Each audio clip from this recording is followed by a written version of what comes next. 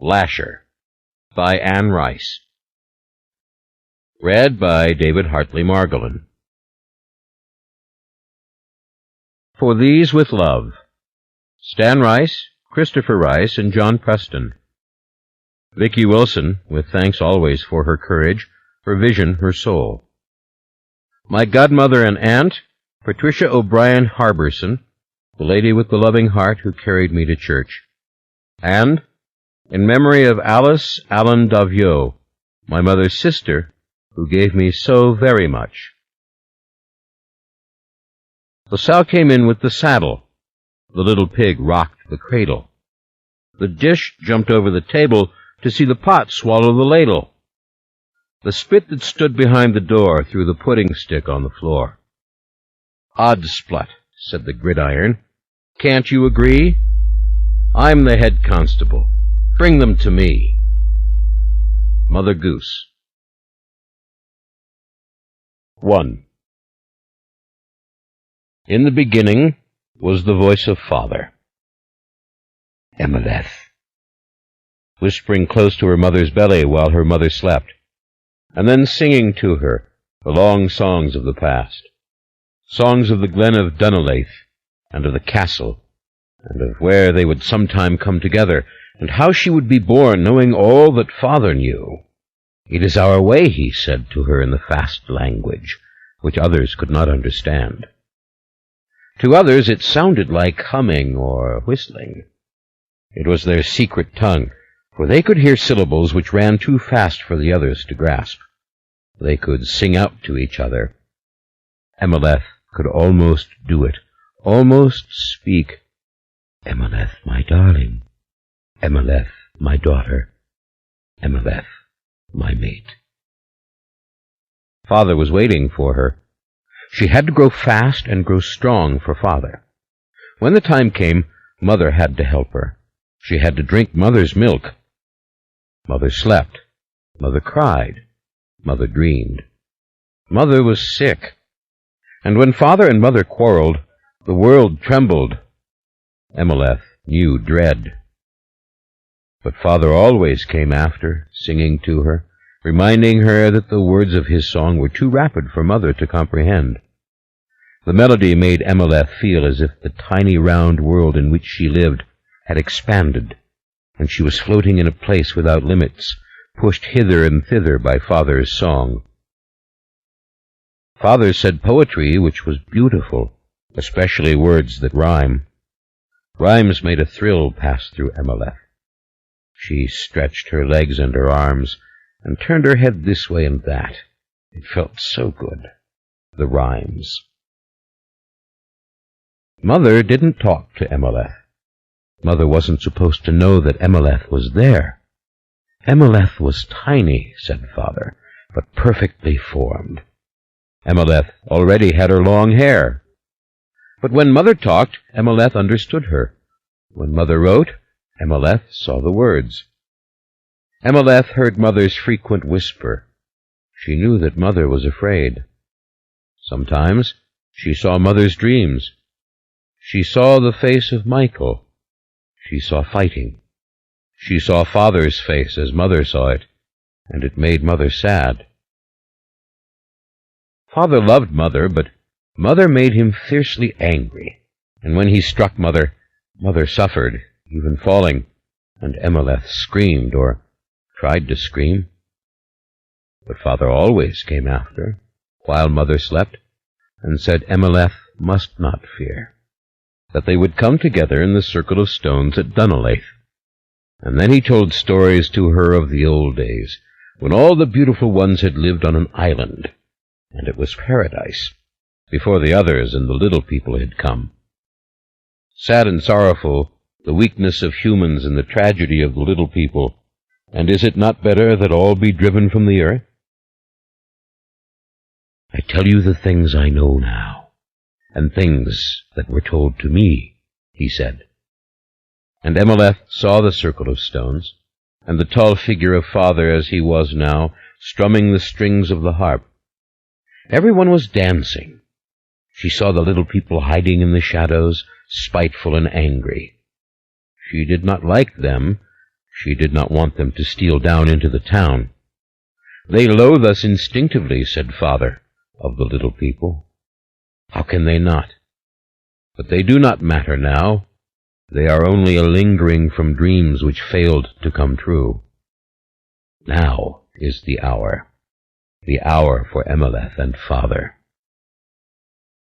She saw Father in the old days with his arms outstretched.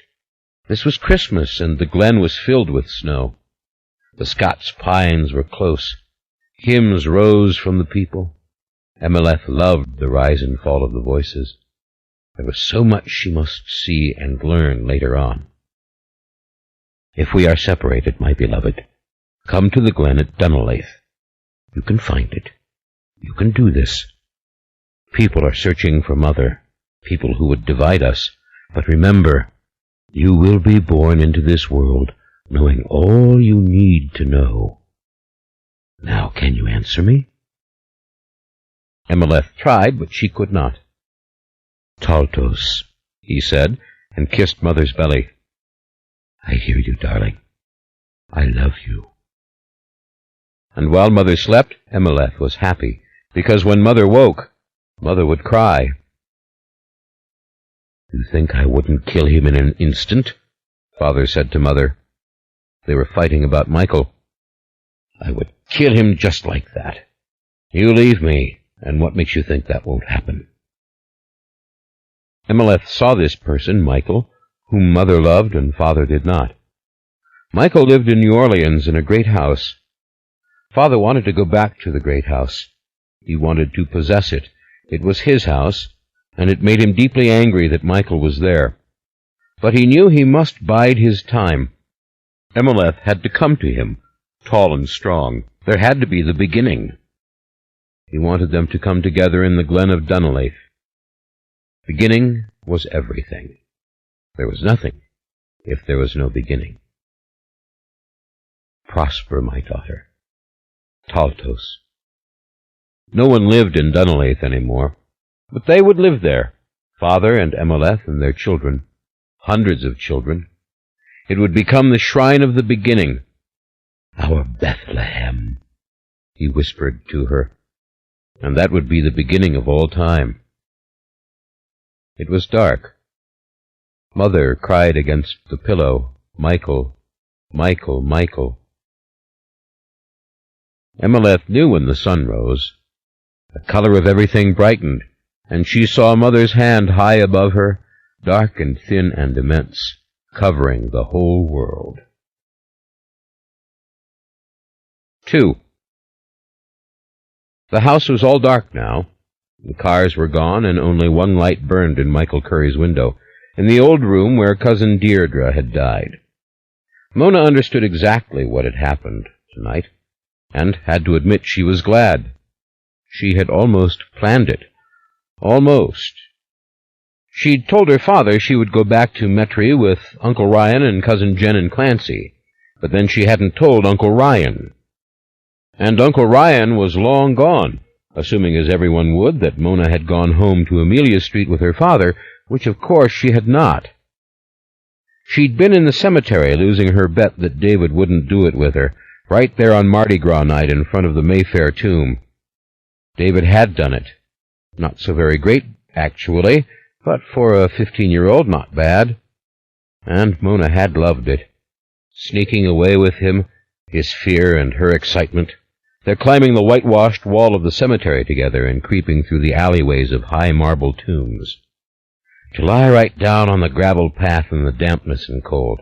That had been no small part of the dare. But she'd done it, smoothing her skirt under her so that she could pull down her panties without getting dirty. "Now do it," she'd said to David, who hadn't needed any more encouragement or direct orders by that time at all.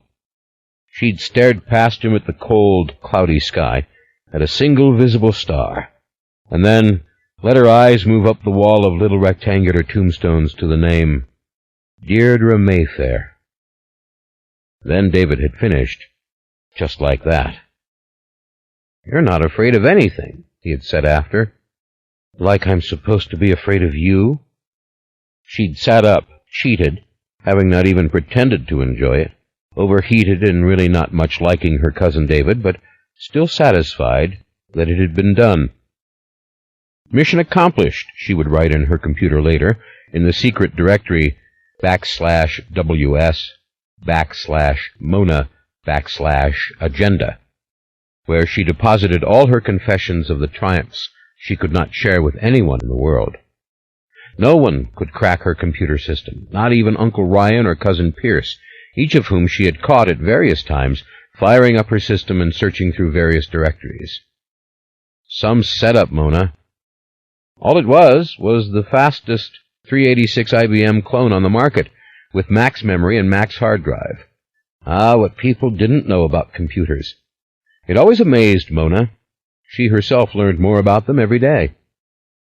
Yes, this was a moment that only the computer would witness. Maybe they would start to be a regular occurrence, now that her father and mother were truly drinking themselves to death. And there were so many Mayfairs to be conquered. In fact, her agenda did not even include non-Mayfairs at this point, except, of course, for Michael Curry. But he was a Mayfair now, most definitely. The whole family had him in its grip. Michael Curry in that house alone. Take stock. It was Mardi Gras night, 10 p.m., 3 hours after Comus, and Mona Mayfair was on her own, and on the corner of First and Chestnut, light as a ghost, looking at the house, with the whole soft, dark night to do as she pleased. Her father was surely passed out by now. In fact, somebody had probably driven him home. If he'd walked the 13 blocks up to Amelia and St. Charles, that was a miracle. He'd been so drunk before Comus even passed that he'd sat right down on the neutral ground on St. Charles, knees up, hands on a naked bottle of Southern Comfort, drinking right in front of Uncle Ryan and Aunt Bee, and whoever else cared to look at him, and telling Mona in no uncertain terms to leave him alone. Fine with Mona. Michael Curry had picked her up just like she weighed nothing, and put her on his shoulders for the entire parade. How good it had felt to be riding that strong man, with one hand in his soft, curly black hair. She'd loved the feeling of his face against her thighs, and she'd hugged him just a little, much as she dared, and let her left hand rest against his cheek. Some man, Michael Curry. And her father much too drunk to notice anything that she did. As for Mona's mother, she'd passed out Mardi Gras afternoon. If she ever woke up to see Comus pass St. Charles and Amelia, that was a miracle, too. Ancient Evelyn was there, of course, her usual silent self, but she was awake. She knew what went on. If Alicia set the bed on fire, Ancient Evelyn could call for help, and you really couldn't leave Alicia alone any more. The point was, everything was covered. Even Michael's Aunt Vivian was not at home at First Street. She'd gone uptown for the night with Aunt Cecilia. Mona had seen them leave right after the parade. And Aaron Leitner, that mysterious scholar, he'd taken off with Aunt Bee. Mona had heard them planning it. Her car? His? It made Mona happy to think of Beatrice Mayfair and Aaron Leitner together. Aaron Leitner sloughed off 10 years when he was around Beatrice, and she was that kind of gray-haired woman who can make men look at her anywhere and everywhere she goes. If she went into Walgreens, the men came out of the stockroom to help her, or some gentleman asked her opinion on a good dandruff shampoo. It was almost a joke the way Aunt Bee attracted men, but Aaron Leitner was a man she wanted, and that was new. If that old maid Eugenia was there, that was okay, because she was tucked away in the farthest back bedroom, and they said, once she drank her nightly glass of port, nothing could wake her up. Nobody in that house, practically speaking, but her man. And now that Mona knew the history of the Mayfair witches, now that she had finally got her hands on Aaron Leitner's long document, there was no keeping her out of First Street any longer. Of course, she had her questions about what she'd read. 13 witches descended from a Scottish village called Dunleith, where the first, a poor, cunning woman, had been burnt at the stake in 1659. It was just the kind of juicy history you dreamed about having. Well, she did anyway. But there had been things in that long family tale that had special meaning for her, and the long account of Oncle Julien's life had been the most intriguing part of all. Even Mona's very own Aunt Gifford was far away from New Orleans tonight, in her house in Destin, Florida, hiding from everyone and everything, and worrying about the entire clan. Gifford had begged the family not to go up to the house for Mardi Gras. Poor Aunt Gifford. She had banned the Talamasca history of the Mayfair witches from her house and from her consciousness. I don't believe those things. Aunt Gifford lived and breathed fear. She shut her ears to the tales of the old days. Poor Aunt Gifford could be around her grandmother, Ancient Evelyn, only now because Ancient Evelyn said almost nothing anymore. Aunt Gifford didn't even like to say that she was Julien's granddaughter. Sometimes Mona felt so deeply and hopelessly sad for Aunt Gifford, she almost burst into tears. Aunt Gifford seemed to suffer for the whole family, and no one was more distraught over Rowan Mayfair's disappearance than Gifford. Not even Ryan. Aunt Gifford was at heart a tender and loving soul, and there was no one better when you needed to talk the practical things of life, clothes for a school dance, whether or not to shave one's legs yet, which perfume was best for a girl of 13, Laura Ashley, number 1. And these were the dumb things Mona actually did not know half the time. Well, what was Mona going to do now that she was out on Mardi Gras night, free, and nobody knew it, or might ever know it? Of course, she knew. She was ready. First Street was hers. It was as if the great dark house with its white columns were whispering to her, saying, "Mona, Mona, come in. This is where Oncle Julien lived and died. This is the house of the witches, and you are a witch, Mona, as surely as any of them. You belong here." Maybe it was Oncle Julien himself speaking to her. No, just a fancy. With an imagination like Mona's, you could make yourself see and hear whatever you liked. But who knew? Once she got inside, maybe she'd actually see the ghost of Oncle Julien. Ah, that would be absolutely wonderful. Especially if it was the same debonair and playful Oncle Julien about whom she incessantly dreamed. She walked across the intersection under the heavy dark roof of the oak branches, and quickly climbed the old wrought-iron fence. She came down heavily in the thick shrubbery and elephant ears, feeling the cold and the wet foliage against her face and not liking it. Pushing her pink skirt down, she tiptoed out of the dampish earth and onto the flagstone path. Lamps burned dim on either side of the big keyhole doorway. The porch lay in darkness, its rocking chairs barely visible, painted black as they were to match the shutters. The garden seemed to gather round and press in. The house itself looked to her as it always had, beautiful, mysterious, and inviting, though she had to admit in her heart of hearts she had liked it better when it was a spidery ruin, before Michael came with his hammer and nails. She had liked it when Aunt Deirdre sat forever on the side porch in a rocker, and the vines threatened to swallow the whole place. Of course, Michael saved it, but oh, if only she'd gotten into it once while it was still ruined. She'd known all about that body they found in the attic. She'd heard her mother and Aunt Gifford arguing about it for years and years. Mona's mother had been only 13 when Mona was born, and Gifford had been there from the time of Mona's earliest memories. In fact, there had actually been a time when Mona wasn't sure which one was her mother, Gifford or Alicia. And then there had been Ancient Evelyn always holding Mona on her lap, and even though Ancient Evelyn wouldn't talk very much, she still sang those old melancholy songs. Gifford had seemed the logical choice for a mother, because Alicia by that time was already a prodigious drunk. But Mona had it right and had for years. Mona was the woman of the house at Amelia Street. They'd talked a lot in those days about that body upstairs. They'd talked about Cousin Deirdre, the heiress, who wasted away in her catatonia. They'd talked about all the mysteries of First Street. The first time Mona had ever come into First Street, right before Rowan's marriage to Michael, She had fancied she could smell that body still. She'd wanted to go up and lay her hands on the spot. Michael Curry had been restoring the house, and workmen were up there painting away. Aunt Gifford had said for Mona to stay put, and given her a stern look every time Mona tried to wander. It had been a miracle to watch Michael Curry's work. Mona dreamed such a thing would someday happen to the house on St. Charles and Amelia. Well, Mona would get to that third-floor room now, and thanks to the history she knew who the dead man had been, a young investigator from the Talamasca called Stuart Townsend.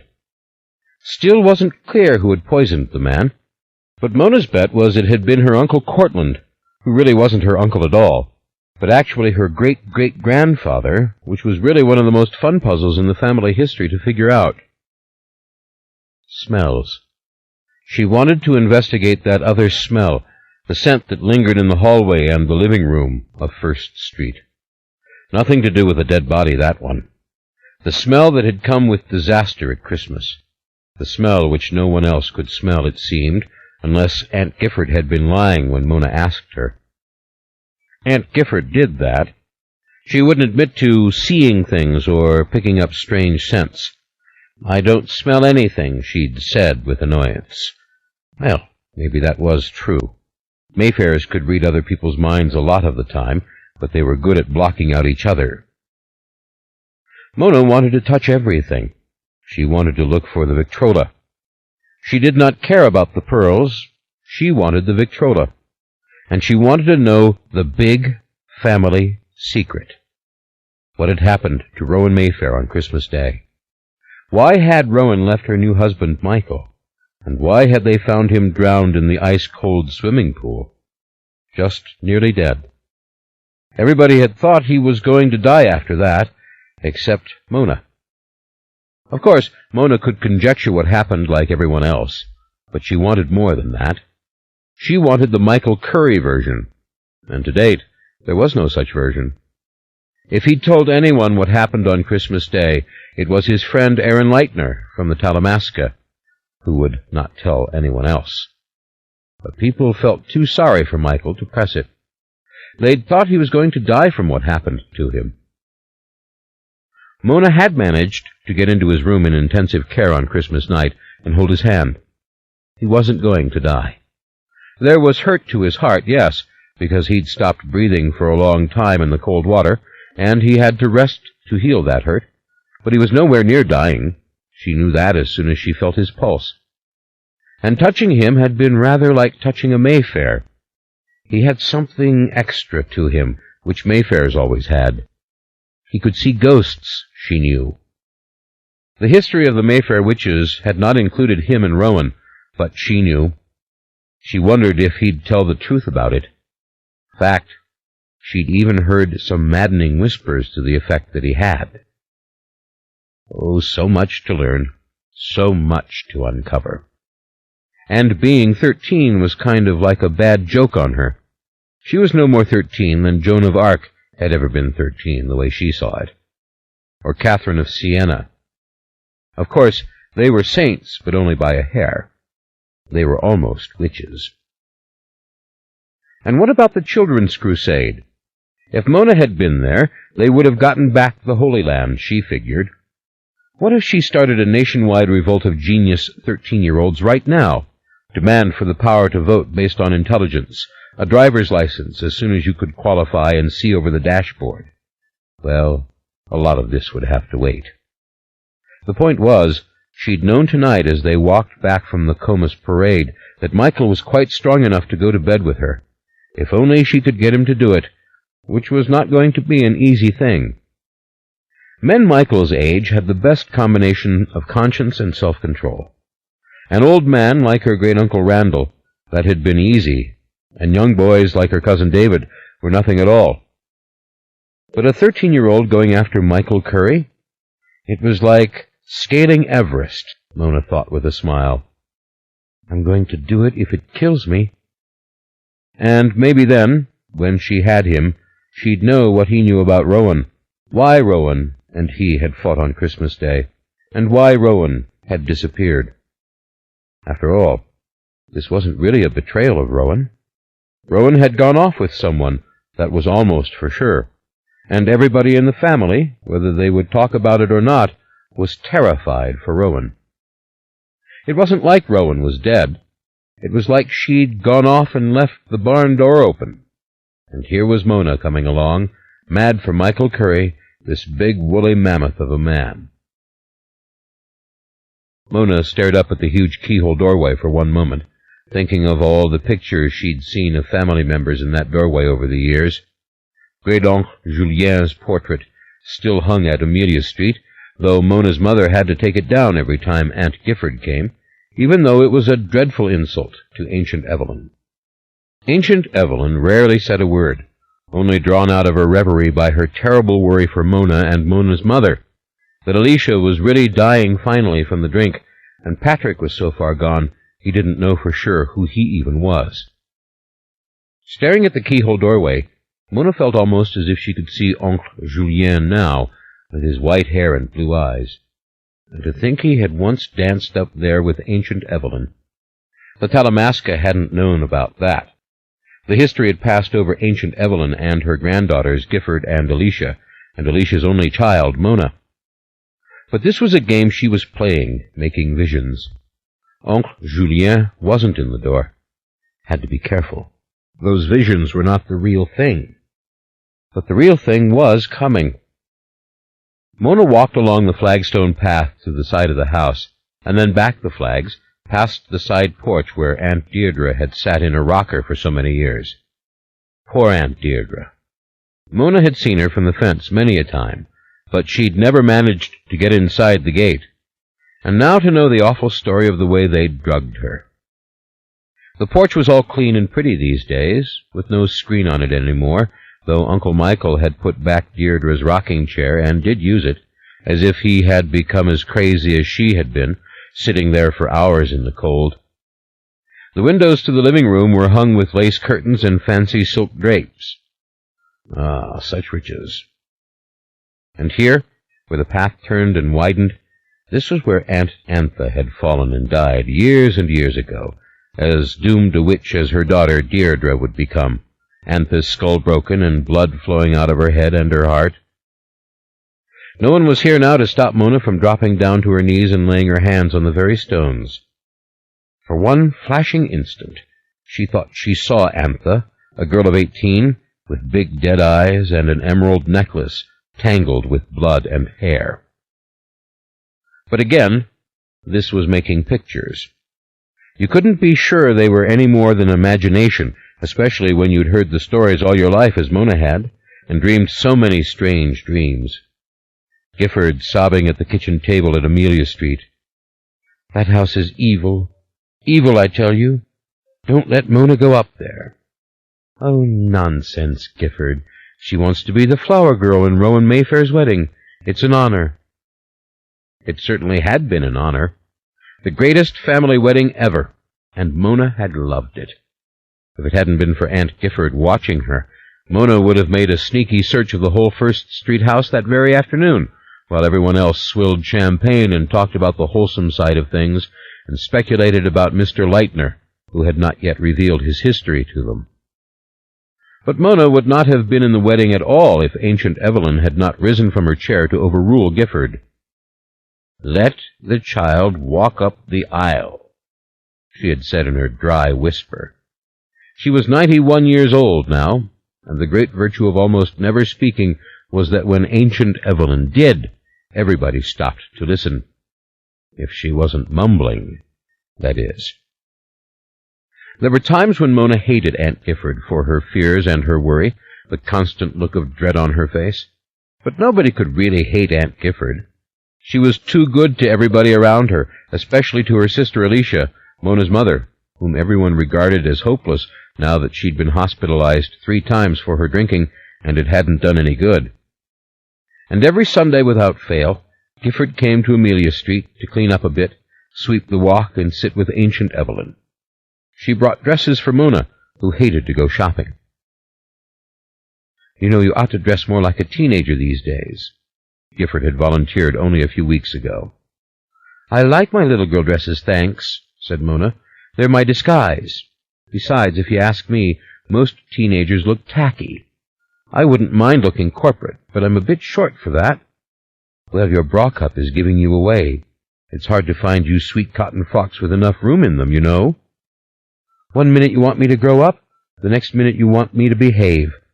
What am I to you, a little girl or a sociological problem? I don't like to conform. Aunt Giff, did it ever occur to you that conformity can be destructive? Take a look at men today on the news. Never in history have all the men in a nation's capital dressed exactly alike.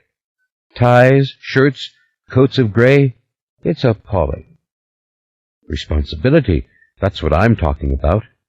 To dress your age and behave your age. You don't do either. And we're talking about two contrary directions, of course.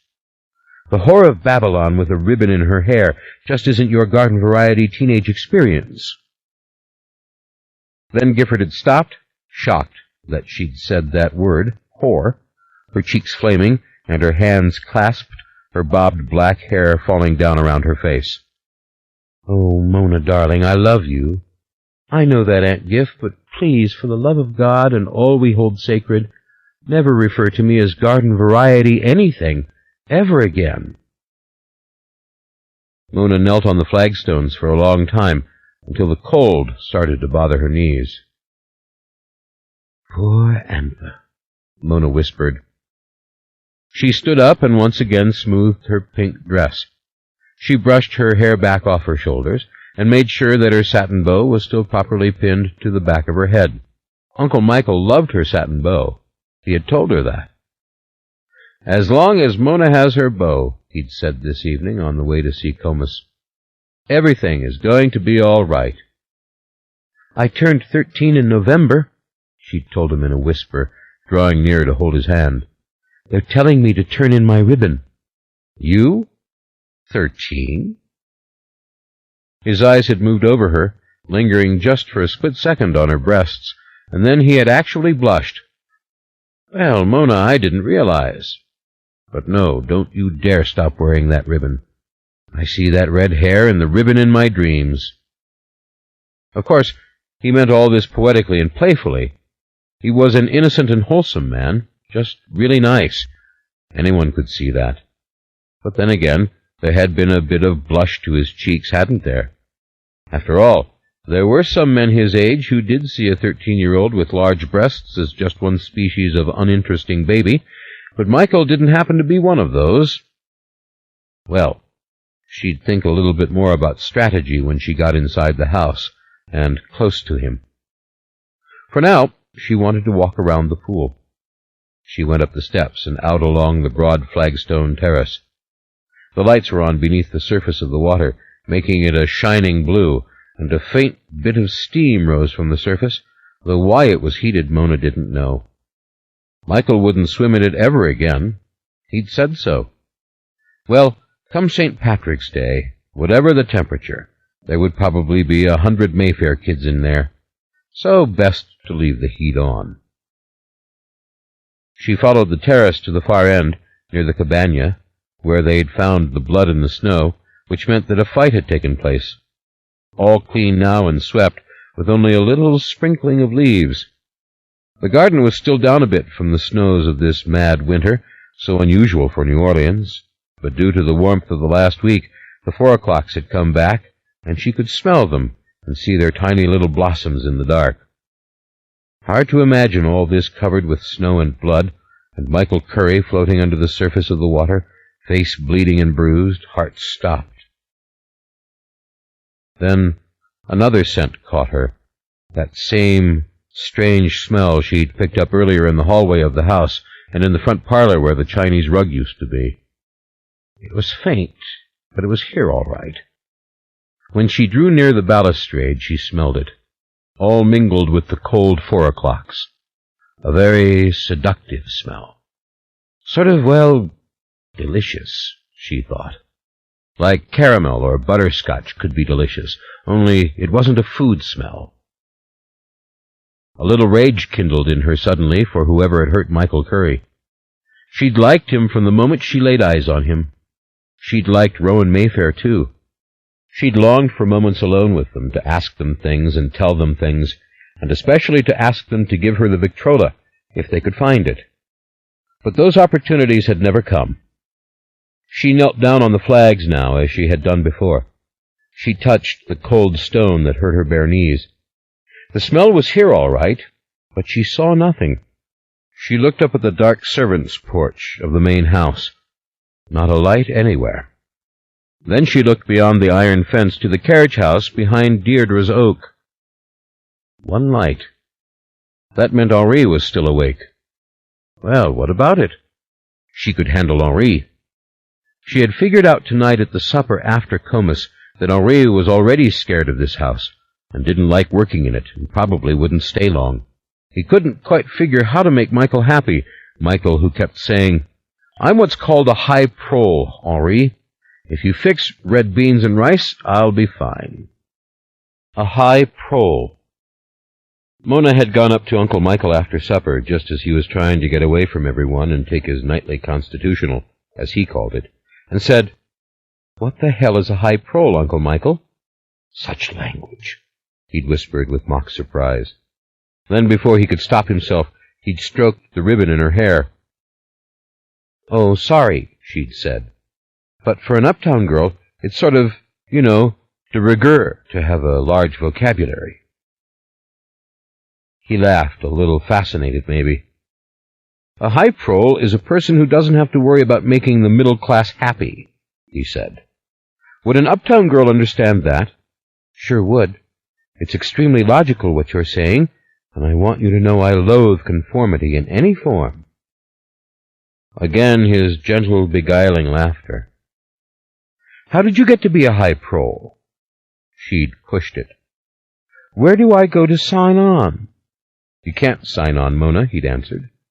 "A high prole is born a prole. He is a firefighter's son who has made plenty of money. A high prole can mow his own grass any time he likes. He can wash his own car, or he can drive a van when everybody keeps telling him he ought to drive a Mercedes. A high prole is a free man." What a smile he had given her. Of course, he was laughing at himself a little, in a weary sort of way, but he liked to look at her, that she could see. Yes, indeed, he did like to look at her. Only some weariness and some sense of propriety held him in check. "Sounds good to me," she'd said. "Do you take off your shirt when you mow the grass?" "How old are you, Mona?" he'd asked her playfully, cocking his head to one side, but the eyes were completely innocent. "I told you 13, she'd answered. She'd stood on tiptoe and kissed him quickly on the cheek, and there had come that blush again. Yes, he saw her breasts and the contour of her waist and hips under the loose pink cotton dress. Yet he seemed moved by her show of affection, an emotion quite entirely separate. His eyes had glassed over for a minute, and then he'd said he had to go walk outside. He'd said something about Mardi Gras night, about passing this house once when he'd been a boy, on Mardi Gras night, when they'd been on their way to see Comus. No, nothing really wrong with his heart now at all, except that the doctors kept scaring him and giving him too much medicine, though he did now and then have those little pains, he'd told Ryan, which reminded him of what he could and couldn't do. Well, Mona would find out what he could or couldn't do. She stood by the pool for a long moment, thinking of all the bits and pieces of the story. Rowan run off, some kind of miscarriage in the front hall, blood everywhere, and Michael bruised and knocked unconscious in the pool. Could the miscarriage account for the smell? She'd asked Pierce earlier if he could smell it. No. She'd asked Bea. No. She'd asked Ryan. Of course not. Stop going around looking for mysterious things. She thought of Aunt Gifford's drawn face as she stood in the hospital corridor on Christmas night, when they'd thought Michael was dying, and the way she had looked at Uncle Ryan. "You know what's happened," she had said. "That's superstition and madness," Ryan had answered. "I won't listen to it. I won't let you speak of it in front of the children." "I don't want to talk about it in front of the children," Aunt Gifford had said, her jaw trembling. "I don't want the children to know." Keep them away from that house, I'm begging. I've been begging you all along. Like it's my fault, Uncle Ryan had whispered. Poor Uncle Ryan, the family lawyer, the family protector. Now, that was a fine example of what conformity could do to one, because Uncle Ryan was in every respect a super-looking male animal of the basically heroic type, with square jaw and blue eyes, and good strong shoulders and a flat belly and a musician's hands. But you never noticed it. All you saw when you looked at Uncle Ryan was his suit and his Oxford cloth shirt and the shine on his church's shoes. Every male at Mayfair and Mayfair dressed in exactly this fashion. It's a wonder the women didn't, that they had evolved a style which included pearls and pastel colors and heels of varying height. Real wingdings, thought Mona. When she was a multimillionaire mogul, she would cut her own style. But during that argument in the hallway, Uncle Ryan had showed how desperate he was and how worried for Michael Curry. He hadn't meant to hurt Aunt Gifford. He never did. Then Aunt Bee had come and quieted them both. Mona would have told Aunt Gifford then and there that Michael Curry wasn't going to die, but if she had, she would have frightened Gifford all the more. You couldn't talk to Aunt Gifford about anything. And now that Mona's mother was pretty much drunk all the time, you couldn't talk to her either, and ancient Evelyn often did not answer at all when Mona spoke to her. Of course, when she did, her mind was all there. "Mentation perfect," said her doctor. Mona would never forget the time she'd asked to visit the house when it was still ruined and dirty, when Deirdre sat in her rocker. "I had a dream last night," she'd explained to her mother and to Aunt Gifford. "Oncle Julien was in it, and he told me to climb the fence, whether Aunt Carlotta was there or not, and to sit in Deirdre's lap." This was all true. Aunt Gifford had gotten hysterical. "Don't you ever go near Cousin Deirdre." And Alicia had laughed and laughed and laughed. Ancient Evelyn had merely watched them. "Ever see anybody with your Aunt Deirdre when you passed there?" Alicia had asked. "Cece, how could you?" Gifford had demanded. "Only that young man who's always with her." That had put Aunt Gifford over the edge. After that, Mona was technically sworn to stay away from First and Chestnut, to never set eyes on the house again. Of course, she didn't pay much attention. She walked by whenever she could. Two of her friends from Sacred Heart lived pretty close to First and Chestnut. Sometimes she went home with them after school just to have the excuse. They loved to have her help with their homework, and she was glad to do it. And they told her things about the house. "The man's a ghost," her mother had whispered to her right in front of Gifford. "Don't ever tell the others that you've seen him, but you can tell me. What did he look like?" And then Alicia had gone into shrieking laughter again until Gifford had actually begun to cry. Ancient Evelyn had said nothing, but she'd been listening to all of this. You could tell when she listened by the alert look in her small blue eyes. What in God's name did she think of her two granddaughters? Gifford had taken Mona aside later as they walked to Gifford's car, Jaguar sedan, very Gifford, very Metri. "Please believe me when I tell you to stay away from there," she'd said. "Nothing but evil comes out of that house." Mona had tried to promise, but it hadn't interested her much at all. Indeed, the die was cast for her. She had to know all about that place even then. And now, after the quarrel of Rowan and Michael, it was top priority. Get inside and find out. Finding the Talamasca document on Ryan's desk downtown had only tripled her curiosity. The file on the Mayfair witches. She'd scooped it up and hurried out to a lunch counter to read the whole thing. There had been no stopping her before anybody caught on to what she'd done. Dunleith, Scotland. Didn't the family own property there still? Oh, what a history. The details about Antha and Deirdre, of course, were the real scandal. And it was perfectly clear to her that this document, in its original form, had gone on to include Michael and Rowan Mayfair. But it didn't anymore. Aaron Leitner had broken off the narrative, as he referred to it in those pages, before the birth of the present designee. This was not to violate the privacy of the living, though the order feels that the family has every right to know its history, insofar as such a history is known by anyone and recorded anywhere. These Talamasca people were amazing. And Aunt Bee is about to marry one of them, thought Mona. That was like hearing that a juicy big fly had just been snared in one's sticky web. That Rowan Mayfair had slipped through Mona's clutches, that Mona had never had 5 minutes alone with Rowan, that was a tragedy to be filed under /WS/Mona/defeat. But Mona had caught the very strong impression that Rowan was afraid of whatever power she had, just as the others were afraid. Well, these powers didn't scare Mona. More and more, Mona felt like a dancer just coming into a time of perfect strength. So she was only 5 feet 1 inch tall, and not likely to grow much taller. Her body was maturing with every passing day. She liked being strong and unusual.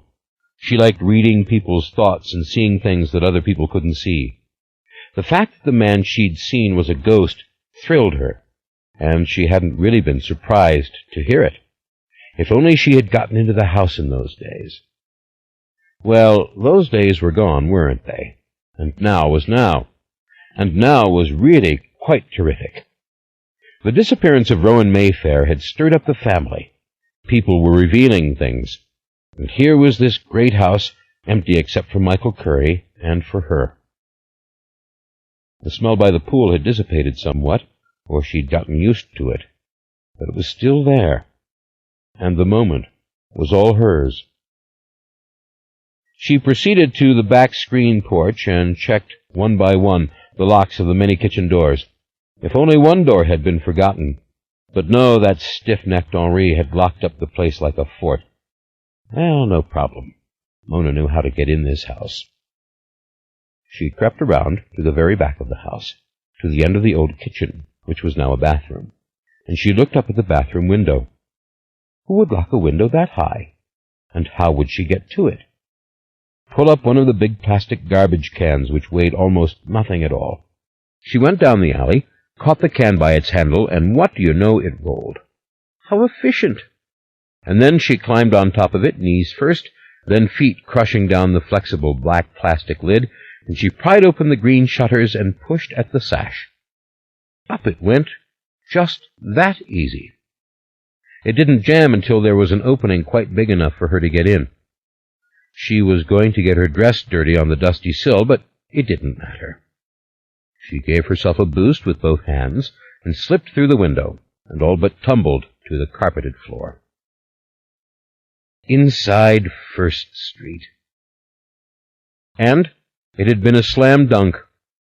For 1 second she stood there in the little bathroom, staring at the glimmering white porcelain of the old toilet and the marble top of the washstand, and remembering that last dream of Oncle Julien, where he had taken her to this house, and together they had climbed the stairs. It was hazy now, as dreams always get, but she had written it in her computer diary under /WS/dreams/Julien, as she did all the dreams in which she came to her. She could remember now the file, which she had reread many times, though not the dream. Oncle Julien had been playing the Victrola, the one that Mona was supposed to have, and he had been dancing about in his long quilted satin robe. He'd said that Michael was too good. Angels have their limits. Your goodness has rarely defeated me, you understand, Mona, he had said with his charming French accent, speaking English for her, as he always did in her dreams, though she spoke French perfectly. But it is invariably a nuisance to everyone else but the person who is so perfectly good. Perfectly good, Mona had typed in. Perfectly scrumptious, perfectly delectable, perfectly a hunk. Then she'd gone and made those entries in the file marked Michael. Thoughts on Michael Curry. He is even more attractive now that he has had the heart attack, like a great beast with a wounded paw, a knight with a broken limb, Lord Byron with his club foot. She had always found Michael to die for, as the expression went. She hadn't needed her dreams to tell her, though they did embolden her somewhat, all that drama of Oncle Julien suggesting it to her, that Michael was a splendid conquest, and telling her how, when ancient Evelyn was only 13, Mona's age, Oncle Julien had bedded her in the attic at First Street, and from that illicit union had been born poor Laurelie, the mother of Gifford and Alicia. Oncle Julien had given ancient Evelyn the Victrola then, and said, "Take it out of the house before they come. Take it away and keep it." It was a mad scheme. I never believed in witchcraft, you must understand, Mona. But I had to try something. Mary Beth had started to burn my books even before the end. She burned them on the lawn outside, as if I were a child without rights or dignity. The Victrola was a little voodoo, magic, a focus of my will. All that had been very clear and understandable when she dreamed it, but even by the next day the mad scheme was largely lost. Okay, the Victrola. Oncle Julien wants me to have it. Witchcraft, my favorite thing. And look what had happened to the damned Victrola so far. He'd gone to all that trouble in 1914 to get it out of the house, assuming that sleeping with 13-year-old ancient Evelyn had been trouble. And when ancient Evelyn tried to pass on that Victrola to Mona, Gifford and Alicia had had a terrible quarrel. Oh, that was the worst of days. Mona had never seen such a fight as happened then between Alicia and Gifford. "You're not giving her that Victrola," Gifford had screamed. She'd run at Alicia and slapped her over and over, and tried to push her out of the bedroom where she had taken the Victrola. "You can't do this. She's my daughter, and ancient Evelyn said it is to be hers," Alicia had screamed. They had fought all the time like that as girls. Think nothing of it, ancient Evelyn had said. She had remained in the parlor. "Gifford will not destroy the Victrola. The time will come when you may have the Victrola. No Mayfair would destroy Oncle Julien's Victrola. As for the pearls, Gifford can keep them for now." Mona didn't care about the pearls. That had pretty much been ancient Evelyn's quota of speech for the next 3 or 4 weeks. Gifford had been sick after that, sick for months. Strife exhausted Gifford, which was only logical. Uncle Ryan had had to take her to Destin, Florida, to rest at the beach house. Same thing had happened after Deirdre's funeral. Aunt Gifford had been so sick that Ryan had taken her up to Destin. Aunt Gifford always fled to Destin, to the white beach and the clean water of the Gulf, to the peace and quiet of a little modern house with no cobwebs, and no stories. But the truly awful part for Mona was that Aunt Gifford had never given her the Victrola. When Mona had finally cornered her and demanded to know where it was, Aunt Gifford had said, "I took it up to First Street. I took the pearls there, too. I put them back in a safe place. There's where all Oncle Julien's things belong, in that house, along with his memory." And Alicia had screamed, and they'd started fighting again. In one of the dreams, Oncle Julien had said, dancing to the record on the Victrola, "The waltz is from La Traviata, my child. Good music for a courtesan." Julien danced, and the pinched little soprano voice sang on and on. She had heard the melody so distinctly. Rare to be able to hum a song that you hear in a dream.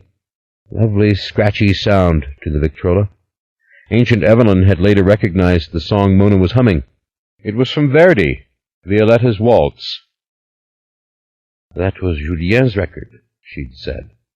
"Yes, but how am I going to get the Victrola?" Mona had asked in the dream. "Can't anyone in this family figure out anything for herself?" Oncle Julien had almost wept. "I'm so tired. Don't you see? I'm getting weaker and weaker. Chérie, please wear a violet ribbon.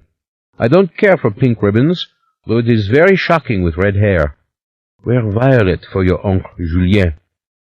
I am so weary." "Why?" she'd asked, but he had already disappeared. That had been last spring, that dream. She had bought some violet ribbon, but Alicia swore it was bad luck and took it all away. Mona's bow tonight was pink, like her cotton and lace dress. Seems poor cousin Deirdre had died last May, right after Mona had had that dream, and First Street had come into the hands of Rowan and Michael, and the Great Restoration had begun. Every time she'd passed, she'd seen Michael up there on the roof, or just climbing a ladder, or climbing over a high iron railing, or walking right on the parapet with his hammer in hand. "Thor," she'd called out to him once. He hadn't heard her, but he'd waved and smiled. Yes, to die for, all right. She wasn't so sure about the times of all the dreams. When they'd started, she hadn't known there would be so many of them. Her dreams floated in space. She hadn't been smart enough in the beginning to date them and to make a chronology of Mayfair events. She had that now in /WS/Mayfair/Chrono. Every month, she learned more tricks in her computer system, more ways of keeping track of all her thoughts and feelings and plans. She opened the bathroom door and stepped into the kitchen. Beyond the glass doors, the swimming pool positively glittered for an instant, as if a vagrant wind had touched its surface, as if it were alive. As she stepped forward, a tiny red light flashed on the motion detector, but she could see immediately by the control panel on the kitchen counter that the alarm wasn't set. That was why it hadn't gone off when she opened the window. What luck! She'd forgotten about that damned alarm, and it had been the alarm that had saved Michael's life. He'd have drowned if the firemen had not come and found him, men from his father's own firehouse, though Michael's father had died a long, long time ago. Michael. Yes, it was fatal attraction from the moment she'd first met him, and the sheer size of the man had a lot to do with it, things like the perfect width of his neck. Mona had a keen appreciation of men's necks. She could watch a whole movie just to get a load of Tom Berenger's neck. Then there was that constant good humor. When had she ever not gotten a smile from Uncle Michael? And often she'd gotten winks. She loved those immense and amazingly innocent blue eyes. Downright flashy, Bea had said once, but she'd meant it as a compliment. The man's just sort of too vivid. Even Gifford had understood that. Usually when a man was that well built, he was an idiot. Intelligent Mayfair men were always perfectly proportioned. If Brooks Brothers or Burberry's couldn't fit you, you were illegitimate. They'd put poison in your tea, and they behaved like wind-up toys once they came home from Harvard, always combed and tanned and shaking people's hands. Even Cousin Pierce, Ryan's pride and joy, was turning out that way, a shining replica of his father, down to the Princeton cut of the blonde hair, and loving Cousin Clancy was perfect for Pierce. She was a small clone of Aunt Gifford, only without the pain. They looked like they were made of vinyl, Pierce and Ryan and Clancy. Corporation lawyers. Their whole goal in life was to see how much they could leave undisturbed. Mayfair and Mayfair was a law firm full of vinyl people. "Never mind," her mother had said once to her criticism. "They take care of all the money so that you and I don't have to worry about a thing." "I wonder if that's such a good idea," Mona had said, watching her mother miss her mouth with the cigarette and then grope for the glass of wine on the table. Mona had pushed it towards her, disliking herself for doing it, disliking that she did it because it was torture to watch her mother not be able to find it on her own. But Michael Curry was a different sort from the Mayfair men altogether. Husky and relaxed, more beautifully hirsute, altogether lacking in the perpetual preppy gleam perfected by men like Ryan, yet very adorable in a beastly way when he wore his dark-rimmed glasses and read Dickens the way he'd been doing it this very afternoon, when she'd gone up to his room. He hadn't cared a thing about Mardi Gras. He hadn't wanted to come down. He was still reeling from Rowan's defection. Time just didn't mean anything to him, because if he had started to think about it, he would have had to think on how long Rowan had been gone. "What are you reading?" she'd asked. "Oh, Great Expectations," he'd said. "I read it over and over. I'm reading the part about Joe's wife, Mrs. Joe. The way she kept making the T on the chalkboard. Ever read it? I like to read things I've read before. It's like listening over and over to your favorite song. A brilliant Neanderthal slumbered in his body, waiting to drag you into the cave by your hair. Yes, a Neanderthal with the brain of a Cro-Magnon, who could be all smiles and a gentleman and as well-bred as anybody in this family could possibly want. He had a great vocabulary when he chose to use it. Mona admired his vocabulary. Mona's vocabulary was ranked equal to that of a senior in college. In fact, someone at school had once said she had the biggest words coming out of the littlest body in the world. Michael could sound like a New Orleans policeman one moment and a headmaster at another. Unbeatable combination of elements, Mona had written in her computer diary. Then remembered Oncle Julien's admonition. The man is simply too good. Am I evil? She whispered aloud in the dark. Doesn't compute. She really hadn't the slightest doubt that she wasn't evil. Such thoughts were old-fashioned to her, and typical of Oncle Julien, especially the way he was in her dreams. She hadn't known the words for it when she was little, but she knew them now.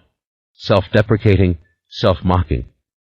That is what she'd written into the computer in the subdirectory /WS/Julien/character in the file Dream 13. She walked across the kitchen and slowly through the narrow butler's pantry, a lovely white light falling on the floorboards from the porch outside. Such a grand dining room. Michael thought the hardwood floor had been laid in the 30s, but Julien had told Mona it was the 1890s, a flooring they called wooden carpet, and it had come in a roll. What was Mona supposed to do with all the things Julien had told her in these dreams? The dense, murky murals were surprisingly visible to her in the darkness. Riverbend Plantation, where Julien had been born, and its quaint world of sugar mill, slave cabins, stables and carriages moving along the old river road. But then she had cat's eyes, didn't she? Always had. She loved the darkness. She felt safe and at home in it. It made her want to sing. Impossible to explain to people how good she felt when she roamed alone in the darkness. She walked around the long table, now all cleared and stripped and polished, though only hours ago it had held the last Mardi Gras banquet, complete with frosted king cakes and a silver punch bowl full of champagne.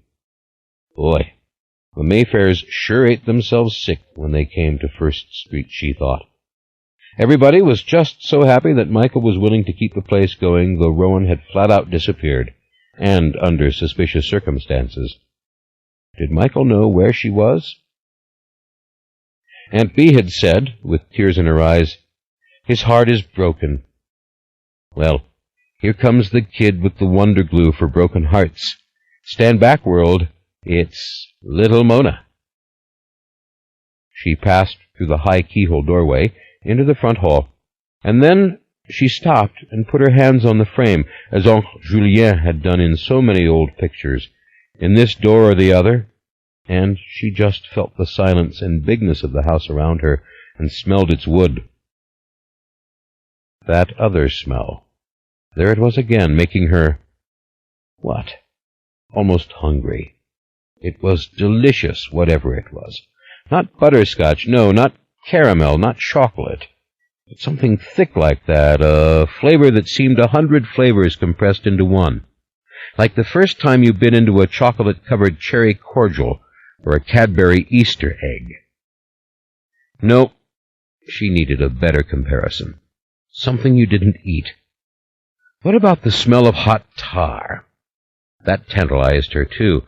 And then there was the smell of gasoline that she just couldn't tear herself away from. Well, this was more like that. She moved down the hall, noting the winking lights of other alarm devices, none of them armed, all of them waiting, and the smell became strongest when she stood at the foot of the stairs.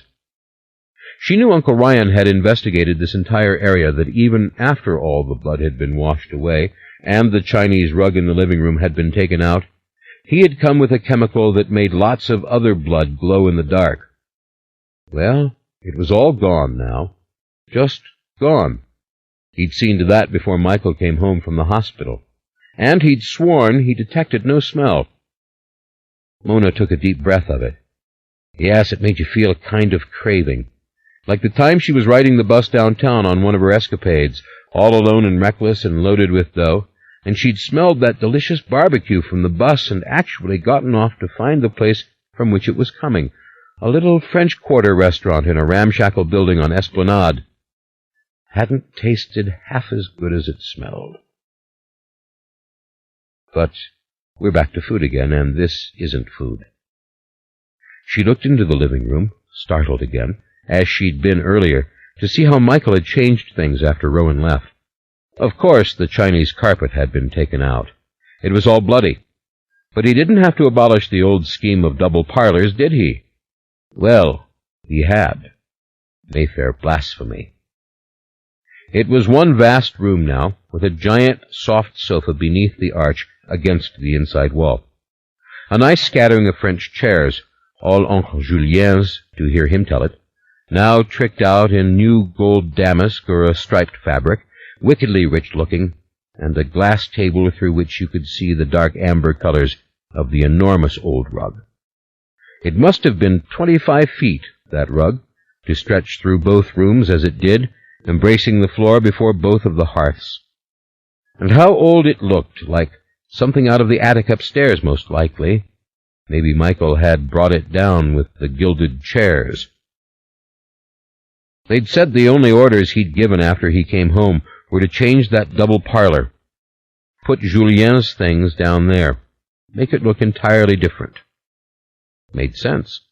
He'd obviously wanted to erase all traces of Rowan. He had wanted to obliterate the rooms in which they spent their happiest moments. Some of the chairs were faded, wood chipped here and there, and the carpet rested right on the heart pine floor, thin and silky-looking. Maybe there had been blood all over that other furniture. Nobody would tell Mona exactly what had gone on. No one would tell her anything much except Uncle Julien, and in her dreams she seldom had the presence of dream mind to ask a question. Uncle Julien just talked and talked, or danced and danced. No Victrola in this room now. What a stroke of luck it would have been if they'd brought it down too with all this other stuff. But they hadn't. She hadn't heard anybody say a thing about finding a Victrola. She'd checked out the first floor every time she'd come. Michael listened to a little tape machine in the library. This room lay in stillness, and its great Bösendorfer piano, at an angle before the second fireplace, seemed more a piece of furniture than a thing which could sing. The room was still beautiful. It had been nice earlier to flop on the big soft sofa, from which you could see all the mirrors, the two white marble fireplaces, one to your left, one to your right, across from you, and the two doors directly opposite to Deirdre's old porch. Yes, Mona had thought, a good vantage point, and still an enchanting room. Sometimes she danced on the bare floors of the double parlor at Amelia, dreaming of mirrors, dreaming of making a killing in mutual funds with money she'd borrow from Mayfair and Mayfair. Just give me another year, she thought. I'll crack the market. Then if I can find but one gambler in that whole stodgy law firm. It was no use asking them now to fix up Amelia Street. Ancient Evelyn had always sent carpenters and workmen away. She cherished her quiet. And then, what good was it to fix up a house in which Patrick and Alicia were simply drunk all the time, and Ancient Evelyn like a fixture?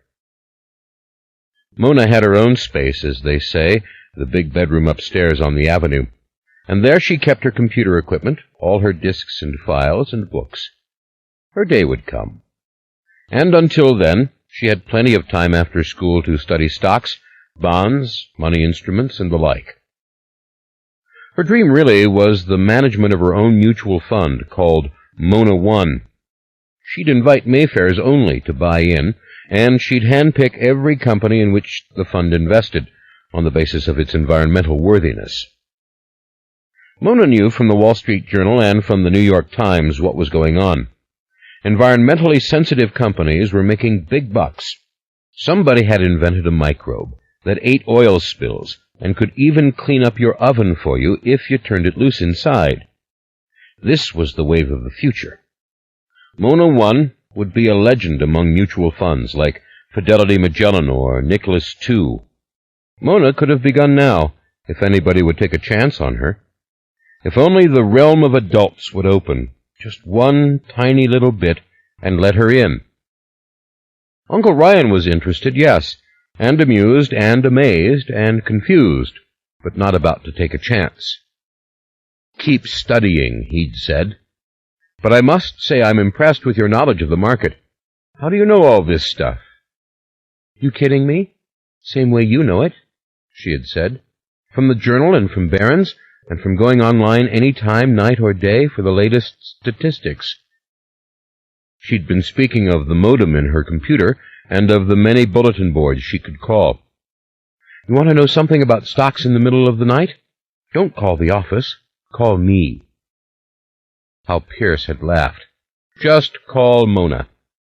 Uncle Ryan had been intrigued, Mardi Gras fatigue or no, but not enough not to back away from another lame comment.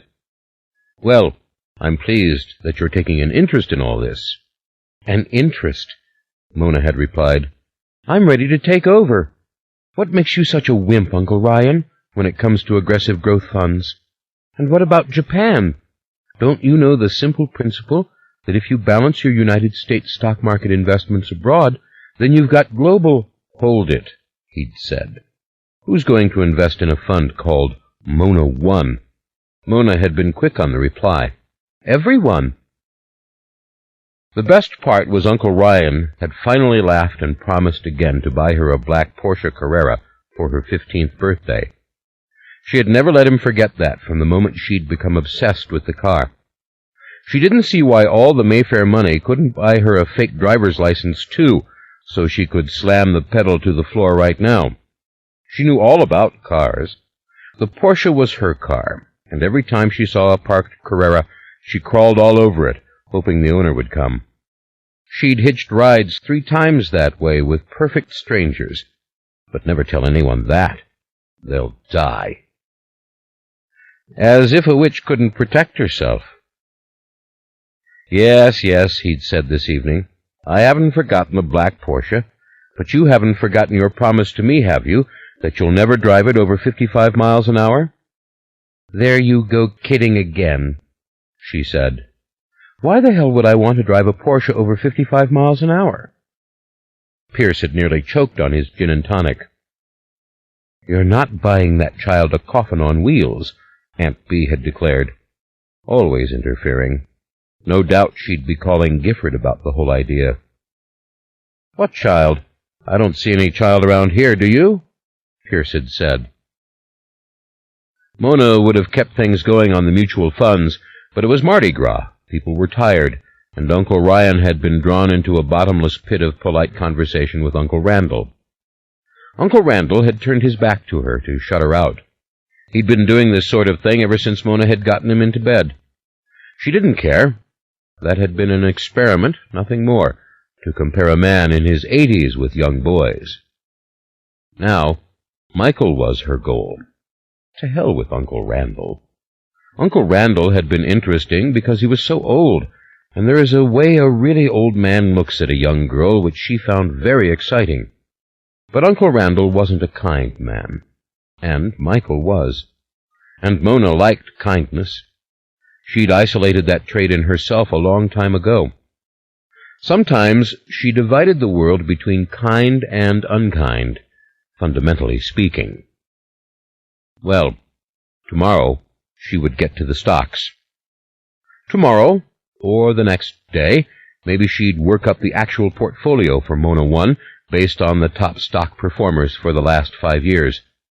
It was so easy for her to be carried away, with visions of Mona 1 becoming so large she had to clone it with a second mutual fund called Mona 2 and then Mona 3, and traveling all over the world in her own plane to meet the CEOs of the companies in which she invested. She'd check out factories in mainland China, offices in Hong Kong, scientific research in Paris. She pictured herself wearing a cowboy hat when she did this. She didn't actually have a cowboy hat right now. Her beau was her thing, but somehow or other she always had the hat on as she stepped off the imaginary plane. And all this was coming. She knew it. Maybe it was time she showed Uncle Ryan the printout of the stocks she'd tracked last year. If she'd really had money in them, she'd have her own fortune. Yes, got to boot that file and print that out. But she was wasting the moment. Tonight she was here with her most important goal in mind, the conquest of the hunk known as Michael, and the finding of the mysterious Victrola. The gilt fauteuils gleamed in the shadows, graceful straight-backed chairs. Tapestried pillows lay higgledy-piggledy in the deep damask sofa. A veil of stillness lay over all, as if the world beyond had gone up in smoke. Dust on the piano. That poor old Eugenia. She wasn't much good, was she? And Henri was probably too good to dust or mop or sweep. And in their midst was Michael, too sick and indifferent to care what they did. She left the double parlor and moved to the foot of the stairs. Very dark up there, as it ought to be, like a ladder to a heaven of shadows. She touched the newel post and then began her ascent. In the house, in it, wandering, free, and in the dark, alone. "Uncle Julien, I'm here," she sang in a tiny whisper. When she reached the top, she saw that Aunt Viv's room stood empty, just as she had expected. "Poor Michael, you're all mine," she said softly. And when she turned, she saw that the door of the master bedroom was open, and the weak illumination of a little night lamp poured out into the high, narrow hall. "So you're alone in there, big boy," she thought. "Not scared to be in the very room where Deirdre died. And let's not forget Great Aunt Mary Beth and all the people who saw the ghosts around her when she lay in that very same bed, and who knows what went on before that." Gifford had thought it a deplorable decision for Michael to move back into that accursed room, but Mona understood.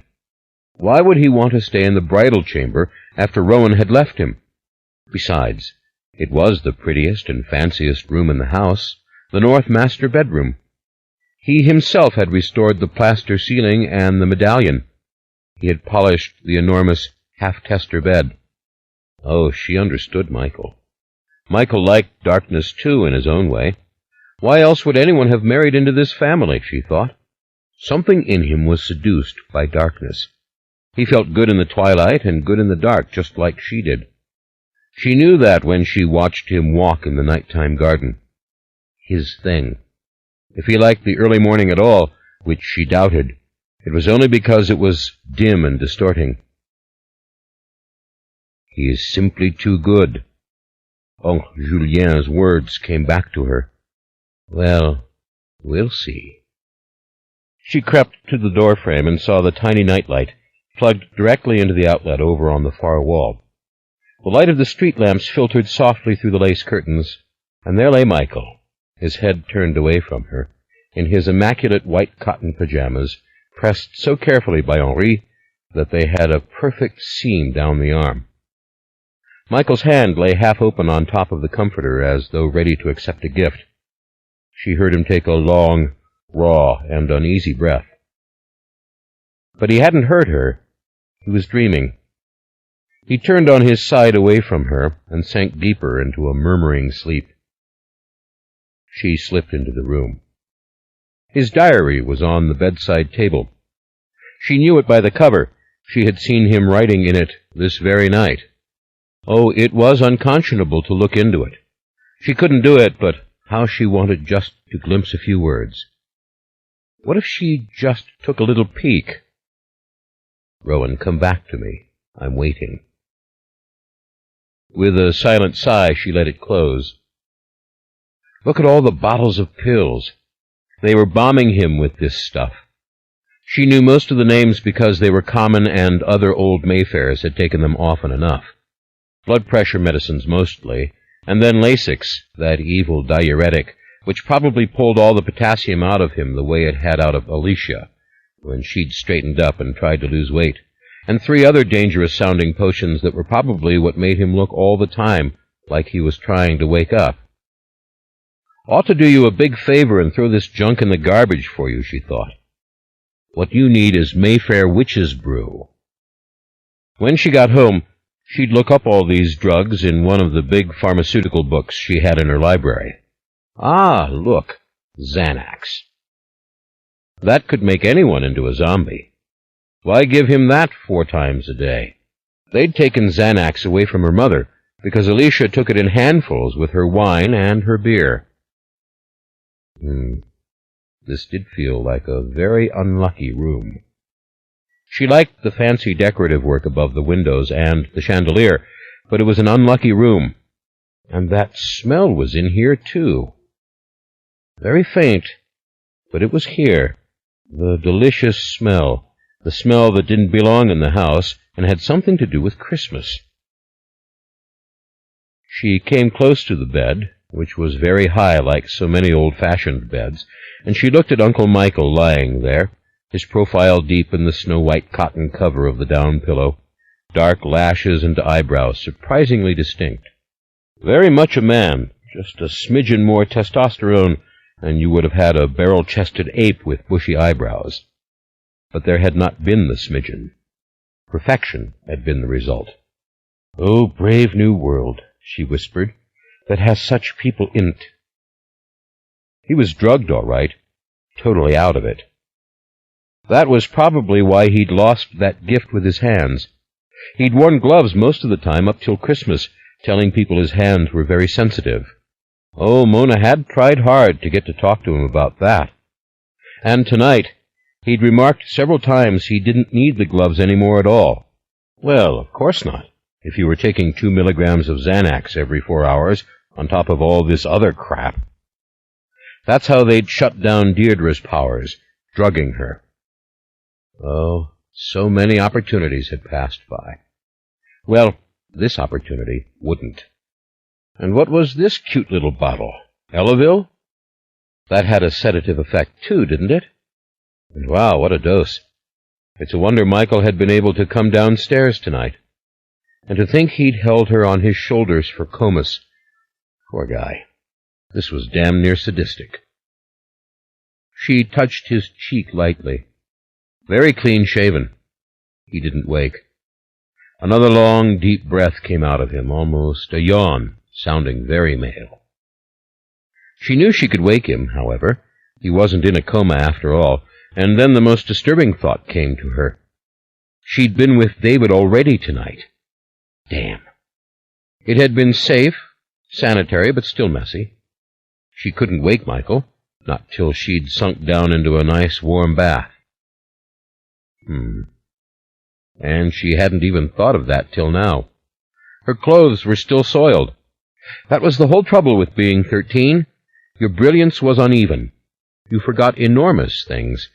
Even Alicia had told her that. "1 minute, dear. You are a little computer whiz. And the next moment you're screaming 'cause you can't find your dolls. I told you your dolls are in the cabinet. Nobody took your damned dolls. Oh, I'm so glad I don't ever have to be 13 again. You know, I was 13 when you were born. Tell me about it. And you were 16 when I was 3, and you left me downtown in Maison Blanche, and I was lost there for 2 hours. I forgot, okay? Like I don't take her downtown that much. Who else but a 16-year-old mother would give an excuse like that? It wasn't so bad. Mona had ridden the escalators up and down to her heart's content. "Take me in your arms," she prayed, looking down at Michael. "I've had a terrible childhood." But on he slept as if he'd been touched by the witch's wand. Maybe this wasn't the night for getting him into bed. No, she'd rather everything be perfect for the assault. And not only had she been with David, she was soiled from the ground in the cemetery.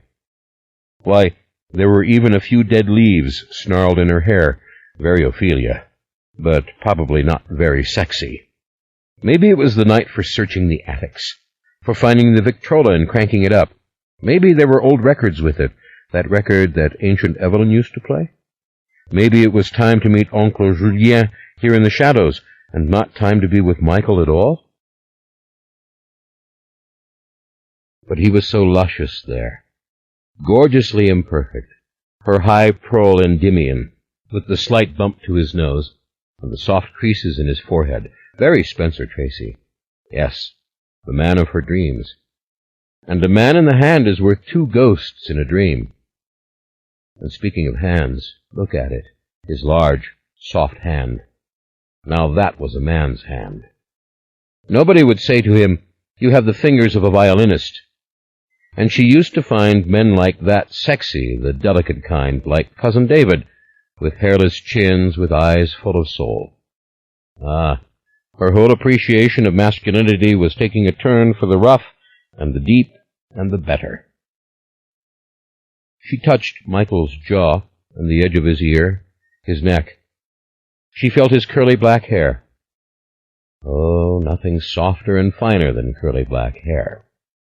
Her mother in Gifford had such fine black hair. But Mona's red hair would never be soft, and then she caught the fragrance of his skin, very subtle and nice and warm, and she bent down and kissed his cheek. His eyes opened, but it seemed he couldn't see anything. She sank down beside him, just couldn't stop herself, even though she knew this was an invasion of his privacy, and he turned over. What was her plan? She felt such a craving for him suddenly. It wasn't even erotic. It was all a kind of swoony romance. She wanted to feel his arms around her. She wanted him to pick her up. She wanted him to kiss her, common things like that. A man's arms, not a boy's. They should dance. In fact, it was plain wonderful that there was no boy in him, that he was all wild beast in a way some men never would be, very jagged and roughened and overgrown, with skin-colored lips and slightly wild eyebrows. She realized he was looking at her, and in the even light from the street his face was pale yet clear. "Mona," he whispered. "Yes, Uncle Michael. I got forgotten. It was a mix-up. Can I spend the night?" "Well, honey, we have to call your father and mother." He started to sit up, deliciously rumpled, black hair tumbling over his eyes. He really was drugged, though, no doubt of it. "Wrong, Uncle Michael," she said quickly but gently. She put her hand on his chest. "Ah, terrific. My Dad and Mom are asleep. They think I'm with Uncle Ryan out in Metry, and Uncle Ryan thinks I'm home with them. Don't call anybody. You'll just get everybody all excited, and I'll have to take a cab home all alone, and I don't want to. I want to spend the night." "But they'll realize, my parents, you have it on good authority from me that they will not realize anything. Did you see my Dad tonight, Uncle Michael?" "Yeah, I did, honey." He tried to stifle a yawn and failed. He looked very concerned for her suddenly, as if it wasn't appropriate to yawn while discussing her alcoholic father. "He's not going to live very long," she said in a bored voice. She didn't want to talk about him, either. "I can't stand Amelia Street when they're both drunk. Nobody there but Ancient Evelyn, and she never sleeps any more. She's watching them." "Ancient Evelyn," he mused. "Such a lovely name. Do I know Ancient Evelyn?" "Nope. She never leaves the house. She told them once to bring you up home, but they never did. She's my great-grandmother." "Ah, yes, the Mayfairs of Amelia Street," he said. "The big pink house." He gave a little yawn again and forced himself into a more truly upright position. B pointed out the house. "Nice house. Italianate." B said Gifford grew up there. Italianate. Architectural term, late 19th century. "Yeah, well, it's a New Orleans bracketed style, as we call it," she said. "Built 1882, remodeled once by an architect named Sully, full of all kinds of junk from a plantation called Fontenot." He was intrigued, but she didn't want to talk history and plaster. She wanted him. "So will you please let me stay here?" she asked. "I really, really have to stay here now, Uncle Michael. I mean, there's not really any other possibility now, logically, I mean. I should stay." He sat against the pillows, struggling to keep his eyes open. She took his wrist suddenly. He didn't seem to know what she was doing, that she was feeling the pulse the same way a doctor would do it. His hand was heavy and slightly cold, too cold, but the heartbeat was steady. It was okay. He wasn't nearly as sick as her own father. Her own father wasn't going to live 6 months. But it wasn't his heart. It was his liver. If she closed her eyes, she could see the chambers of Michael's heart. She could see things so brilliant and unnameable and complex as to be like modern painting, a sprawl of daring colors and clots and lines and swelling shapes. He was okay, this man. If she did get him into bed tonight, she wouldn't kill him. "You know your problem right now?" she asked. "It's those bottles of medicine. Throw them in the trash. That much medicine will make anyone sick." "You think so?" "You're talking to Mona Mayfair, a 20-fold member of the Mayfair family, who knows things that others don't know. Uncle Julien was my great-great-grandfather 3 times. You know what that means?" 3 lines of descent from Julien? "Yep, and then the other tangled lines from everybody else. Without a computer, no one could even put it all together. But I have a computer, and I figured it all out. I've got more Mayfair blood in me than just about anybody in the whole family. It's all 'cause my father and mother were too close as cousins to get married, but my father got my mother pregnant, and that was it. And besides, we're all so intermarried it doesn't make much difference." She stopped. She was doing her chattering number. Too much talk for a man his age, who was this sleepy. Play it with more craft.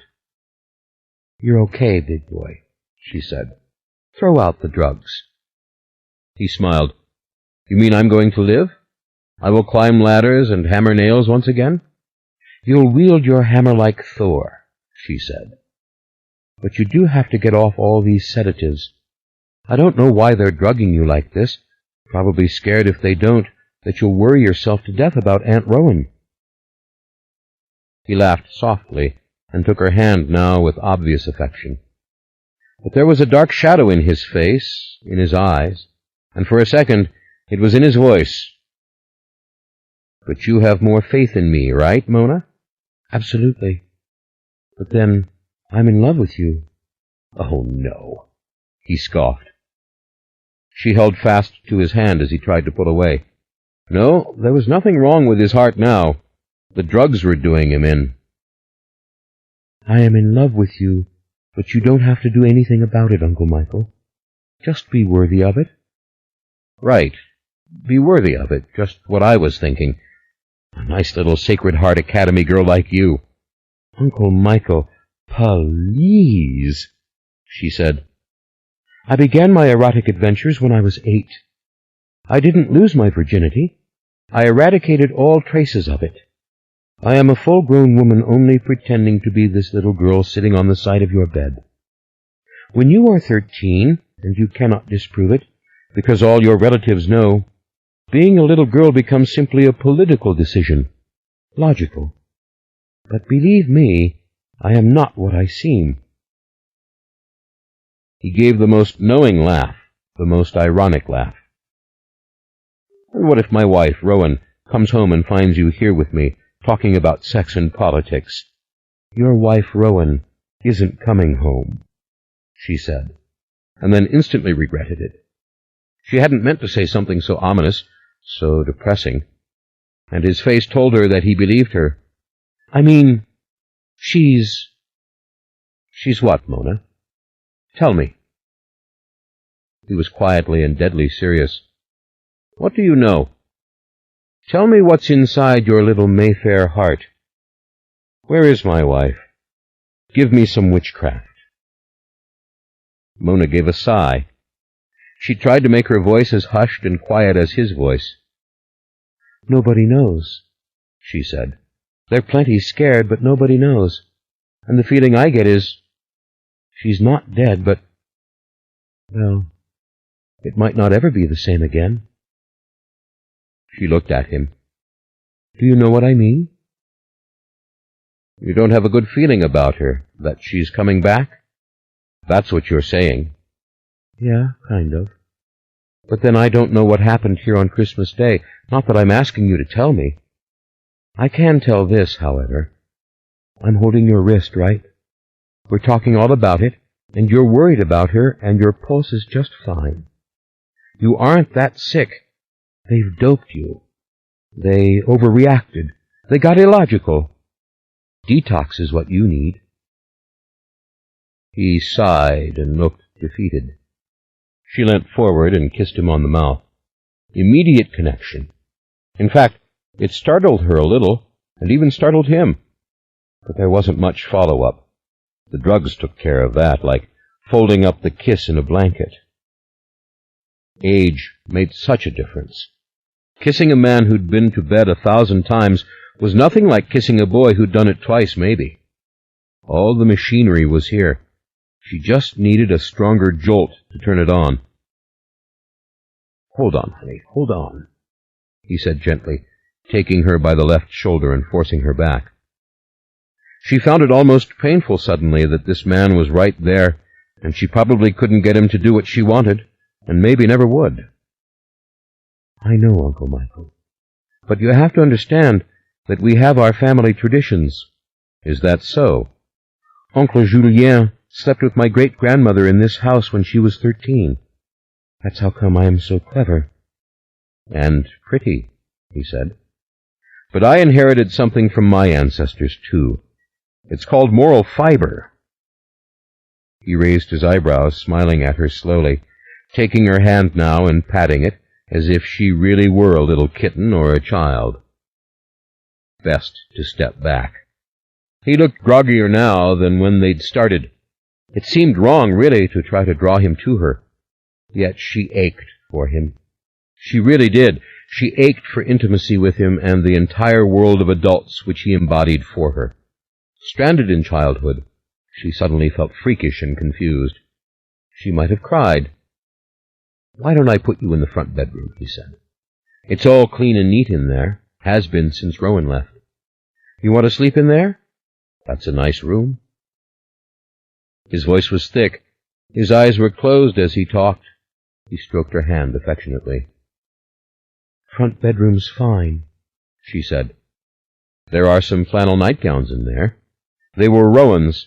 I gave them to her. They'll be too long. But wait a minute. Maybe Aunt Viv is still awake. Maybe I should tell her you're here." "Aunt Viv is uptown with Aunt Cecilia," she said, venturing to squeeze his hand one more time. It was beginning to feel a little warm. They've become famous friends, Aunt Viv and Aunt Cecilia. I think Aunt Viv is now an honorary Mayfair. "Aaron is in the second bedroom," he said, as though thinking aloud. "Aaron's with Aunt B. He and B have a thing together. They went back to his suite at the Pontchartrain because she is far too proper to take him home." "Is that true? B and Aaron? Gee, I never noticed." "Well, you wouldn't. I'll bet Aaron will be an honorary Mayfair soon, too." "Wouldn't that be something? Beatrice is perfect. You need a woman for Aaron who appreciates a gentleman, don't you think?" His eyes closed again, as if he couldn't prevent it. "Uncle Michael, there's no such thing as a woman who doesn't appreciate a gentleman," said Mona. He opened his eyes. "Do you know everything?" "Nope. Wish I did, but then again, who would want to know everything?" "God must be bored." "What do you think?" "I can't figure it out," he said, smiling again. "You're a firecracker, Mona." "Wait till you see me in a flannel nightgown." "I won't. I expect you to lock your door and go to sleep. Aaron might come home. Eugenia could get up and start her ceaseless walking." "Ceaseless walking?" "You know old people." "I'm so sleepy, Mona." "Are you sleepy?" "What if I get scared all alone in that front bedroom?" "Doesn't compute." "What did you say?" "Just means you're not scared of anything. And you know it, and you know I know it. You want to sleep with me, don't you? No. You're lying. Doesn't matter. I won't do what I'm not supposed to do. Honey, I think I should call somebody. Trust me, she said. I'm going to go to bed now. We'll have breakfast in the morning. Henri says he makes perfect eggs Benedict.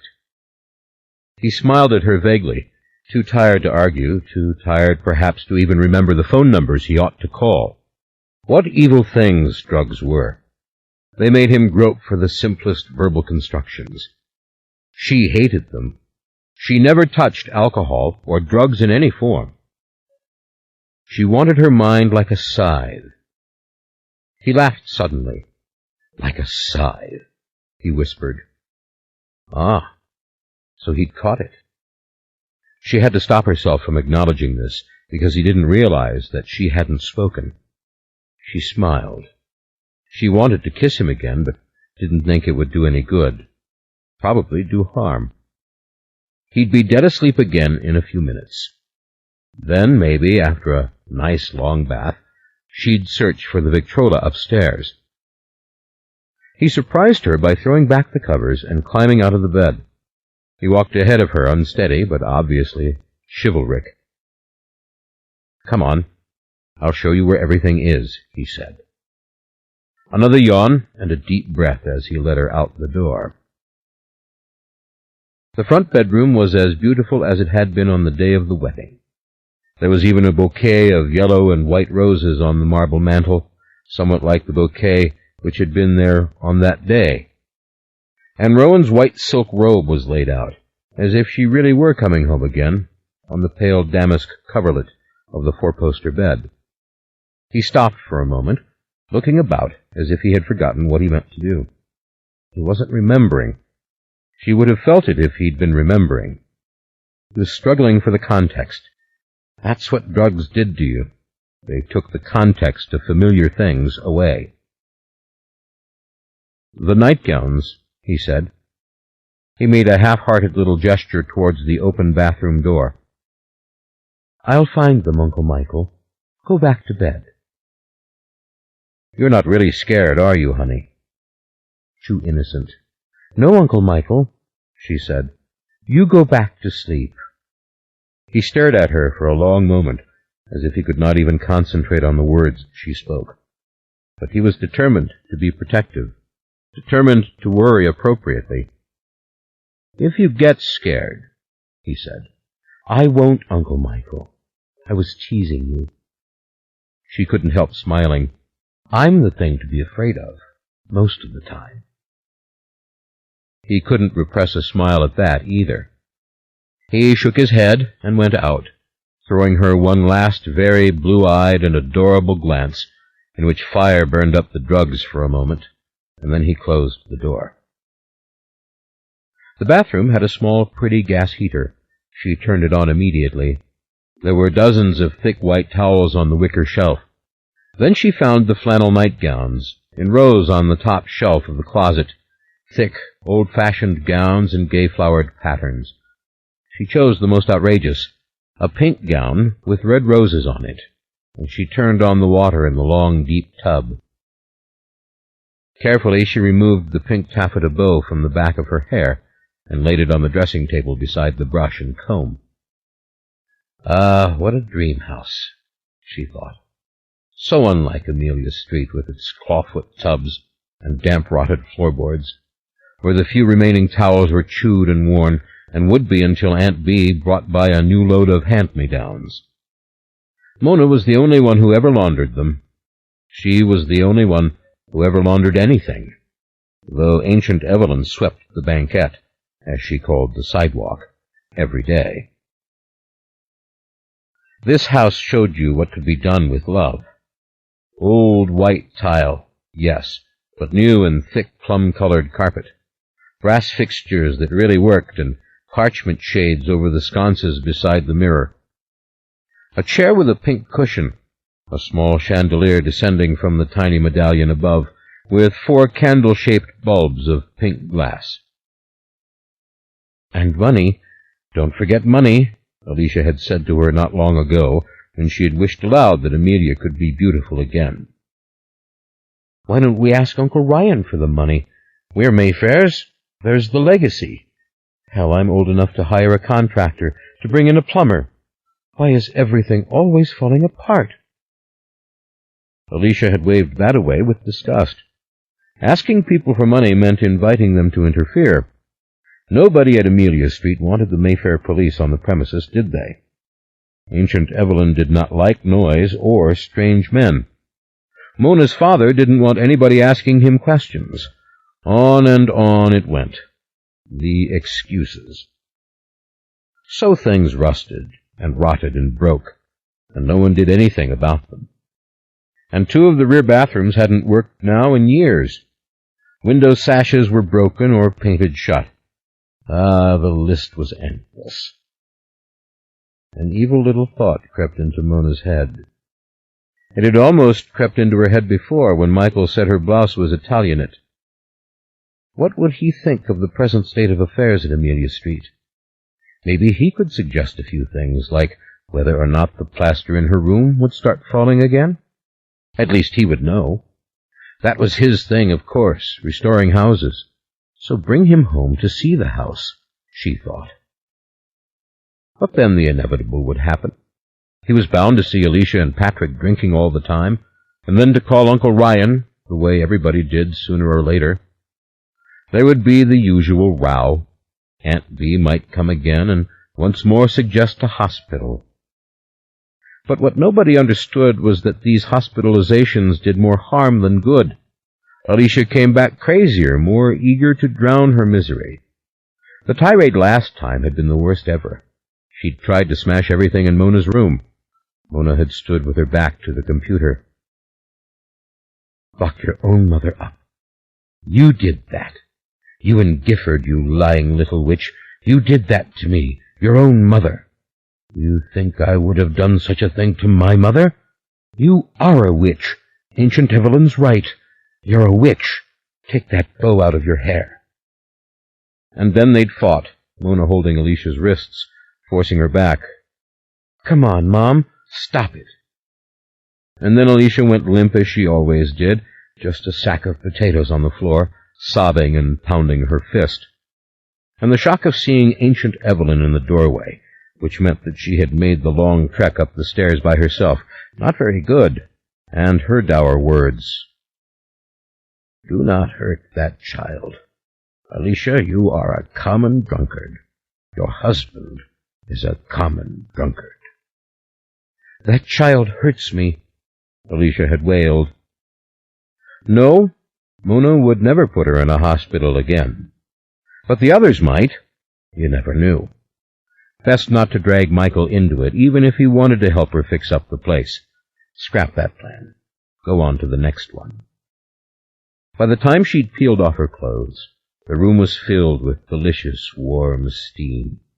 She turned off the lights, so the only illumination came from the orange flames of the gas heater, and then she sank down into the tub of hot water, letting her hair stream out as if she were Ophelia again, or so she always imagined, floating to her death in the famous stream.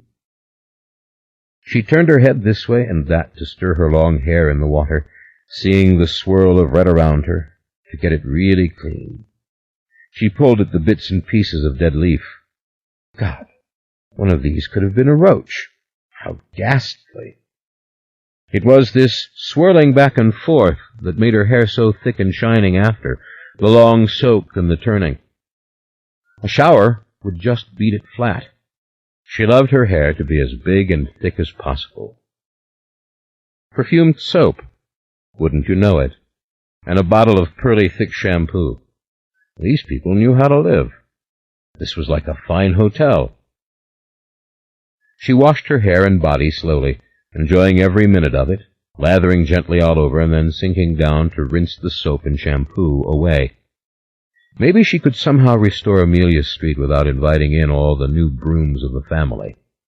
Maybe she could explain to Uncle Michael that things had to be done cautiously and quietly, that he mustn't talk about Patrick and Alicia, that everybody knew anyway. But then, what would they do when Ancient Evelyn started to tell the workmen to go home, or that they could not use noisy equipment. It was comforting to be clean. She thought again of Michael, the sleeping giant, in the witch's bed. She stood up and reached for the towel. She dried her hair roughly, tossing it forward and then backward, loving the freedom of being naked, and then she stepped out of the tub. The soft, clean flannel gown felt snug and safe to her, though it was too long, of course. So she'd pick it up like a little girl in an old-fashioned picture.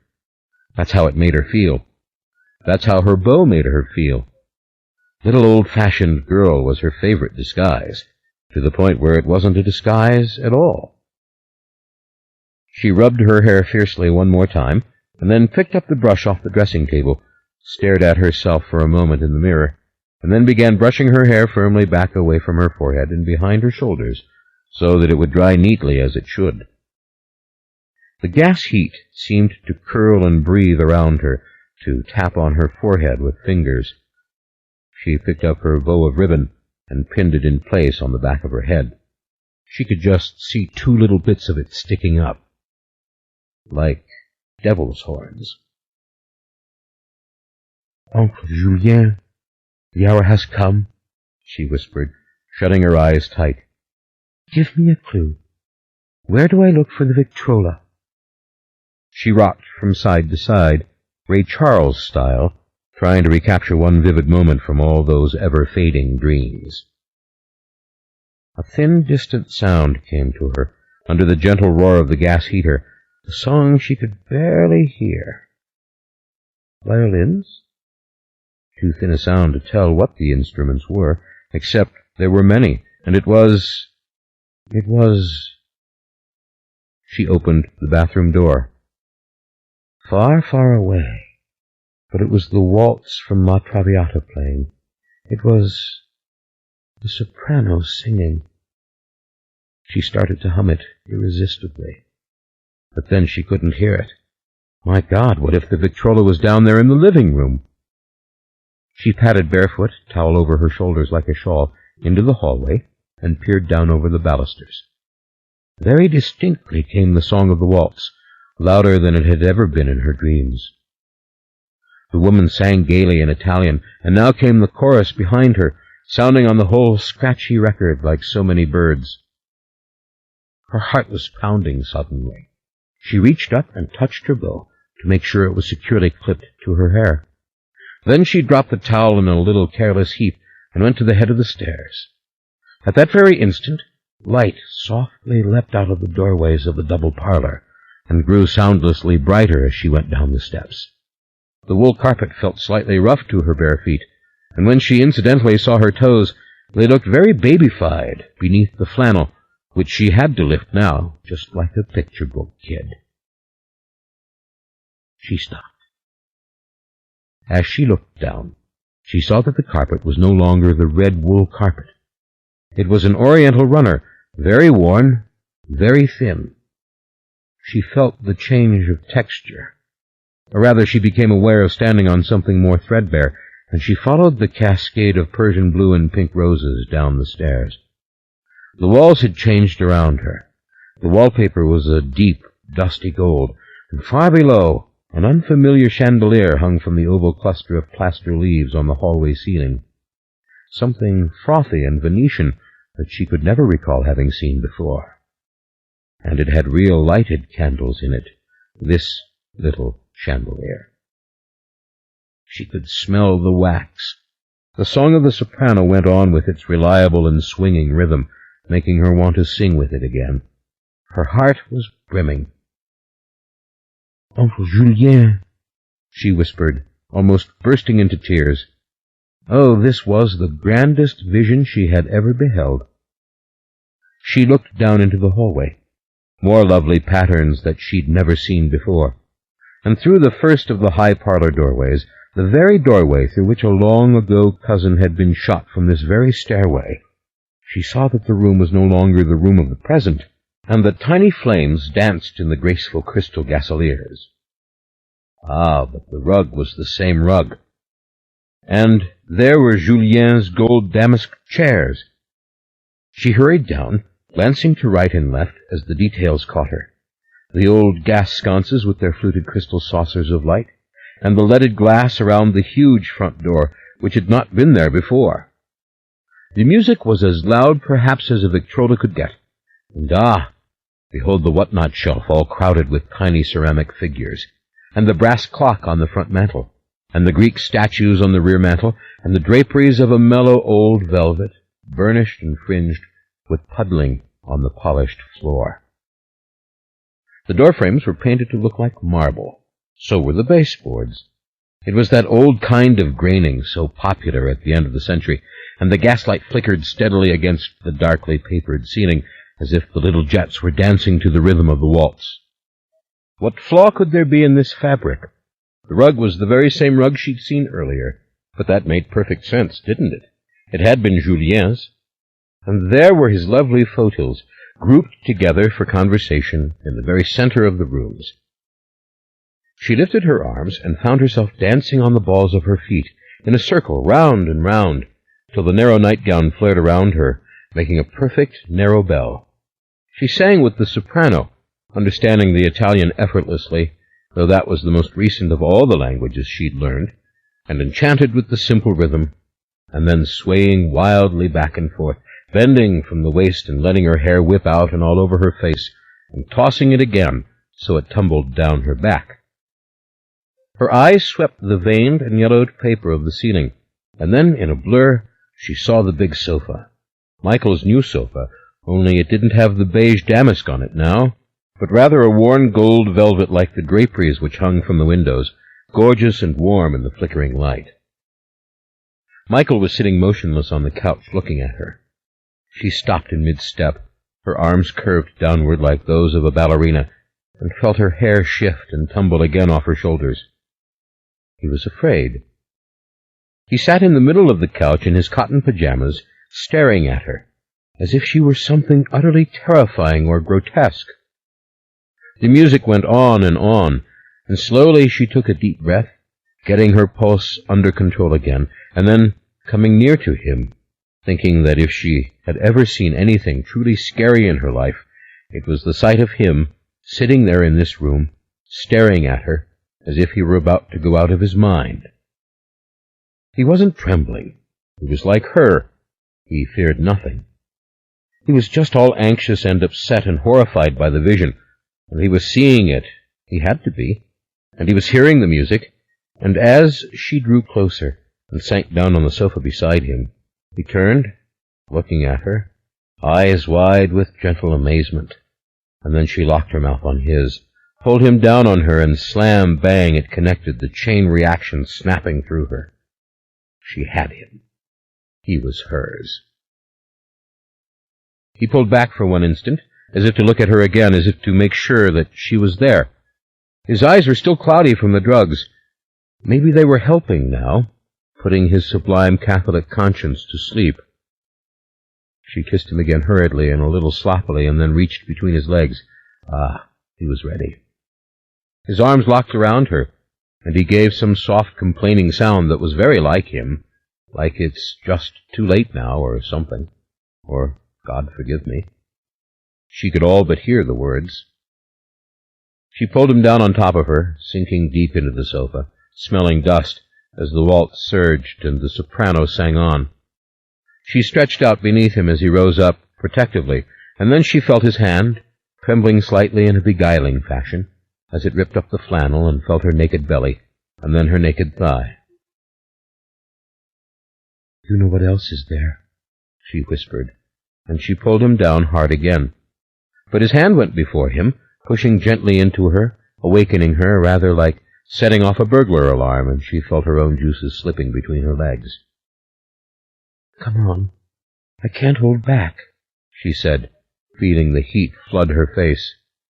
"Give it to me." It probably sounded savage, but she couldn't play little girl a moment more.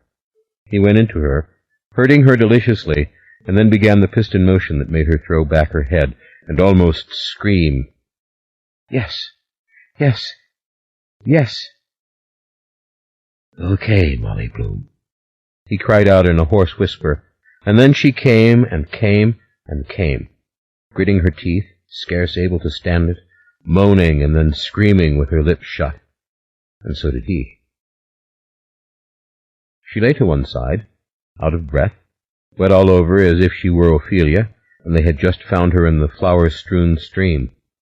Her hand was caught in his hair, pulling it too hard, maybe, and then a shrieking sound shocked her, and she opened her eyes. Someone had torn the needle from the Victrola record. She turned, just as he did, and she stared at the bent little figure of Eugenia, the black maid, standing grimly beside the table, her arms folded, her chin jutting. And quite suddenly, there was no Victrola. The sofa was damask. The dim lights were electric. And Eugenia was standing by nothing, having merely taken a righteous position dead opposite to them as they lay tangled on the sofa, and she said, "Mr. Mike, what do you think you are doing with that child?" He was baffled, distressed, ashamed, confused, probably ready to commit suicide. He climbed up off her, tightening the string of his cotton pajamas, and staring at Eugenia and then at her. It was time to be a Mayfair, time to be Julien's great-great-granddaughter. She stood up and went towards the old woman. "You want to keep your job in this house, Eugenia? Then go back up to your room now and shut the door." The old woman's dark, wrinkled face froze for an instant in conscious outrage, and then softened as Mona looked right into her eyes. "Do as I tell you. There's nothing here to worry about. Mona is doing what Mona wants, and Mona is good for Uncle Michael, and you know it. Now go." Was she spellbound or merely overwhelmed? It didn't matter. Which power was which power? The woman gave in. They always gave in. It was almost a cowardly thing to make them do her bidding, staring them down this way. But she had to do it. Eugenia lowered her gaze uncertainly and hurried from the room with a crazy, twisted, neurotic gait and went rustling up the stairs. What a surprise that she could do it so fast. And there was Michael, sitting back on the sofa, staring at her with his eyes narrow now and very calm, as though trying to recall what happened, blinking a little to show his confusion. "Christ, Mona," he whispered. "It's done, Uncle Michael," she said, and suddenly her voice failed her. Her strength was failing her. She heard the catch as she spoke again. She felt the quaver. "Now, let me go up to bed with you," she said, almost breaking down, "because I am really sort of scared." They lay in the big bed in the dark. She was staring at the pleated satin of the half-tester, wondering what pattern Mary Beth had once looked at. He was quiet beside her, groggy and worn out. The door was locked. "You awake?" she whispered. She wanted so badly to ask him what he had seen, but she didn't dare. She held the picture of the double parlor in her mind like a sacred sepia photograph. Hadn't she seen such pictures with the Gasoliers and those very chairs? "Can't happen again, honey," he said groggily. "Never, never again." He nestled her close to him, but he was very sleepy, and his heart was laboring just a little now, just a little, but it was okay. "If you say so, Uncle Michael," she whispered. "But I wish I had something to say about it." In Mary Beth's bed, in Deirdre's bed, she snuggled close, feeling the warmth of his hand now, lying idly on her breast. "Honey," he whispered, "what was that waltz? Was that Verdi? La Traviata? It sounded like it was, but—" And then he was gone. She lay there smiling in the darkness. He'd heard it. He'd been there with her. She turned to him and kissed his cheek, carefully so he didn't waken, and then she slept against his chest, one arm slipped beneath his shirt against his warm skin. 3. A dreary, endless winter rain poured down on San Francisco, gently flooding the steep-sloped streets of Nob Hill, and veiling in mist its curious mixture of buildings, the gray ghost-like Gothic facade of Grace Cathedral, the heavy, imposing stucco apartment houses, the lofty modern towers rising from the old structure of the Fairmont Hotel. The sky was darkening heavily and quickly, and the 5 o'clock traffic was about as unpleasant as it could get. Dr. Samuel Larkin drove slowly past the Mark Hopkins, though whatever they called that hotel now, he didn't know, and down California Street, crawling patiently behind a noisy, crowded cable car, wondering vaguely at the perseverance of the tourists who clung to it, in the dark and in the cold, their clothes soaked. He was careful not to skid on the car tracks, the bane of out-of-town drivers, and he gave the cable car a head start as the light changed. Then he made his descent towards Market Street, block after block, past the pretty exotic wooden entrance to Chinatown, a route which he always found slightly frightening and very beautiful, and which often reminded him of his first years in this city, when one could ride the cable car to work with ease, and the top of the Mark had indeed been the highest point in the city, and none of these Manhattan skyscrapers were here at all. How could Rowan Mayfair have ever left this place, he thought. But then Lark had only been to New Orleans a couple of times. Nevertheless, it had been like turning your back on Paris for the provinces, and it was only one part of Rowan's story that he did not understand. He almost went by the unobtrusive gates of the Keplinger Institute. He made a sharp turn, plunged a little too fast down the driveway, and into the dry darkness of the underground garage. It was now 5:10, and his plane for New Orleans left at 8:30. He did not have a moment to waste. He flashed his identification card for the guard, who at once called up to verify the information, and then led him through with a nod. Once again, in front of the elevator, he had to identify himself, this time to a woman's voice strangled by a tiny speaker beneath a video camera. Lark hated it, being seen but unable to see who saw.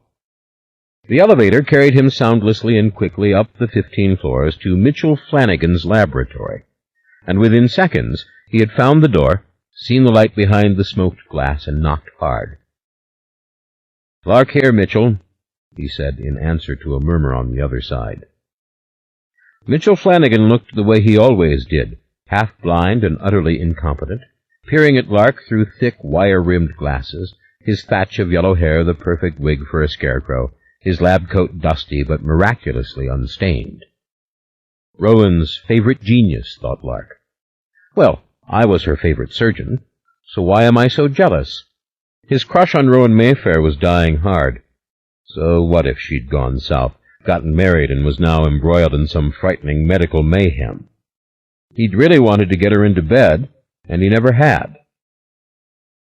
"Come inside," said Mitch, apparently resisting the urge to pull Lark right into the carpeted corridor, where strings of tiny white lights softly outlined both the ceiling and the floor. This place could drive me mad, Lark thought. We really expect to open a door and find human beings in antiseptic cages. Mitch led the way, past the numerous steel doors with their small lighted windows, behind which various electronic noises could be heard. Lark knew better than to ask to be admitted to these inner sanctums. Genetic research was entirely secret at Keplinger, even to most of the medical community. This private interview with Mitchell Flanagan had been bought and paid for by Rowan Mayfair, or the Mayfair family at any rate, at an exorbitant price. Mitchell led Lark into a large office with huge glass windows open to the crowded buildings of Lower California Street, and a sudden dramatic view of the Bay Bridge. Sheer drapery, rather like mosquito netting, was fixed to the long chrome poles over the windows, masking and softening the night, and making it seem to Lark even more close and rather terrible. His memories of San Francisco before the era of the high-rise were simply too clear. The bridge looked totally out of proportion and surely misplaced. A wall of computer screens rose on one side of the large mahogany desk. Mitchell took the high-backed chair facing Lark and gestured for him to be seated in the more comfortable upholstered chair before the desk. The fabric was the color of claret, a heavy silk probably, and the style of the furnishings was vaguely oriental. Either that, or there was no style at all. Beneath the windows, and their spectacle of the frightening night, stood rows and rows of file drawers, each with its own digital-coded lock. The rug was the same deep claret as the chair in which Lark had made himself comfortable.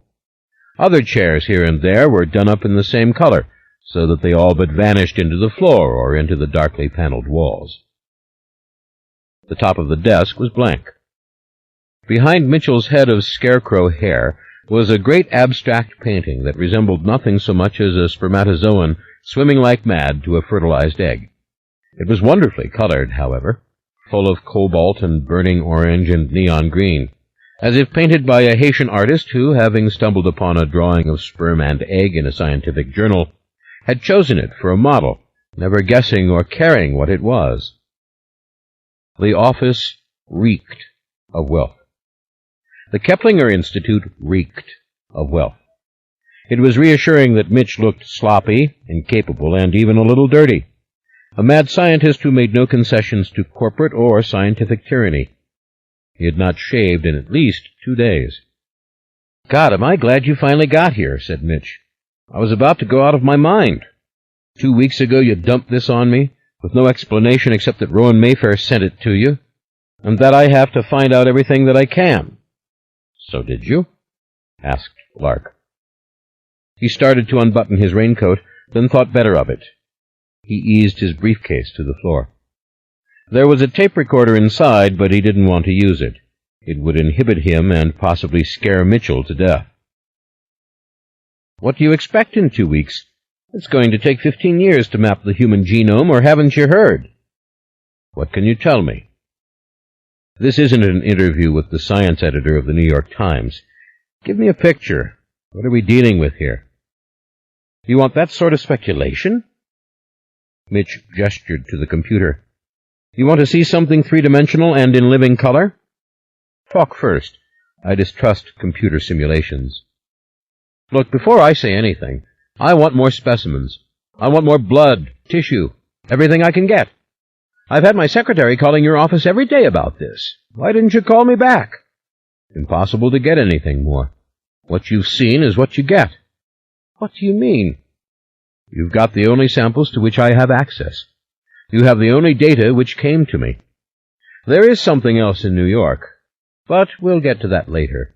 The point is, I can't give you any more blood, tissue, amniotic fluid, or anything else. You have everything Rowan Mayfair sent to me." "Then I have to talk to Rowan Mayfair." "Impossible." "Why?" "Can you turn off that blinking fluorescent light up there? It's driving me crazy. Do you have an incandescent lamp in this fancy room?" Mitchell looked startled. He sat back as though he'd been pushed. For a moment he seemed not to understand the words, and then he said, "Oh, yes." He touched a panel under the lip of his desk. The overhead light went out suddenly and finally, and a pair of small lamps on the desk were quickly illuminated, soft, yellow, pleasant. They made the deep green of the desk blotter come to life. Lark hadn't noticed the perfect, markless blotter, or its leather corners, or the still odd-shaped black phone hunkering there with its numerous and mysterious buttons like a symbolic Chinese toad. "That's better. I hate that kind of light," said Lark. "And tell me exactly what you know." "First, tell me why I can't talk to Rowan Mayfair, why I can't get more data. Why didn't she send you photographs of this thing? I have to talk to her. Nobody can find her. I've been trying for weeks. Her family has been trying since Christmas Day. That's when she disappeared. I'm on an 8:30 plane tonight to see her family in New Orleans. I'm the last one to have heard from Rowan. Her phone call to me 2 weeks ago is the only current evidence that Rowan is even alive. One phone call, then the specimens. When I contacted her family for funds, which is what she asked me to do, they told me about her disappearance. She has been spotted once since Christmas Day, maybe, in a town in Scotland called Dunleith." "What about the courier service which delivered the specimens? Where was the pickup?" "Trace it." "Done. Dead end. The service picked them up from a hotel concierge in Geneva, to which they were given by a female guest as she was checking out. The woman does fit Rowan's description somewhat, but there's no proof that Rowan was ever a guest in this hotel, at least not under her own name. The whole thing was surreptitious. She'd given the concierge info as to the destination of the package several days before. Look, the family has investigated all this, believe me. They're more eager to find Rowan than anybody else. When I called to tell them about all this, they went nuts. That's why I'm going down there. They want to see me personally, and it's their nickel, and I'm happy to oblige. But these people have had detectives all over Geneva. No trace of Rowan. And believe you me, when this family can't find someone, that person cannot be found. How come? Money. Mayfair money. You couldn't have not heard of Rowan's plans last fall for Mayfair Medical. Now talk, Mitch. What are these samples? I have to make that plain. Count on my common sense. If you don't mind the expression, let yourself go. Mitchell Flanagan reflected quietly for a moment. He folded his arms, his lower lip jutting a little, and then absently he pulled off his glasses, stared into space, then put his glasses back on, as though he could not think except when he was behind them. He stared intently at Lark. "Okay? It's what you said," said Mitch, "or what you said Rowan said." Lark didn't respond, but he knew that he had registered his reaction before he could stop himself. He bit his tongue. He wanted Mitch to go on. "This offspring isn't Homo sapiens," Mitch continued. "It's primate, it's mammalian, it's male, it's potent, it has a dynamite immune system. It appears in the final tests to have reached maturity, but this is by no means certain, and it has a baffling way of using minerals and proteins, something to do with its bones. Its brain is enormous. It may have profound weaknesses. Until I run more tests, I don't know. Draw me a picture in words. Based on the X-rays alone, I'd say it is 150 pounds in weight or less, and that when the final tests were done in late January, it was 6½ feet tall. Its height changed remarkably between the first X-rays taken on December 28th in Paris and those taken in Berlin on January 5th. There was no change between January 5th and January 27th. No change in any measurement. Which is why I'm saying it may have reached maturity, but I don't know. The skull is not fully developed, but that may be as developed as it gets. How much did it grow between December and January? It grew 3 inches. Growth took place mostly in the thighs, with some growth in the forearms and a very slight lengthening of the fingers. Its hands, by the way, are very long. The head became slightly larger, not enough to attract attention, probably, but it's larger than a normal head. Say the word and I'll show what I mean on the computer. I'll show you how it looks, moves. No, just tell me. What else? What else? Mitch demanded. Yes, what else? That's not enough? Lark, you have to explain all this to me. Where were these tests taken? This stuff is from clinics all over Europe. Who did these tests? Rowan did the tests, we think. The family's been working on it, but the clinics never even knew what was going on. Apparently, Rowan slipped in with this creature, had the X-rays taken, and slipped out before anybody ever realized there was an unauthorized doctor on the premises, or that her male subject wasn't a patient. In fact, in Berlin, nobody remembers seeing her at all. It's only the computerized date and time on the X-ray film that confirms she was there. Same with the brain scans, the electrocardiogram, and the thallium stress test. She entered the clinic in Geneva, directed the laboratory herself for the tests she wanted, wasn't questioned for obvious reasons, white coat, authority, speaks German, and then she took the results and left. How incredibly simple that must have been. It was. These were all public facilities, and you remember Rowan. Who would question Rowan? Oh, absolutely. The people in Paris who do remember her, by the way, remember her well, but they can't help us find her. They don't know where she came from or where she went. As for the male friend, he was tall and thin and had long hair and wore a hat. Long hair? You're sure of that? As sure as the woman in Paris who told this to the family's detectives. Lark shrugged. When Rowan was seen in Dunleith, It was also with a tall, thin male companion who had long black hair. And you haven't heard one word from her since the night before she sent you this stuff? Correct. She said she'd get in touch as soon as she could. What about the call? Any record? Did she call collect? She told me she was in Geneva. She told me what I already told you. She was desperate to get this stuff to me. That she'd tried to get it out before morning, that I was to bring it to you. She said that she gave birth to the subject in question. The amniotic fluid was in the pieces and bits of towel. Her own blood, sputum, and hair was included for analysis as well. I hope you did that analysis. You bet I did. How did she give birth to something that isn't a human being? I want everything you've discovered, no matter how random or contradictory. I have to explain all this to the family tomorrow. I have to explain it to myself. Mitch curled his right hand and pressed it to his mouth to cover a slight cough. He cleared his throat. As I said, it isn't Homo sapiens, he began, looking directly at Lark. It may look like Homo sapiens, however. Its skin is much more plastic. In fact, you only find skin like that in human fetuses, and apparently the creature will retain this plasticity, though only time will tell. The skull appears to be malleable, like that of an infant, and that too may be permanent, but it's impossible to tell. It still had the soft spot, the fontanelle, when it was last x-rayed. Indeed, there's some indication the fontanelle is permanent. Lord God, said Lark.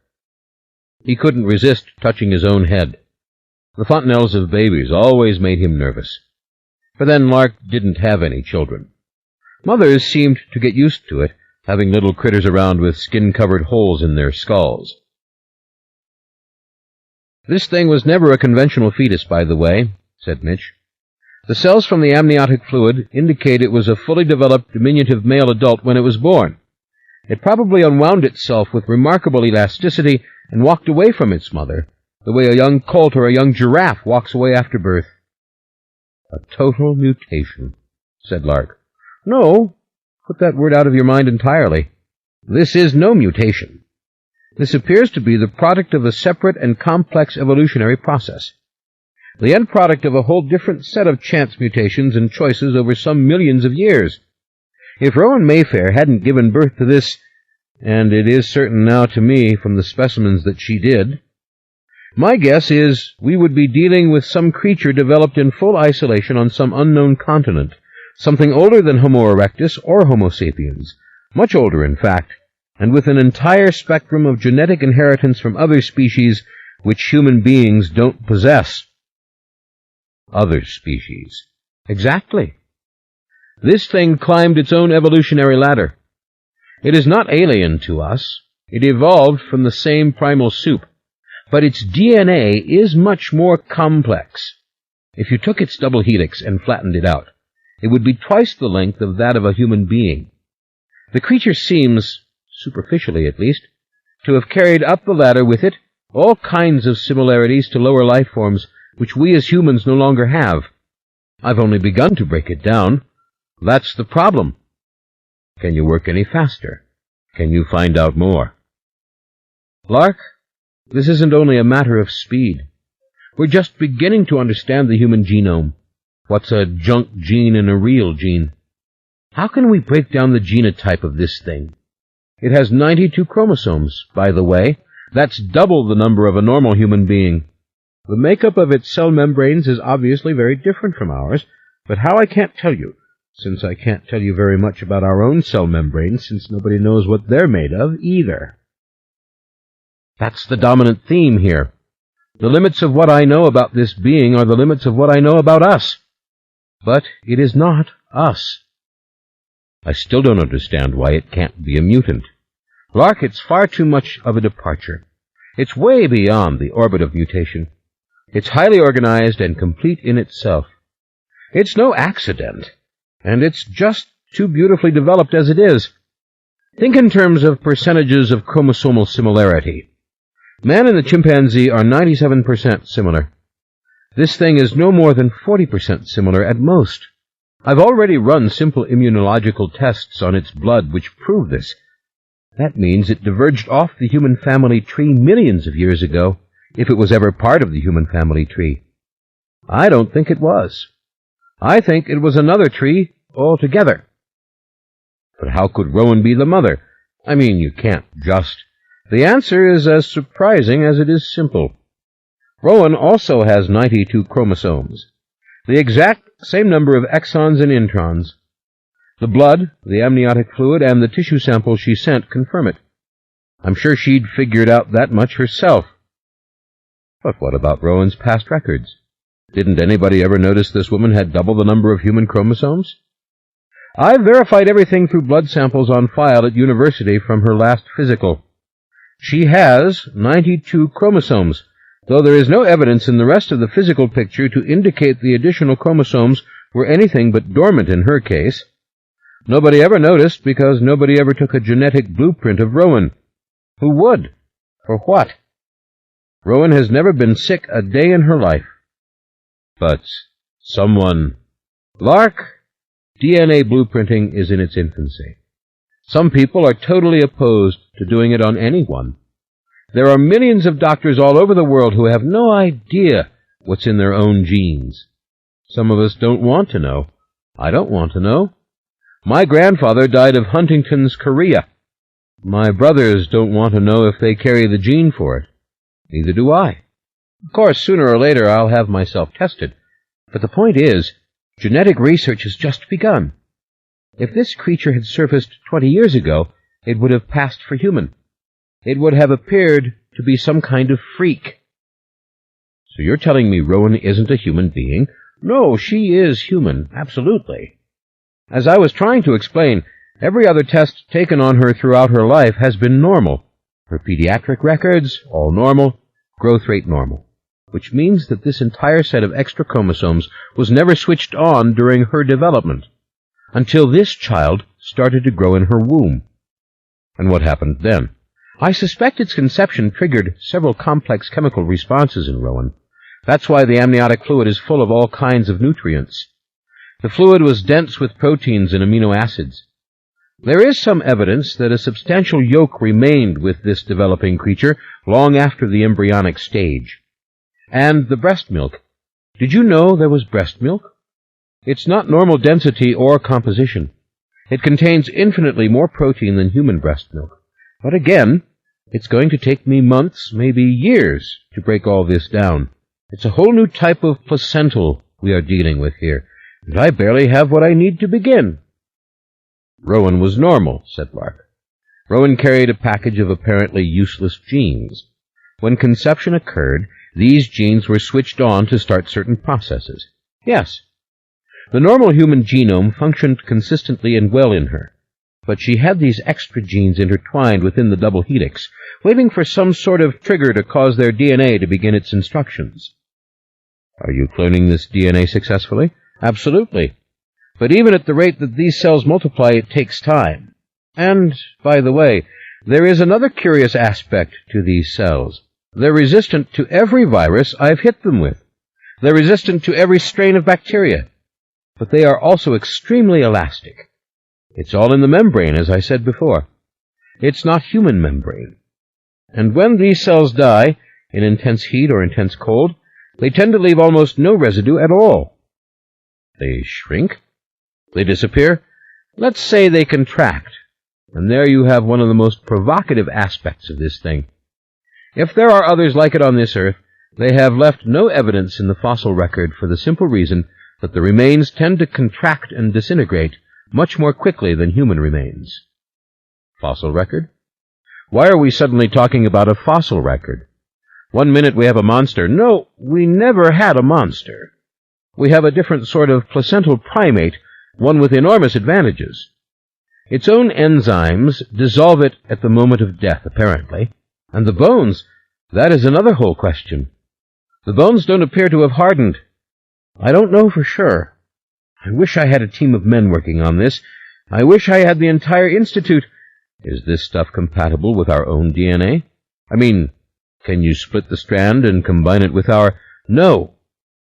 God, you surgeons are geniuses. 40% similarity isn't enough. You can't breed rats to monkeys, Lark. And there's some other violent reaction going on. Maybe just too much conflicting genetic instruction being given by its DNA. Damned if I know. But they sure as hell don't combine. I haven't been able to culture it with any human cells, but that doesn't mean it can't be done. The thing might have come about because of very rapid repetitive mutations inside of nucleotides in a given gene. Back up, I can't follow that. Like you just said, I'm a surgeon. I always knew you guys didn't really know what you were doing. Mitch, if we did know what we were doing, how could we do it? When you need us, and pray you never do, you'll bless us for our ignorance and our sense of humor and our sheer nerve. Now, this thing. It can't breed with humans, not unless they're like Rowan. They have to have the dormant 46 chromosomes, which is why we must reach Rowan and test her in every way that we can. But this thing could breed with Rowan, couldn't it? With its mother? Yes, it probably could, but surely she's not crazy enough to try that. She said it had already impregnated her, and she'd lost the offspring. She suspected she had been impregnated again. She told you this? Yes. And I have to decide whether or not I can tell this to the family, the Mayfair family, the family that is about to build the largest single neurosurgery and research center in the entire United States. Yes, Rowan's big dream.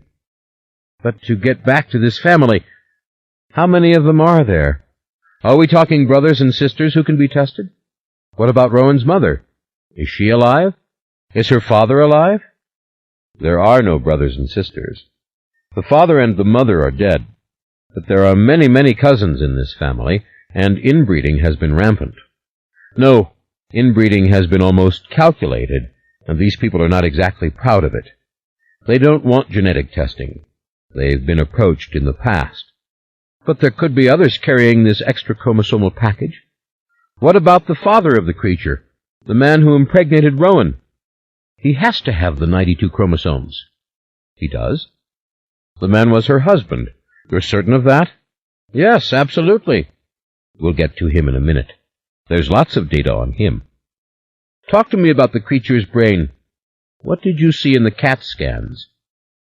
It's 1 1/2 the size of a human brain. Phenomenal growth took place in the frontal lobes between the scans done in Paris and those in Berlin. I would bet it has immense linguistic and verbal abilities, but that's just a guess. And there is something also extremely complex about its hearing. Superficially, there is every indication it can hear sounds humans can't hear, rather like bats or sea creatures. In fact, that's a very important point. Its sense of smell is also highly developed, or at least there is room for it to be. One never knows. You know what's so marvelous about this thing? That its phenotype is so similar to others. It evolved in a wholly different way, requiring 3 times the protein of a normal human being, creating its own type of lactase, which is far more acidic, and yet it ended up looking pretty much the way we do. How do you sum it up? I don't. Let's get back to the man who impregnated Rowan. What do we know about him? Everything we could want to know. He lived in San Francisco. He was famous before he married Rowan. San Francisco General tested him in every conceivable way. He just suffered a severe heart attack in New Orleans. His latest records can be accessed immediately. We can do it without asking him, but we're going to ask him. If he has the 92 chromosomes, well, if he has to have them. But Rowan said something about an outside factor. She said the father was normal. She even said she loved the father. He was her husband. She started to get upset on the phone. That's about the time she ended the conversation, told me to contact the family for money, and then rang off. I'm not sure to this day whether she and I were not cut off. Oh, I know who this man is. Of course. Everyone was talking about this. This is the man Rowan rescued from the sea. Exactly. Michael Curry. Yeah, Curry. The guy who came back from death with the psychic power in his hands. Oh, how we wanted to run some tests with him. I even tried to call Rowan about it. I saw the articles on the guy in the papers. Yes, that's the man, all right. He went back to New Orleans with Rowan, more or less. They got married. Definitely. Psychic ability. Don't you realize what that means? Well, I know Rowan was supposed to have it. I always thought she was a great surgeon, but other people insisted she had a healing gift and a diagnostic gift, and God knows what. No, what does psychic ability mean? Forget the voodoo crap.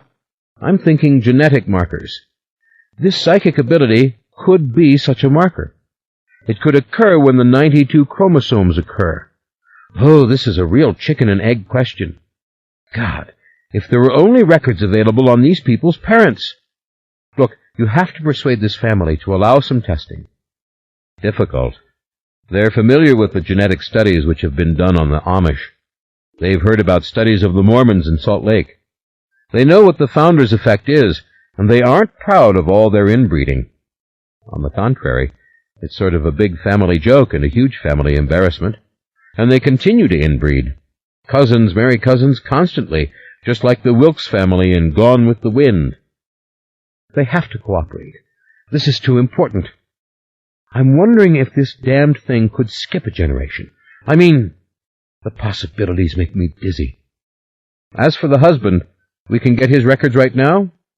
Let me ask him. It's always best to try to be polite. But they are at San Francisco General, and there's nothing stopping your picking up the phone as soon as I walk out of here. Curry let them study him. He wanted to know what this gift in his hands was all about. He might have let you study him if you'd reached him in time. The press kind of drove him underground. He kept seeing images, knowing things about people. I think he ended up wearing gloves to stop the images from popping into his head. Yes, I filed the whole story, said Mitch. He stopped, stymied for an instant, it seemed, then opened his desk drawer and drew out a huge yellow legal pad covered with scribbled messages and, taking a pen out of his pocket, began to scrawl some near-indecipherable message to himself. He started murmuring and then cleared his throat. Lark waited, and when it was clear that he had lost Mitch totally, he drew him back.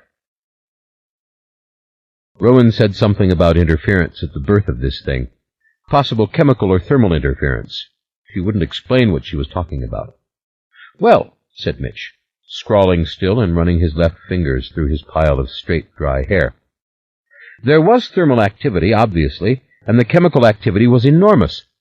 There's some other fluid on these rags. Lots of it. It's like colostrum, you know, what comes before women start nursing, only it's different, too. Much denser, more acidic, full of nutrients like the milk, but with a composition all its own. Much more lactase. But to get back to your question, yes, there was interference, but it's hard to say whence it came. Could it have been psychic? You're asking me? And this is a private conference? We aren't calling the National Enquirer when we get out of here? Of course it could have been psychic. You know as well as I do that we can measure heat coming from the hands of people who have a so-called healing gift. It could be psychic, yes. God, Lark, I have to find Rowan and this thing. I have to.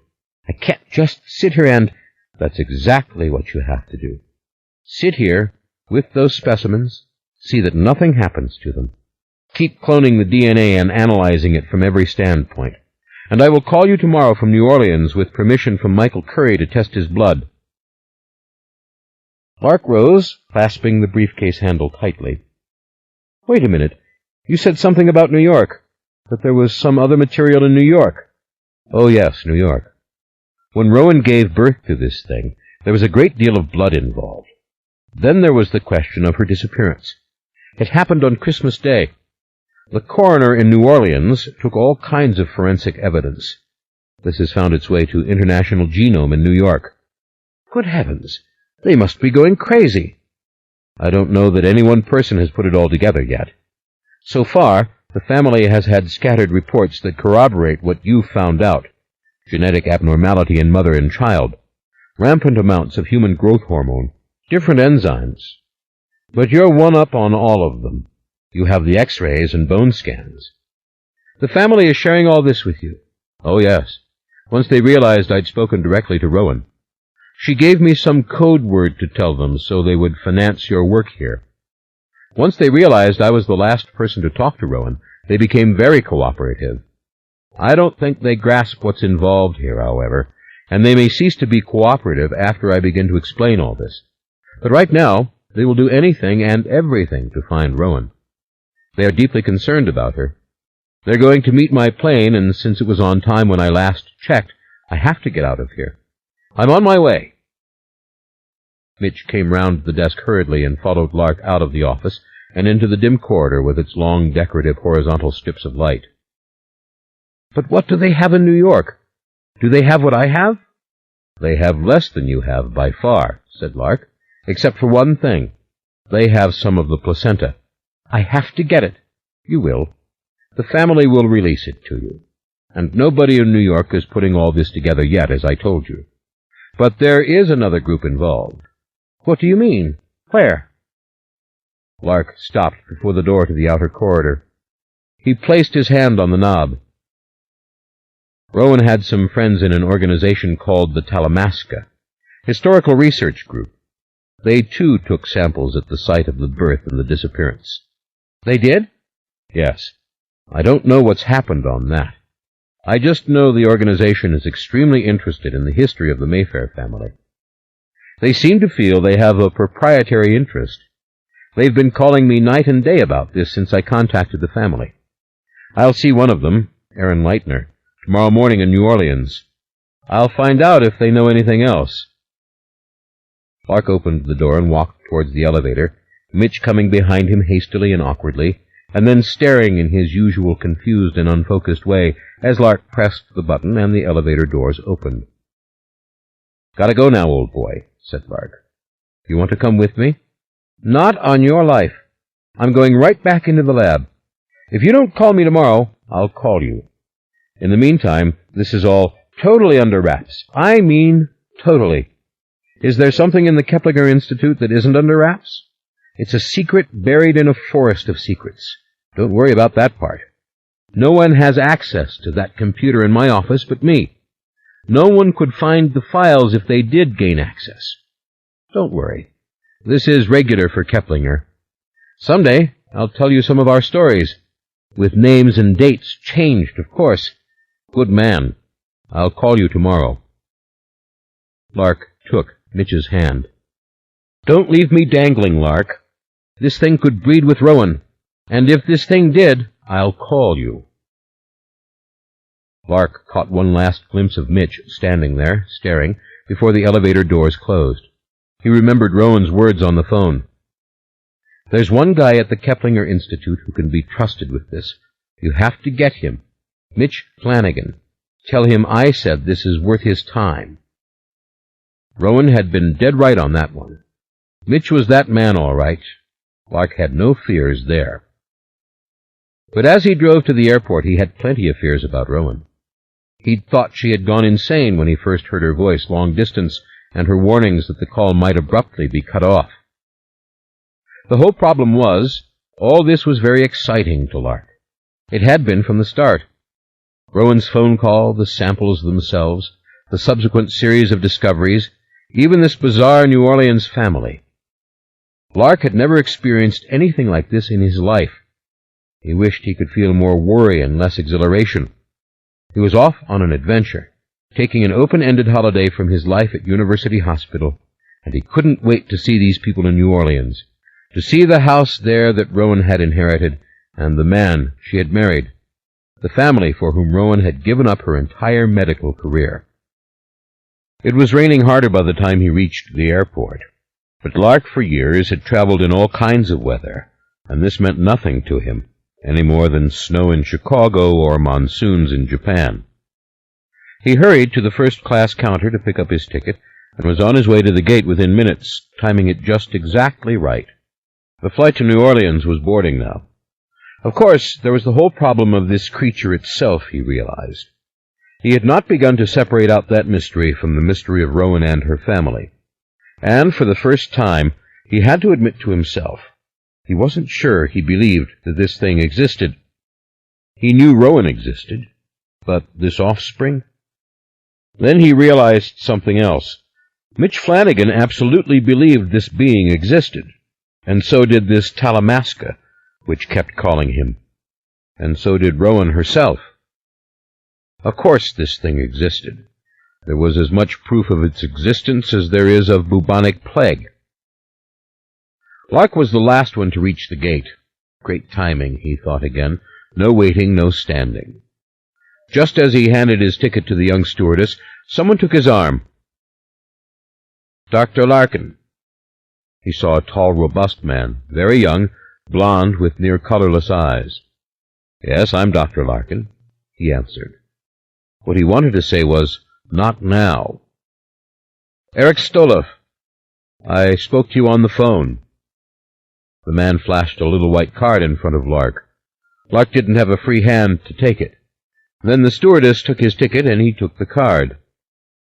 "Talamasca, you told me. Where are the samples?" "What samples?" "The ones Rowan sent you." "Look, I can't. Tell me where they are, please. Now." "I beg your pardon?" "I'll do nothing of the sort. Now, if you want to call me in New Orleans, I'll be seeing your friend Aaron Leitner there tomorrow afternoon." "Where are the samples?" said the young man, and he suddenly slipped in front of Lark, blocking the entrance to the plane. Lark dropped his voice to a whisper. "Get out of my way."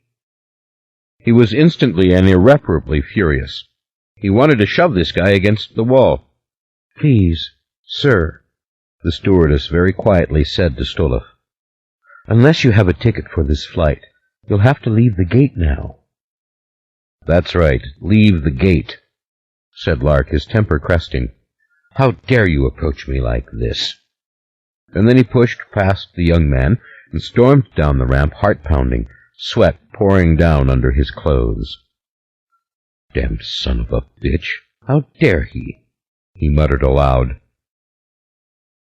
5 minutes after takeoff, he was on the portable phone. The connection was abominable, and he could never hear a thing on airline phones anyway, but he managed to reach Mitch. "Just don't tell anybody anything about any of it," he said over and over. "Got you," said Mitch. "No one knows anything, I assure you. I have 50 technicians working on 50 pieces of the puzzle. I am the only one who sees the picture. No one will get into this building, this office, or these files. Tomorrow, Mitch, I'll call you." Lark rang off. "Arrogant bastard," he whispered as he replaced the phone. And Leitner had been such a nice man. Very British, very old world, very formal when they'd spoken on the phone. Who were these people, the Talamasca? And were they really friends of Rowan Mayfair as they claimed? Just didn't seem so. He sat back. He tried to think through his long conversation with Mitch, tried to relive his phone conversation with Rowan. Molecular evolution, DNA, cell membranes. All of it frightened and enthralled him. The stewardess put a fresh drink in his hand, nice double martini for which he had not even had to ask. He drank a good icy swallow. Then he remembered with a start that Mitch had told him he could produce a 3-dimensional computer projection of what this creature looked like. Why the hell hadn't he taken a look, for God's sakes? Of course, all he would have seen was some crazy neon drawing on the screen, an outline. What did Mitch know about the way the creature really looked? Was it ugly, for instance? Or was it beautiful? He found himself trying to picture it, this thin reed of a being with the large brain and the incredibly long hands. 4. 1 hour until Ash Wednesday. All was quiet in the small house on the Gulf, with its many doors open to the white beach. The stars hung low over the distant dark horizon, a mere stroke of light between heaven and sea. The soft wind swept through the small rooms of the house, beneath the low ceilings, bringing a tropical freshness to every nook and cranny, though the little house itself was cold. Gifford didn't care. Bundled in a long, huge Shetland wool turtleneck and legs snug in wool stockings, she enjoyed the chill of the breeze as much as the fierce and specific heat coming from the busy fire. The cold, the smell of the water, the smell of the fire. All of it was Florida in winter for Gifford, her hideaway, her refuge, her safe place to be. She lay on the couch opposite the hearth, staring at the white ceiling, watching the play of the light on it, and wondering in a passive, uncurious sort of way what it was about Destin that made her so happy, why it had always been such a perfect escape from the perpetual gloom of her life at home. She'd inherited this little beach house from her great-grandmother Dorothy, on her father's side, and over the years she had spent her most contented moments here. Gifford wasn't happy now, however. She was only less miserable than she would have been if she had stayed in New Orleans for Mardi Gras, and she knew it. She knew this misery. She knew this tension. And she knew that she could not have gone to the old First Street house on Mardi Gras, no matter how much she might have wanted to, or how guilty she felt for running away. Mardi Gras in Destin, Florida. Might as well have been any day of the year, clean and quiet, and removed from all the ugliness of the parades, the crowds, the garbage littering St. Charles Avenue, the relatives drinking and arguing, and her beloved husband, Ryan, carrying on as if Rowan Mayfair had not run away and left her husband, Michael Curry, as if there had not been some sort of bloody struggle on Christmas Day at First Street, as if everything could be smoothed over and tightened up and reinforced by a series of careful legal pronouncements and predictions, when in fact everything was falling apart. Michael Curry had nearly died on Christmas. No one knew what had happened to Rowan. It was all too awful, and everyone knew it, yet everyone wanted to gather on Mardi Gras Day at First Street. Well, they would have to tell Gifford how it went. Of course, the great Mayfair legacy itself was in no real danger. Gifford's mountainous trust funds were in no real danger. It was the Mayfair state of mind that was threatened, the collective spirit of some 600 local Mayfairs, some triple and quadruple cousins of each other, who had been lifted to the heights recently by the marriage of Rowan Mayfair, the new heiress of the legacy, and then dashed to the rocks of hell by her sudden defection and the obvious sufferings of Michael Curry, who was still recovering from the heart attack he'd suffered on December 25th. Poor Michael. He had aged 10 years in the month of January, as far as Gifford was concerned. Gathering this Mardi Gras Day at the house had been an act, not of faith, but of desperation, of trying to hold to an optimism and excitement which in one afternoon of horror had become impossible to maintain. And what a dreadful thing they had all done to Michael. Didn't anyone care what the man felt? Imagine. Surrounding him with Rowan's family as if it were just business as usual when Rowan had gone. The whole thing was typical Mayfair. Bad judgment, bad manners, bad morals, all disguised as some sort of lofty family activity or celebration. I wasn't born a human being, I was born a Mayfair, Gifford thought, and I married a Mayfair, and I have given birth to Mayfairs, and I shall die a Mayfair death, no doubt, and they will pile into the funeral parlor, weeping in Mayfair style. And what will my life have been? This was often Gifford's thought of late, but the disappearance of Rowan had driven her nearly to the brink. How much could she take? Why had she not warned Michael and Rowan not to marry, not to live in that house, not even to remain in New Orleans? Also, there was the whole question of Mayfair Medical, the giant neuro-research complex, which Rowan had been masterminding before her departure, a venture which had elicited enthusiasm from hundreds of family members, especially Gifford's eldest and favorite son, Pierce, who was now heartbroken that the medical center, along with everything else pertaining to Rowan, was on indefinite hold. Shelby was also crushed, though being in law school still, she'd never been so involved.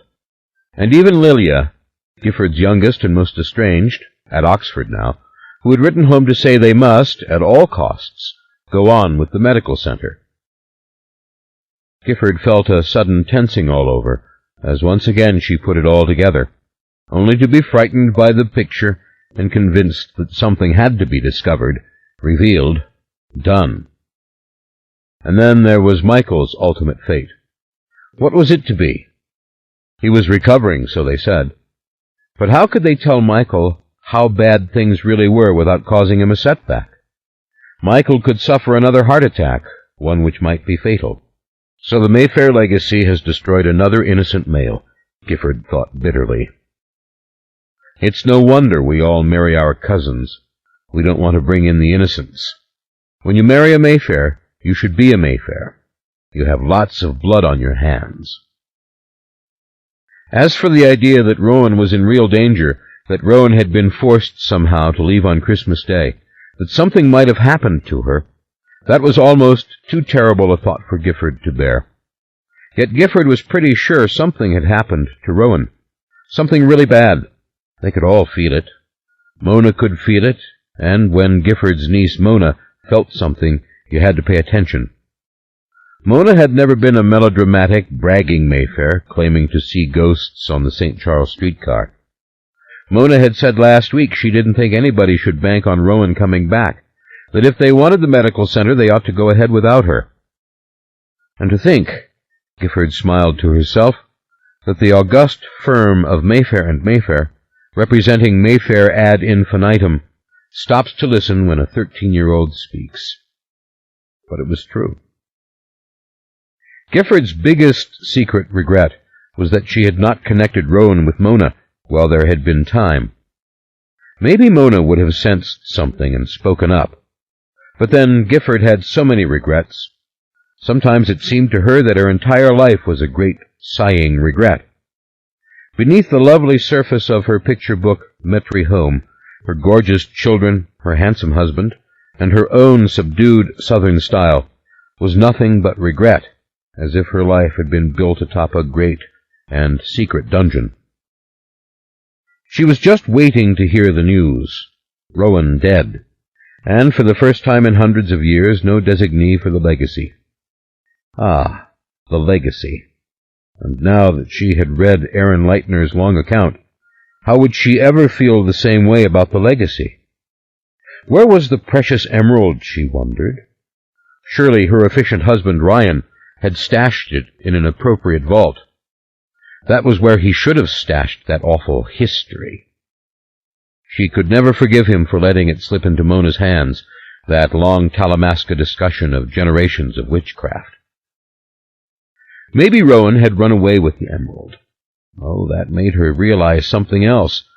Just one of those minor league regrets. She'd forgotten to send the medal to Michael.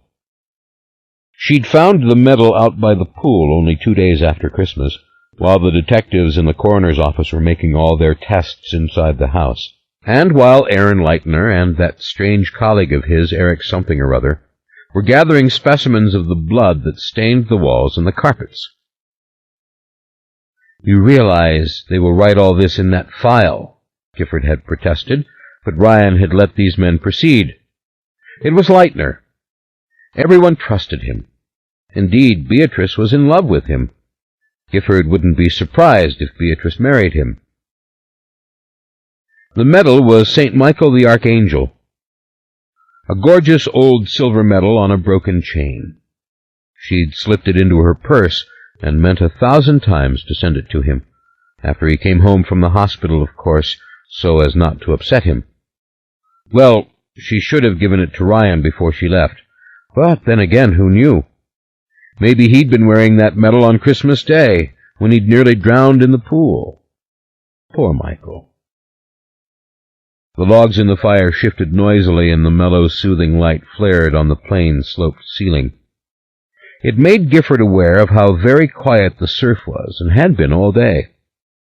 Sometimes the surf died to absolutely nothing on the Gulf of Mexico. She wondered if that could happen on the ocean. She loved the sound of the waves, actually. She wished they were roaring away out there in the dark, as if the Gulf were threatening to invade the land. As if nature were lashing back at the beach houses and the condominiums and the trailer parks, reminding them that they might be wiped off the smooth, sandy face of the earth at any minute, should a hurricane or a tidal wave come. And certainly those things would inevitably come. Gifford liked that idea.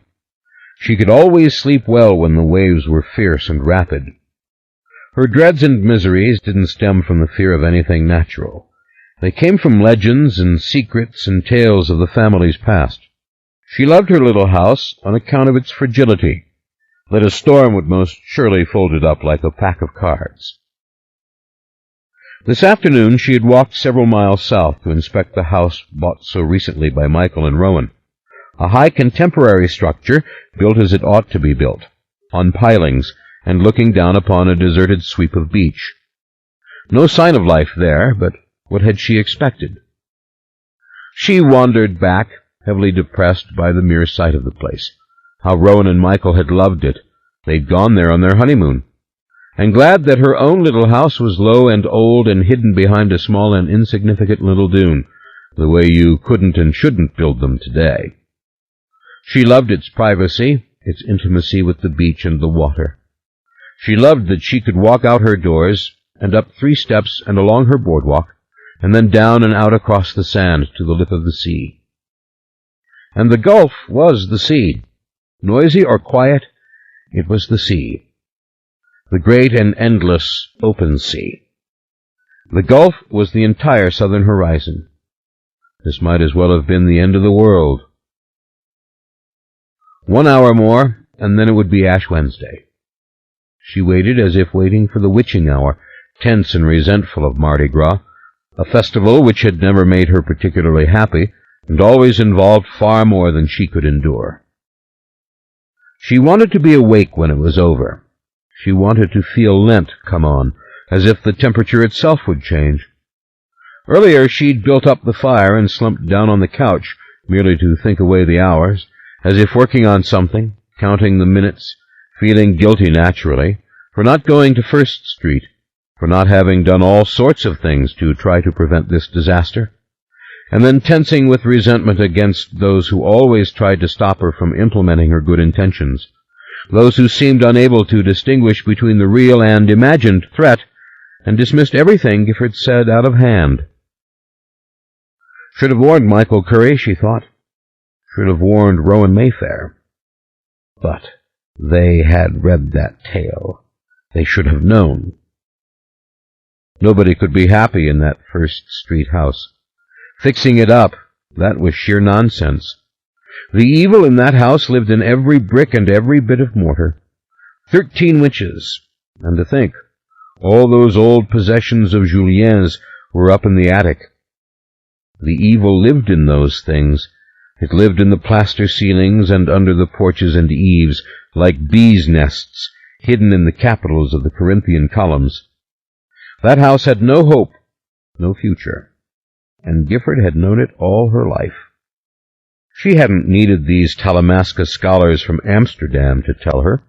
She knew. She'd known it when she'd first gone to First Street, a little girl with her beloved grandmother, Ancient Evelyn, who was even then called Ancient because she was already old, and there were several young Evelyns then, one married to Charles Mayfair and another to Bryce, though whatever became of them she couldn't now remember. She and Ancient Evelyn had gone to First Street to visit Aunt Carl and poor doomed Deirdre Mayfair, the heiress in her rocking-chair throne. Gifford had seen the famous ghost of First Street, clearly and distinctly, a male figure standing behind Deirdre's chair. Ancient Evelyn had seen it too, no doubt in Gifford's mind. And Aunt Carlotta, that steely, cold, and vicious Aunt Carlotta, had chatted with them in the dreary parlor, as if there were no ghost there at all. As for Deirdre, she had been already catatonic. Poor child, Ancient Evelyn had said. Julien foresaw everything. That was one of those statements Ancient Evelyn always refused to explain, though she often repeated it. And later, to her little granddaughter Gifford, Deirdre's known all the sorrow and never knew the fun of being one of us. There was fun? Gifford wondered about that now, as she had wondered then. What did Ancient Evelyn mean by fun? Gifford suspected she knew. It was all recorded in those old photographs of her with Uncle Julien.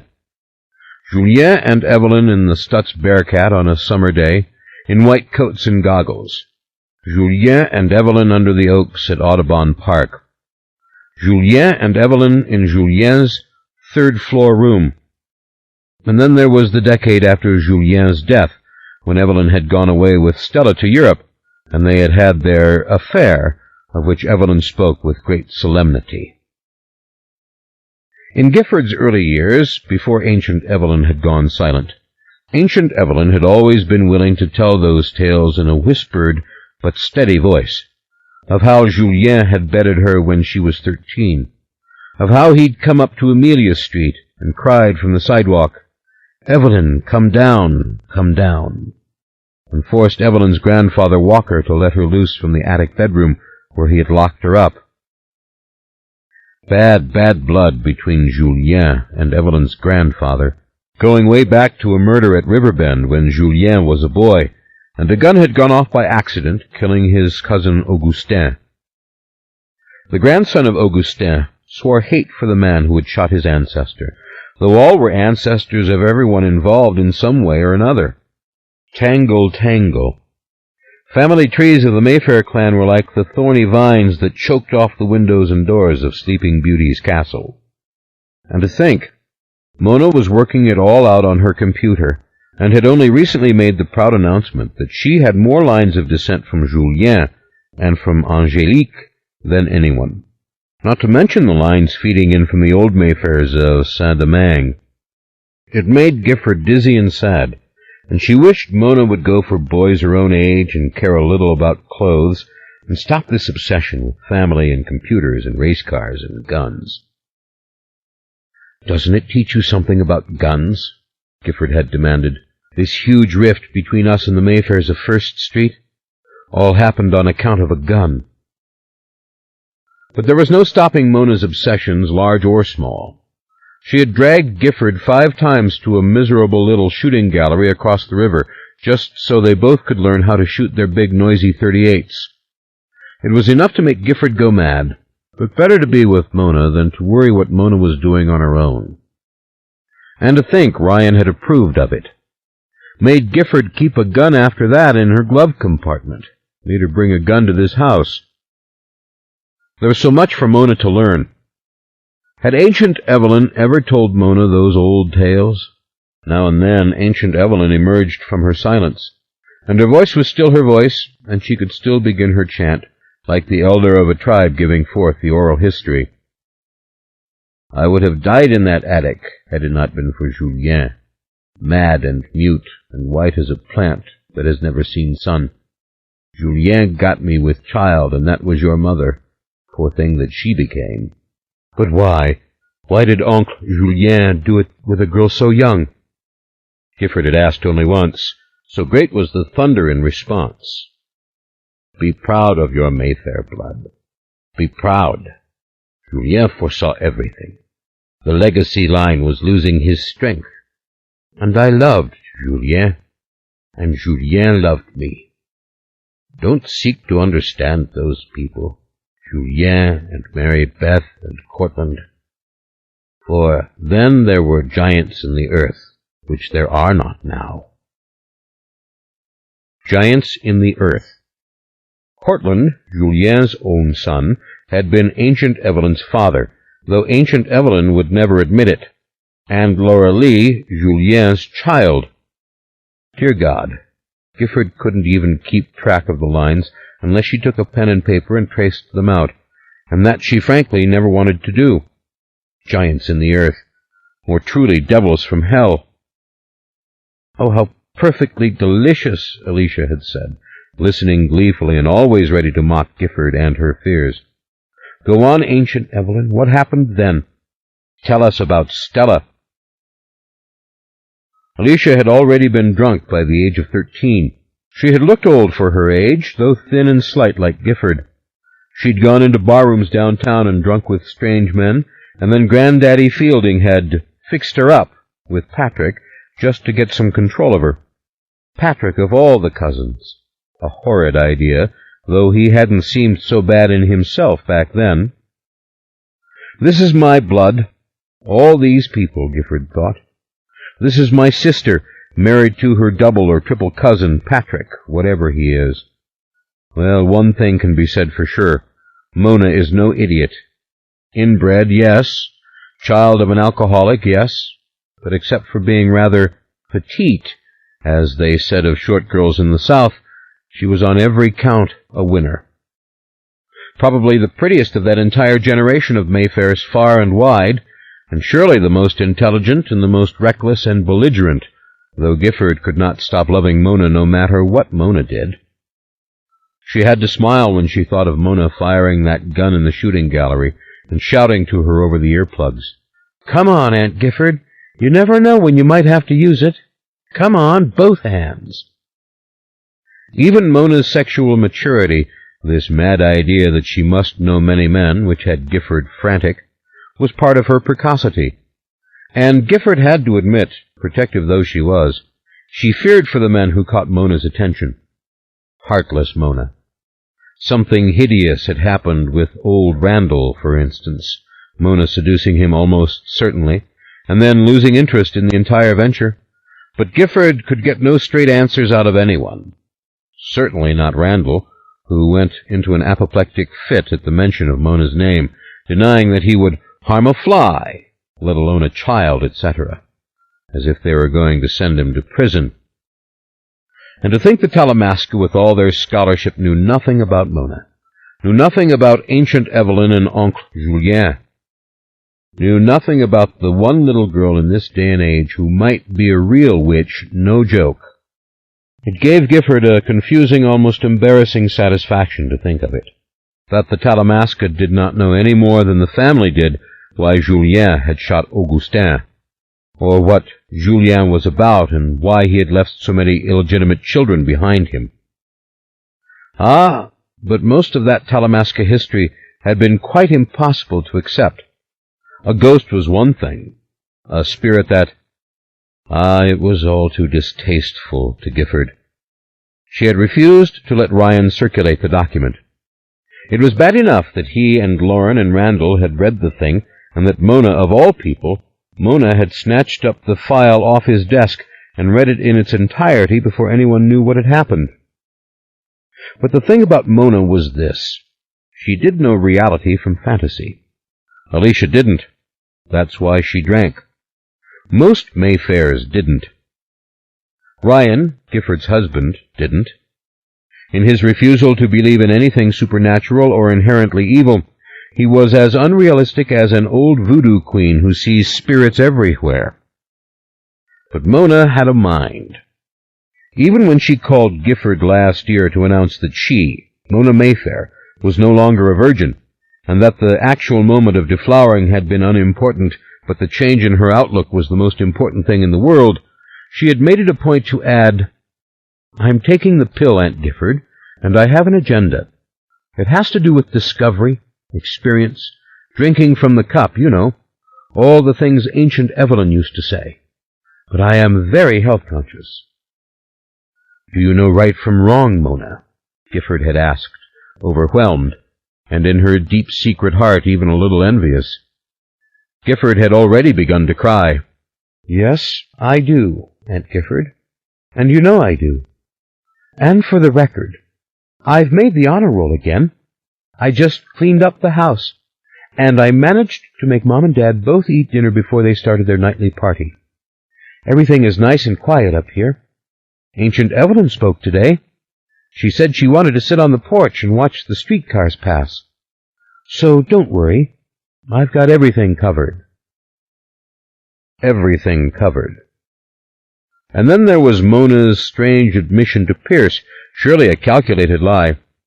"Look, I like having them drunk all the time.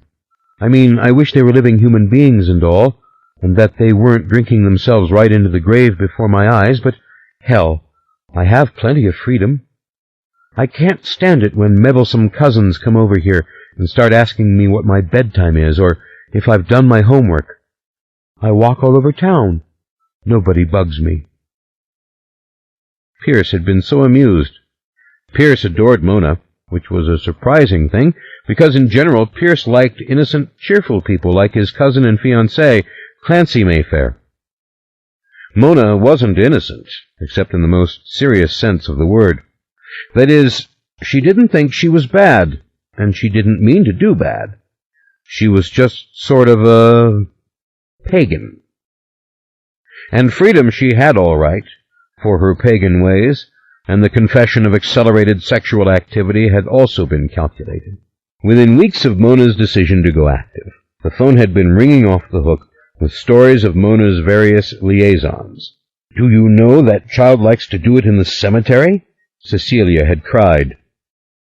But what could Gifford do? Alicia loathed the very sight of Gifford now. She would not let Gifford in the house, though Gifford went there all the time, of course. Ancient Evelyn told no one what she saw or didn't see. "I told you all about my boyfriends," Mona had said. "Don't choose to worry about this." At least Ancient Evelyn did not tell those tales night and day of how she and Julien had danced together to the music of the Victrola. And it may not have ever reached Mona's tender ears that her great-grandmother had had an affair with Cousin Stella. After all, not even clever Mr. Leitner had known about that. Not a word in his history about Stella's ladies. "That was my grand time," Ancient Evelyn had told Gifford and Alicia with relish. "We were in Europe, and Stella and I were together in Rome when it happened. I don't know where Lionel was, and that horrid nurse, she was out with baby Antha. I never experienced such love as with Stella. Stella had been with many women. She told me that night. She couldn't even count them.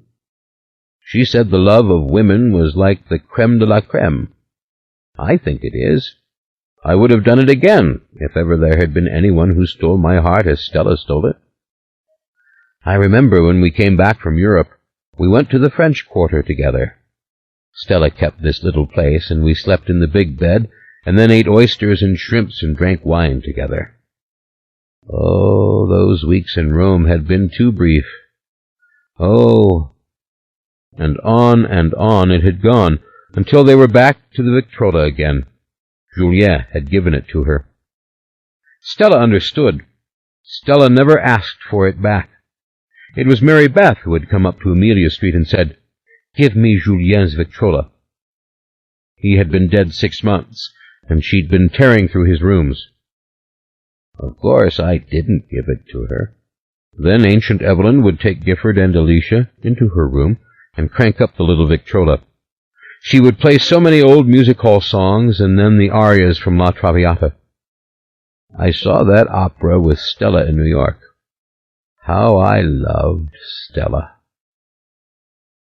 "My dear," she had once said to all of them, Alicia, Gifford, and little Mona, who might have been too young then to understand, "sometime or other you must know the soft yielding and precious love of another woman. Don't be a fool. It's nothing abnormal. It's sugar with your coffee. It's strawberry ice cream. It's chocolate." No wonder Alicia had become what everyone called a perfect slut. She had never known what she was doing. She'd slept with the sailors off the ships, with the army men, with anyone and everyone, until Patrick had swept her off her feet. "Alicia, I'm going to save you." Their first night had been one long drunk, until dawn, and then Patrick had announced he was taking Alicia in hand. She was a lost soul, little thing. He would care for her. He got her pregnant with Mona. But those had been the years of champagne and laughter. Now they were just plain drunks. There was nothing left of romance, except Mona.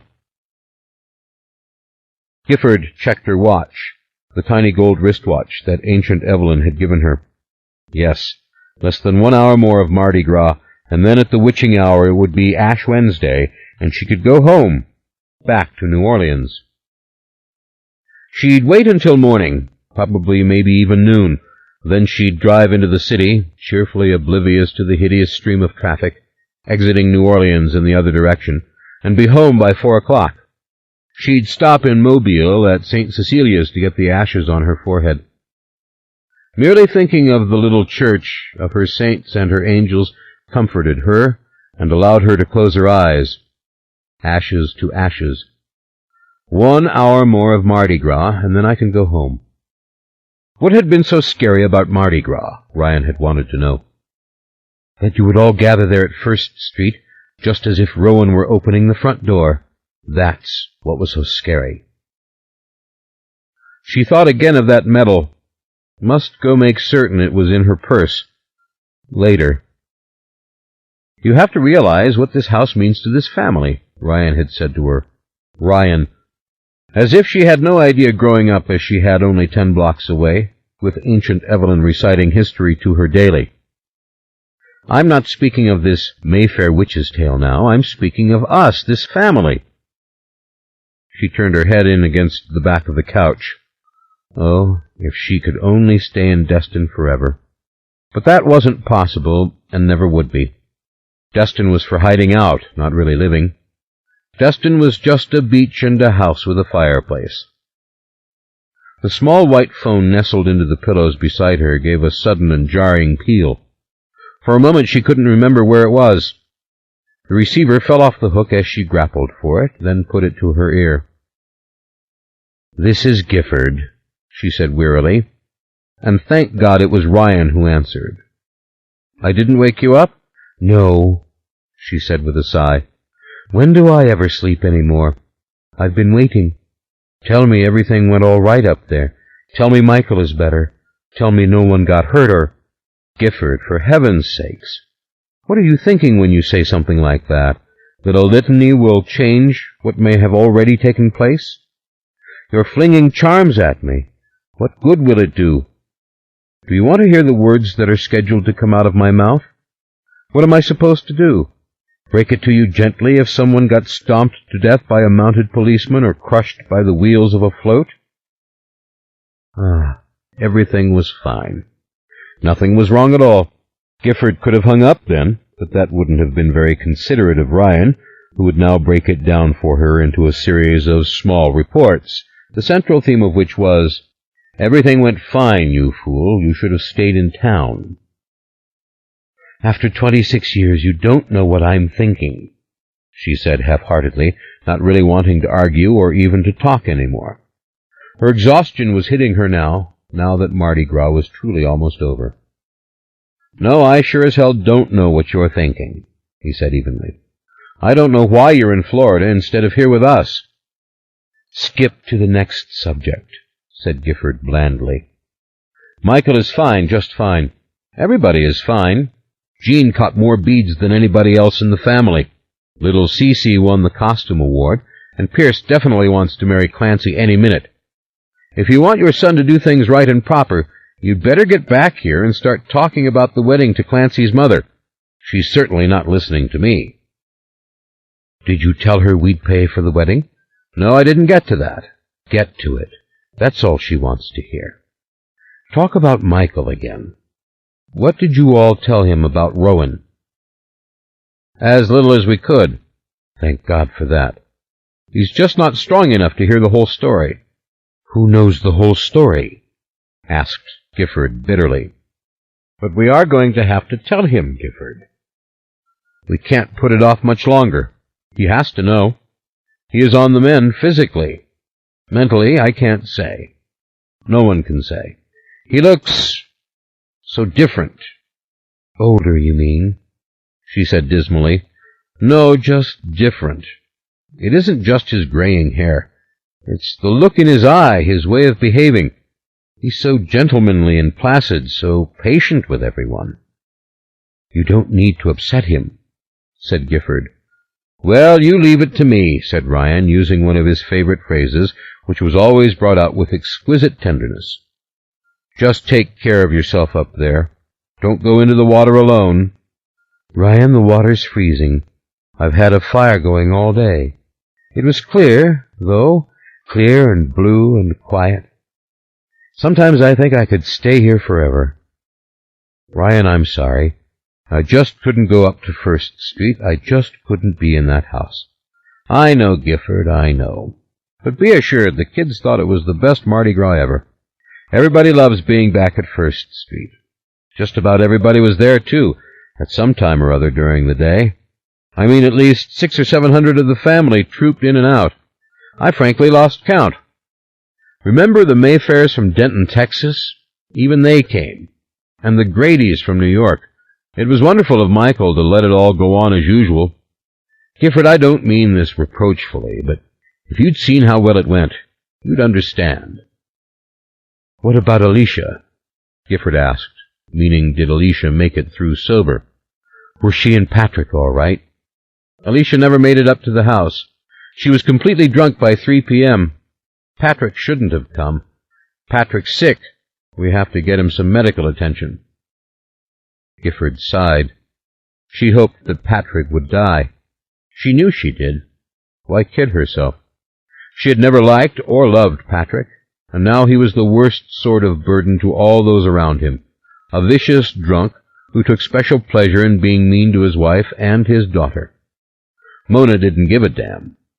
I have no respect for Dad, she said coldly. But Alicia was forever at Patrick's mercy. Why are you looking at me like that? What have I done now? Did you drink the last beer?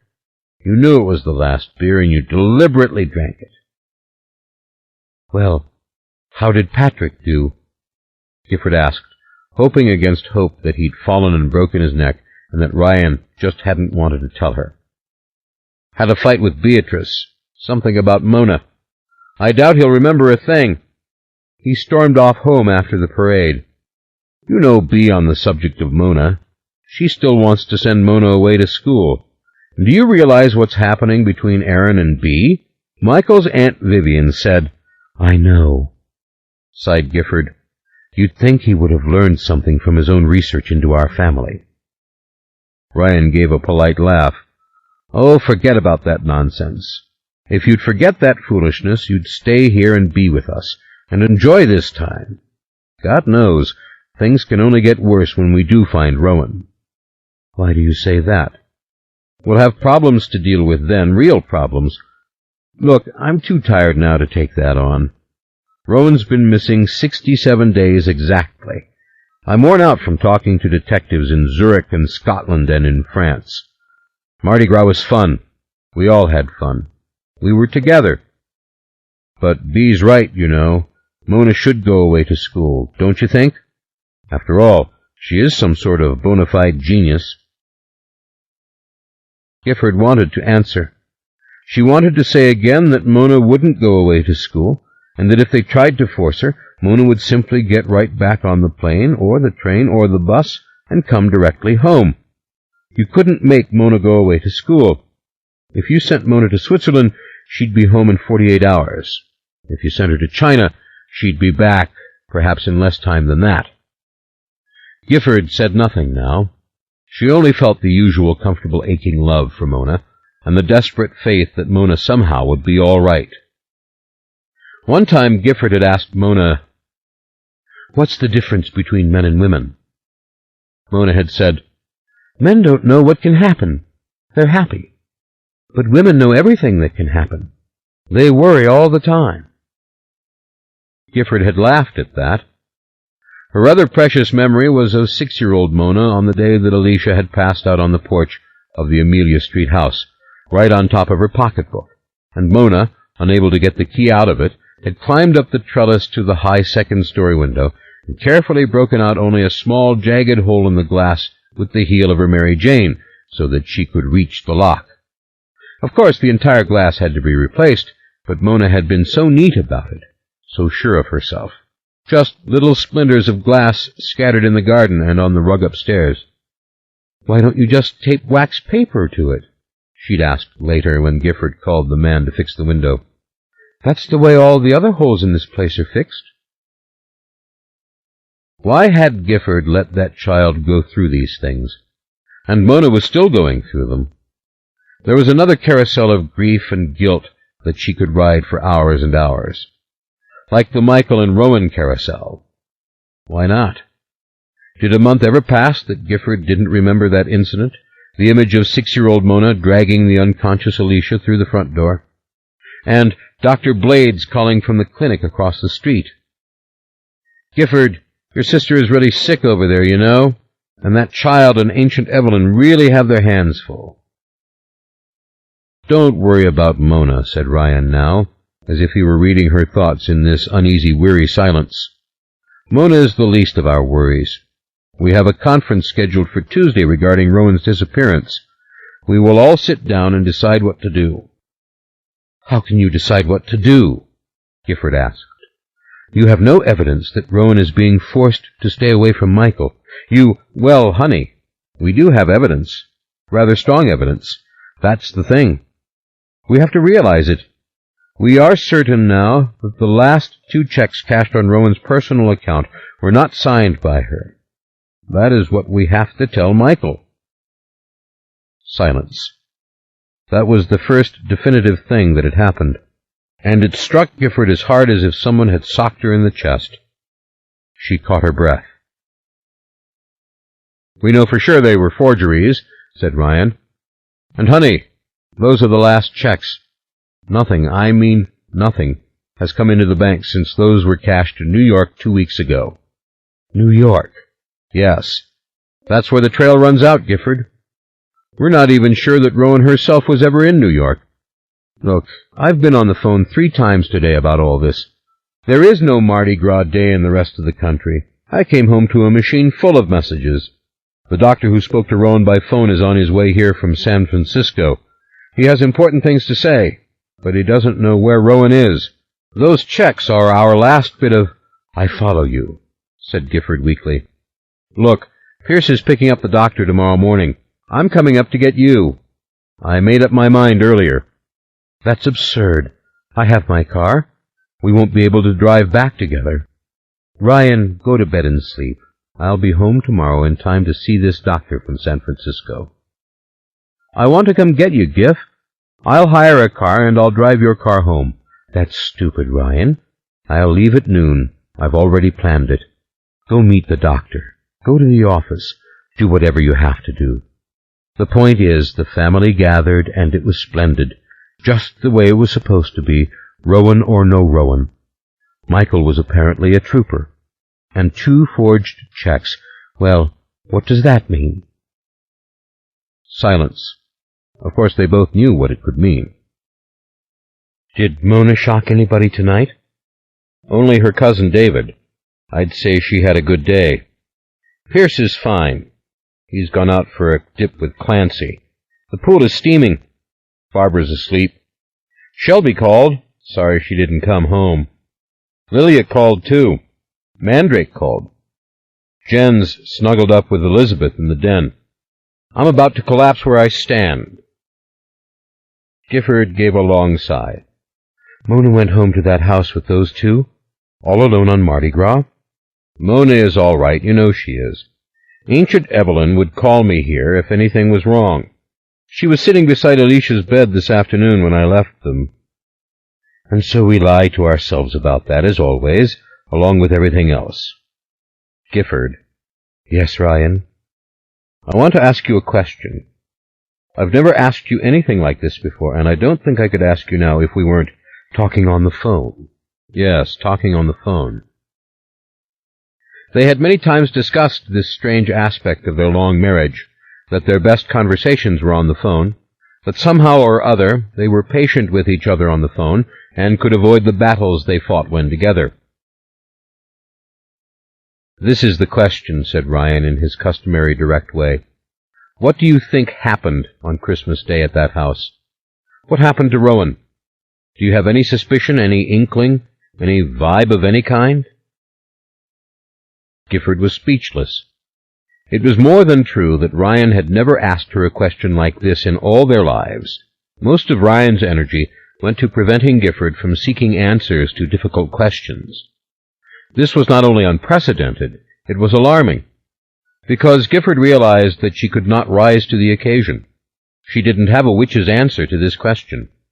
She thought for a long moment, listening to the fire burn, and to the soft sigh of the water outside, so soft it might have been her own breath.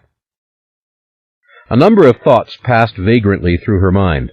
She even almost said, "Ask Mona," but then she caught herself, protective and full of shame that she would encourage her niece in that sort of thing. And without preamble, or any sort of forethought, Gifford said, "The man came through on Christmas Day. That thing, that spirit, I'm not going to say its name, you know its name. It got into the world and it did something to Rowan. That's what happened. The man's no longer at First Street. All of us know it. All of us who ever saw him know he's not there. The house is empty.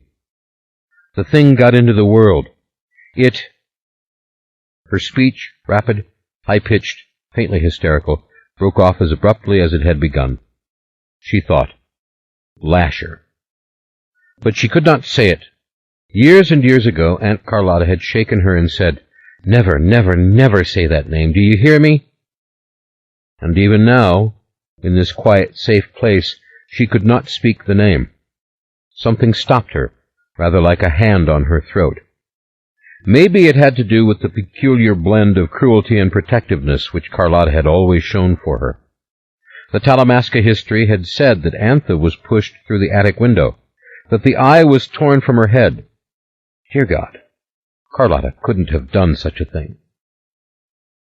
She wasn't surprised that her husband hesitated before responding to her. In the silence, she was full of surprise herself. It all loomed before her, and she also knew in these moments the terrible loneliness of her marriage. "You really believe that, Gifford? In your heart of hearts, you, my beloved Gifford, believe that?" She didn't answer. Couldn't. She felt too defeated. They had been arguing all of their lives, it seemed. Would it storm? Would it shine? Would a stranger rape Mona on St. Charles Avenue as she walked alone at night? Would income taxes go up again? Would Castro be overthrown? Were there ghosts? Were the Mayfairs witches? Could anyone really speak with the dead? Why did the dead behave so strangely? What the hell did the dead want? Butter is not unhealthy, and neither is red meat. Drink your milk. One cannot metabolize milk as an adult, and so forth and so on, forever. "Yes, Ryan," she said sadly and almost offhandedly. "I believe it. But you see, Ryan, seeing is believing, and I always saw him. You never could." She had used the wrong word. Could. Real mistake, that. She could hear the little soft sighs with which he drew away from her, away from the possibility of belief or trust, into his well-constructed universe where ghosts did not exist, and Mayfair witchcraft was a family joke, as much fun as all the old houses and quaint trust funds and jewelry and gold coins in the vaults. As much fun as Clancy Mayfair marrying Pierce Mayfair, which really shouldn't happen, since both were, like Alicia and Patrick, descended from Julien. But what was the use of telling him? What was the use? There was no reason. There was no exchange of ideas. There was no genuine trust. But there's love, she thought. There is love, and there is a form of respect. She didn't depend on anyone in the world the way she did on Ryan. So she said what she always said at such times, "I love you, my darling." And it was wonderful to say an Ingrid Bergman line like that with so much heart and mean it so completely. "I really do." Lucky Gifford. "Gifford."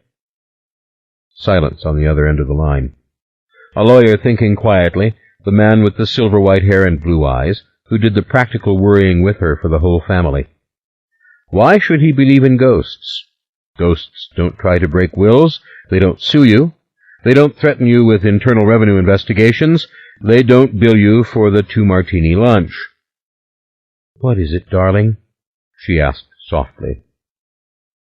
"If you believe that," he said, "if you really believe what you just said to me, if this ghost got through, and the house is empty, then why wouldn't you go there, Gifford? Why wouldn't you come today?" "The thing took Rowan away," she said angrily. "This isn't finished, Ryan." Suddenly she was sitting up. Every bit of goodwill she felt for her husband had done its usual evaporation act. He was the same tiresome and impossible man who had wrecked her life. That was true. It was true that she loved him. It was true that the ghost had come through. "Ryan, don't you feel things in that house? Don't you sense things? It isn't over.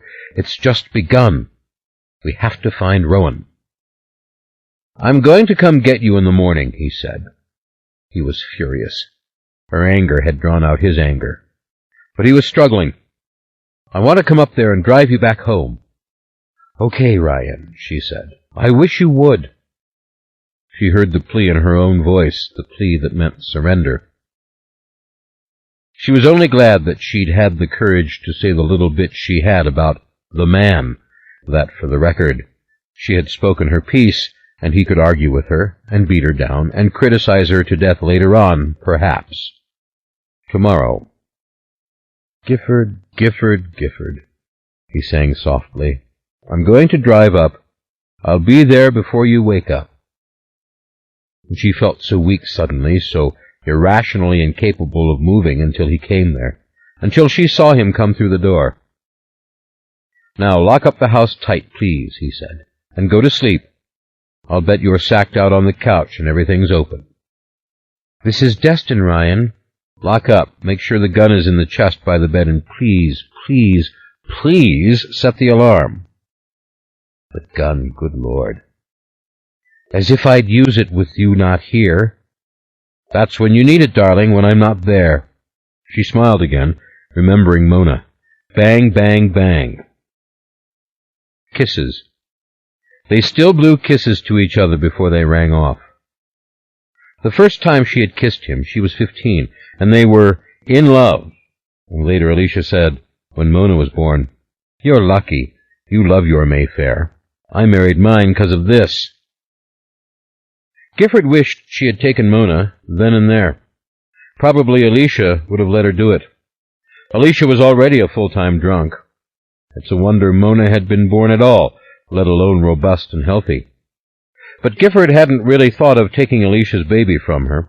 She could still remember when Ellie Mayfair, whom Gifford never knew, had taken Deirdre's baby, Rowan, all the way to California to save her from the family curse, and everyone had hated her for it. That had been the same terrible year that Uncle Cortland had died after falling down the steps at First Street. So terrible for Ryan. Gifford had been 15, and already they were very much in love. No, you simply did not take a baby away from a mother, no matter what you thought. They'd driven Deirdre mad, and Uncle Cortland had tried to stop it. Of course, Gifford could have taken better care of Mona. Hell, anybody could have taken better care of Mona than Alicia and Patrick. And in her own way, Gifford always had taken care of Mona, as surely as she took care of her own children. The fire had died away. She was getting just a little uncomfortably cold. Best to build it up again. She didn't need much sleep any more. If she dozed off sometime around 2, she'd be fine when Ryan got here. That was one thing about being 46. She didn't need sleep any more. She went down on her knees in front of the broad stone hearth and, lifting another small oak log from the neat stack beside the fireplace, threw it into the weak little fire. A bunch of newspaper, crumpled with kindling, and off it went, curling and flaring against the soot-blackened bricks. The bright warmth came out all over her hands and her face, until she was driven back by it, and there was a sudden moment of remembering something unpleasant, something to do with fire and the family history. But then she deliberately and carefully forgot. She stood in the living room looking out over the white beach. Now she could not hear the waves at all. The breeze covered everything in a heavy drape of silence. The stars shone as brightly as if they were tumbling on the final day, and the sheer cleanness of the breeze delighted her and made her want to cry. She wished she could stay until all this seemed too much, until she longed for the oaks of home again. But that had never happened. She'd always left before she truly wanted to. Duty, family, something, always compelled her home from Destin before she was ready. That was not to say that she didn't love the cobwebs and old oaks, that she didn't love the crumbling walls and listing townhouses and broken pavements and the lovely endless embrace of her good cousins and cousins and cousins. Yes, she loved it, but sometimes she only wanted to be away. This was away. She shuddered. "I wish I could die," she whispered, her voice trembling and fading away on the breeze. She went into the open kitchen, no more than a section of the giant main room, and filled a glass with water and drank the water down. Then she went out through the open glass doors, through the yard, and up the steps and up the boardwalk, over the little dune, and down on the clean-swept sand. Now you could hear the gulf. The sound filled you. There was nothing else in the world. The breeze broke you loose from everything and all sensation. When she glanced back, the house looked deceptively small and insignificant, more of a bunker than the handsome little cottage it was, behind its levee of sand. The law couldn't make you change something which had been built in 1955, and that is when great-grandmother Dorothy had built it for her children and her grandchildren, and Destin was no more than a sleepy little fishing village, or so everyone said. No condominium towers in those days, no goofy golf, just this. And the Mayfairs still had their bits and pieces of it, tucked away every few miles from Pensacola all the way down to Seaside. Old bungalows of various size and age, built before the thundering hordes and the building codes had come. Gifford felt chilled, pummeled by the breeze suddenly, as if it had doubled its fist and tried to push her rudely to one side. She walked against it, down to the water, eyes fixed on the soft waves that barely lapped on the glittering beach. She wanted to lie down here and sleep. She had done that when she was a girl. What safer beach was there than this unknown sweep of Destin, where no dune buggies or vehicles of any kind could ever come to hurt you with their wheels or their hideousness or their noise? Who was that poet who had been killed long ago on the beach at Fire Island? Run over in his sleep, they thought, though no one ever knew. Horrible thing, horrible. She couldn't remember his name, only his poems. College days, beer, Ryan kissing her on the deck of the dancing boat and promising her he would take her away from New Orleans. What lies? They were going to live in China, or was it Brazil? Ryan had gone right into Mayfair and Mayfair. It had swallowed him whole before his 21st birthday. She wondered if he could remember now their favorite poets, how they loved D.H. Lawrence's poem about blue gentians or Wallace Stevens's Sunday Morning. But she couldn't blame him for what had happened. She had been unable to say no to Ancient Evelyn and Granddaddy Fielding and all the old ones who cared so much, even though her own father and mother were dead. It was as if Gifford and Alicia both had always belonged to the older ones. Ryan's mother never would have forgiven them had they not gone through with the white dress wedding, and Gifford could not have left Alicia then, who was still so young and already mad and getting into constant trouble. Gifford hadn't even gone away to school. When she'd asked to go, Ancient Evelyn had said, "And what is wrong with Tulane? You can ride the streetcar." And Gifford had. To Sophie Newcomb College. That they'd let her go to the Sorbonne in her sophomore year had been a minor miracle. "And you a tenfold Mayfair," Ancient Evelyn had declared when the wedding was being discussed. "Even your mother would be shocked, God rest her soul, and to think how she suffered." No, there had been no real question of Gifford getting away, of a life up north or in Europe or anywhere else on the planet. The biggest fight had been over the church. Would Gifford and Ryan marry at Holy Name, or go back in the Irish Channel to St. Alphonsus? Gifford and Alicia had gone to Holy Name School. On Sundays, they went to Mass at Holy Name, uptown across from Audubon Park, a world away from old St. Alphonsus. The church had been white still in those days, before they painted the nave, and the statues were exquisitely made of pure marble. In that church on the avenue, Gifford had made her communion and her confirmation, and walked in procession her senior year with bouquet in hand, in white ankle-length dress and high heels, a ritual worthy of a debutante. Mary at Holy Name. It seemed so natural. What was St. Alphonsus to her, the old Mayfair church? And Deirdre Mayfair would never know. She was by that time already hopelessly crazy. It was Granddaddy Fielding who made the fuss. St. Alphonsus is our church, and you a tenfold Mayfair. Tenfold Mayfair. I hate that expression. It doesn't mean anything, Gifford had said often enough. It makes me think of folded napkins. Nonsense, ancient Evelyn had said. It means you are 10 times from within the fold. 10 different lines of descent. That's what it means. You ought to be proud of it.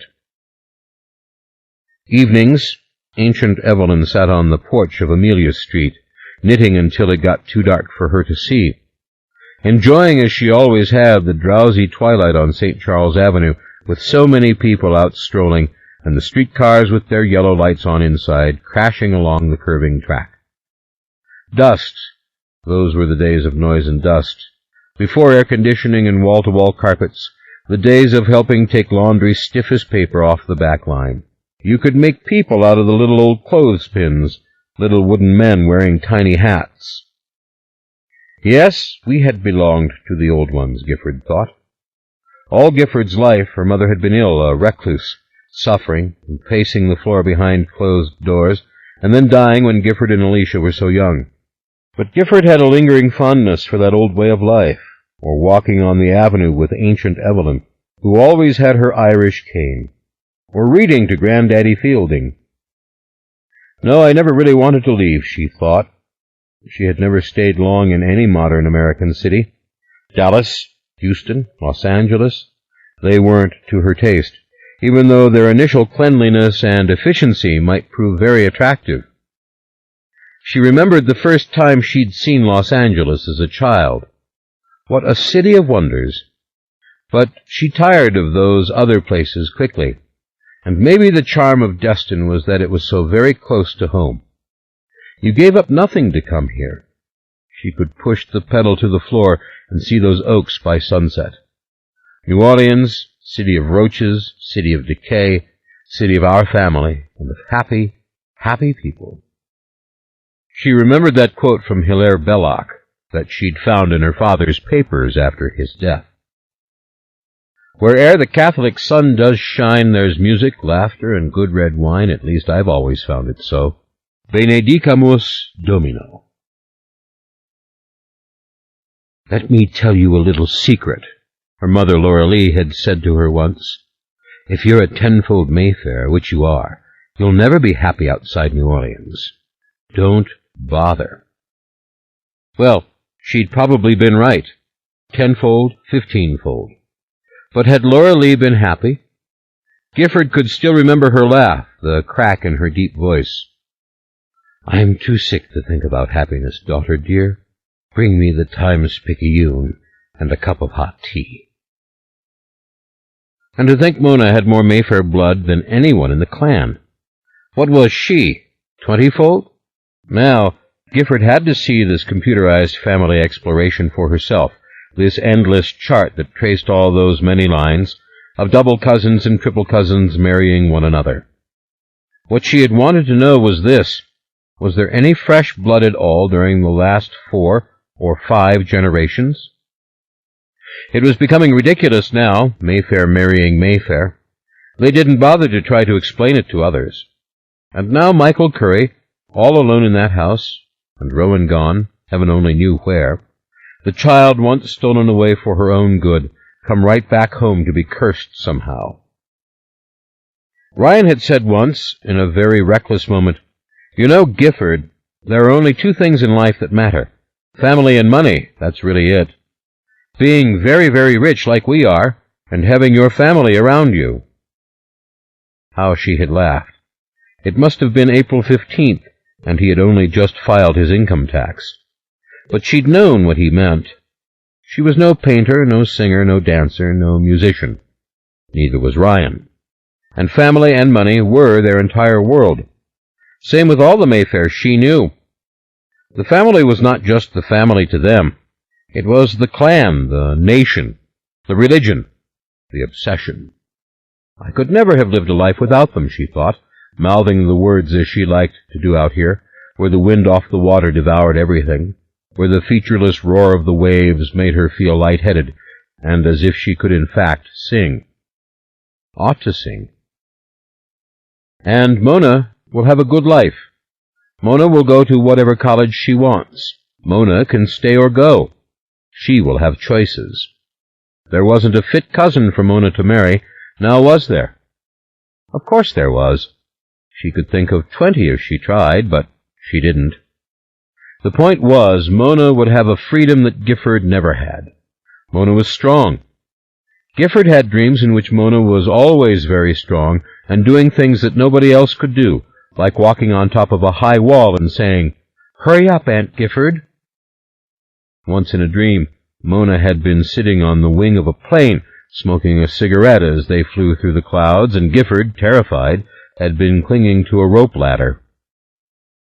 She stopped very still on the beach and tipped her head to the side, letting the wind bring her hair tight around her face, covering her eyes. She floated, the wind holding her steady. Ah, the loveliness of it all, she thought, the sheer loveliness. And Ryan coming to take her home. Ryan would be here. Maybe by some miracle Rowan was alive. Rowan would come home. All would be explained, and the great shining miracle of Rowan's first return would begin to give forth its light again. Yes, sink down and sleep in the sand. Dream of it. Think about Clancy's dress. You have to help her with her dress. Her mother doesn't know a thing about clothes.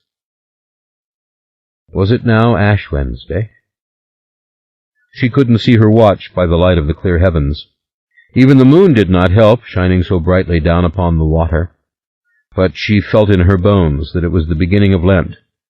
That, far away in New Orleans, Rex and Comus had opened their ballrooms to one another, and the courts had taken their final Mardi Gras bows. Shrove Tuesday was over. But she had to go in. Ryan had said to go in, to lock everything up, to turn on the alarm. She knew she would do it because he had said so. Some night, when she was really angry with him, she'd sleep in the sand, safe and free beneath the stars, like a wanderer.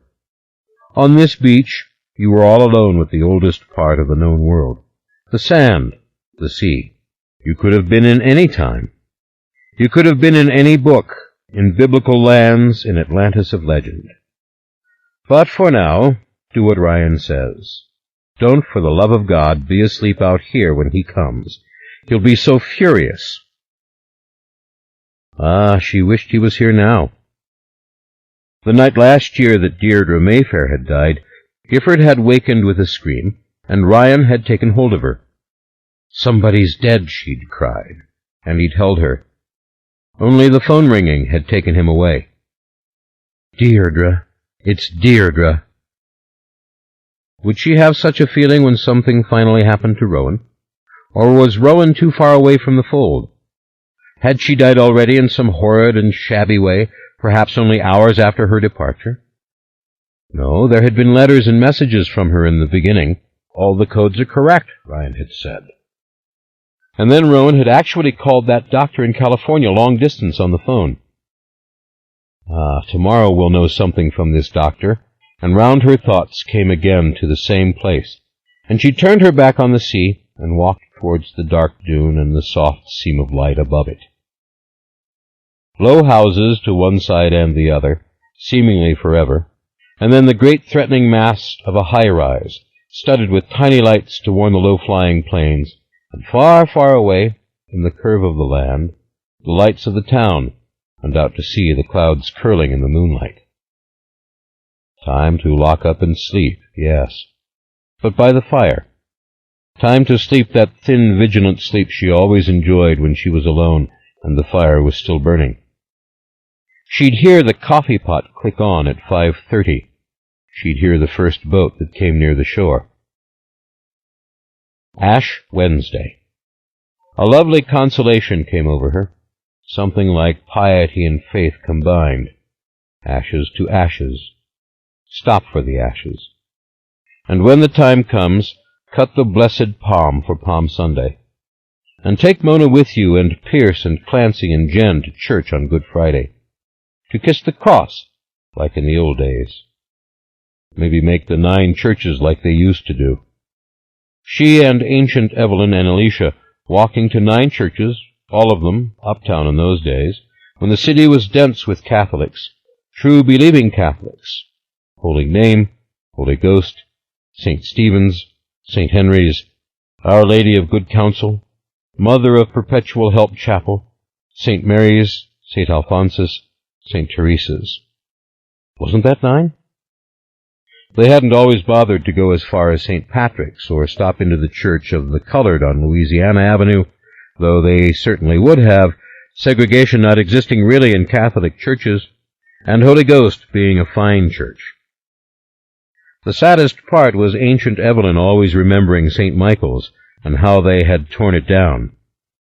Cousin Mary Ann had been a Sister of Mercy at St. Michael's, and it was sad when a church was torn down, and a convent.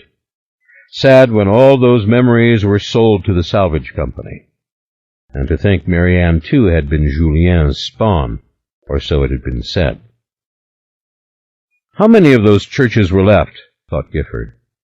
Well, this year on Good Friday she'd drive up to Amelia and St. Charles and challenge Mona to find them with her. Mona loved walking in dangerous neighborhoods. That's how Gifford would lure her out. Come on. I want to find Grandmother's 9 churches. I think they're all still there. What if they could get ancient Evelyn herself to come?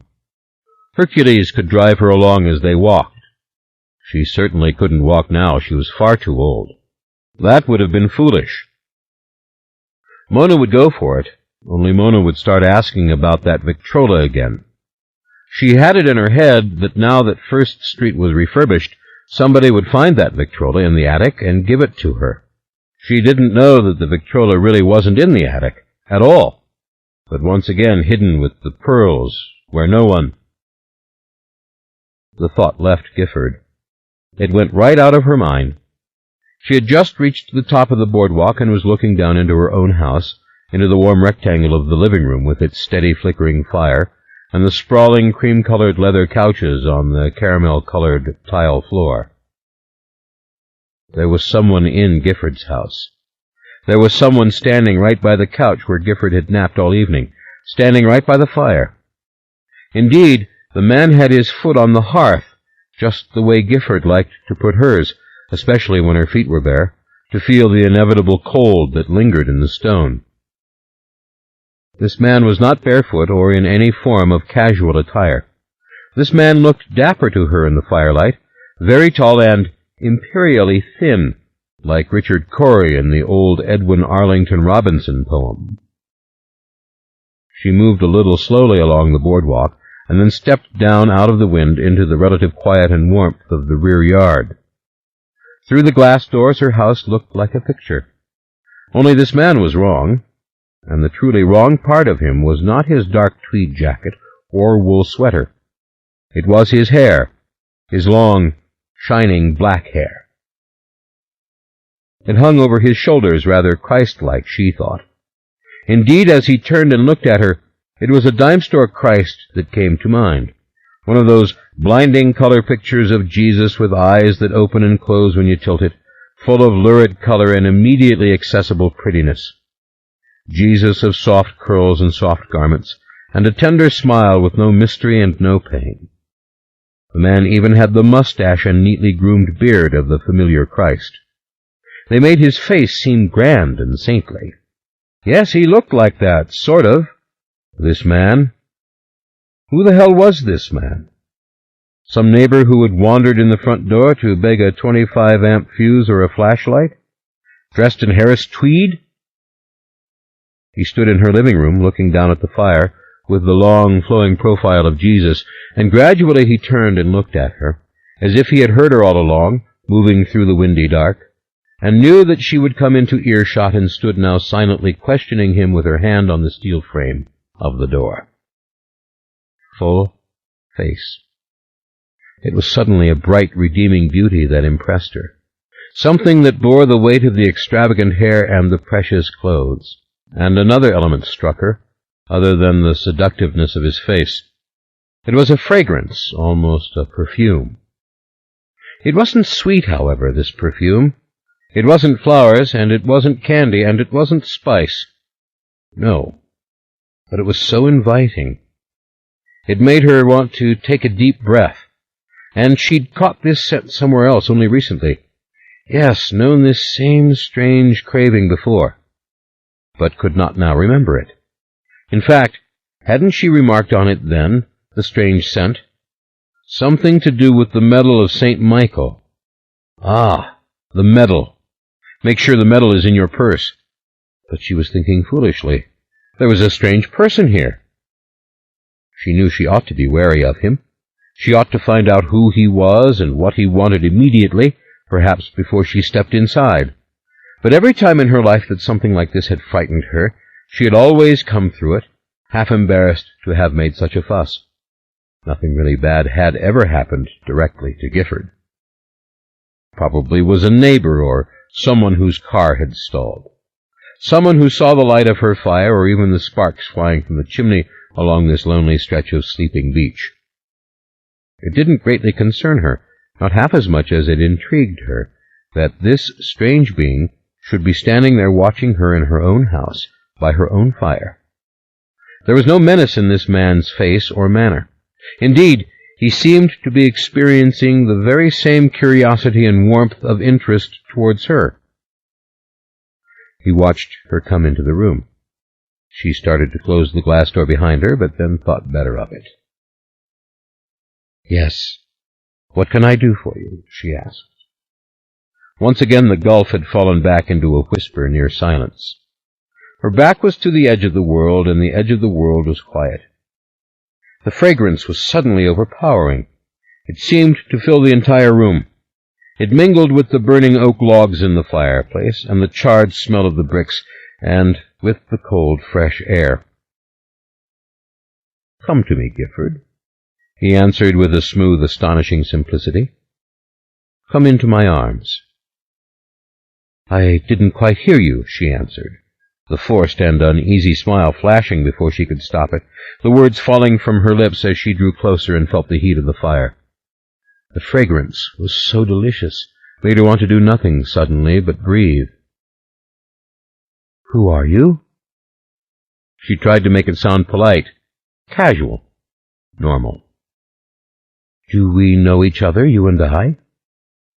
"Yes, Gifford. You know me. You know who I am," he said. His voice was lyrical, as if he were reciting something that rhymed, but it didn't rhyme. He seemed to cherish the simple syllables he spoke. "You saw me when you were a little girl," he said, making the last word very beautiful. "I know you did. I can't really remember the moment now. You can remember for both of us. Gifford, think back. Think back to the dusty porch, the overgrown garden." He looked sad, thoughtful. "I don't know you," she said, but her voice had no conviction. He came closer to her. The bones of his face were gracefully sculptured, but the skin, how fine and flawless was the skin. He was better than the dime-store Christ, certainly. Oh, more truly like the famous self-portrait of Dürer. "Salvator Mundi," she whispered. "Wasn't that the painting's name?" "I've lost those recent centuries," he said, "if ever I possessed them, struggling as I did then to see the simplest of solid things. But I claim older truths and memories now, before the time of my Mayfair beauties and their fragile nurture, and must rely as men do upon my Chronicles, those words I wrote in haste as the veil thickened, as the flesh tightened, robbing me of a ghost's perspective which might have seen me triumph all the quicker and all the easier than I shall do. Gifford. I myself recorded the name Gifford. Gifford Mayfair. Gifford, the granddaughter of Julien. Gifford came to First Street. Gifford is one who saw Lasher. Don't I speak the truth? At the sound of the name she stiffened, and the rest of his words, going on and on like a song, were barely intelligible to her. Yes, I paid the price of every mewling babe, but only to recover a more precious destiny, and for you, a more precious and tragic love. He looked Christ-like as he spoke, as Dürer had in the painting, deliberately perhaps, nodding just a little for emphasis, fingers pressed together in a steeple for a fleeting moment, and then released to appeal to the open air. The Christ who doesn't know how to make change and has to ask one of the 12 apostles, but knows he is going to die on the cross. Her mind was utterly blank, unable to proceed, to frame a response or a plan. Lasher. Her body told her suddenly how frightened of this strange man she was. She had lifted her own hands and was almost wringing them, a characteristic gesture with her, and she saw her own fingers like blurred wings in the corner of her vision. In a rush of rampant pulse and heat, she could not see anything distinct about him suddenly, only the beauty itself, like a reflection marring the view through a window.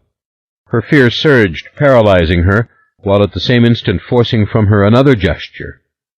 She raised her hand to her forehead, and in a dark, obliterating flash, his hand came out and locked itself around her wrist. Hot, hurtful. Her eyes closed. She was so very frightened that she was not really there for a moment.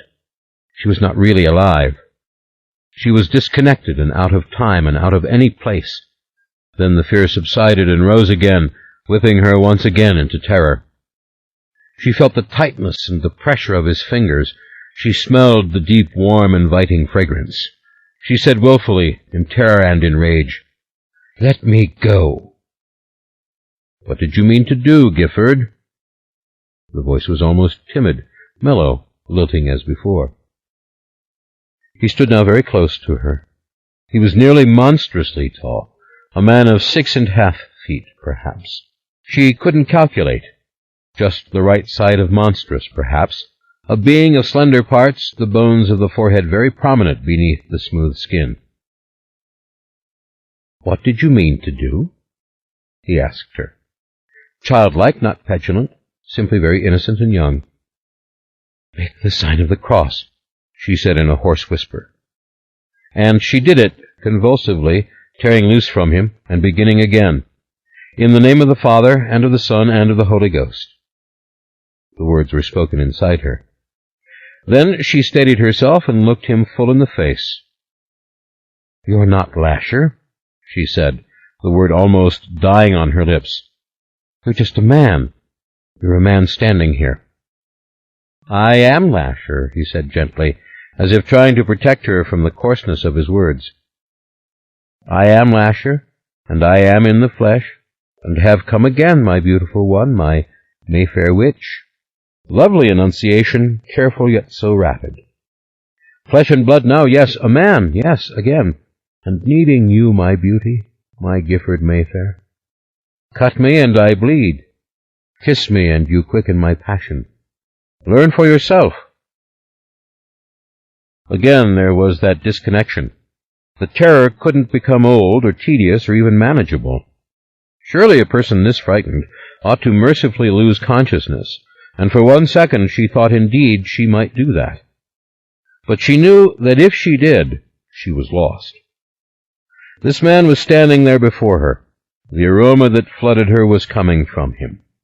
He was only a foot or two away from her now as he looked down at her, eyes radiant and fixed and imploring, face smooth as a baby's and lips almost rosy as a child's lips. He seemed unaware of his beauty, or rather not to be consciously using it to dazzle her or distract her, to comfort or quiet her. He seemed to see not himself in her eyes, but only her. "Gifford," he whispered, "granddaughter of Julien." It was as terrible suddenly, as dismal and as endless as any fear in childhood, any moment of disconsolate gloom when she had hugged her knees and cried, afraid to even open her eyes, afraid of the creaking house, afraid of the sound of her mother's moans, afraid of darkness itself and the endless vistas of horror that lay in it. She forced herself to look down, to feel the moment, to feel the tile beneath her feet and the fire's annoying and persistent flickering, to see his hands so very white and heavily veined like those of an elderly person, and then to look up at the smooth, serene, Christ-like forehead with its flowing dark hair.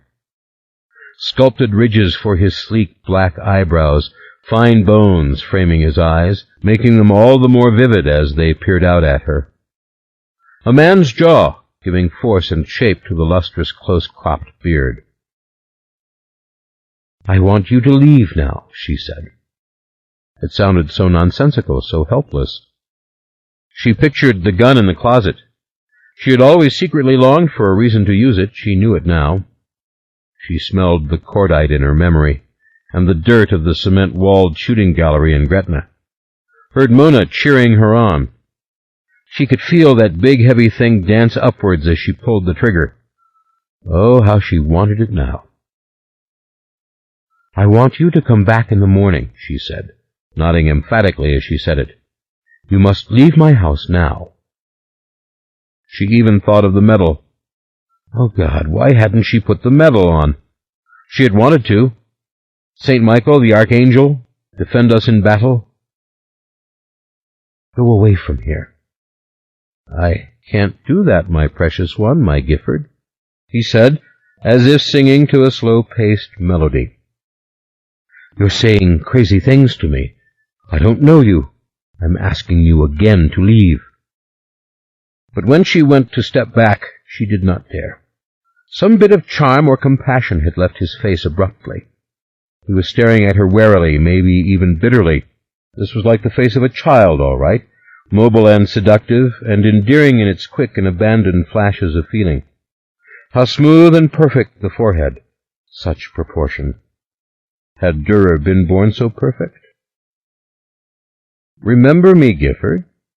I wish I could remember you. I stood beneath the trees when you saw me. Surely I did. Tell me what you saw. Help me remember, Gifford. Help me weave the whole into one great picture. I'm lost in this heat, and full of ancient hates and ancient grudges, full of ancient ignorance and pain. Surely I had wisdom when I was invisible. Surely I was nearer the angels of the air than the devils of the earth. But oh, the flesh is so inviting, and I will not lose again. I will not be destroyed. My flesh shall live on. You know me. Say you do." "I don't know you," she declared. She had backed away, but only a step. There was so little space between them. If she had turned to run, he could have caught her by the neck. The terror rose in her again, the absolute irrational terror that he would put his long fingers on her neck. That he could, that no one could stop him, that people did such things, that she was alone with him. All of this collided silently inside her. Yet she spoke again. "Get out of here. Do you hear what I'm telling you?" "Can't do it, beautiful one," he answered, one eyebrow arched slightly. "Speak to me. Tell me, what did you see when you came to that house so long ago?" "Why do you want me?" She dared to take one more step, very tentative. The beach lay behind. What if she were to run across the yard over the boardwalk? And the long beach seemed the empty, deserted landscapes of horrid dreams. Had she not dreamed this very thing long ago? Never say that name. "I'm clumsy now," he said with sudden heartfelt sincerity. "I think when I was a spirit I had more grace, did I not? I came and went at the perfect moment.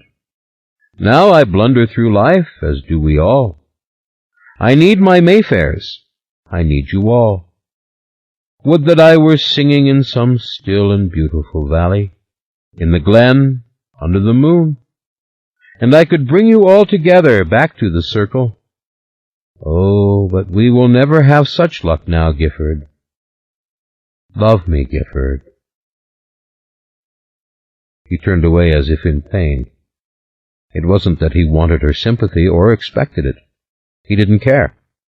He was anguished and silent for a long moment, staring dully and insignificantly towards the kitchen. There was something utterly compelling in his face, his attitude. "Gifford," he said. "Gifford, tell me, what do you see in me? Am I beautiful to you?" He turned back. "Look at me." He bent down to kiss her, like a bird coming to the edge of a pool, that swift, with the heady beat of wings and the inundation of that fragrance as if it were an animal smell, a warm scent like the good scent of a dog or a bird when you take it from its cage. His lips covered hers, and his long fingers slipped up around her neck, thumbs gently touching her jaw and then her cheeks. And as she tried to flee deep into herself, alone and locked away from all pain, she felt a swift, delicious sensation spread out in her loins. She wanted to say, "This will not happen," but she was caught so off guard by it that she realized he was holding her upright. He was cradling her in his fingers, by her neck, tenderly, and perhaps his thumbs were pressed right against her throat. The chills ran over her, up her back, down the backs of her arms. Lord, she was swooning. Swooning. "No, no, darling, I wouldn't hurt you. Gifford, what is my victory without this?" Just like a song. She could almost hear a beat to it and a melody, the way the words flowed out of him in the darkness. He kissed her again, and his thumbs did not crush her throat. Her arms were tingling. She did not know where her own hands were. Then she realized she had placed them against his chest. Of course she could not move him. He was a man all right, stronger than she without question, and it was vain to try to move. Then the deep, thrilling sensation engulfed her, rather like the fragrance, and a lovely spasm passed through her, almost a consummation, except that it promised a great rolling succession of consummations to follow, and when you had that many consummations, it wasn't a consummation. It was only a continuous surrender. "Yes, give in to me," he said, again with childlike simplicity. "You are for me. You must be." He released her, and then put his hands on her arms and lifted her tenderly off the floor. Next she knew she was lying on it, on the cold tile, and her eyes were open and she could feel and hear him ripping her wool stockings, and she wondered if the sweater wasn't scratchy and rough. What was it like to embrace someone in a sweater that was so thick and rough? She tried to speak, but the fragrance was actually sickening her, or disorienting her. Maybe that was more truly it. His hair fell down on her face with delicious silkiness.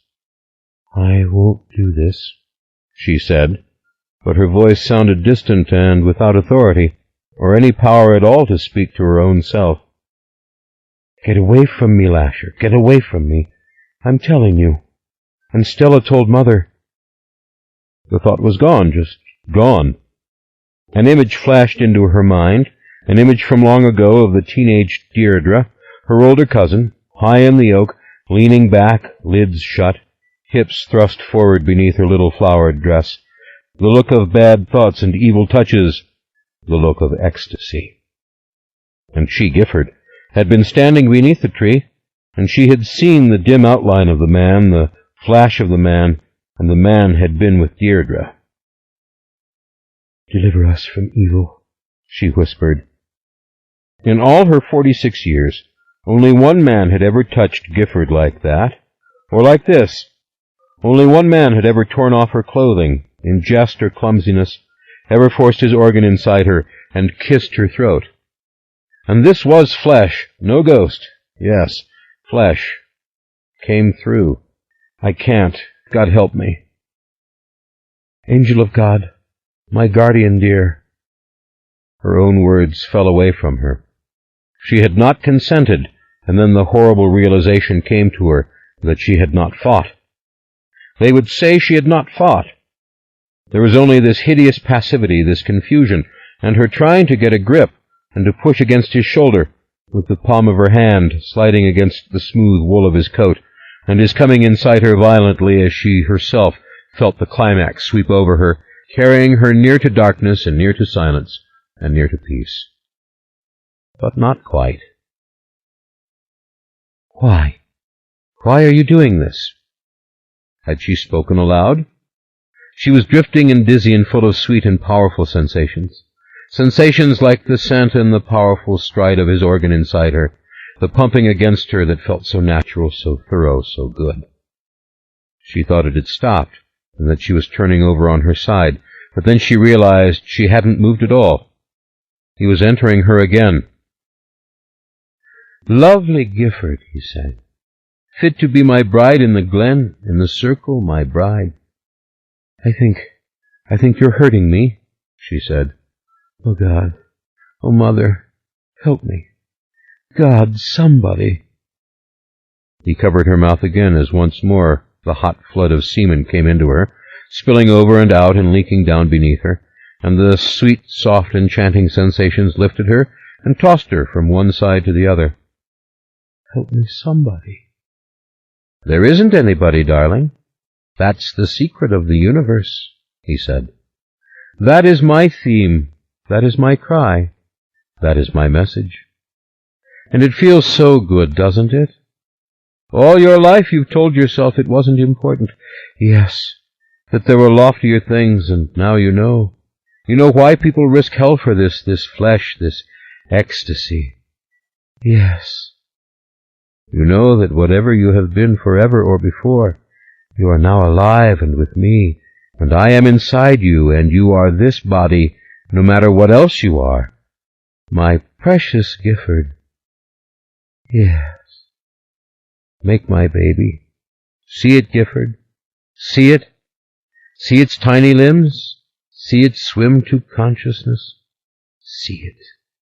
Pick it out of the dark. Be the witch of my dreams, Gifford. Be the mother of my child.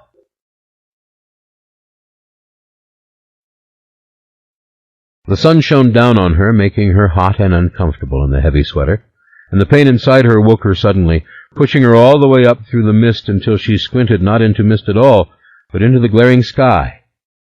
The pain twisted, pulsed. These were cramps, these pains. These were contractions. She willed her hand to slip down between her legs. She felt the wetness and held up her hand to see the blood. She brought it close to her face, and the blood dripped down on her. She felt it. Even the glare could not stop her from seeing how very red it was. The water struck her suddenly. Big waves washed right up against her, ice-cold, immensely powerful, and then dying away all at once, as if sucked back by the wind. She was lying in the surf, and the sun rose beyond the high stack of glowing clouds in the east, and gradually spread across the blue sky. "Ah, do you see it?" she whispered. "I'm sorry, my darling," he said to her. He stood way, way far away, a wraith against the brightness, so dark himself that she could make out nothing except his long hair blowing. And then it came back to her, how silky his hair was, how very fine and black, and how good it smelled. But he was just a distant figure now. There was the fragrance, naturally, and there was the voice. That was all. "I'm sorry, my precious. I wanted for it to live, and I know that you tried. I'm sorry, my darling dear, my beloved Gifford. I didn't mean to hurt you, and we both tried. Lord, God forgive me. What am I to do, Gifford?" Silence. Again came the waves. Was he gone? Her willowy Christ with his soft hair, who'd been talking to her for so long? The water washed over her face. It felt so good. What had he told her? Something about going down into the little town and seeing the creche there, with the little plaster Christ child in the hay, and all the brothers in their brown robes. He had not asked to be a priest, only one of the brothers. "But you are meant for better things." It cut right through the pain for a moment, that sense of lost hours, lost words and images. She too had been to Assisi, she had told him. St. Francis was her saint. Would he get the medal for her? Out of her purse? It was St. Michael, but she wanted it. He'd understand. If you understood about St. Francis, you understood about St. Michael. You understood about all saints.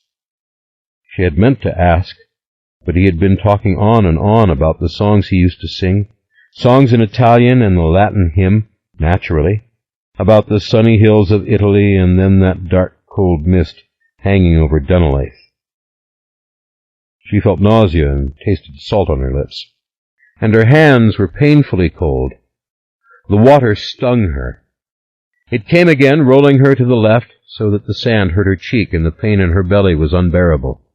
Oh, God, you cannot feel pain like this and not. What? Help me. She fell again to the right.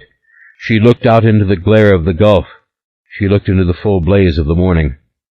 Lord God, it had all been true, and she had failed to stop it, and now it had reached out through the great tangled mass of whispered secrets and threats, and it had killed her. But what will Ryan do without me? What will happen to Pierce if I'm not there? Clancy needs me. They can't have the wedding if this happens to me. It will ruin everything for them. Where in the name of God is Rowan? And which church would they use? They shouldn't go back to St. Alphonsus. Rowan! How busy she was suddenly, making lists and charts and drifting, and meaning to call Shelby and Lilia, and when the water came again, she didn't mind the salt so much or the numbing chill of it. Alicia didn't know where the Victrola was. Nobody did but Gifford, and the napkins for the wedding. There were hundreds of linen napkins in the attic at First Street, and they could be used for the wedding. If only Rowan would come home and say that. Good heavens! The only one she didn't have to worry about was Mona. Mona would be fine. Mona didn't really need her. Mona. Ah, the water felt good. No, she didn't mind it, not a bit, as they say. Where was the emerald? Did you take it with you, Rowan? He'd given her the medal. She had it around her neck, but getting her hand up there to clasp the chain was now out of the question. What was required now was an entire inventory, including the Victrola and the pearls and the emerald and those records of Oncle Julien's, all those old Victrola songs, and the dress in the attic in the box which had belonged to ancient Evelyn. She turned her face this time into the water, thinking that it was probably washing the blood away from her and off her hand. No, didn't mind the cold water. Never had. She just minded the pain, the awful sharpening and grinding pain. You think life is worth it? I don't know. What do you think? This pain, it's not particularly unusual, you know, to feel pain like this, to feel this suffering. It's nothing special, you know, it's just. I don't know if it's worth it. I really, really don't. 5. Mother was miserable now. She could not free herself from the tape that bound her arms. She struggled, and Emmaleth tossed in misery, listening to Mother cry. Mother was sickened by the soiled bed in which she lay. She turned her head to the side, and sickness came out of her mouth. The world of Emmaleth trembled. Emmaleth ached for Mother. If only Mother knew that she was there. But Mother did not. Mother had screamed and screamed, but no one had come. Mother had gone into a rage and torn at the tape, but it had not come loose. Mother slept for long periods and dreamed strange dreams, and then woke and cried again. When Mother looked out the distant windows, Emmaleth saw the city of towers and lights. She heard what Mother heard, the airplanes above and the cars far below, and she saw the clouds. And when Mother knew the names of these things, so did Emmaleth. Mother cursed this place. She cursed herself. She said prayers to humans who were dead. Father had told Emmaleth who these humans were and that they could never help Mother. The dead lie beyond, Father said. He had been with the dead, and he did not want to be with them again until his time came. It would come, but by that time he and Emmaleth would have multiplied and subdued the earth. The earth would be for their children. We have come again at the perfect moment. Never has the world been so prepared. In the distant past, survival was too difficult for us, but not so now. We are the meek. We shall inherit the earth. Emmaleth prayed Father would come back. Father would free Mother from the bed, and Mother would not cry any more. Father loved Mother. He had said, "Remember, I love her. We need her. She has the milk, and without the milk you cannot grow to full height." Emmaleth waited to rise out of this dark place and stretch her limbs, and grow and walk and smile, and be in Father's arms. Poor Mother. Mother was in pain. More and more, Mother slept. It was lonely and still in the room when Mother slept. Deeper and deeper, Mother slept. Emmaleth was frightened. Mother would not wake. She rolled over and reached out to touch the edges of the world. She saw the light dying all around her. Ah, but it was only twilight again, and the buildings came on full of light. Soon Emmaleth would see light for what it really was. See it distinctly, Father had said, and it was glorious. The dead don't know light, Father had said.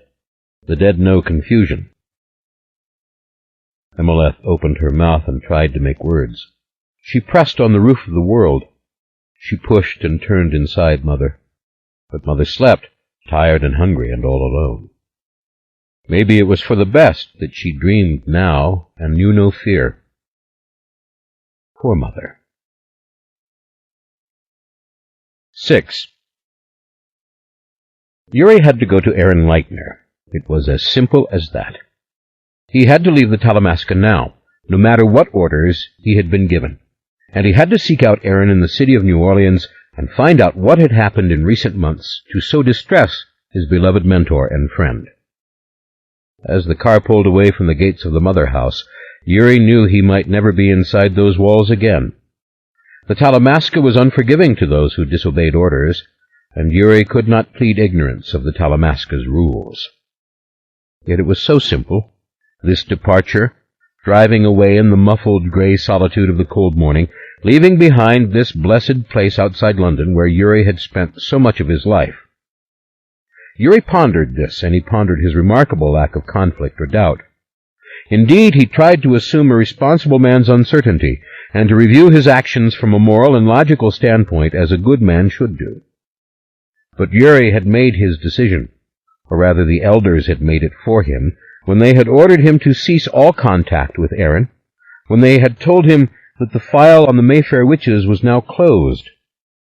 Something bad had happened with the Mayfair witches, something bad that had hurt and discouraged Aaron, and Yuri was going to Aaron. In a way, it was the simplest thing Yuri had ever done. Yuri was a Serbian gypsy, tall, dark-skinned, with very dark eyelashes and large, jet-black eyes. His hair was slightly wavy, but cut too short for one to notice. Slender and spry in appearance, he presented a rather narrow figure in his usual careless wool jacket, soft-collared knit shirt, and wrinkled khaki pants. His eyes had a slight upward tilt to them at the outside edges, and his face was squarish with a pleasant, often smiling mouth. In many a country from India to Mexico he passed for a native. Even in Cambodia and in Thailand he went unnoticed. There was that bit of Asia in his features and his smooth golden complexion, and perhaps even in his quiet manner. His bosses in the Talamasca called him the Invisible Man. Yuri was the premier investigator for the Talamasca. He had belonged to the secret order of psychic detectives since he was a child.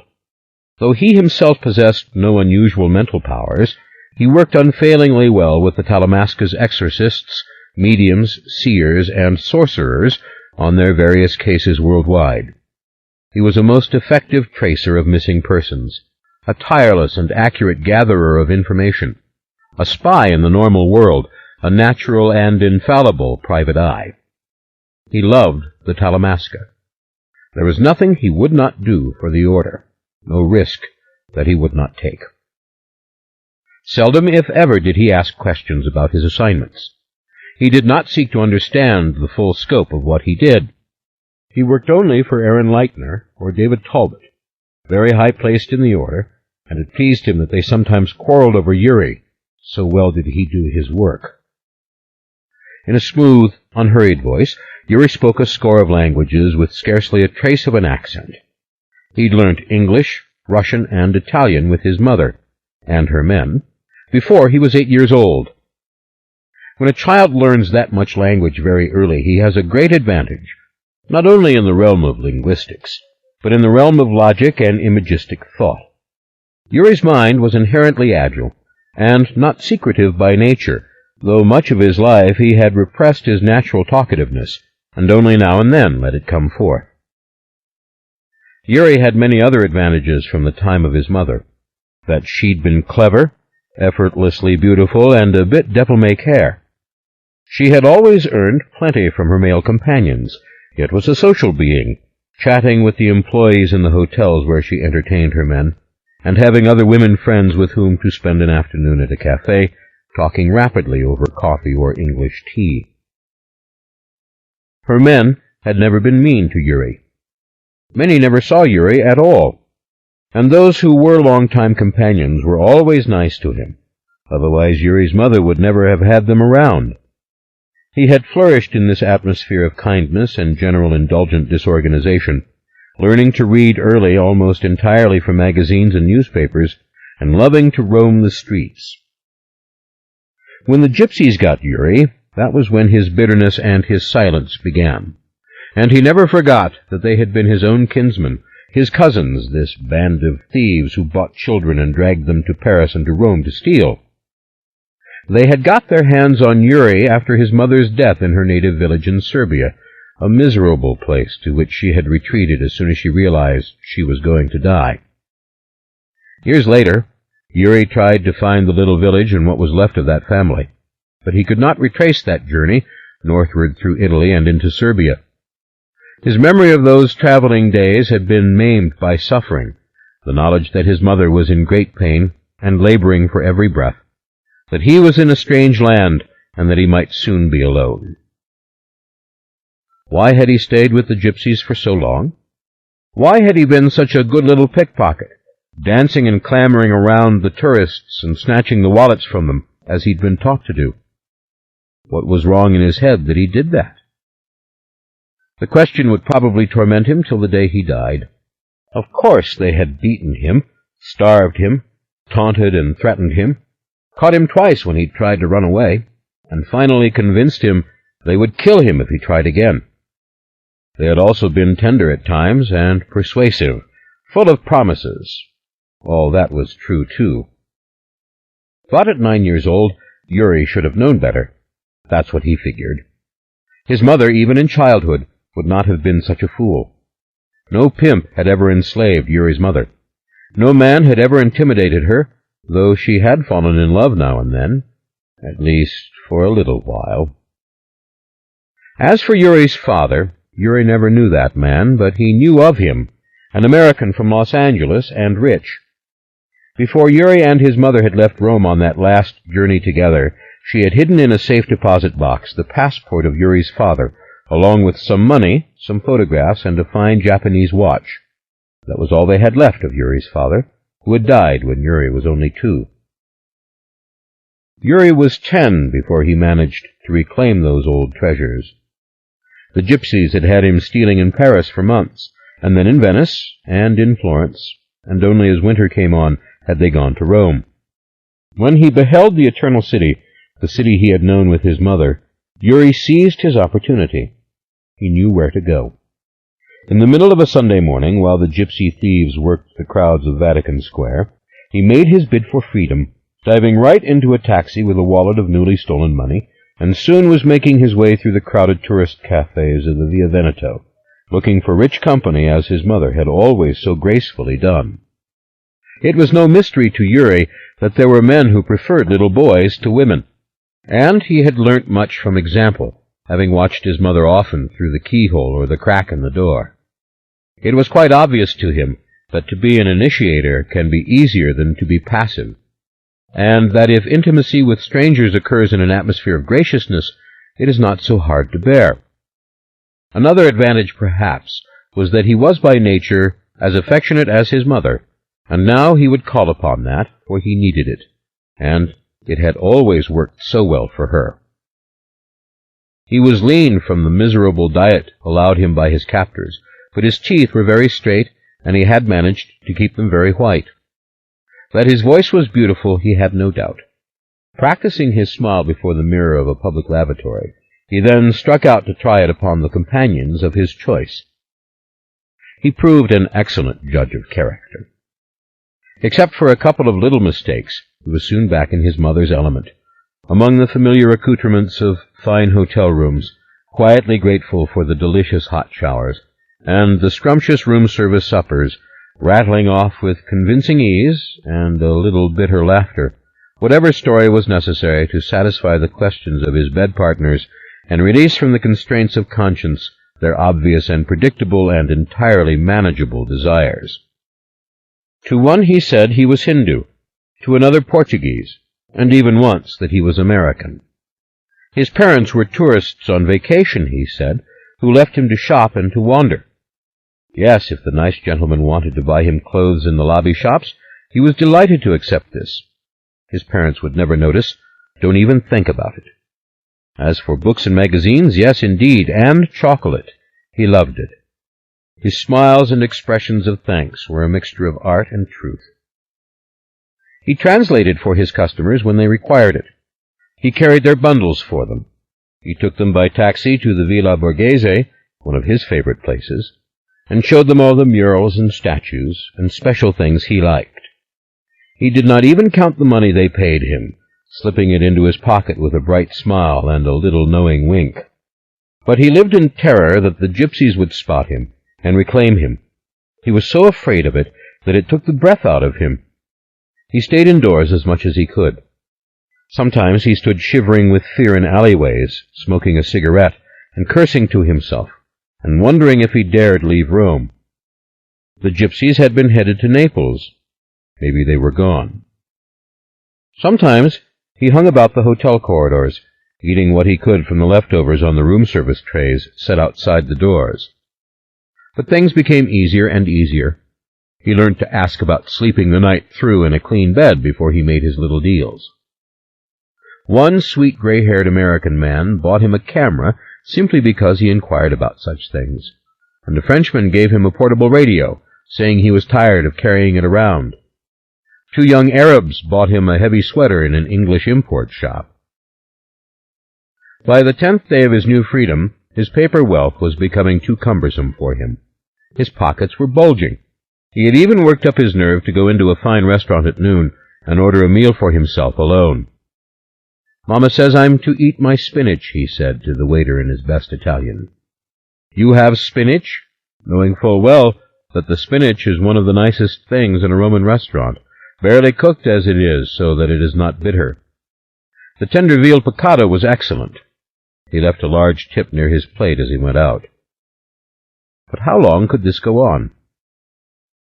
On the 15th day of his adventure, perhaps it might have been slightly later, he came upon the man who was to change the course of his life. It was November now, and just getting cold. Yuri was in the Via Condotti, where he had bought himself a new cashmere scarf in one of the fashionable shops, not too far from the Spanish Steps. His camera was hanging from his shoulder. His radio was in his shirt pocket under his sweater. He was loaded with cash, smoking a cigarette and munching on popcorn from a small cellophane bag, as he strolled along, enjoying the early evening with the cafes full of lights and noisy Americans, not thinking too much about the gypsies now, as he had not seen them since his flight. The narrow street was for pedestrians only, and the pretty young girls were going home from work, walking arm in arm, as was their custom in Rome, or guiding their brightly painted Vespa scooters through the crowds to reach the nearby thoroughfares. Yuri was getting hungry. Popcorn wasn't enough. Maybe he would go into one of these restaurants. He'd ask for a table for him and his mother, wait an appropriate amount of time, and then order, being careful to display his money so that the waiter would think he was rich. As he tried to make up his mind on this matter, licking the salt from the popcorn off his lips and crushing out his cigarette, he saw a man at a cafe table, hunched over a half-empty glass and a carafe of wine. A man in his 20s, it was, with shoulder-length shaggy hair but fine tailored clothes. This indicated a young American, not a penniless hippie, And yes, there was a very expensive Japanese camera on the table beside the man, and a notebook and a valise. Indeed, the man was apparently trying to write in the leather-covered notebook, but each time he would take pen in hand and jot a few words, he would begin to cough painfully, just the way that Yuri's mother had coughed on that last journey, each shudder sending a flash of pain through his features so that his eyes squinched shut and then opened as if in disbelief that something so simple could hurt so much. Yuri watched him. Not only was this person sick, he was cold. He was shivering. He was also drunk. This repelled Yuri slightly because it made him think of his gypsy masters who were always drunk. And Yuri by nature hated to be muddled, and so had his mother, whose only addiction was coffee as far as he could ever recall. But in spite of this drunkenness, everything else about the man drew Yuri. His helplessness, his obvious youth, his clear despair. The man tried to write a little more. Then he looked about, as if he knew he must seek some warm place now that the evening had come down full upon him. And then he lifted his glass of dark red wine and drained it slowly and sat back, giving another one of those agonizing coughs which shook his narrow shoulders and left him sagging against the back of the iron chair. About 25, perhaps, was this man. His shaggy hair was clean. He wore a wool vest under his blue jacket and over his white shirt and silk tie. And surely, if he had not been so drunk and so sick, this man would have been fair game. Good game. Only he was sick, and it ripped at Yuri's heart the way he sat there, so obviously miserable, and seemingly incapable of moving, though he wanted to move. Yuri cast an eye around. He saw no gypsies, nor anyone who might be a gypsy. He saw no police. It would be no problem at all to help this poor man get off the streets and into some place warm.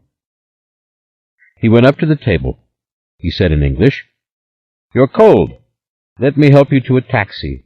You can get a taxi up there by the Piazza di Spagna. You can go to your hotel."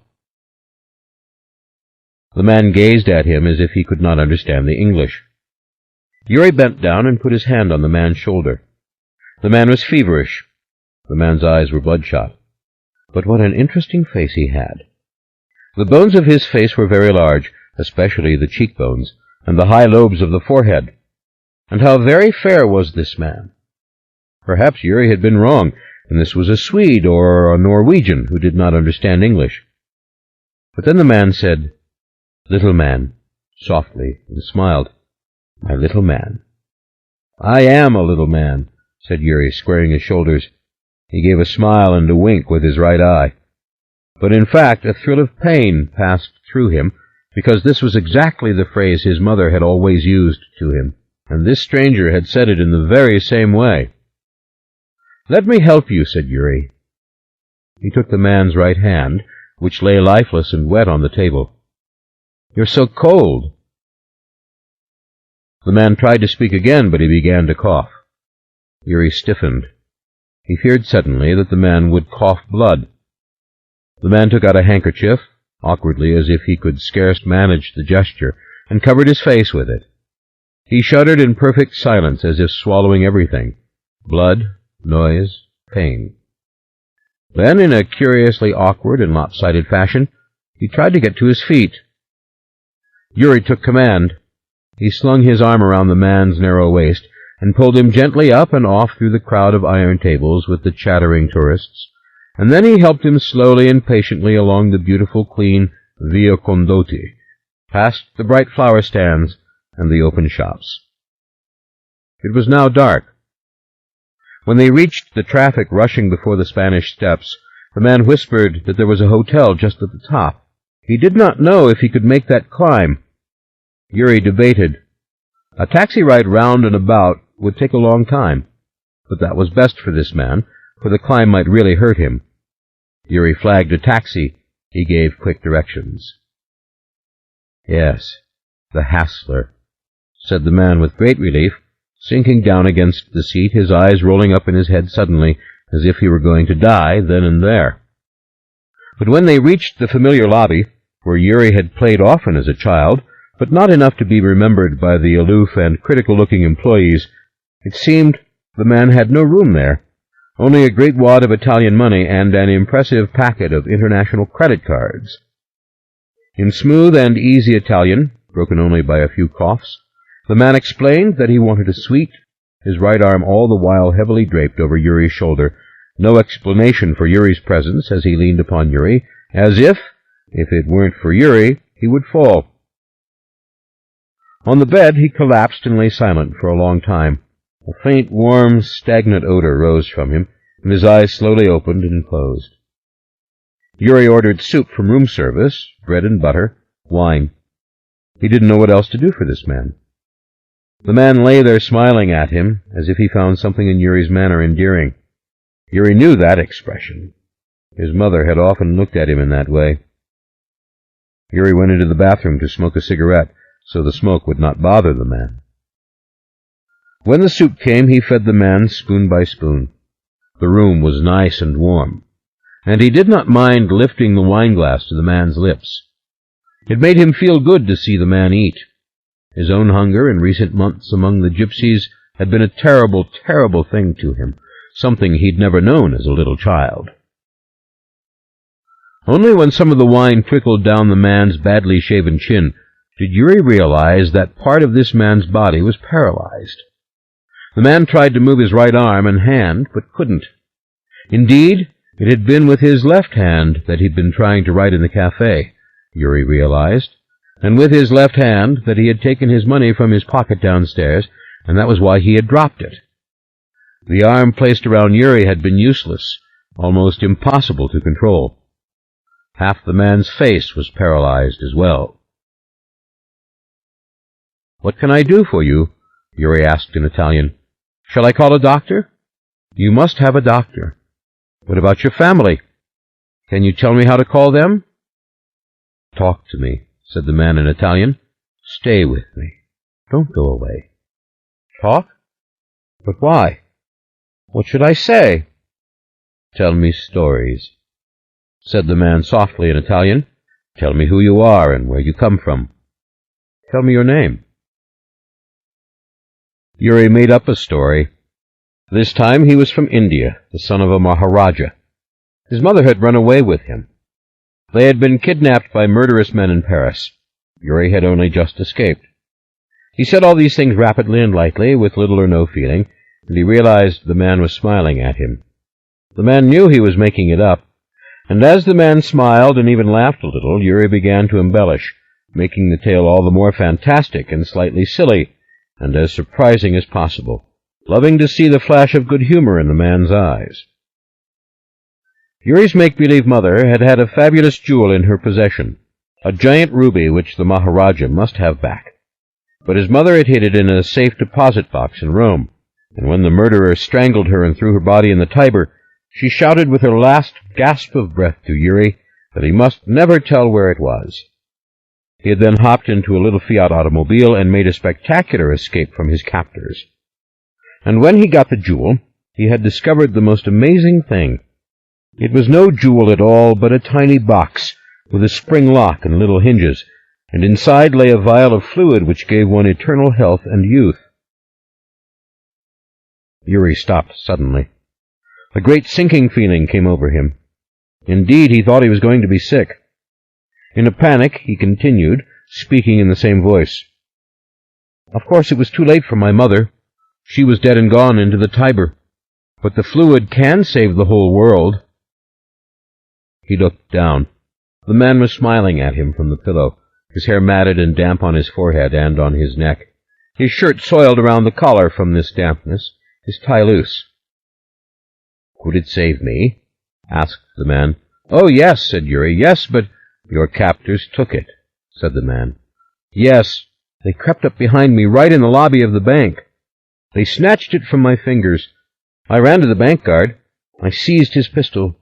I shot 2 of them dead on the floor. But the other ran with the jewel. And the tragedy, the horror, yes, the horror, is that he does not know what is in it. He will probably sell it to some peddler. He does not know. The Maharaja never told the evil men why he wanted my mother brought back." Yuri stopped. How could he have said such a thing? a fluid that would give one eternal youth. And here this young man was sick unto death, maybe even dying, unable to move his right arm, though he tried again and again to lift it. How could Yuri have said it? And he thought of his own mother, dead on the little bed in Serbia, and the gypsies coming in and saying they were his cousins and uncles, liars, and the filth there, the filth. Surely she would never have left him there if she had dreamed of what was going to happen. A cold fury filled him. "Tell me about the Maharaja's palace," said the man softly. "Oh, yes, the palace. Well, it's made entirely of white marble." With a great soft relief, Yuri pictured it. He talked of the floors, the carpets, the furniture. And after that he told many stories about India and Paris and fabulous places he had been. When he woke, it was early morning. He was seated at the window with his arms folded on the sill. He had been sleeping that way, his head on his arms. The great sprawling city of Rome lay under a gray, hazy light. Noises rose from the narrow streets below. He could hear the thunder of all those tiny motor cars rushing to and fro. He looked at the man. The man was staring at him.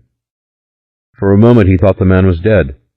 Then the man said softly, "Yuri, you must make a call for me now."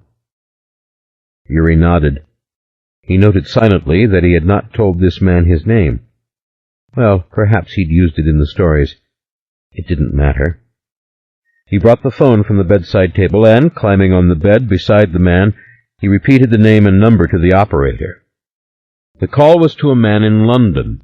When he answered, it was in English, what Yuri knew to be an educated voice. Yuri relayed the message as the sick man lay there speaking softly and spiritlessly in Italian. "I am calling for your son, Andrew. He is very sick. Very. He is in the Hotel Hassler in Rome. He asks that you come to him. He says he can no longer come to you." The man on the other end switched quickly into Italian, and the conversation went on for some time. "No, sir," Yuri argued, obeying Andrew's instructions. "He says he will not see a doctor." "Yes, sir, he will remain here." Yuri gave the room number. "I will see that he eats, sir." Yuri described the man's condition as best he could with the man listening to him. He described the apparent paralysis. He knew the father was frantic with worry. The father would take the next plane for Rome. "I'll try to persuade him to see a doctor. Yes, sir." "Thank you, Yuri," said the man on the other end of the line. And once again, Yuri realized he had not told this man his name. "Please do stay with him," said the man, "and I shall be there as soon as I possibly can." "Don't worry," said Yuri. "I won't leave." As soon as he'd rung off, he put forth the argument again. "No doctors," said Andrew. "If you pick up that phone and call for a doctor, I'll jump from this window. Do you hear? No doctors. It's much too late for that." Yuri was speechless. He felt that he might burst into tears. He remembered his mother coughing as they sat together on the train going into Serbia. Why had he not forced her to see a doctor? Why?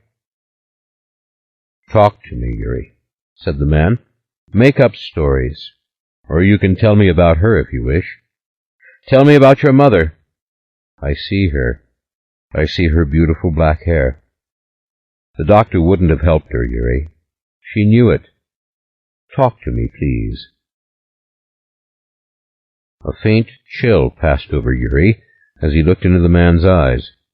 He knew the man was reading his thoughts. Yuri's mother had told him of gypsies who could do this. Yuri did not have this talent himself. His mother had claimed to have it, but Yuri had not believed it. He had never seen any real evidence of it. He felt a deep hurt, thinking of her on the train, and he wanted to believe that it had been too late for a doctor. But he would never know for sure. The knowledge numbed him and made him feel utterly silent and black inside, and cold. "I'll tell you stories if you will eat some breakfast," said Yuri. "I'll order something hot for you." The man stared again listlessly, and then he smiled. "All right, little man," he said. "Anything you say, but no doctor. Call for the food from right here. And Yuri, if I don't speak again, remember this. Don't let the gypsies get you again. Ask my father to help you when he comes." The father did not arrive until evening. Yuri was in the bathroom with the man, and the man was vomiting into the toilet and clinging to Yuri's neck so that he did not fall. The vomit had blood in it. Yuri had a time of it holding him, the wretched smell of the vomit sickening him, but he held tight to the man. Then he looked up and saw the figure of the father, white-haired, though not so very old, and plainly rich. Beside him stood a bellhop of the hotel. "Ah, so this is the father," thought Yuri, and a quiet burst of anger heated him for a moment, and then left him feeling oddly listless and unable to move. How well-groomed was this man with his thick, wavy white hair, and what fine clothes he had! He came forward and took his son by the shoulders, and Yuri stepped back. The young bellhop also gave his assistance. They placed Andrew on the bed. Andrew reached out frantically for Yuri. He called Yuri's name. "I'm here, Andrew," said Yuri. "I won't leave you. You mustn't worry. Now let your father call the doctor, please, Andrew. Do as your father says." He sat beside the sick man, one knee bent, holding the man's hand and looking into his face. The sick man's stubbly beard was thicker now, coarse and brownish, and his hair gave off the smell of sweat and grease. Yuri struggled not to cry. Would the father blame him that he had not called a doctor? He did not know. The father was talking to the bellhop. Then the bellhop went away, and the father sat in a chair and merely looked at his son. The father didn't seem sad or alarmed, so much as merely worried in a mild sort of way. He had kindly blue eyes and hands with large knuckles and heavy blue veins. Old hands. Andrew dozed for a long time. Then he asked again for Yuri to tell him the story about the Maharaja's palace. Yuri was distressed by the father's presence, but he blotted out the presence of the father. This man was dying, and the father was not calling a doctor. He was not insisting upon it. What in the name of God was wrong with this father that he did not take care of his son? But if Andrew wanted to hear the story again, fine. He remembered once his mother had been with a very old German man in the Hotel Dunleith for many days. When one of her women friends had asked how she could stand such an old man, she'd said, "He's kind to me, and he's dying. I would do anything to make it easy for him." And Yuri remembered the expression in her eyes when they had come at last to that miserable village, and the gypsies told her that her own mother was already dead. Yuri told all about the Maharaja. He told about his elephants and their beautiful saddles of red velvet trimmed in gold. He told about his harem, of which Yuri's mother had been the queen.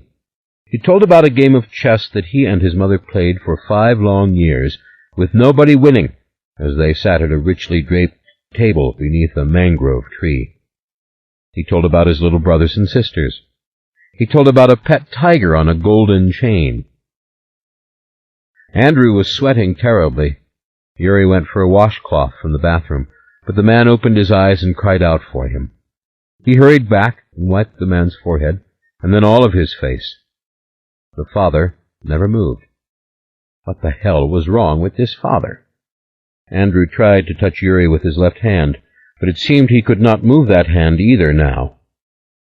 Yuri felt a sudden panic. Firmly he lifted the man's hand and stroked his own face with the man's fingers, and he saw the man smile. About a half-hour after that, the man lapsed into sleep, and then died. Yuri was watching him. He saw it happen. The chest ceased to move. The eyelids opened a fraction. Then nothing more.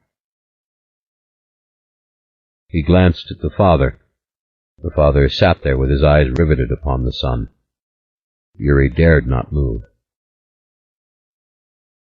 Then at last the father came over to the bed and stood looking down upon Andrew, and then he bent and kissed Andrew's forehead. Yuri was amazed. No doctor, and now he kisses him, he thought angrily. He could feel his own face twisting up. He knew he was going to cry, and he couldn't stop it. And suddenly he was crying. He went into the bathroom, blew his nose with toilet tissue, and took out a cigarette, packing it on the back of his hand, shoving it in his mouth and lighting it, even though his lips were quivering, and he began to smoke in hasty but delicious gulps as the tears clouded up his eyes. In the room, beyond the door, there was much noise. People came and went. Yuri leaned against the white tile, smoking cigarette after cigarette. He soon stopped crying. He drank a glass of water and stood there, arms folded, thinking, I ought to slip away. The hell he would ask this man for help against the gypsies. The hell he would ask him for anything. He'd wait until they had finished all their commotion in there and then slip out. If anyone questioned him, he would give some clever little excuse and then be off. No problem. No problem at all. Maybe he'd leave Rome. Don't forget the safe deposit box, said the father. Yuri jumped. The white-haired man was standing in the door. Behind him the room appeared to be empty. The body of Andrew had been taken away. What do you mean? Demanded Yuri in Italian. What are you saying to me? Your mother left it for you, with your father's passport and money. She wanted you to have it. I no longer have the key. We'll go to the bank. We'll explain. I don't want anything from you, said Yuri furiously. I can do well on my own. He made to move past the man, but the man caught his shoulder, and the man's hand was surprisingly strong for such an old hand. Yuri, please. Andrew wanted me to help you. You let him die. Some father you are. You sat there and you let him die. Yuri shoved the man off balance, and was about to make his getaway when the man caught him around the waist. I'm not really his father, Yuri, he said, as he set Yuri down and pushed him gently against the wall. The man collected himself somewhat. He straightened the lapels of his coat, and he gave a long sigh. He looked calmly at Yuri. We belong to an organization. In that organization, he thought of me as his father, but I wasn't really his father. And he came to Rome in order to die. It was his wish to die here. I did what he wanted. If he had wanted anything else done, he would have told me. But all he asked of me was that I take care of you. Again, mind-reading. So clever, these men. What were they? A bunch of rich gypsies? Yuri sneered. He folded his arms and dug his heel into the carpet and looked at the man suspiciously. I want to help you, the man said. You're better than the gypsies who stole you. I know, said Yuri. He thought of his mother. Some people are better than others. Much better. Exactly. Bolt now, he thought. And he tried it, but once again the man tackled him and held him tight. Yuri was strong for 10, and this was an old man, but it was no good. Give up just for a moment, Yuri, said the man. Give up long enough for us to go to the bank and open the deposit box. Then we can decide what to do.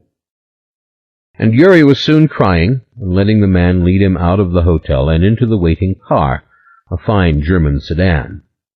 The bank was vaguely familiar to Yuri, but the people inside it were perfect strangers.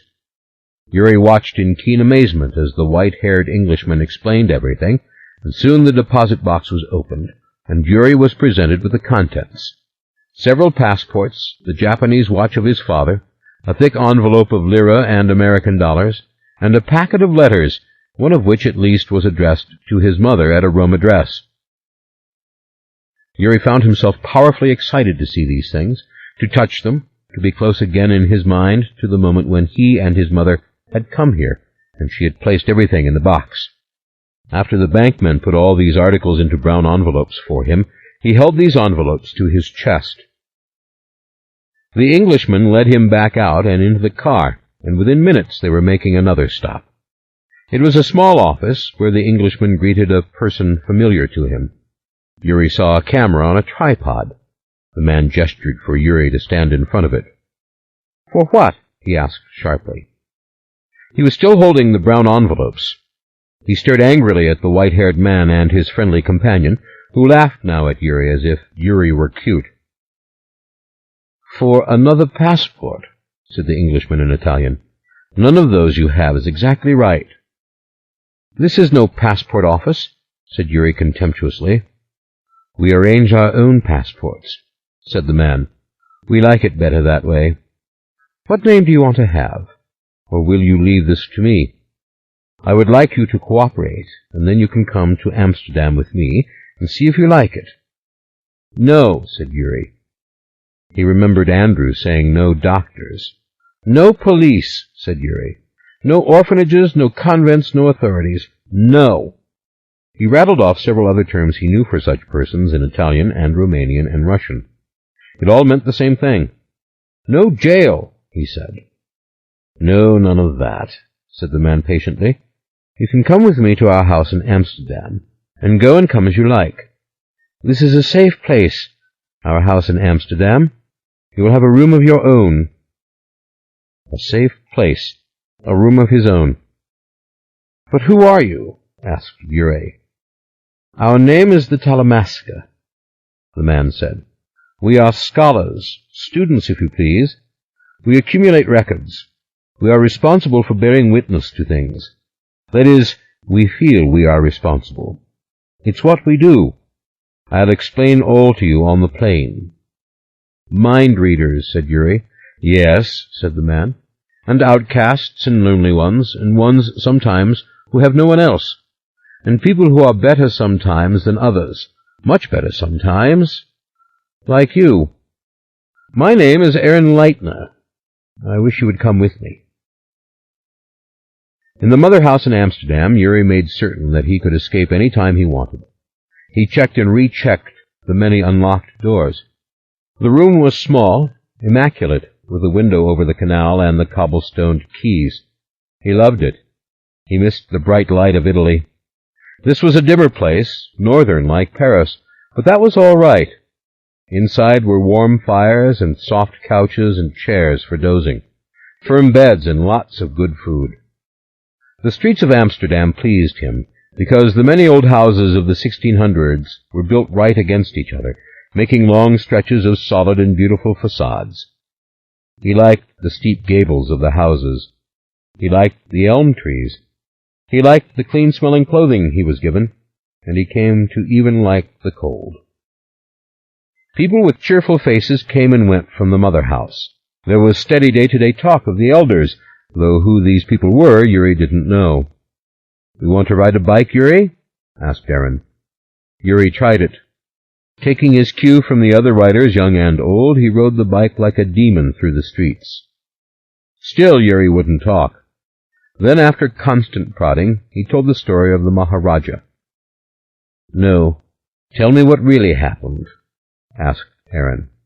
Why should I tell you anything? Yuri demanded. I don't know why I came here with you. It had been a year since he had spoken real truth about himself to anyone. He had not even told Andrew the real truth. Why tell this man? And, suddenly, denying that he had any need of telling the truth, or confiding, or explaining, he began to do both. He told all about his mother, about the gypsies, about everything. He talked and talked. The night wore on and became the morning, and still Aaron Leitner sat across from him at the table listening, and Yuri talked and talked and talked. And when he finished, he knew Aaron Leitner, and Aaron Leitner knew him. It was decided that Yuri would not leave the Talamasca, at least not right then. For 6 years, Yuri went to school in Amsterdam. He lived in the Talamasca house, spent most of his time on his studies, and worked after school and on weekends for Aaron Leitner, entering records into the computer, looking up obscure references in the library, sometimes merely running errands. Deliver this to the post office, pick up this important box. He came to realize that the elders were in fact all around him, rank-and-file members of the order, but nobody knew who they were. It worked like this. Once you became an elder, you didn't tell anybody that you were.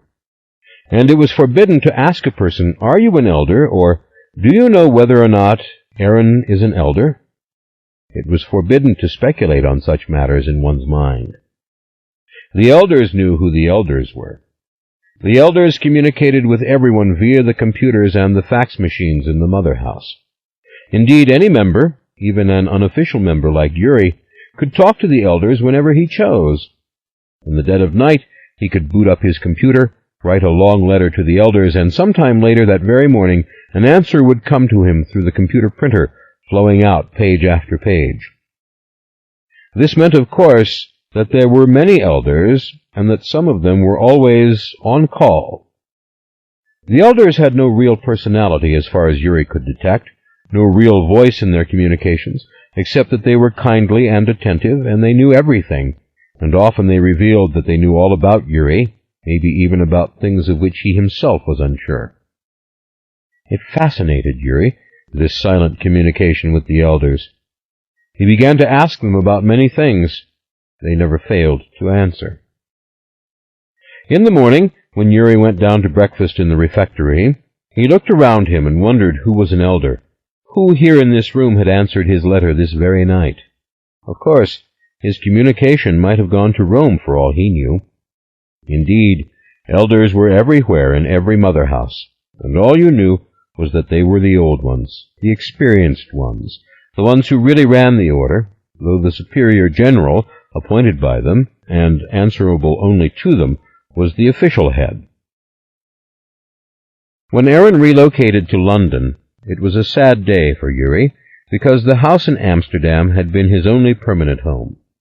But he would not be separated from Aaron, and so they left the Amsterdam mother house together and went to live in the big house outside London, which was also beautiful and warm and safe. Yuri came to love London. When he learnt that he was to go to school at Oxford, he was delighted by this decision, and he spent 6 years there, coming home often on weekends, wallowing as it were in the life of the mind. By the age of 26, Yuri was ready to become a serious member of the order. There was not the slightest doubt in his mind. He welcomed the travel assignments given him by Aaron and David. Soon he was receiving travel instructions directly from the elders, and he was making out his reports to them on the computer when he returned. "Assignment from the elders," he would say to Aaron on leaving. Aaron never questioned it, and never seemed particularly surprised. Always, wherever he went and whatever he did, Yuri talked on the phone long distance to Aaron. Yuri was also devoted to David Talbot, but it was no secret that David Talbot was old and tired of the order, and might soon step down as superior general, or even be politely asked by the elders to resign the post. Aaron was the one to whom Yuri responded. Aaron was the one about whom Yuri cared. Yuri knew that between him and Aaron there was a special bond. For Yuri, it was the powerful, irrational love that forms its roots in childhood, in loneliness, in ineradicable memories of tenderness and rescue, a love that no one but the recipient can destroy. Aaron is my father, Yuri thought, just as Aaron must have been a father to Andrew, who had died in the hotel in Rome. As Yuri grew older, he was away more of the time. He loved to wander on his own. He was most comfortable when anonymous. He needed to hear different languages around him, to submerge himself in giant cities teeming with people of all ranks and ages. When he was so immersed, with his individuality and entirely private and unrecognized matter, he felt most alive. But almost every day of his life, wherever he was, Yuri spoke to Aaron by phone. Aaron never chided Yuri for this dependence. Indeed, Aaron was always open and ready for Yuri, and as the years passed, Aaron began to confide to Yuri more of his own feelings, his own little disappointments and hopes. Sometimes they talked in a guarded way about the elders, and Yuri could not discern from the conversation whether Aaron was an elder or not. Of course, Yuri wasn't supposed to know if Aaron was an elder, but Yuri was almost certain Aaron was. If Aaron wasn't an elder, then who were the elders? For Aaron was one of the wisest and oldest men in the entire Talamasca worldwide. When Aaron stayed month after month in the United States investigating the Mayfair witches, Yuri was disappointed. He'd never known Aaron to be away from the mother house so long.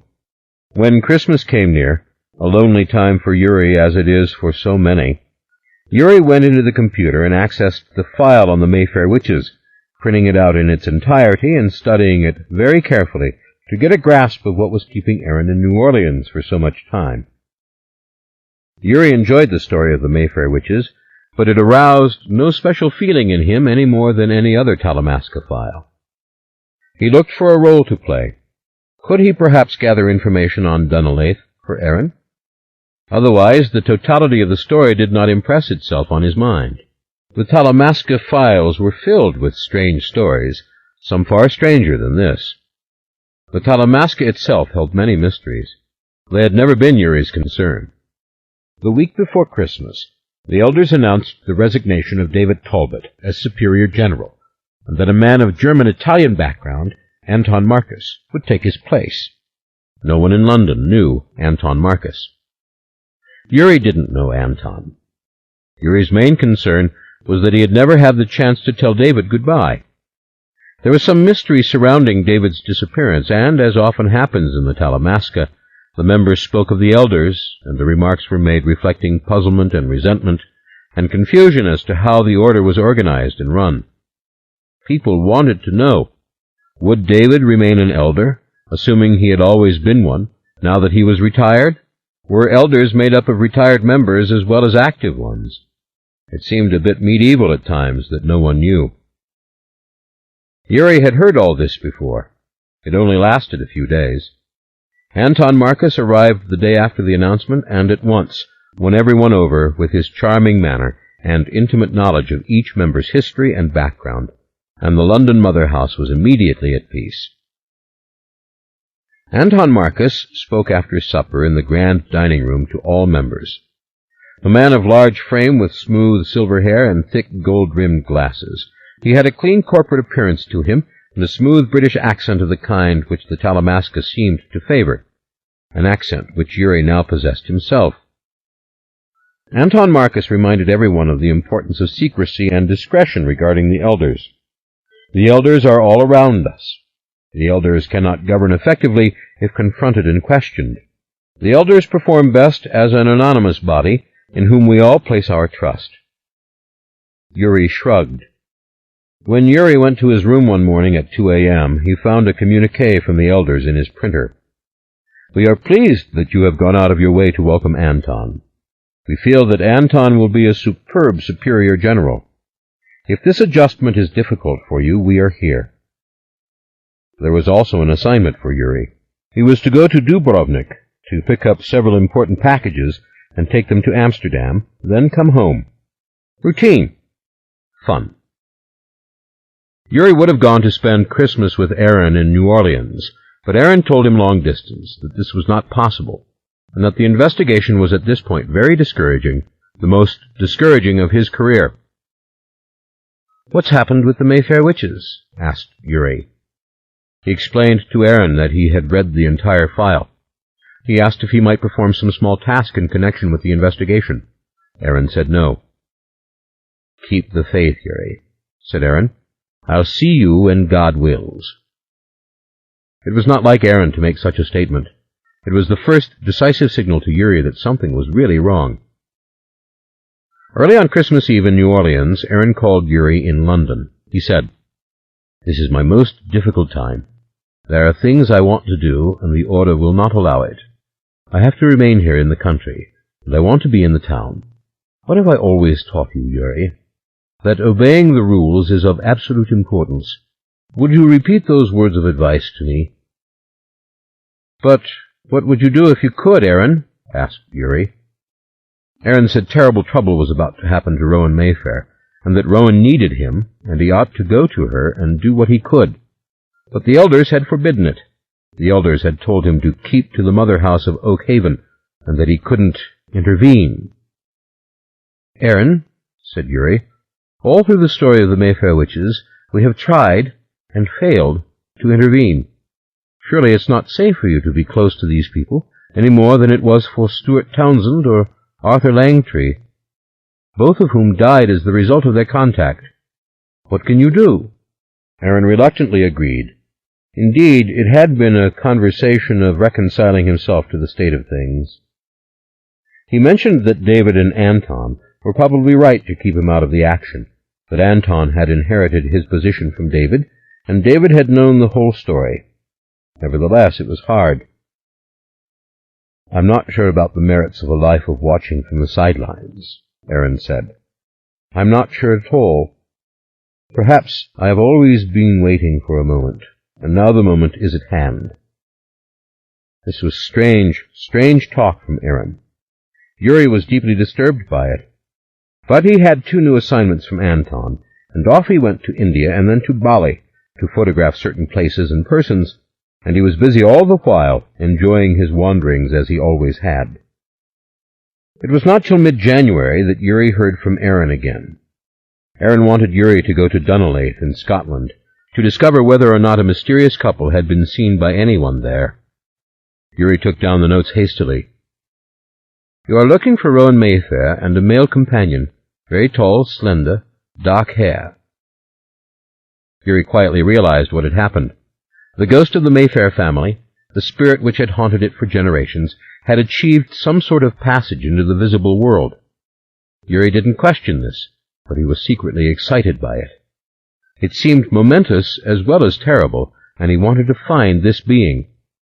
"That's what you want, isn't it? To find them? Are you sure the best place to begin is Dunleith?" "It's the only place I know to begin right now," said Aaron. "These 2 individuals could be anywhere in Europe. They might even have returned to the United States." Yuri left for Dunleith that night. There was that tone of deep discouragement to Aaron's words. Yuri typed out his notification of this assignment for the elders in the customary form, on the computer to be sent by fax instantly to Amsterdam. He told them what he had been asked to do, and that he was doing it, and off he went. Yuri had a good time in Dunleith. Many people had seen the mysterious couple. Many people described the male companion. Yuri was even able to make a sketch. He was able to sleep in the same room which had been occupied by the couple, and he gathered fingerprints from all over it, though whose they were he could not possibly tell. "That was all right," said the elders to him in a special fax message from London to his hotel in Edinburgh. Top priority. That meant no expense was to be spared. If the mysterious couple had left behind any articles, Yuri was to find them. Meantime, he must be absolutely discreet. No one in Dunleith was to know about this investigation. Yuri was slightly insulted. Yuri had always done things in such a way that people didn't know about it. He told the elders this. "We apologize," they said in their next fax. "Keep up the good work." As for Dunleith, the place captured Yuri's imagination. For the first time, the Mayfair witches seemed real to him. As a matter of fact, the entire investigation acquired a luminescence for him which no investigation had ever had in the past. Yuri picked up the books and brochures sold for tourists. He photographed the ruins of the Dunleith Cathedral and the new chapel only recently uncovered, with the sarcophagus of an unknown saint. He spent his last afternoon in Dunleith, exploring the ruins until sunset, and that night he eagerly called Aaron from Edinburgh and told him all these feelings, and tried to draw from Aaron some statement about the mysterious couple and who they were. Could the male companion be the spirit Lasher, come into the world in some human guise? Aaron said that he was eager to explain everything, but now was not the time. Michael Curry, Rowan Mayfair's husband, had been nearly killed on Christmas Day in New Orleans, and Aaron wanted to stay close to him no matter what else was going on. When Yuri got back to London, he turned the fingerprints and photographs over to the laboratory for processing and classification, and he wrote up his full report to Aaron and sent it by fax to a number in the United States. He sent the customary full copy to the elders via fax to Amsterdam. He filed the hard copy, the actual printed pages, and went to sleep.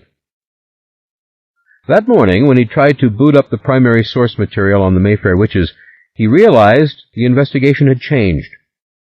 All the primary sources, unedited testimony, inventories of items stored, photographs, pictures, etc., were closed. Indeed, the file on the Mayfair witches was closed. Yuri could find nothing by means of cross-reference. When Yuri finally reached Aaron to ask why this had happened, something curious occurred. Aaron clearly had not known the files had been marked confidential, but he did not want to reveal his surprise to Yuri. Aaron was angry and disconcerted. Yuri realized he had alarmed Aaron. That night Yuri wrote to the elders, "I request permission to join Aaron in this investigation, to go to New Orleans. I do not profess to understand the full scope of what has happened, nor do I need to understand it. But I feel the pressing need to be with Aaron." The elders said no. Within days, Yuri was pulled off the investigation. He was told that Eric Stolif would take over, a seasoned expert in the field of these things, and that Yuri should take a little vacation in Paris for a while, as he would soon be going to Russia, where it was very dreary and cold. "Sending me to Siberia?" asked Yuri ironically, typing his questions into the computer. "What's happening with the Mayfair witches?" The answer came from Amsterdam that Eric would take care of all European activity on the Mayfair witches. And once again Yuri was advised to get some rest. He was also told that anything he knew about the Mayfair witches was confidential, and he must not discuss this matter even with Aaron. It was a standard admonition, advised the elders, where this sort of investigation was involved. "You know our nature," read the communiqué. "We do not intervene in things. We are cautious. We are watchers. Yet we have our principles. Now there is danger in this situation of an unprecedented sort. You must leave it to more experienced men like Eric. Aaron knows the elders have closed the records. You will not hear from him again." That was the disturbing sentence, the chain of words which had thrown everything off. You will not hear from him again. In the middle of the night, while the mother house slept in the sharp cold of winter, Yuri typed a message on the computer to the elders. "I find I cannot leave this investigation without mixed feelings. I am concerned about Aaron Leitner. He has not called me for weeks. I would like to contact Aaron. Please advise." Around 4 a.m., the fax awakened Yuri. The reply had come back from Amsterdam. "Yuri, let this matter alone. Aaron is in good hands. There are no better investigators than Eric Stolif and Clement Norgan, both of whom are now assigned full-time to this case. This investigation is proceeding very rapidly, and some day you will hear the whole tale. Until then, all is secret. Do not ask to speak to Aaron again." Do not ask to speak to Aaron again? Yuri couldn't sleep after that. He went down into the kitchen. The kitchen was made up of several huge, cavernous rooms and full of the smell of baking bread. Only the night cooks worked, preparing this bread and pushing it into the huge ovens, and they took no notice of Yuri as he poured himself some coffee, with cream, and sat on a wooden bench by the fire. Yuri realized that he could not abide by this directive from the elders. He realized very simply that he loved Aaron, indeed, that he was so dependent upon Aaron that he could not think of life without him. It is a terrible thing to realize that you depend so much upon another, that your entire sense of well-being is connected to that one, that you need him, love him, that he is the chief witness of your life. Yuri was disappointed in himself and leery, but this was the realization. He went upstairs and quietly placed a long-distance call to Aaron. "The elders have told me not to talk to you directly any longer," he said. Aaron was astounded. "I'm coming," said Yuri. "This might mean expulsion," said Aaron. "We'll see. I will be in New Orleans as soon as I can." Yuri made his plane arrangements, packed his bags, and went down to wait for the car. Anton Marcus came down to see him, disheveled, in his dark blue robe and leather slippers, obviously just awakened from sleep. "You can't go, Yuri," he said. "This investigation is becoming more dangerous by the moment. Aaron doesn't understand it." He took Yuri into his office. "Our world has its own timekeeper," said Anton gently. "We are like the Vatican, if you will.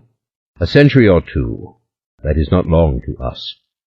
We have watched the Mayfair witches for many centuries." "I know." "Now something has happened which we feared, and could not prevent. It presents immense danger to us and to others. We need you to remain here, to wait for orders, to do as you are told." "No, I'm sorry. I'm going to Aaron," said Yuri. He got up and walked out. He did not think about this. He did not look back. He had no particular interest in Anton's emotional reaction. He did take a long farewell look at the mother house itself, but as the car went on towards Heathrow, there was really only one theme which played itself out in his mind, rather like a fugue. He saw Andrew dying in the hotel room in Rome. He saw Aaron sitting opposite him, Yuri at the table saying, "I am your friend." He saw his mother, too, dying in the village in Serbia. There was no conflict in him. He was going to Aaron. He knew that was what he had to do. 7. Lark was sound asleep when the plane landed in New Orleans. It startled him to discover that they were already at the gate. Indeed, people were disembarking. The stewardess was beaming down at him, his raincoat dangling from her graceful arm. He felt a little embarrassed for a moment, as though he had lost some precious advantage. Then he was on his feet. He had a terrible headache, and he was hungry, and then the searing excitement of this mystery, this Rowan Mayfair offspring mystery, came back to him in the shape of a great burden. How could a rational man be expected to explain such a thing? What time was it? 8 a.m. in New Orleans. That meant it was only 6 a.m. back on the coast. Immediately he saw the white-haired man waiting for him, and realized it was Leitner before the man clasped his hand and said his own name. Very personable old guy, gray suit and all. "Dr. Larkin, there's been a family emergency. Neither Ryan nor Pierce Mayfair could be here. Let me take you to your hotel. Ryan will be in touch with us as soon as he can." Same British polish that Lark had admired so much over the phone. "Glad to see you, Mr. Leitner, but I have to tell you, I had a run-in with one of your colleagues in San Francisco. Not so good." Leitner was clearly surprised. They walked up the concourse together, Leitner's profile rather grave for a moment and distant. "Who was this, I wonder?" he said with unconcealed annoyance. He looked tired, as if he had not slept all night. Lark was feeling better now. The headache was dissipating. He was fantasizing about coffee and sweet rolls and a dinner reservation at Commander's Palace, and maybe an afternoon nap. And then he thought of the specimens. He thought of Rowan. That embarrassing excitement overcame him, and with it an ugly feeling of being involved in something unwholesome, something all wrong. "Our hotel is only a few blocks from Commander's Palace," said Leitner easily. "We can take you there this evening. Maybe we can persuade Michael to go with us. There has been an emergency. Something to do with Ryan's family. Otherwise Ryan would have been here himself. But this colleague of mine, can you tell me what happened? Do you have luggage?" "No, just my valise here, loaded for a one-night stand." Like most surgeons, Lark liked being up at this hour. If he were back in San Francisco, he'd be in surgery right now. He was feeling better with every step he took. They proceeded towards the bright, warm daylight and the busy gathering of cabs and limousines beyond the glass doors. It wasn't terribly cold here. No, not as bitingly cold as San Francisco, not at all. But the light was the real difference. There was more of it, and the air stood motionless around you. Kind of nice. "This colleague," said Lark, said his name was Eric Stoloff. He demanded to know where the specimens were. "Is that so?" said Leitner with a slight frown. He gestured to the left, and one of the many limousines, a great, sleek gray Lincoln, crawled out and towards them, its windows black and secretive. Leitner didn't wait for the driver to come round. He opened the back door himself. Gratefully, Lark climbed into the soft velvet gray interior, shifting over to the far seat, faintly disturbed by the smell of cigarette smoke lingering in the upholstery, and stretching out his legs comfortably in the luxuriant space. Leitner sat beside him, and away the car sped instantly, in its own realm of darkness, thanks to the tinted windows, suddenly shut off from all the airport traffic and the pure brilliance of the morning sun. But it was comfortable, this car, and it was fast. "What did Eric say to you?" asked Leitner with deliberate concealing evenness. Lark wasn't fooled by it. Stood right in front of me, demanding to know where the specimens were. Rude. Downright aggressive and rude. I can't figure it. Was he trying to intimidate me?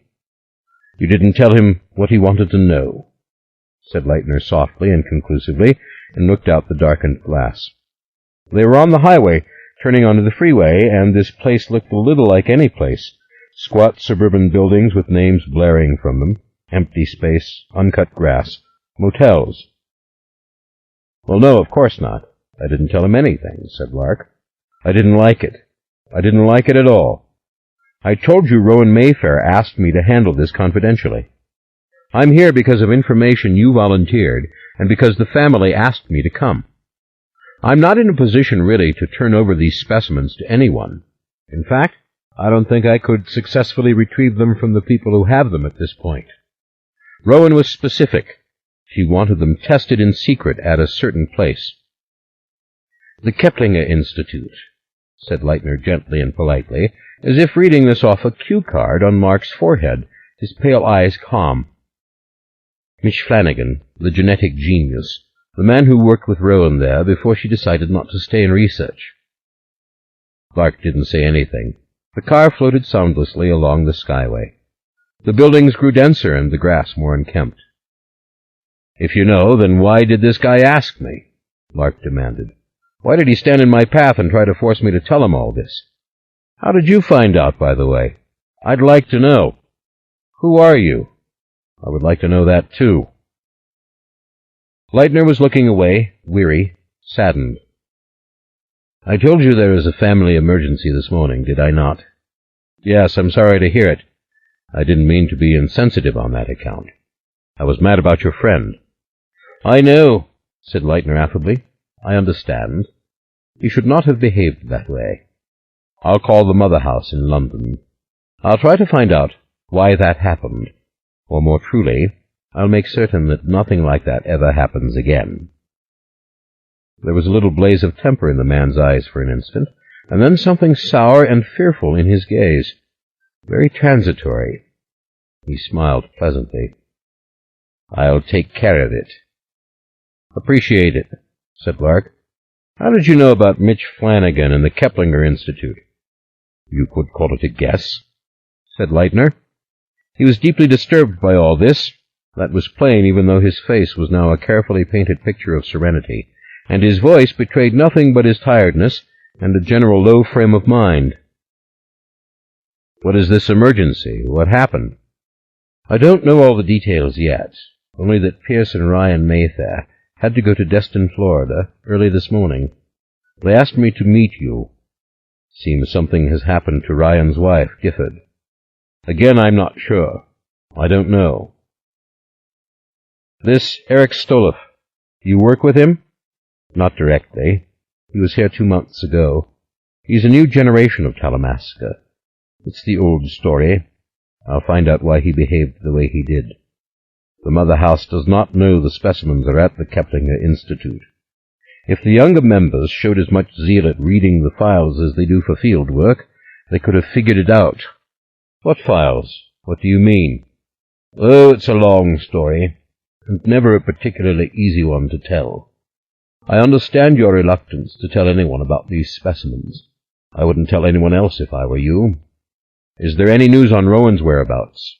Not a word, except the old report's been confirmed, that she and her companion were in Scotland, in Dunleith.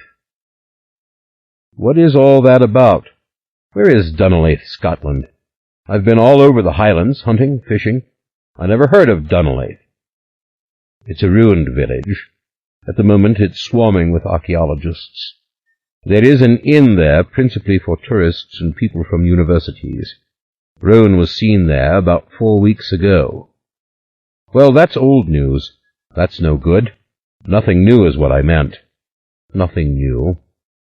This companion of hers, what did he look like? Lark asked. Leitner's expression darkened slightly. Was this weariness or bitterness? Lark was baffled. Oh, you know more about him now than I do, don't you? Asked Leitner. Rowan sent you X-ray film, printouts of electroencephalograms, all that sort of thing. Didn't she send a picture? No, she didn't, Lark said. Who are you people, really? You know, Dr. Larkin. I don't honestly know the answer to that question. I suppose I never have. I'm just more frank with myself about it these days. Things happen. New Orleans works its spell on people. So do the Mayfairs. I was guessing on the tests. You might say I was trying to read your mind. Lark laughed. All this had been said so agreeably and so philosophically. Lark sympathized with this man suddenly. In the dim light of the car, he also noticed things about him. That Leitner suffered from mild emphysema, and that he had never smoked, and probably never been a drinker, and was fairly hale in a decade of programmed fragility, his 80s. Leitner smiled and looked out the window. The driver of the car was a mere dark shape behind the blackened glass. Lark realized the car was loaded with all the standard amenities, the little television set, and the soft drinks tucked into ice in pockets on the middle doors. What about coffee? When would they have coffee? There, in the carafe, said Leitner. Ah, you read my mind, Lark said with a little laugh. It's that time of morning, isn't it? Said Leitner, and for the first time there was a little smile on his lips. He watched Lark open the carafe and discover the plastic cup in the side pocket. Lark poured the steaming coffee. You want some, Leitner? No, thank you. You want to tell me what your friend Mitch Flanagan has found out? Not particularly. I don't want to tell anyone but Rowan. I called Ryan Mayfair for the money. That's what Rowan instructed me to do. But she didn't say anything about giving anybody the test results. She said she'd contact me when she could, and Ryan Mayfair says that Rowan may be hurt, maybe even dead. That's true, said Leitner. It was good of you to come. Hell, I'm worried about Rowan. I wasn't too happy when Rowan left university. I wasn't too happy that she up and got married. I wasn't too happy that she left medicine. In fact, I was as astonished as if somebody had said, "The world ends today at 3 o'clock." I didn't believe it all until Rowan herself told me over and over. I remember. She called you often last fall. She was very concerned about your disapproval. It was said mildly, like everything else. She wanted your advice on the creation of Mayfair Medical. She was sure that when you realized she was serious about the center, you would understand why she was no longer practicing, that there was a great deal involved. Then you are a friend of hers, aren't you? I mean, not this Talamasca necessarily, but you. I think I was her friend. I may have failed her. I don't know. Maybe she failed me. There was a hint of bitterness to it, maybe even anger. Then the man smiled pleasantly again. I have to confess something to you, Mr. Leitner, said Lark. I thought this Mayfair Medical was a pipe dream. Rowan caught me off guard. But I've since done a little investigating of my own. Obviously, this family has the resources to create Mayfair Medical. I just didn't know. I should have known, I suppose. Everybody was talking about it. Rowan is the smartest and best surgeon I ever trained. I'm sure she is. Did she tell you anything about the specimens when she talked to you? You said she called from Geneva, and that was February 12th. Again, I want to talk to Ryan, next of kin. Talk to the husband, see what is the right thing to do. The specimens ought to have everyone at the Keplinger Institute quite astonished, said Leitner. I wish you would tell me the full extent of what Rowan sent. Let me explain my interest. Was Rowan herself in ill health when she spoke to you? Did she send any sort of medical material that pertained to her? Yes, she did send samples of her own blood and tissue, but there's no evidence she was sick. Just different. Yeah, I dare say. Different. You are right on that. Leitner nodded. He looked off again, out over what appeared to be a great sprawling cemetery, full of little marble houses with pointed roofs. The car sped on in the sparse traffic. There seemed so much space here, so much quiet. There was a seedy look to things, even a botched look. But Lark liked the openness, the sense of not being hampered by a moving traffic jam as he was always at home. "Leitner, my position on this is really difficult," he said, "whether you are her friend or not." They were turning off already, gliding down past an old brick church steeple that seemed perilously close to the descending ramp. Lark felt relief when they reached the street, shabby though it was. Again, he liked the spacious feeling of things here, though all was a bit forlorn. Things moved slowly here. The South. A town. "I know all that, Dr. Larkin," said Leitner. "I understand. I know all about confidentiality and medical ethics. I know about manners and decency. People here know all about them. It's rather nice being here. We don't have to talk about Rowan now if you don't want to. Let's have breakfast at the hotel, shall we? Perhaps you want to take a nap. We can meet at the First Street house later. It's just a few blocks away. The family has arranged everything for you." "You know this is really very, very serious," said Lark suddenly. The car had come to a halt. They were in front of a little hotel with smart blue awnings. A doorman stood ready to open the limousine door. "Of course it is," said Aaron Leitner. "But it's also very simple. Rowan gave birth to this strange child. Indeed, as we both know, he is not a child. He is the male companion seen with her in Scotland. What we want to know now is, can he reproduce? Can he breed with his mother or with other human beings? Reproduction is the only real concern of evolution, isn't it? If he was a simple one and only mutation, something created by external forces, radiation, say, or some sort of telekinetic ability, well, we wouldn't be all that concerned, would we? We might just catch up with him and ascertain whether or not Rowan is remaining with him of her own free will, and then shoot him. Perhaps. You know all about it, don't you? No, not all about it. That's the disturbing thing. But I know this. If Rowan sent you those samples, it was because Rowan was afraid this thing could breed. Let's go inside, shall we? I'd like to call the family about this incident in Destin. I'd also like to call the Talamasca about Stolif. I have rooms here, too, you see. You might call it my New Orleans headquarters. I rather like the place. Sure, let's go. Before they reached the desk, Lark had regretted the small valise and the one change of clothes. He wasn't going to be leaving here so soon. He knew it. The dim feeling of something unwholesome and menacing warred in him with a new surge of excitement. He liked this little lobby, the amiable southern voices surrounding him, the tall, elegant black man in the elevator. Yes, he would have to do some shopping, but that was fine. Leitner had the key in hand. The suite was ready for Lark. And Lark was ready for breakfast. Yeah, she was afraid of that, all right, Lark thought, as they went up in the elevator. She had even said something like, "If this thing can breed." Of course, he hadn't known then what the hell she was talking about. But she'd known. Anyone else, you might think this was a hoax or something, but not Rowan Mayfair. Well, he was too hungry just now to think about it any more. 8. It was not her custom to speak into the phone when she answered it. She would pick up the receiver, hold it to her ear. Then if someone spoke, someone she knew, perhaps she would answer.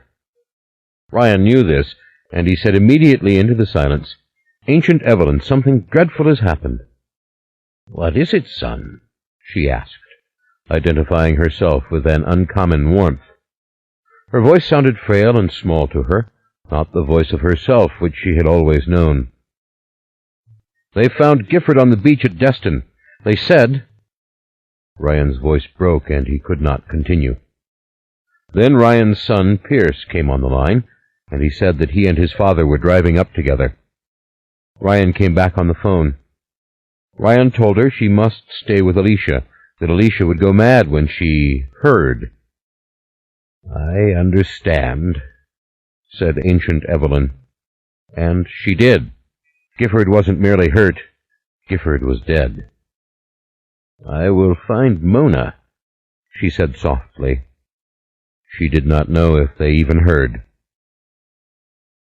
Ryan said something vague and confused and rushed, that they would call her later, that Lauren was calling the family. And then the conversation was finished, and Ancient Evelyn put down the phone and went to the closet for her walking stick. Ancient Evelyn did not much like Lauren Mayfair.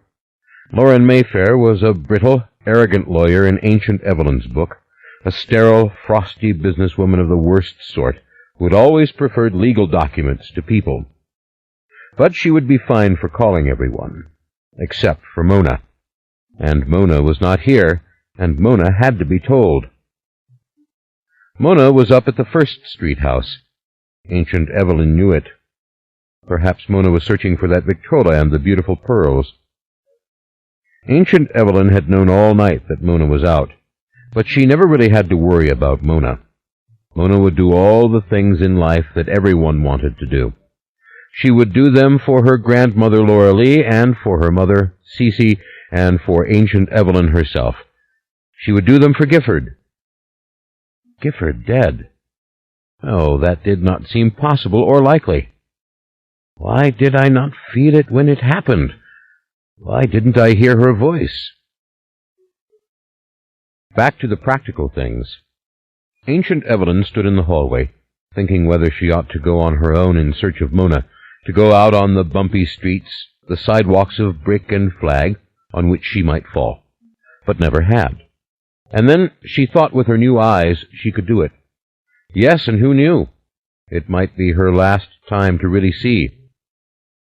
A year ago she could not have seen to walk downtown, but young Dr. Rhodes had taken the cataracts from her eyes, and now she saw so well it astonished people. That is, when she told them what she saw, which she didn't often do. Ancient Evelyn knew perfectly well that talking made little difference. Ancient Evelyn didn't talk for years on end. People took it in stride. People did what they wanted. No one would let Ancient Evelyn tell Mona her stories anyway, and Ancient Evelyn had deepened into her memories of the early times, and she did not always need any more to examine or explain them. What good had it done besides to tell Alicia and Gifford her tales? What had their lives been? And Gifford's life was over.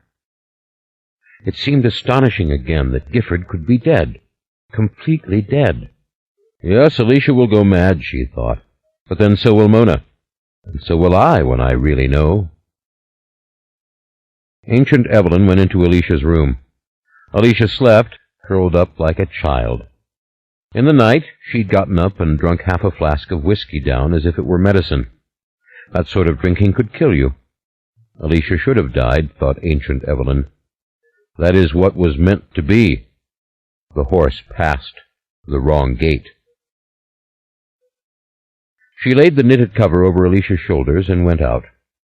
Slowly she went down the stairway, very, very slowly, carefully examining each tread with the rubber tip of her cane, pushing and poking at the carpet to make sure there was nothing lurking there that would trip her and make her fall. On her 80th birthday she had fallen.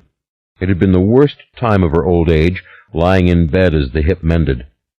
But it had done her heart good, Dr. Rhodes had told her. You will live to be 100. Dr. Rhodes had fought the others when they said she was too old for the cataract operation. She is going blind, don't you understand? I can make her see again, and her mentation is perfect. Mentation. She had liked that word. She had told him so. Why don't you talk to them more? He'd asked her in the hospital. You know they think you're a feeble-minded old woman. She had laughed and laughed. But I am, she had said, and the ones I loved to talk to are all gone. Now there's only Mona, and most of the time Mona talks to me. How he had laughed at that. Ancient Evelyn had grown up speaking as little as possible. The truth was, Ancient Evelyn might never have spoken much to a soul if it hadn't been for Julien. And the one thing she did want to do was tell Mona someday all about Julien. Maybe today should be that day. It struck her with a shimmering power. Tell Mona. The Victrola and the pearls are in that house. Mona can have them now. She stopped before the mirrored hat rack in the alcove. She was satisfied. Yes, ready to go out. She had slept all night in her warm gabardine dress, and it would be fine in this mild spring weather. She was not rumpled at all. It was so easy to sleep sitting up perfectly straight, with her hands crossed on her knee. She put a handkerchief against the tapestried back of the chair, by her cheek as she turned her head, in case anything came out of her mouth as she slept. But there was rarely a stain upon the cloth. She could use the same handkerchief over and over. She did not have a hat, but it had been years since she had gone out, except for Rowan Mayfair's wedding, and she did not know what Alicia had done with her hats. Surely there had been one for the wedding, and if she tried, she might recollect what it looked like, probably gray with an old-fashioned little veil. Probably had pink flowers. But maybe she was dreaming. The wedding itself hadn't seemed very real. Surely she could not climb the stairs again to look for a hat now, and there were none in her little back room down here. Besides, her hair was done. It was the same soft bouffant she had made of it for years, and she could feel that the coil on the back of her head was firm, pins in place. It made a grand white frame for her face, her hair. She had never regretted its turning white. No, she did not require a hat. As for gloves, there were none now, and no one would buy them for her. At Rowan Mayfair's wedding, that horrid Lauren Mayfair had even said, "Nobody wears gloves any more," as if it didn't matter. Perhaps Lauren was right. Ancient Evelyn didn't mind so terribly about the gloves. She had her brooches and her pins. Her stockings were not wrinkled at all. Her shoes were tied. Mona had tied them yesterday very tight. She was ready to go. She did not look at her face. She never did any more, because it wasn't her face. It was someone else's old and wrinkled face, with deep vertical lines, very solemn and cold, and drooping lids, and the skin was too large for the bones underneath, and her eyebrows and her chin had lost their contour. She would prefer to think about the walk ahead. It made her happy merely to think of it, and that Gifford was gone, and if ancient Evelyn fell, or was struck down, or became lost, there was no more granddaughter Gifford to become hysterical. It felt wonderful to her suddenly to be free of Gifford's love, as if a gate had opened wide once more on the world. And Mona would eventually know this too, this relief, this release. But not immediately. She went down the long high hall and opened the front door. It had been a year since she'd gone down the front steps, except for the wedding, and someone had carried her then. There was no rail now to hold to. The banisters had just rotted away years ago, and Alicia and Patrick had done nothing about it, except tear them off and throw them under the house. "My great-grandfather built this house," she had declared. "He ordered those balusters himself, picked them from the catalogue, and look what you have allowed to happen." Damn them all. And damn him, too, when she thought about it. How she had hated him, the giant shadow over her childhood, raving Tobias, hissing at her when he snatched up her hand and held it. Witch's mark, look at it," pinching that tiny sixth finger. She had never answered him, only loathed him in silence. She had never spoken one word to him all of his life. But a house falling to ruin, that was something more important than whether you hated the person who built it. Why, building this house was maybe the only good thing Tobias Mayfair had ever done. Fontevraud, their once beautiful plantation, had died out in the swampland, or so she had been told every time she asked to be taken to see it. That old house, the bayou flooded it. But then, maybe they were lying. What if she could walk all the way to Fontevraud and find the house standing there? That was a dream, surely. But Amelia Street stood mighty and beautiful on its corner on the avenue, and something ought to be done. Be done. Banister or no banister, she could manage perfectly well with her cane, especially now that she could see so clearly. She took the steps easily, and went directly down the path and opened the iron picket gate. Imagine, she was walking away from the house for the first time in all these years. Squinting at the glimmer of traffic in the distance, she crossed the lakeside of the avenue at once. She had to wait a moment on the riverside, but soon her chance came. She had always liked the riverside, as they called it, and she knew that Patrick was in the restaurant on the corner, drinking and eating his breakfast, as he always did.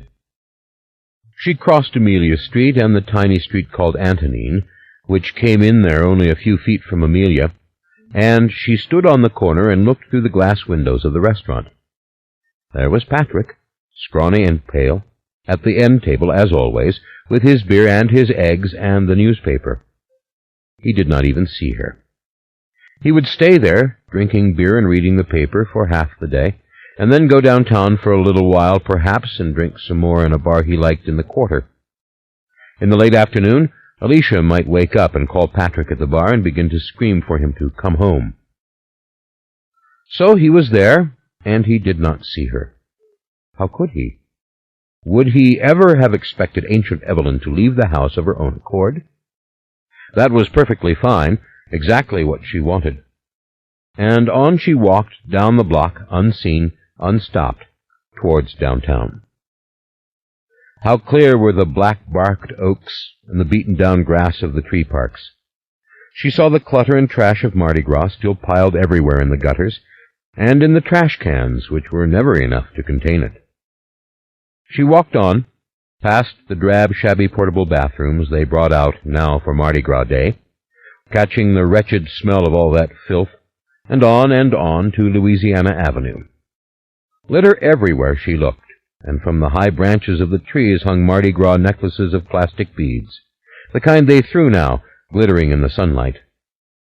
There was nothing so sorry in the world ever, she thought, as St. Charles Avenue after Mardi Gras Day. She waited for the stoplight to change. An old colored woman, very properly dressed, waited there also. "Good morning, Patricia," she said to the woman, and the woman gave a start beneath her black straw hat. "Why, Miss Ancient Evelyn, what are you doing all the way down here?" "I am walking down to the garden district. I will be fine, Patricia. I have my cane.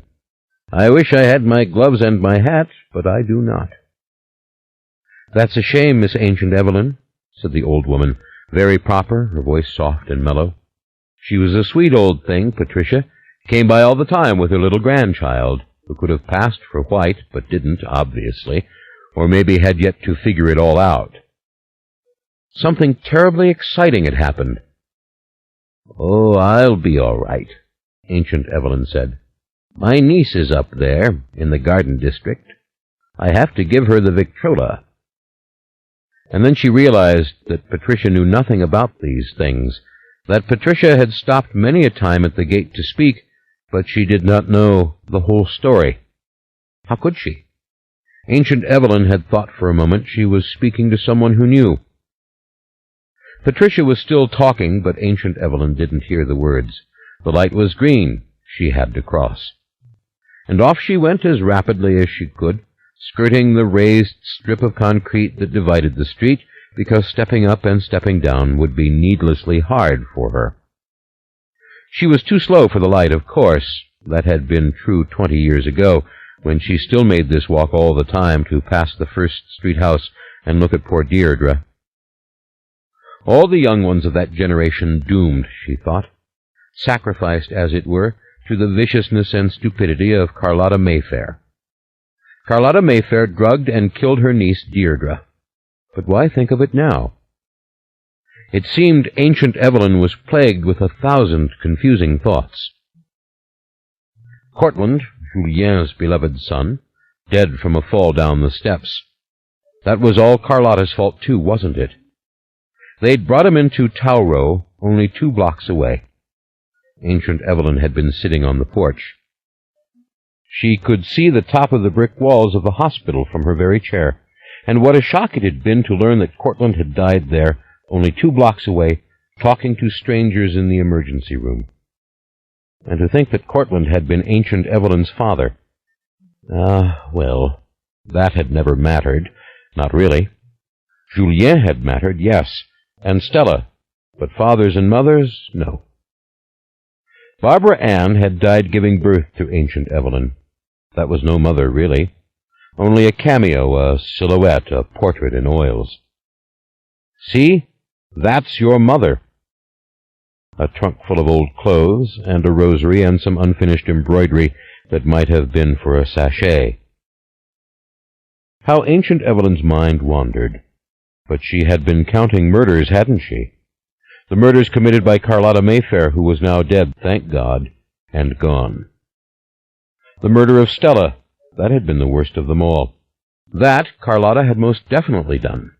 Surely that had to be laid on Carlotta's conscience. And in the rosy days of 1914, Evelyn and Julien had known such terrible things were coming, but there had been nothing either of them could do. For one brief instant, Ancient Evelyn saw the words of the poem again, same way she had seen them on that long-ago day when she had recited them aloud to Julien in his attic bedroom. I see it. I do not know what it means. Pain and suffering as they stumble, blood and fear before they learn. Woe betide this springtime Eden, now the veil of those who mourn. Ah, what a day this was! So much was coming back to her, and yet the present itself was so fresh and sweet, the breeze so good to her. On and on Ancient Evelyn walked. Here was the vacant lot at Toledano. Would they never build anything else there? And look at these apartment buildings, so plain, so ugly, where once glorious mansions had stood, houses grander than her own.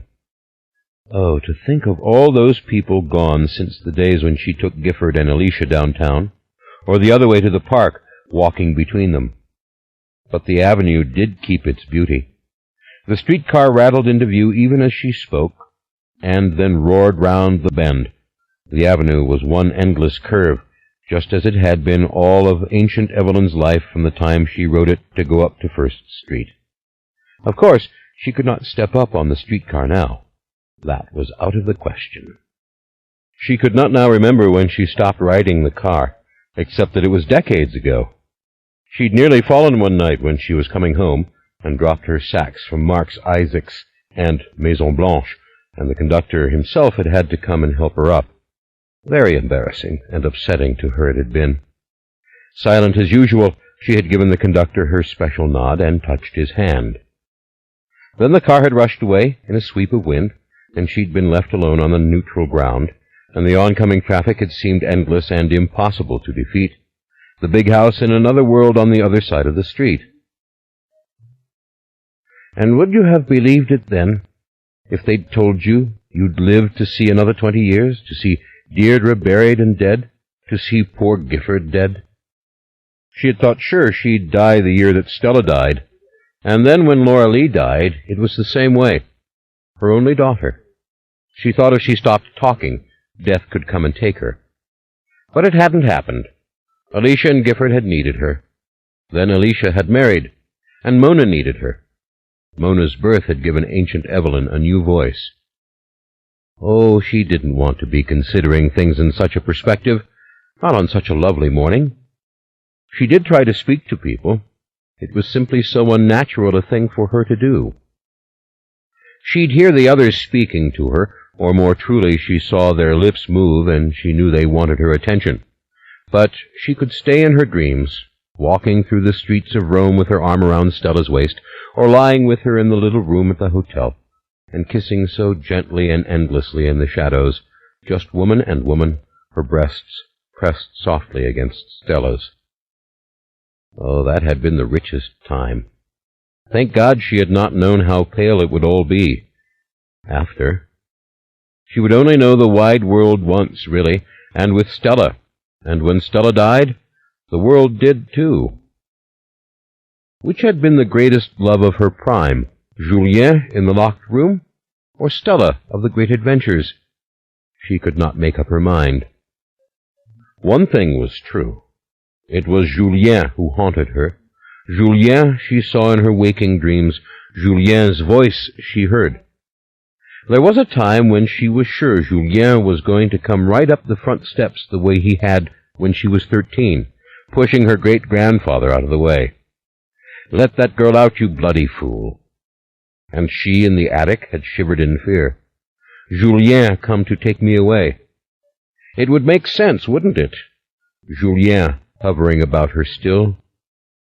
Crank the Victrola, Evelyn. Say my name. Stella was more abruptly and totally gone with her tragic death, vanished into a sweet and agonizing grief, as though she had, with her last breath, truly ascended into heaven. Surely Stella went to heaven. How could anyone who made so many people happy go to hell? Poor Stella. She had never been a real witch, only a child. Maybe gentle souls like Stella did not want to haunt you. Maybe they found the light quickly and far better things to do. Stella was memories, yes, but never a ghost.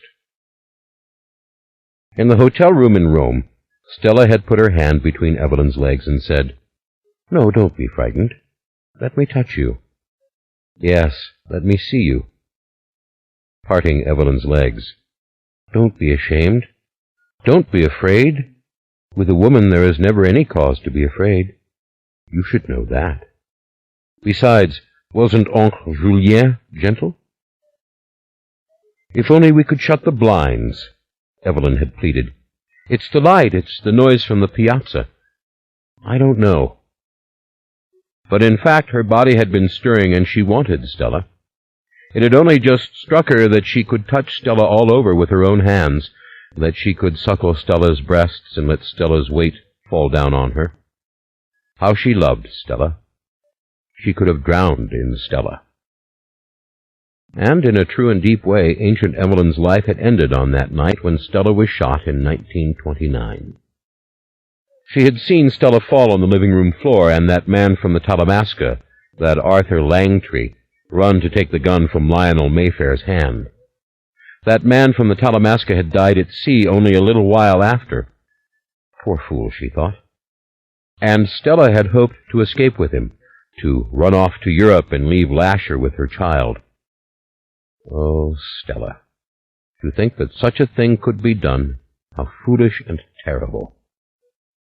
Ancient Evelyn had tried to warn Stella about those men from Europe who kept their secret books and charts. She'd tried to explain that Stella must not talk to them. Carlotta knew.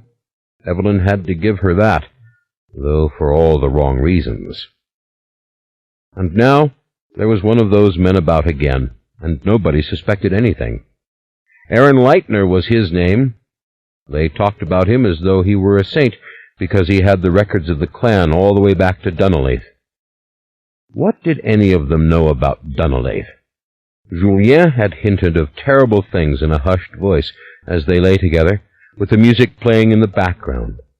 Julien had gone to that place in Scotland. The others had not. Ancient Evelyn might have died even with his passing, if it hadn't been for little Laura Lee. She wasn't going to leave her daughter. Some baby was always catching hold of her and drawing her back in. Laura Lee, now Mona. And would she live to see Mona's child? Stella had come with a dress for Laura Lee, and to take her to school. Suddenly she'd said, "My darling, forget about all this rubbish, sending her to school." Poor little creature. I always hated school. You two come with us to Europe. Come with me and Lionel. You can't spend your life on one single corner of the world. Evelyn would never have seen Rome or Paris or London or any of those marvelous places to which Stella took her. Stella, her beloved. Stella, who was not faithful but devoted, teaching her that the latter was the thing. Evelyn had worn a gray silk dress the night of Stella's death, with ropes of pearls, Stella's pearls, and she had gone out onto the grass and sunk down weeping as they took Lionel away. The dress had been utterly ruined, glass broken all around the house, and Stella a little heap on the waxed floor, with flash bulbs exploding all around her. Stella lying where they all had danced, and that Talamasca man so horrified rushing away. Horrified. Julien, did you foresee this? Has the poem been fulfilled? Evelyn had cried, and later, when no one was about, when they had taken Stella's body away, when all was quiet and the first street house was plunged into darkness and the random glitter of the broken glass, Evelyn had crept to the library and pulled out the books and opened Stella's secret hiding place in the library wall. Here, Stella had hidden all their pictures, their letters, all the things she meant to keep from Carlotta. We don't want her knowing about us, Ducky, but I'll be damned if I'll burn our pictures. Evelyn had taken off the long ropes of pearls that were Stella's and put them there in the dark cavity with the little keepsakes of their soft and shining romance. Why can't we love each other always, Stella? She had cried on the boat home. Oh, my darling, the real world will never accept, Stella had said. She'd been already having an affair with a man on board. But we shall meet. I shall arrange a little place downtown for us together. Stella had been true to her word, and what an enchanting little courtyard apartment it had been, and only for them. Laura Lee had been back in school all day, no trouble. Laura Lee had never suspected a thing. It had rather amused Evelyn, she and Stella making love in that little cluttered place, with its bare brick walls and the noise of the restaurant beyond, and none of the Mayfair clan knowing a thing about it. Love you, my darling. It was only to Stella that Evelyn had ever shown Julien's Victrola. Only Stella knew that Evelyn had taken it from the first street house at Julien's command. Julien the ghost, who was ever close to her whenever she imagined him, the feel of his hair, the touch of his skin. For years after his death, Evelyn had crept up to her room and wound the Victrola. She'd put on the records and played the waltz.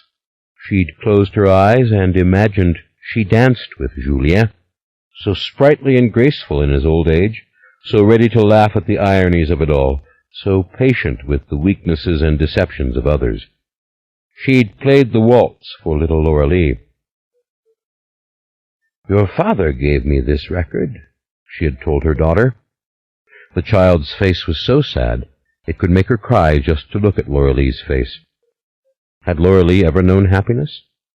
She'd known peace, and perhaps that was just as good. Could Julien hear the Victrola? Was he really bound to earth by his own will? There are dark times ahead, Evie, but I will not give up.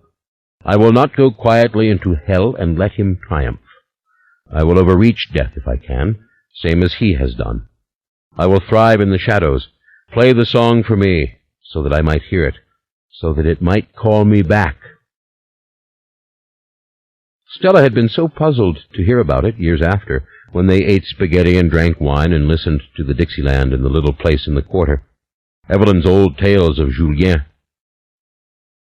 So, you were the one who took that little Victrola. Ah, yes, I remember, but Evie, I think you're all mixed up about the rest. He was always so gay around us, Evelyn. Are you sure he was so frightened? Of course I do remember the day Mother burnt his books. He was so angry, so angry. And then we went to get you. Do you remember? I think I told him you were in the attic up there at Amelia, a prisoner, just so he would get angry enough not to die on the couch that very afternoon. All those books. I wonder what was in them. But he was happy after that, Evie, especially after you started coming. Happy till the end. Yes, happy, Evelyn had declared. He was right in his head till the day he died. In her mind's eye, she was in that time once more. She grabbed the tangled, thorny vines, climbing higher and higher up the stucco wall. Oh, to be that strong again, even for a moment, to step up to one bar of the trellis after another, fingers tugging on the vines, pushing through the wet flowers until she had reached the roof of the second-floor porch, all the way above those flagstones, and saw Julien through the window in his brass bed. Evelyn, he'd said, peering through the glass to welcome her, reaching out for her. She'd never told Stella about all that. Evelyn had been 13 when Julien first brought her to that room. In a way, that day had been the first of her true life. To Julien, she could talk the way she couldn't to other people. How powerless she had been in her silence, only now and then breaking it when her grandfather beat her, or the others begged her, and then mostly to speak in rhymes. Why, she wasn't speaking them at all, really. She was reading the words from the air. Julien had asked to hear her strange poetry, her prophecy. Julien had been afraid. He had known of the dark times to come. But oh, they had been so carefree in their own way, the old man and the mute child. In the afternoon, he'd made love to her very slowly, a little heavier and clumsier than Stella later on, yes, but then he'd been an old man, hadn't he? He'd apologized that it had taken him so long to finish, but what delights he'd given her with his nether kisses and embraces, with his skilled fingers, and the secret little erotic words he spoke into her ear as he touched her. That was the thing about them both. They knew how to touch you and kiss you. They made of love a soft and luxurious thing, and when the violence came, you were ready. You wanted it. "Dark times," he said. "I can't tell you all, my pretty girl. I don't dare to explain it. She's burnt my books, you know, right out there on the grass. She burnt what was mine. She burnt my life when she did that. But I want you to do this for me. Believe in this for me. Take the Victrola out of this house. You must keep it in memory of me. It's mine, this thing. I have loved it, touched it, imbued it with my spirit as surely as any stumbling mortal can imbue an object with spirit. Keep it safe, Eve. Play the waltz for me. Pass it on to those who would cherish it after Mary Beth is gone. Mary Beth can't live forever any more than I can. Never let Carlotta get it. A time will come." And then he'd sunk into sadness again. Better to make love. "I cannot help it," he had said. "I see, but I can do nothing. I do not know any more than any man what is really possible. What if hell is utterly solitary? What if there is no one there to hate?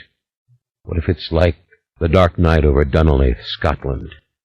Then Lasher comes from hell." "Did he really say all that now?" asked Stella years later, and only a month after that very conversation. Stella herself had been shot and killed. Stella, whose eyes closed forever in the year 1929. So much life since the death of Stella. So many generations. So much world. Sometimes it was a downright consolation to hear her beloved red-haired Mona Mayfair railing against modernism. "We've had nearly an entire century, you realize, and the most coherent and successful styles were developed in those first 20 years. Stella saw it. If she saw Art Deco, if she heard jazz, if she saw Kandinsky, she saw the 20th century. What have we had since? Look at these ads for this hotel in Miami. Might as well have been done in 1923, when you were running around with Stella." Yes, Mona was a consolation in more ways than one. "Well, Ducky, you know, I might run off to England with this man from the Talamasca," Stella had said in those last weeks of her life. She'd stopped eating her spaghetti as if this were something to be decided then and there with fork in hand. To run from First Street, run from Lasher, seek help from these strange scholars. But Julien warned against those men. "Stella, he said they were the alchemists in my poem. He said they would only hurt us in the long run. Stella, he used that word. He said not to speak with them ever at all. You know, this Talamasca man, or whatever he is, he's going to find out about that other one, that the body's in the attic. When you're a Mayfair, you can kill anyone you want, and nobody does anything about it. Nobody can think what to do." She'd shrugged, and a month later her brother Lionel killed her. No more Stella. No more anyone who knew about the Victrola or Julien with Evelyn in Julien's bedroom. Evelyn's only living witness gone to the grave. It had not been a simple thing, during Julien's last illness, to get the Victrola out of the house. He'd waited for a time when Mary Beth and Carlotta were not at home, and then sent the boys down to fetch another music box, as he stubbornly called it, from the dining room. And only when he had a record ready to play full blast on the big one did he tell her to take the little Victrola and run away. He'd told her to sing as she walked with it, sing as if it were playing, just sing and sing aloud until she reached her house uptown. "People will think I am crazy," she had said softly. She had looked at her hands, her left hand with the extra finger. Witches' marks. "Do you care what they think?" His smile had always been so beautiful. Only in sleep did he look his age. He had cranked the big music box. "You take these records of my opera. I have others. Take them under your arm. You can do it. Take it uptown, my darling. If I could be a gentleman and carry the whole load for you up to your attic, you can be sure I would. Now, here, when you get to the avenue, flag a taxi. Give him this. Let him carry the thing inside." And there she was singing that song, singing along with the big music box while carrying the little one out of the house. Out she had walked, like an altar boy in a procession, carrying the precious thing. She'd carried it until her arms ached so much she couldn't go any further. Had to set down the burden on the corner of Prytania and 4th Street, and sit there on the curb with her elbows on her knees and rest for a while. Traffic whizzing by. Finally, she had stopped a taxi, though she had never done such a thing before, and when she got home, the man had brought the Victrola all the way up to the attic for the $5 Julien had given her. "Thank you, ma'am." The darkest of days had been right after his death, when Mary Beth had come to ask if she had anything of Julien's, if she had taken anything from his room. She had shaken her head, refusing, as always, to answer. Mary Beth had known she was lying. "What did Julien give you?" she asked. Evelyn had sat on the floor of her attic room, her back to the armoire, which was locked, with the Victrola inside, refusing to answer. "Julien is dead." That was all she could think. Julien is dead. She hadn't even known then about the child inside her, about Laura-Lee, poor doomed Laura-Lee. At night she walked the streets in silence, burning for Julien, and dared not play the Victrola while any light burned in the big Amelia Street house at all. Years later, when Stella died, it was as if the old wound opened, and they became one. The loss of her 2 brilliant loves, the loss of the only warm light which had ever penetrated her life's mysteries, the loss of the music, the loss of all fire. Don't try to make her talk. Her great-grandfather had said to Mary Beth, "You go out of here. You go back up to your house. You leave us alone. We don't want you here. If there is anything of that abominable man in this house, I'll destroy it." Oh, such a cruel, cruel man. He would have killed Laura-Lee if he could have. Witches. Once he'd taken a kitchen knife and threatened to cut the little extra finger off Evelyn's hand. How she'd screamed. The others had to stop him. Pearl and Aurora, and all the old ones from Fontevraud, who'd still been there. But Tobias had been the worst of them, as well as the eldest. How he hated Julien, and all over the gunshot in 1843, when Julien had shot his father, Augustin, at Riverbend. Julien, no more than a boy. Augustin, a young man, and Tobias, the terrified witness, only a baby still in dresses. That's the way they dressed boys then, in dresses. I saw my father fall over dead at my feet. "I never meant to kill him," Julien had told Evelyn as they lay in bed.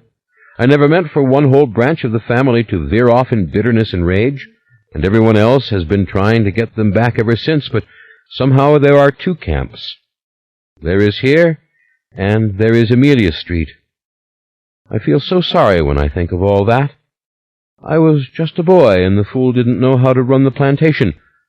I have no compunction about shooting people, you understand. Only, that time I didn't plan it. Honestly, I did not. I did not mean to kill your great-great-grandfather. It was all just the most blundering mistake." She had not cared. She hated Tobias. She hated all of them. Old men. Yet it was with an old man that love had first touched her in Julien's attic. And then there were those nights when she had walked downtown in the dark to that house, climbed the wall and gone up, hand over hand on the trellis. So easy to climb so high, to swing out and stare down at the flags. The flags on which poor Antha died. But that had been yet to come. All that, those horrible deaths. Stella. Antha. It would always be pleasant to remember the thick green vine and the softness of it under her slipper as she climbed. "Ah, chérie," he said, "my delight, my wild thing." And he raised the window to receive her, to bring her inside. "Mon Dieu, child, you could have fallen." "Never," she whispered, safe in his arms. Even Richard Llewellyn, that boy he kept, didn't come between them. Richard knew to knock on Julien's door, and one was never sure what Richard Llewellyn knew, really. Years ago, Richard Llewellyn had talked to that last Talamasca man, though Evelyn had warned him not to. Richard had come up to see her the next day. "Well, you didn't tell him about me, did you?" Ancient Evelyn had demanded. Richard was so old. He didn't have very long. "No, I didn't tell him that story. I didn't want him to think, 'What? That Julien would bed a girl my age?'" She had laughed. "You shouldn't have talked to that man at all." Richard hadn't lasted out the year, and when he died, they gave her his old records. He must have known about the Victrola. Why else would he have left those old records to her? Evelyn should have given Mona the little Victrola a long time ago, and not with such ceremony in front of the other two, her idiot granddaughters, Alicia and Gifford. Leave it to Gifford to confiscate everything, the music box itself and the beautiful necklace. You dare! Leave it to Gifford to have made the very wrong choice. Leave it to Gifford to misunderstand, to gasp in horror when ancient Evelyn had said the poem. Why would he want you to have this?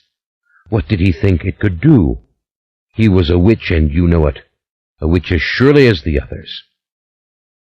And then the terrible confession from Gifford, that she had gone and taken those things and hidden them back up at First Street, in that house whence they'd come. You little fool, how could you do such a thing? Ancient Evelyn had asked. Mona should have had it. Mona is his great-granddaughter. Gifford, not back to that house where Carlotta will find it, where it will be destroyed. She remembered suddenly. Gifford had died this morning. She was walking on St. Charles Avenue, going up to First Street, and her aggravating, annoying, grating, nerve-wracking grandchild was dead. Why didn't I know it? Julien, why didn't you come to tell me? Well over half a century ago, she'd heard Julien's voice an hour before his death. She'd heard him calling from beneath her window. She'd sprung up and opened it wide to the rain, and there was Julien down there, only at once she knew it wasn't really Julien. She'd been terrified he was already dead. He had waved at her, so cheerful and gay, with a big dark mare beside him. Au revoir, ma chérie, he had called out. And then she had gone to him, running all the way those 10 blocks downtown, and climbed the trellis, and for those precious moments seen his eyes, the life still in them, fixed on her. Oh, Julien, I heard you calling me. I saw you. I saw the embodiment of your love. She had raised the window. She had lifted him. Eve, he had whispered. Evie, I want to sit up. Evie, help me. I'm dying, Evie. It's happening. It's come. They had never known she was there. She'd crouched outside on the porch roof in the fury of the storm, listening to them. They'd never thought to even look outside as they closed the window and laid him out and sent for everyone. And there she'd been huddled against the chimney, watching the lightning and thinking, "Why don't you strike me? Why don't I die? Julien is dead." "What did he give you?" Mary Beth had asked her every time she saw her. Year after year she came. Mary Beth had stared at little Laura Lee, such a weak, thin baby, never a baby that people wanted to hold. Mary Beth had always known that Julien had been Laura Lee's father. And how the others had hated her. Julien's spawn, look at her, with the witch's mark on her hand. Look like you. It wasn't so bad, just a tiny extra finger. Why, most people had never noticed it, though Laura Lee had been so self-conscious, and no one at Sacred Heart knew what it meant. "The mark of the witch," Tobias used to say. "There are many. Red hair is the worst, and a sixth finger the second, and a monster's height the third. And you with the sixth finger. Go live up at First Street. Live with the damned who gave you your talents. Get out of my house." Of course, she had never gone, not with Carlotta there. Better to ignore the old men as she and her little daughter went about their business. Laura Lee had been too sickly ever to finish high school. Poor Laura Lee, who spent her life taking in stray cats and talking to them, and going round the block to find them and feed them, until the neighbors complained. She'd been too old by the time she married, and to be left with those two girls. Were we the powerful witches, those of us who bore the mark of the sixth finger? What about Mona with her red hair? As the years passed, the great Mayfair legacy had gone to Stella, and then to Antha, and then to Deirdre. All of them lost, who had lived in the times of shadows. Even the bright blaze of Stella pinched out, like that. But there will come another time, a time of battle and catastrophe. That Julien had promised her the last night she had really spoken with him. "That's the meaning of your poem, Evelyn. I shall try to be here." The music whined and thumped. He was always playing it. "You see, chérie, I have a secret about him and music. He cannot hear us so well when we play music. It's an old secret, my grand-mère Marie Claudette told me herself. The evil demon is actually drawn to the music. Music can distract him. He can hear music when he can hear nothing else. Rhythm and rhyme can also entrap him. All ghosts find such things irresistible, as they do visible patterns. In their gloom they pine for order, for symmetry. I use the music to draw him and confuse him. Mary Beth knows this, too. Why do you think there are music boxes in every room? Why do you think she loves her many Victrolas? They give her privacy from this being, which she would have now and then, just as anyone would. And when I am gone, child, play the Victrola. Play it and think of me. Perhaps I can hear it. Perhaps I can come to you. Perhaps the waltz will penetrate the darkness and bring me back to myself and to you." "Julien, why do you call him evil? They always said at home that the spirit in this house was yours to command. Tobias said it to Walker. They said it to me when they told me Cortland was my father.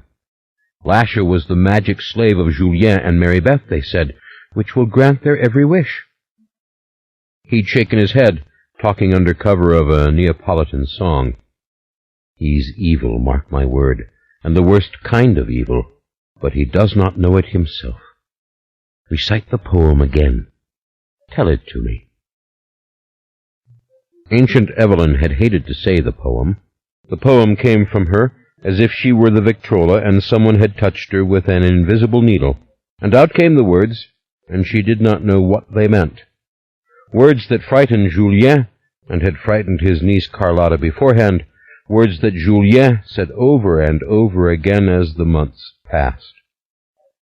How vigorous he had looked, his white curly hair still very thick, his eyes very clever and focused upon her. He'd never suffered the blindness and deafness of old age, had he? Was it his many loves that kept him young? Perhaps so. He'd laid his soft, dry hand over hers and kissed her cheek. Soon I shall die like everyone else, and there's nothing I can do about it. Oh, that precious year, those precious few months.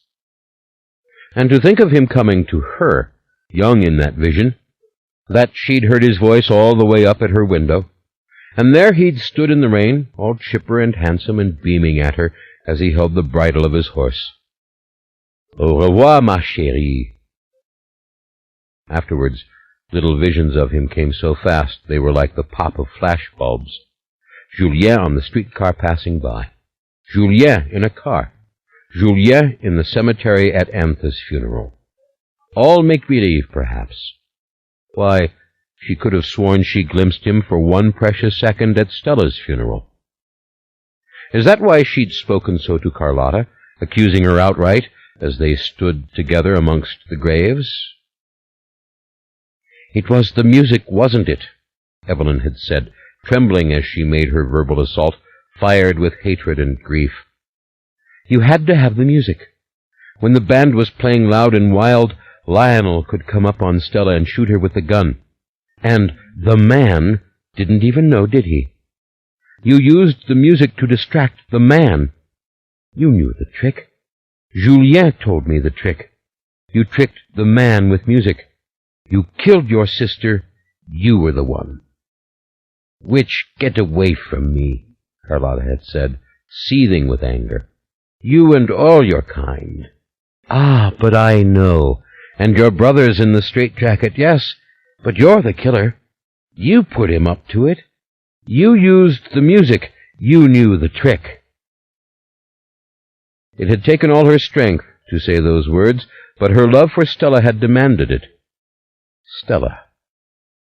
Evelyn had lain alone in the bed in the little French Quarter apartment, holding Stella's dress in her hands, crying against it.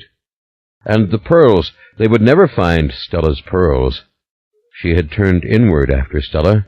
She had never dared to want again. I'd give them to you, Ducky, Stella had said of the pearls. You know I really would, but Carlotta will raise hell. She's read me the riot act, Ducky. I cannot give away the heirlooms and things. If she ever knew about that Victrola, that Julien let you take it, she'd get it away from you. She's an inventory taker, that one. That's what she ought to do in hell, make sure nobody's gotten out to purgatory by mistake, or is not suffering his fair share of fire and brimstone. She's a beast. You may not see me again so soon, Ducky dear. I may run away with that Talamasca person from England. No good can come of that, she said. I feel afraid. Dance tonight. Have fun. Come on. You cannot wear my pearls if you won't dance. And never again had they even spoken together, she and Stella. Oh, to see the blood oozing on the waxed floor. Well, yes, Evelyn had answered Carlotta later. She did have the pearls, but she'd left them there at the house that night, and after that she would never answer another question about them. Over the decades, others asked. Even Lauren came in time and asked, They were priceless pearls. You don't remember what happened to them? And young Ryan, Gifford's beloved, and her beloved, even he had been forced to bring up the unpleasant subject. Ancient Evelyn, Aunt Carlotta will not drop the question of these pearls. At least Gifford had kept her counsel then, thank heaven, and Gifford had looked so miserable. Never should have showed the pearls to Gifford. But Gifford had said not a word. Well, if it hadn't been for Gifford, the priceless pearls would have stayed in the wall forever. Gifford, Gifford, Gifford. Miss Goody-Two-Shoes, Miss Meddler. But then, they were in the wall again, weren't they? That was the lovely part. They were in the wall right now. All the more reason to walk straight, to walk slow, to walk sure. The pearls, too, are up there, and surely they must be given to Mona, for Rowan Mayfair was gone and might never return. My, so many houses on this long avenue had vanished. It was too sad, really. Whatever made up for a magnificent house, full of ornament and gay shutters and rounded windows? Not these mock buildings of stucco and glue, these dreary little tenements all got up for the middle class, as if people were fools after all. You had to hand it to Mona, she knew. She said quite flatly that modern architecture had been a failure. You had only to look around to see, and that was why people loved the old houses now. You know, I figure, Ancient Evelyn, that probably more houses were built and torn down between 1860 and 1960 than ever before in human history. Think about the cities of Europe. The houses of Amsterdam go back to the 1600s. And then think about New York. Almost every structure on Fifth Avenue is new. There is hardly a house left standing on the whole street from the turn of the century. I believe there is the Frick Mansion, and I can't think of another one.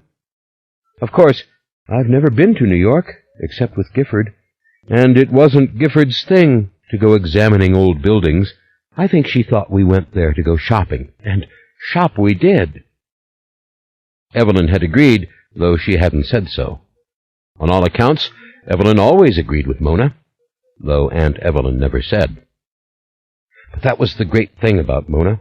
Before her computer had drawn off all her love, Mona had used Ancient Evelyn as her sounding board, and it had never been necessary to say anything to Mona.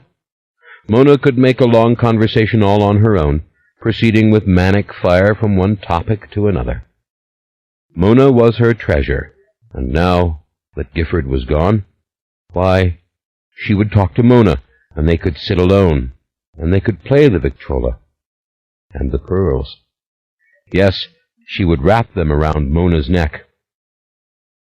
Again came that wicked and terrible relief. No more Gifford of the haggard face and frightened eyes, speaking of conscience and right in a hushed voice. No more Gifford to witness Alicia's decay and death with horror in her face. No more Gifford standing watch over all of them. Was the avenue still the avenue?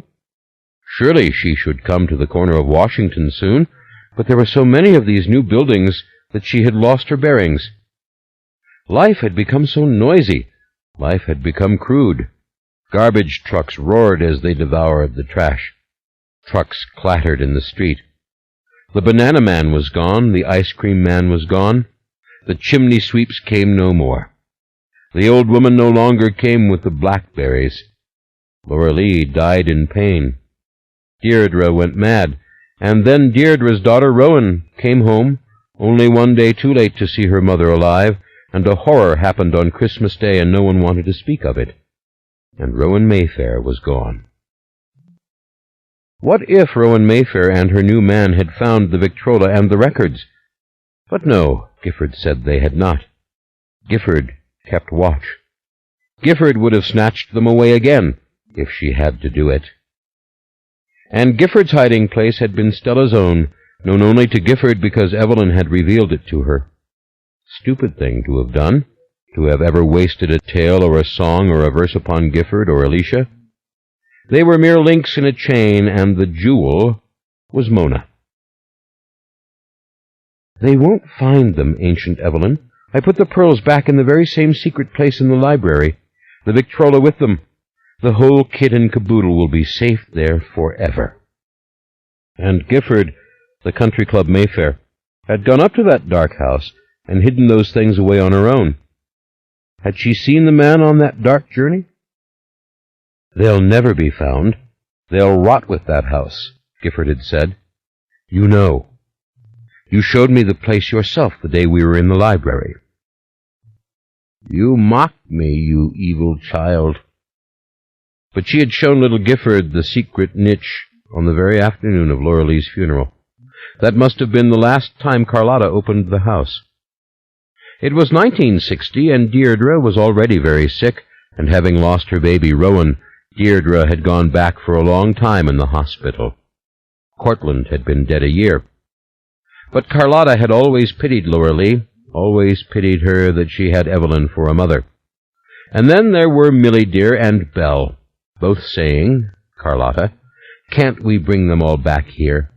And Carlotta looking sadly at Evelyn, trying to hate her, yet feeling so sorry for her that she had buried her daughter. And perhaps that she, Evelyn, had been buried alive, herself, since the day of Stella's death. "You can bring the family here," Millie Dear had said, and Carlotta had not dared to contradict her. "Yes, indeed," said Belle, for Belle had always known that Laura-Lee was Julien's child. Everyone had known. "Yes, indeed," said Belle, sweet Belle. "Come back to the house with us, all of you." Why she had gone? She did not really know. Maybe to see Julien's house again. Maybe she had intended all along to slip into the library and see if the pearls were still there, if anyone had ever found them. And as the others gathered, as they whispered of Laura-Lee's suffering and poor little Gifford and poor little Alicia, and all the sad things that had befallen them all, Evelyn had taken Gifford by the hand and led her into the library. "Stop your crying for your mother," Evelyn had said. "Laura-Lee's gone to heaven. Now come here, and I'll show you a secret place. I'll show you something beautiful. I have a necklace for you." Gifford had wiped her eyes. She had been in a daze since her mother's death, and that daze wouldn't break until she married Ryan many years later on. But with Gifford there had always been hope. On the afternoon of Laura-Lee's funeral there had been plenty of hope. Indeed, Gifford had had a good life, one had to admit, fretting it away as she did, but still she had her love of Ryan. She had her beautiful children. She had heart enough to love Mona and leave her alone, though Mona frightened the life out of her. Life. Gifford dead. Not possible. Should have been Alicia. All a mix-up. Horse stopped at the wrong gate. Did Julien foresee this? It was like just a moment ago, Laura-Lee's funeral. Think again about the library. Dusty, neglected. Women talking in the other room. Evelyn had taken little Gifford to the bookcase and pushed the books aside. She'd drawn out the long string of pearls. "We're taking this home now. I hid it 30 years ago, the day that Stella died here in the parlor. Carlotta never found it. And these are pictures of Stella and me, too. I'm taking them, too. Some day I will give these things to you and your sister." Gifford, leaning back on her heels, had looked at the long necklace in amazement. It made Evelyn feel so good to have beaten Carlotta, to have kept the pearls when all else seemed lost. The necklace and the music box, her treasures. "What do you mean, the love of another woman?" Gifford had asked her many nights after that, when they sat on the porch talking over the cheerful noise of the avenue traffic. "I mean the love of a woman, that's what I mean. That I kissed her mouth, that I sucked her breasts, that I went down and put my tongue between her legs and tasted her taste, that I loved her, that I drowned in her." Gifford had been shocked and afraid. Had she married with her hair down? Very, very likely. A horrid thing, a virgin girl. Though if anyone could make the best of such a thing, it had probably been Gifford. Ah, this was Washington Avenue. It was, no doubt of it. And behold, the florist's shop was still here, and that meant that ancient Evelyn could go carefully up these few little steps and order the flowers herself for her precious girl. "What did you do with my treasures?" "Don't tell those things to Mona." Ancient Evelyn stared in bafflement at the florist blossoms crowding against the glass, like flowers in prison, wondering where to send the flowers for Gifford. Gifford was the one who had died. Oh, my darling. She knew what flowers she wanted to send. She knew what flowers Gifford liked. They wouldn't bring her home for the wake. Of course not. Not the Metri Mayfairs. They would never, never do such a thing. Why, her body was probably already being painted in some refrigerated funeral home. "Don't try to put me on ice in such a place," Evelyn had said after Deirdre's funeral last year, when Mona stood describing the whole thing, how Rowan Mayfair had come from California to lean over the coffin and kiss her dead mother, how Carlotta had keeled over dead that very night into Deirdre's rocker, like she wanted to be dead with Deirdre, leaving that poor Rowan Mayfair from California all alone in that spooky house. "Oh, life! Oh, time!" Mona had said, stretching out her thin pale arms and swinging her long red hair to the left and the right. "It was worse than the death of Ophelia." "Probably not," Ancient Evelyn had said, for Deirdre had lost her mind years before, and if this California doctor, Rowan Mayfair, had had any gumption at all, she would have come home long before now, demanding answers of those who drugged and hurt her mother. No good could come of that California girl, Ancient Evelyn knew, and that was why they'd never brought her up to Amelia Street, and Ancient Evelyn had therefore seen her only once, at the woman's wedding, when she wasn't a woman at all, but a sacrificial creature for the family, decked out in white with the emerald burning on her neck. She'd gone to that wedding not because Rowan Mayfair, the designee of the legacy, was marrying a young man named Michael Curry in St. Mary's Church, but because Mona would be the flower girl, and it had made Mona happy for Ancient Evelyn to come, to sit in the pew and see and nod as Mona passed.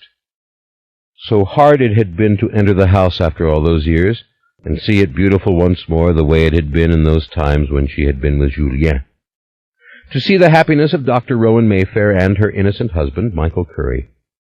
Like one of Mary Beth's Irish boys, he was big and muscular, and very frank and kind in his brusque and ignorant way, though he was educated, they said, and affected the common air, so to speak, because he'd come from the back streets, and his father had been a fireman. Oh, so like the boys of Mary Beth, Ancient Evelyn had thought, but that was all she remembered of that wedding, all she remembered of Deirdre's daughter. They'd taken Ancient Evelyn home early when Alicia had been too drunk to stay.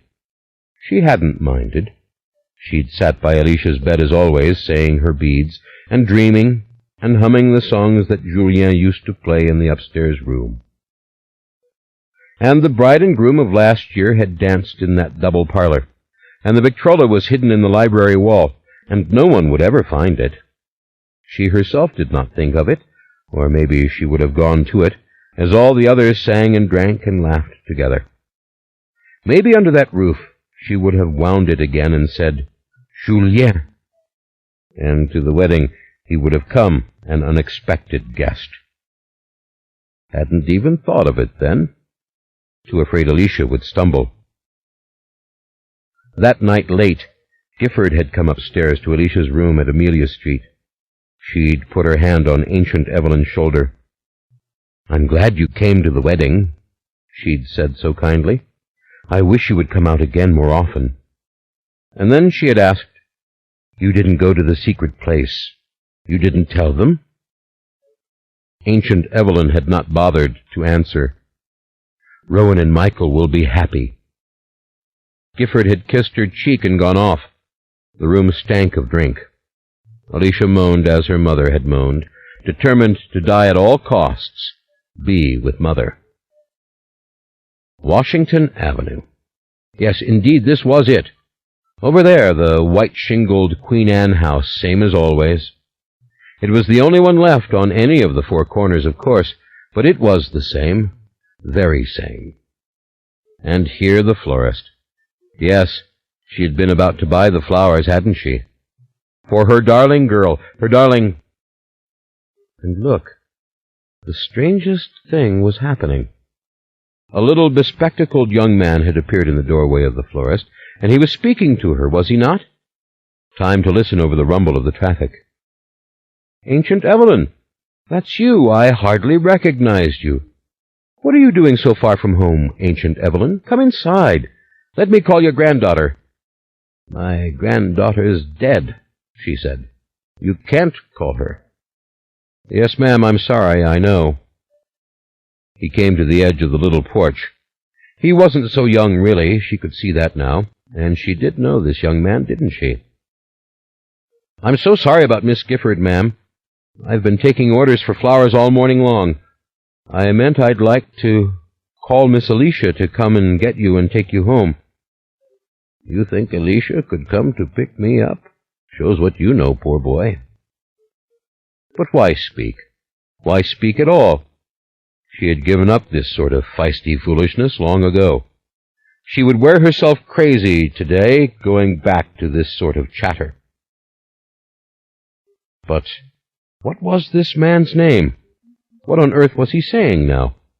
Oh, she'd remember if she tried who he was, and where she'd seen him last, or most, and that he'd come with a delivery or two, or that he'd waved to her in the evening as he walked along. But was it worth it to remember such things? Like following the string back through the labyrinth. Oh, bother. Or stupid bother. The young man came down the steps. "Ancient Evelyn, won't you let me help you inside? How pretty you look today, with that lovely pin on your dress." "I'm sure I do," she thought dreamily, hiding in the body of this old woman. But why say such things to hurt the feelings of an innocent man, an unimportant man, even if he was hairless and anemic? He didn't know how long she'd been an old woman. Why, it had started not long after Lauralee was born, in a way, her walking the wicker baby carriage all the way up here and round and back around the cemetery. Might as well have been old. "How did you know my granddaughter died? Who told you?" It was astonishing. She wasn't certain now how she herself knew. "Mr. Fielding called. He said to fill that room with flowers. He was crying when he called. It's so sad. I'm sorry, Ancient Evelyn. Truly I am. I don't know what to say at such times." "Well, you ought to. You sell people flowers. Flowers for the dead more often, probably, than flowers for the living. You ought to learn and memorize some nice things to say. People expect you to talk, don't they?" "What was that, ma'am?" "Listen, young man, whoever you are. You send flowers for me from my grandchild Gifford." He'd heard that right enough, but it was a dollars and cents order. "You make it a standing spray of white gladiolus and red roses and lilies, and you put a ribbon on it. You write grandchild on the ribbon, do you hear? That's all. Make sure it's big and beautiful, and they put it beside her coffin. And where is that coffin to be, by the way? Did my cousin Fielding have the decency to say, or are you supposed to call funeral parlors on your own until you discover it?" "Metry, ma'am. I already know. Others are calling." What was in Metry? What? What was he saying? A huge truck had bounced and rattled across the intersection and down towards Carondelet. Nuisance. And look at those townhouses over there. Good Lord, so they had torn down that beautiful house too, idiots. I am surrounded by idiots. She pushed at her hair. The young man was pulling at her arm. "Get away from me," she said, or tried to say. What had she been discussing with this young man? Indeed, she did not know. And what was she doing here, of all places? Had he just asked her that very question? "Let me put you in a cab for home, or I'll take you there myself." "You will not," she said. And as she looked at the flowers behind the glass, she remembered. She walked on, past him, turning off the avenue and going into the garden district and towards the cemetery. Always been one of her favorite walks this way to see the Mayfair tomb when she passed the gates, and lo and behold, Commander's palace was still there. She could see the awnings all the way from here. How many a year had it been since she dined inside? Of course, Gifford was always begging to take her. Lunch with Gifford at Commander's, and Ryan such a proper, shiny-faced boy. Hard to believe a child like that was a Mayfair, a great-grandson of Julien. But more and more the Mayfairs had taken on that shiny look.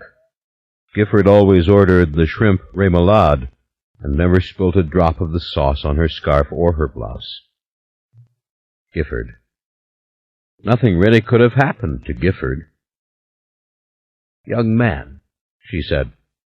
He walked beside her, holding her arm, perplexed, superior, confused, proud. "What happened to my grandchild? Tell me. What did Fielding Mayfair tell you? I am so distraught. Don't think me a forgetful old woman, and let go of my arm. I don't need you. What happened to Gifford Mayfair? I'm asking you now." "I don't know for sure, ma'am," he said. "They found her in the sand.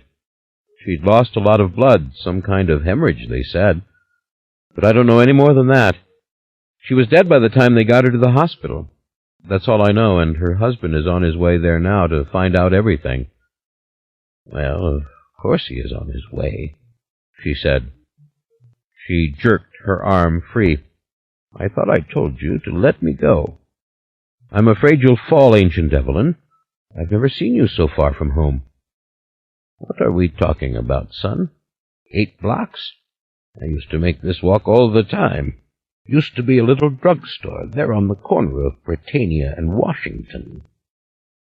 Used to stop for ice cream. Feed Laura Lee ice cream. Please do let go of my arm." He looked so crushed, so hurt, so frozen and sorry. Poor thing. But when you were old and weak, your authority was all you had left, and it could crumble in an instant. If she fell now, if her leg went out from under her... But no, she would not let that happen. "Well, bless your soul, you are a sweet boy. I didn't mean to hurt your feelings, but please don't talk to me as if I were addle-brained, for I am not. Walk me across Britannia Street. It's too wide. Then you go back and fix the flowers for my darling girl, won't you? And how do you know who I am, may I ask?" "I bring your flowers on your birthday, ma'am. Lots and lots of flowers every year. You know my name. My name is Hanky. Don't you remember me? I wave when I pass the gate." It wasn't said with reproach, but he was highly suspicious now, and very likely to take action, to force her into a cab, or worse, to go call someone to head her off, for it was perfectly obvious that she ought not to be able to make this trek alone. "Ah, yes, Hanky. I do remember you, of course. And your father was Harry, who went in the Vietnam War. And then there was your mother, who moved back to Virginia. Yes, ma'am, you've got it all right. You've got it perfect." How delighted he was! That was the most maddening and annoying aspect of old age. If you could add 2 and 2, people clapped for you. They clapped. It was true. It was pathetic. Of course she remembered Harry. He'd delivered flowers to them for years and years. Or was that old Harry? Oh, Lord Julien, why have I lived this long? For what? What am I doing?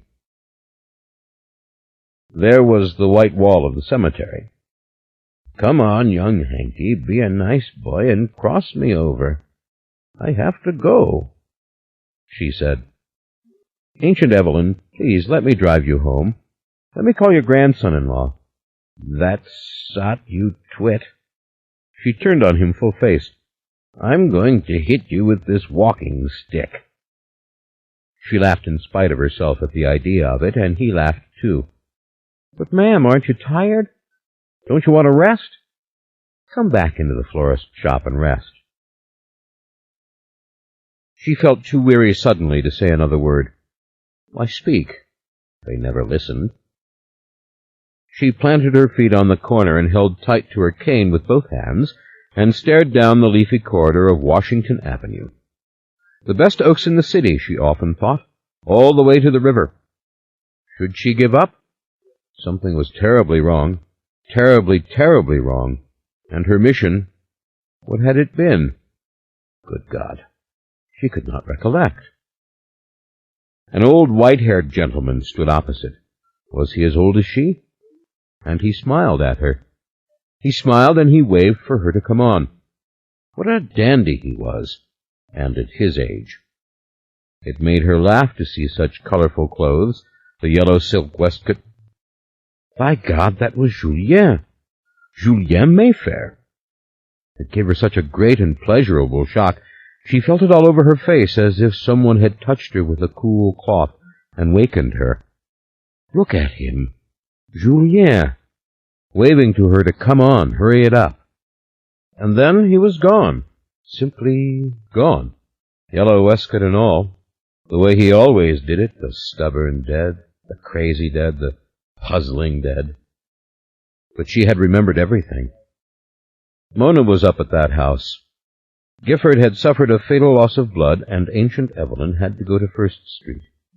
Julien knew she must go on. That was good enough for her.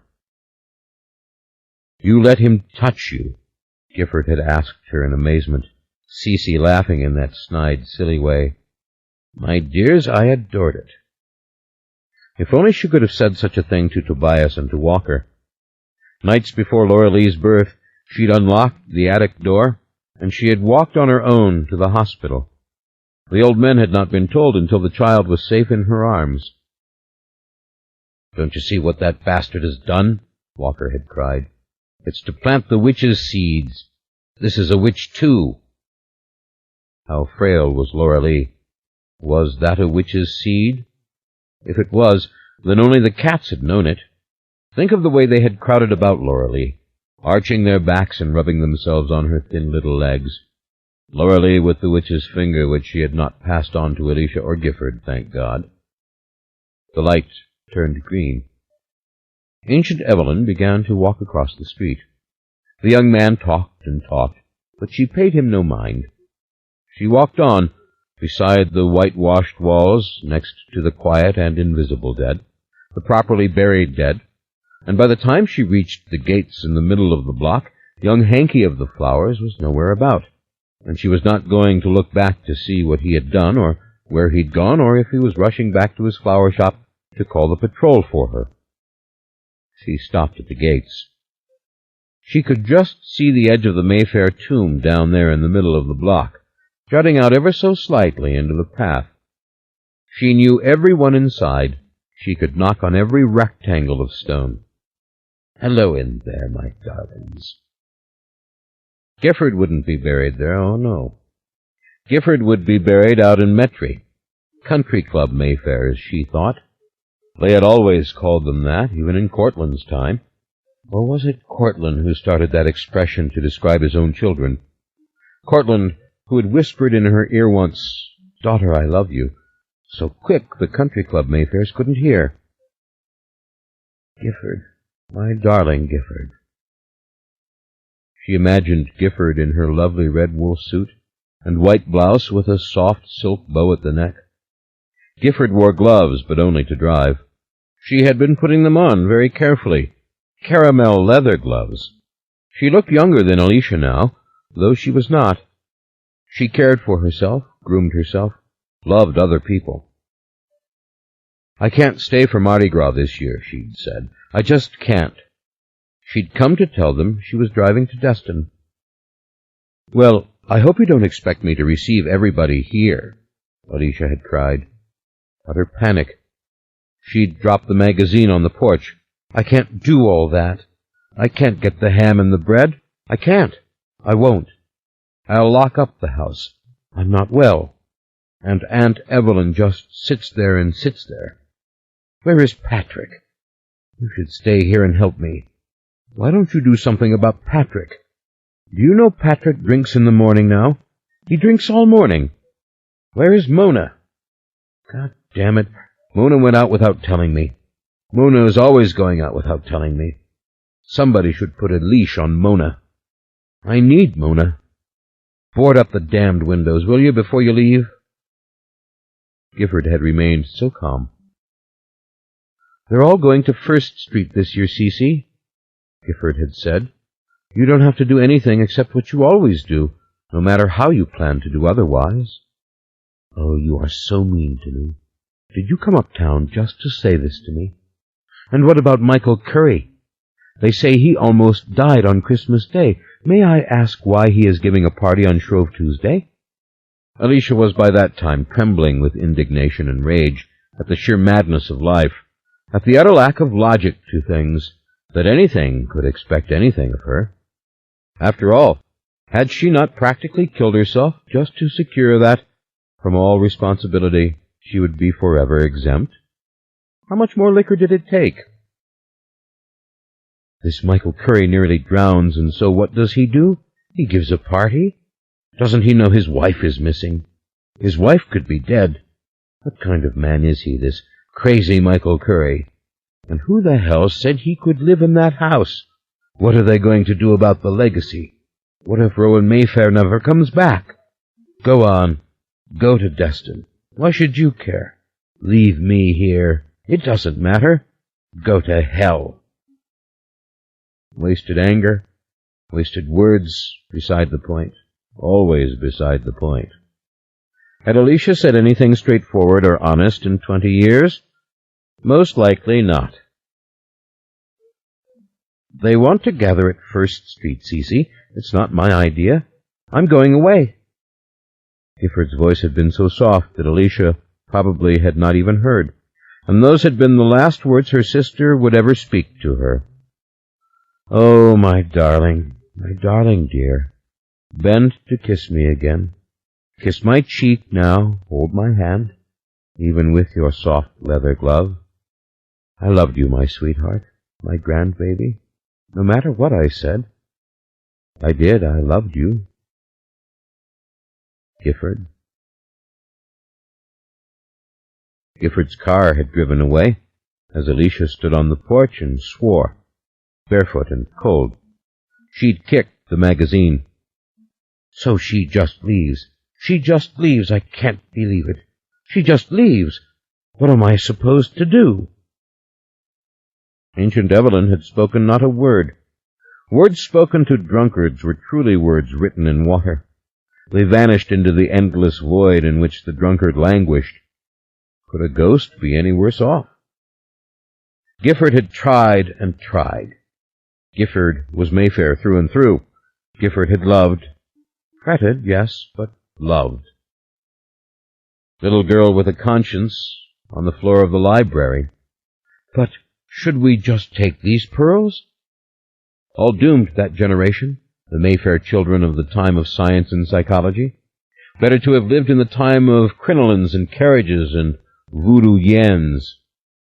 We are past our time. Julien knew. But Mona wasn't doomed, was she? Now, that was a witch for this day and time. Mona at her computer, chewing gum and typing faster than any person in the universe. If there was an Olympic race for typing, I'd win it. And on the screen, all those charts and graphs. See this? This is a Mayfair family tree. Know what I figured out? Art and magic will triumph in the end, Julien had said. I know it. Was the computer art and magic? Even the way the screen glowed in the dark, and that little voice box inside that Mona had programmed to say in an eerie, flat way, Good morning, Mona. This is your computer talking to you. Don't forget to brush your teeth. It was perfectly frightening to see Mona's room come alive at 8 o'clock, what with the computer talking like that as the coffee pot gurgled and hissed, and the microwave oven went on to heat the rolls with a tiny beep, and CNN headline news came alive and talking on the TV. I like to wake up connected, said Mona. The paperboy had learned to throw the Wall Street Journal up to the second-floor porch outside her window. Mona, to find Mona. To find Mona, she was going to Chestnut Street. She had come so far. Time to cross Big Washington Avenue. She should have crossed it at the light back there, but then she might not have seen Julien. Everything works out. The morning was still and empty and quiet, and the oaks made a church of the street. And there stood the old firehouse so deserted. Had the fireman got away? But that was way off her course. She had to go down Chestnut Street now, and here would come the slippery sidewalks, the bricks in the stones, and it was best, perhaps, that she walked in the street itself, just along the parked cars, as she'd done years ago, rather than slip and fall. The cars came slow through these streets. Soft and leafy as paradise, the garden district. The traffic waited until she reached the curb, and then with a loud swoosh it moved on behind her. Yes, take to the street. And even here was the litter of Mardi Gras. What a shame for shame. Why doesn't everyone come out and sweep the banquette? She felt sad suddenly that she had not done this herself this morning, as was her plan. She had meant to go out. She liked to sweep. It took her forever. And Alicia would call down to her, "Come inside." But she swept and swept. "Miss Ancient Evelyn, you've been sweeping out here for hours," Patricia would say. But of course, why not? Will the leaves ever stop falling? Why, whenever she thought of Mardi Gras coming, all that entered her mind was that it was going to be fun to sweep the banquette after. So much rubble and trash. Sweep and sweep. Only something this morning had come between her and the broom. What was it? The garden district was dead quiet. It really was as if no one had lived there. The noise of the avenue was so much better. On the avenue, you were never alone. Even late at night, the headlamps shone through the windows and threw a cheery yellow glow into the mirrors. You could go outside in the very cool of the darkest morning and stand on the corner and see the streetcar drift by, or a man strolling past, or a car creeping along with young men inside laughing and talking to each other, furtive yet happy. On and on she walked. But they had destroyed the old houses here, too, some of them. It was probably true, Mona's observation, whatever it had been, something to do with architecture. A stunning lack of vision, a clash between science and imagination. A misunderstanding, Mona had said, of the relationship of form and function. Some forms succeed, and some fail. Everything is form. Mona had said that. Mona would have loved Julien. She came to 3rd Street now, halfway there. It was nothing to cross these little streets. There was no traffic at all. No one was awake yet. On she walked, sure of herself on the asphalt that gleamed in the sun, with no evil cracks or crevices to trip her. "Julien, why don't you come back? Why don't you help me? Why are you always such a tease? Good God, Julien, I can play the Victrola now in the library. There is no one to stop me, just Michael Curry, that sweet man, and Mona. I can play the Victrola and say your name. Ah, what a lovely perfume, the ligustrum in bloom." She had forgotten all about it. And there was the house. My Lord, look at the color of it. She had never known it to have much of a color at all, and now it was all bright and grayish-violet, with shutters painted in green, and the fence very black against it. Oh, it was restored. What a good thing Michael Curry had done. And there on the upstairs porch, he stood looking down at her. Michael Curry. Yes, that was the man. He was in his pajamas and very rumpled, robe open in front, and he was smoking a cigarette. Like Spencer Tracy he looked, that chunky and Irish and rough, though his hair was black. Nice, good-looking man with lots of black hair. And weren't his eyes blue? Certainly seemed so. "Hello there, Michael Curry," she said. "I've come to see you. I've come to talk to Mona Mayfair." Good Lord, what a shock that gave him. How alarmed he was. But she sang it out loud and clear. "I know Mona's inside. You tell her to come out." And then there was her sleepy girl in a white gown, all frazzled and yawning the way children do, as if no one is holding them accountable. Up in the treetops they stood behind the black railing, and it struck her suddenly what had happened, where they had been together. Oh, good Lord. Gifford had warned her about this, that Mona was on the path, so to speak, and must be watched, and that child hadn't been looking for the Victrola at all. She'd been looking for Mary Beth's style of Irish boy, Rowan Mayfair's husband, Michael Curry. Ancient Evelyn felt a lovely desire to laugh and laugh, as Stella would have said, What a scream! But Ancient Evelyn was tired, and her fingers curled over the black wire of the fence, and she was relieved as she bowed her head to hear the big front door open, to hear naked feet slap across the porch, that intimate, unmistakable patter, and to see Mona standing there, until she realized what she had to tell Mona. "What is it, Ancient Evelyn?" she asked. "What's happened?" "You didn't see anything, child? She didn't call your name? Think, my precious girl, before I tell you. No, it's not your mother." And then Mona's little girl face crumpled and became wet with tears, and, opening the gate, she wiped at her eye with the back of her hand. "And Gifford," she cried in a wee voice, so fragile and young and so unlike Mona the strong and Mona the genius. "And Gifford. And I had been so glad that she wasn't here." "You didn't do it, darling child," she said. "Blood in the sand. Happened this morning. Maybe she didn't suffer. Maybe she's in heaven this very minute looking down on us and wondering why we are sad." Michael Curry stood at the top of the marble steps, robe properly closed, with slippers on his feet, hands in his pockets, hair even combed. "Why, that young man isn't sick," she said. Mona broke into sobs, staring helplessly from Ancient Evelyn to the ruddy dark-haired man on the porch. "Who said he was dying of a bad heart?" asked Ancient Evelyn, as she watched him come down the steps. She reached out and clasped the young man's hand. "There's nothing wrong with this strapping young man at all." 9. He had asked them to gather in the library. The little brown portable gramophone was in the corner, and that splendid necklace of long pearls, and the little packet of pictures of Stella and Ancient Evelyn when they had been young together. But he didn't want to talk about that now. He had to talk about Rowan. It made Mona happy that these things had been found, very happy, in the middle of her grief for the death of Gifford. But Mona was not his concern.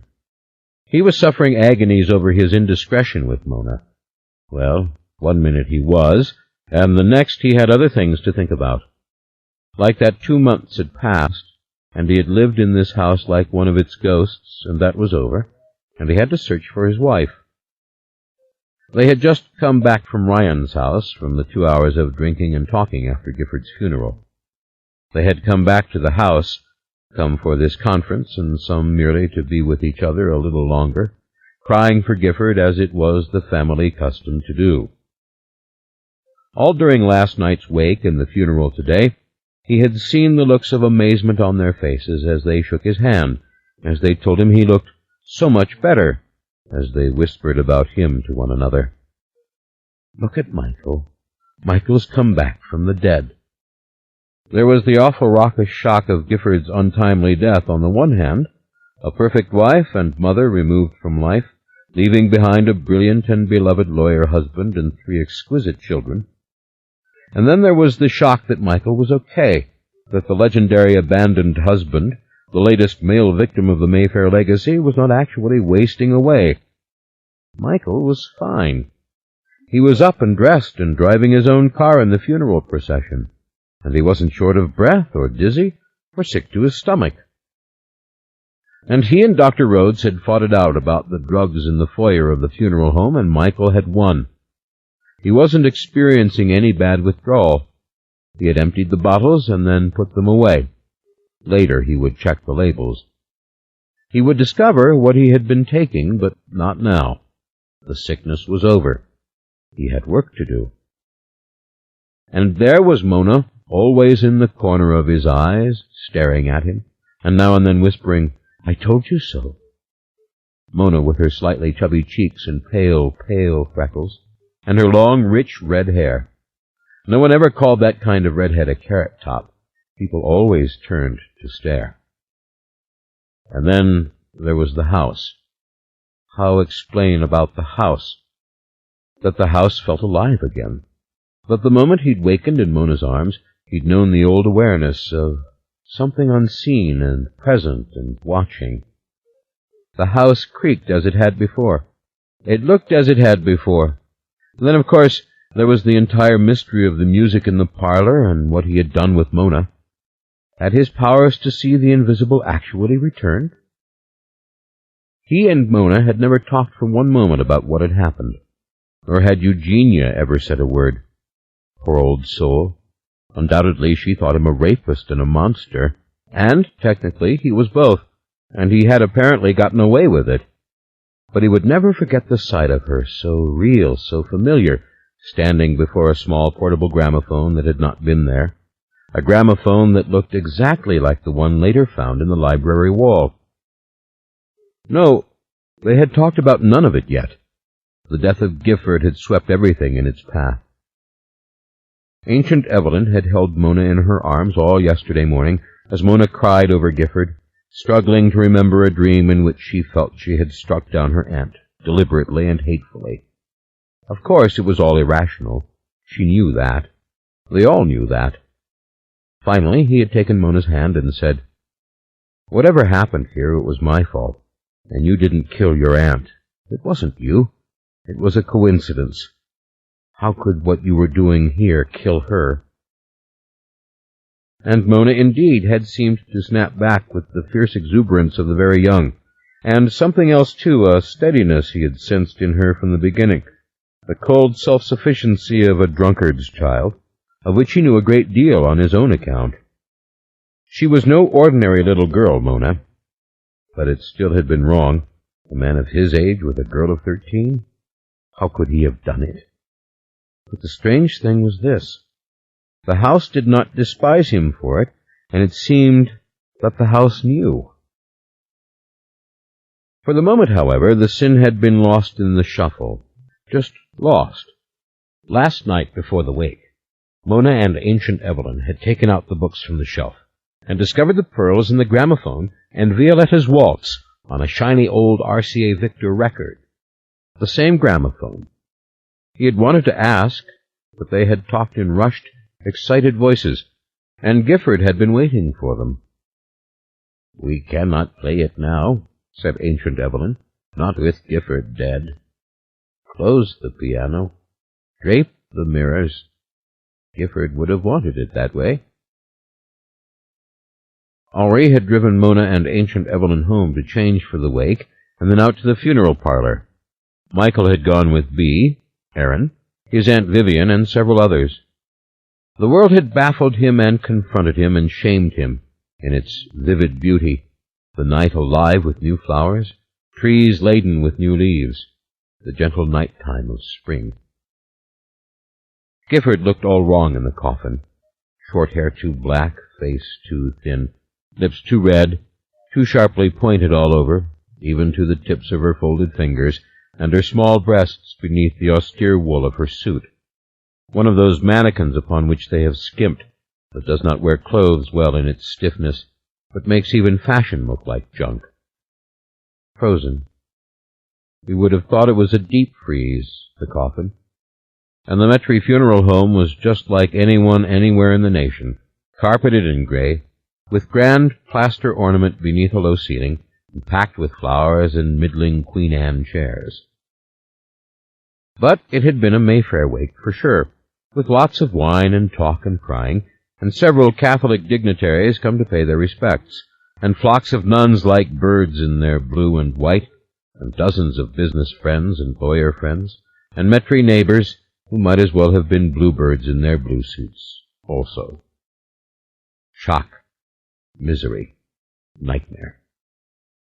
With faces of wax, the immediate family had received each grieving relative or friend, and the world outside shone in spring splendor whenever in the course of things he had stepped out the doors. Even the simplest things blazed in Michael's eyes, after his long illness, his long housebound depression, as if they'd just been invented, the foolish gold curlicues on the plaster, the moist and perfect flowers beneath the outside fluorescent light. Never had Michael seen so many children cry at a funeral, so many children brought to witness, to pray by the coffin, and to kiss the departed, laid out in Betty Crocker perfection, her peculiarities lost to cliches in this final public gesture as she slept on her white satin bed. He'd come home alone at 11 o'clock and gone through his clothes, packed up his suitcase and made his plans. He'd walked through the whole house. It was then that he fully sensed the difference, that it was inhabited again by something he could almost feel and see. No, that was not it. The house itself talked to him. The house itself responded. Madness, perhaps, to think the house was alive, but he had known it before in mingled happiness and misery, and he knew it again, and it was better than the 2 wretched months of aloneness, of sickness and drug fog, of being half in love with easeful death, and the house in silence and without personality, witnessing nothing, having no use for him at all. He'd stared a long time at the gramophone and the pearls that lay as carelessly as Mardi Gras beads on the carpet. Priceless pearls. He could still hear ancient Evelyn's strange voice, both deep and soft, and pretty all at once, talking on and on to Mona. Nobody else seemed to know or care about these treasures from the compartment beneath the bookcase wall. They lay in the shadowy corner near the heap of books, like so much junk. Nobody touched them or noticed them. Now was the conference after the funeral. Had to be done.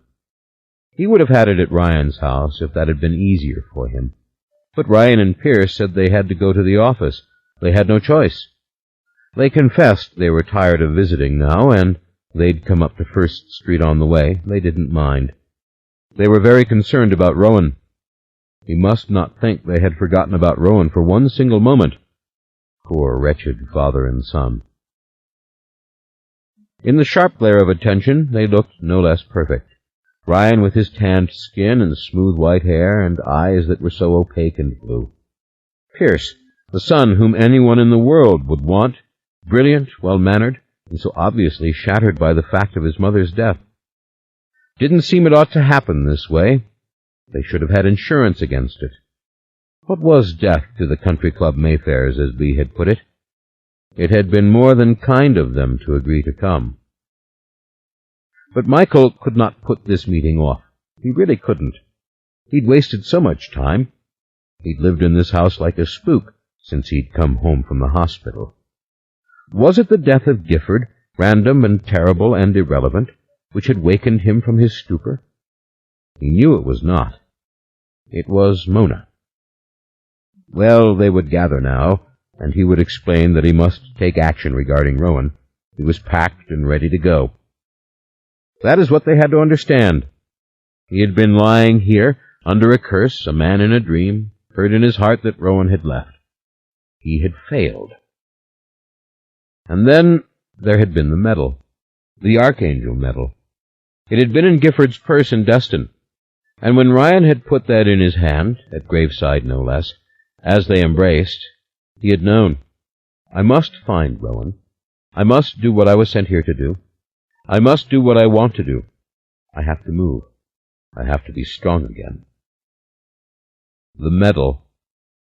Gifford had found it out by the pool some time ago, maybe even Christmas Day. Ryan wasn't sure. She kept meaning to give it to Michael, but she was afraid to upset him with the medal. She'd been sure the medal was his. There had been blood on the medal, and here it was, all cleaned up and shiny. It had fallen out of her purse while Ryan was going through it. Little graveside chat, no more than a few seconds in the cool marble mausoleum with the noonday sun streaming in, and hundreds waiting to shake Ryan's hand. Gifford would want me to give you this without further delay. So what time was there to feel appropriately guilty about the little redhead who'd slept in his arms, who'd said, "Throw out those drugs, you don't need them"? He held the door open for them as they entered the library. "Come in," he said, feeling a little strange as he always did, being the master of this, their house, and gestured for Ryan and Pierce and Aaron Leitner to sit before the desk. He took his customary place behind it. He saw Pierce look at the little phonograph, and those long pearls, but they would get to that later on. "Now, I know how bad this is," he said to Ryan. Someone had to start things. You buried your wife today, and my heart goes out to you. I wish I could let this wait. Everything should be made to wait. But I have to talk about Rowan. Of course you do, said Ryan immediately. And we're here to tell you what we know. We don't know much, however. I see. I can't get a word out of Randall or Lauren. They say, talk to Ryan. Ryan knows everything. And so I've asked you to come and tell me what has been going on. I've been like a man in a coma. I have to find Rowan. I'm packed and ready to go. Ryan looked amazingly composed, as if he'd thrown an inner switch to business mode. There was nothing bitter or resentful in his attitude. Pierce, on the other hand, was still crushed. He wore a look of inconsolable grief. It was doubtful he was hearing Michael's words, or should even be here. Aaron, too, had been devastated by Gifford's death. He had taken Bee under his wing and comforted her throughout the ordeal of the Metry funeral parlor, and cemetery and mausoleum. He was worn and tired and fairly miserable, and no amount of British decorum could hide it any longer. Then there had been Alicia, hysterical and hospitalized at last. Aaron had helped with that, too, side by side with Ryan as he broke the news to Patrick that Alicia was malnourished and sick and must be cared for. Patrick had tried to hit Ryan, and Bee had made no secret any more of her developing affection for Aaron. She had found a man she could depend upon, she said quietly to Michael as they drove home. But now it all fell on this man, Ryan Mayfair, this lawyer who managed every little detail for everyone, and he didn't have Gifford at his side any more, to argue with him, to believe in him, to help him. And he was already back at work. It was too soon to know how bad it was going to be, Michael reasoned. It was too soon for this man to be really afraid. I gotta go, Michael said. It's that simple. What should I know? Where am I headed? What's the latest info we have on Rowan? What are our best leads? A silence fell. Mona came into the room, a white bow drooping appropriately over her locks, and dressed in a simple white cotton frock, the proper thing for children at a time of death. She shut the door to the hall behind her. She did not speak to anyone, and no one looked at her, and no one seemed to notice or care that she took the leather chair against the far wall, and that she looked across the dusty span of the room at Michael. Michael could not stop for this, and really, it didn't matter. There was nothing going on that Mona didn't know or couldn't hear. And for that matter, there was this secret between them that was a bond. The child fascinated him as much as she made him feel guilty. She was part and parcel of the excitement of his recovery and what he had to do now. He had not woken up the morning after with the feeling, "Who is the strange child in my bed?" Quite to the contrary. He sort of knew who she was, and knew that she knew him. "You can't go," said Aaron. The firmness of his voice caught Michael off guard. He realized he'd been drifting back to Mona, and Mona's caresses and the dreamy appearance of ancient Evelyn in the street. "You don't know the full picture," said Aaron. "What full picture?" "We didn't feel we should tell you everything," said Ryan. "But before we proceed, let me explain. We don't really know where Rowan is, and we don't know what's happened to her. I'm not saying that anything bad has happened to her. That's what I want you to understand." "Have you spoken to your doctor?" asked Pierce, suddenly coming alert and joining in, as if he meant to do business. "Does he say your convalescence is over?" "Gentlemen, it's over. I'm going to find my wife. Now, tell me who's heading the investigation to find Rowan. Who has the file on Rowan Mayfair?" Aaron cleared his throat in eloquent British style, a soft traditional preamble to his speech, and then began. "The Talamasca and the Mayfair family have been unable to find her," said Aaron. "That is to say, a considerable amount of investigation and expense has resulted in frustration." "I see. This is what we know. Rowan left here with a tall, dark-haired man. As we told you, she was seen with him on the plane to New York. She was definitely in Zurich at the end of the year, and from there she went to Paris, and from Paris to Scotland. Later on, she was in Geneva. From Geneva, she might have gone back to New York. We are not certain. You mean she could be in this country again? She could, said Ryan. We don't know. Ryan paused as though this was all he had to say, or simply to gather his thoughts. She and this man, said Aaron, were seen in Dunleith, Scotland. There seems no doubt of that. In Geneva, eyewitness testimony isn't as conclusive. We know she was in Zurich only because of the banking transactions she performed. In Paris, because she ran certain medical tests there, which she later sent to Dr. Samuel Larkin in California. Geneva, because that is the city from which she called the doctor on the phone, and from which she sent him the medical information. She ran tests at a clinic there, and those too were forwarded to Dr. Larkin. She called this doctor. He actually spoke to her. This should have given him hope. This should have been something other than the sting it was. But he knew that his face was reddening. She called, but she did not call me. She called her old doctor friend in San Francisco. He tried to look tranquil, appreciative, open-minded. Yes, said Aaron. She called Dr. Larkin on February 12th. She was brief. She told him she was sending a shipment of medical tests, specimens, samples, etc., that he was to take them to the Keplinger Institute for analysis. She told him she would contact him, that this was confidential. She indicated she might be interrupted at any time. She sounded as if she was in danger.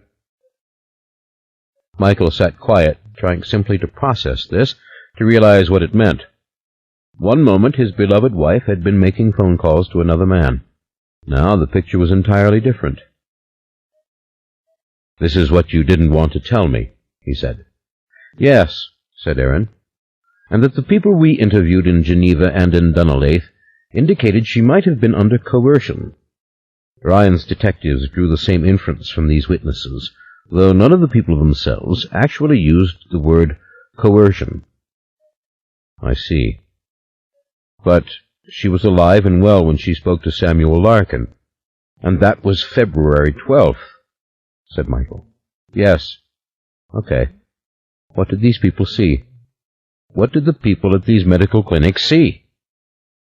"No one at any of the clinics noticed anything. But we are talking about enormous institutions, you must realize. There seems little doubt that Rowan and Lasher slipped in, with Rowan impersonating a staff doctor or a technician, as the situation required. She completed various tests and left before anyone in any of these places was the wiser." "And this you know from the material she sent this Dr. Larkin?" "Yes." "Amazing. But a doctor could do that, couldn't she?" Michael said. He tried to keep his voice steady. He didn't want anyone taking his pulse. "Last proof that she was alive was February 12th, he said again. He was trying to calculate the date, the number of days. His mind went blank. "There has been one other small bit of intelligence," said Ryan, "and one which we do not like." "So tell me." "Rowan made huge bank transfers while she was in Europe.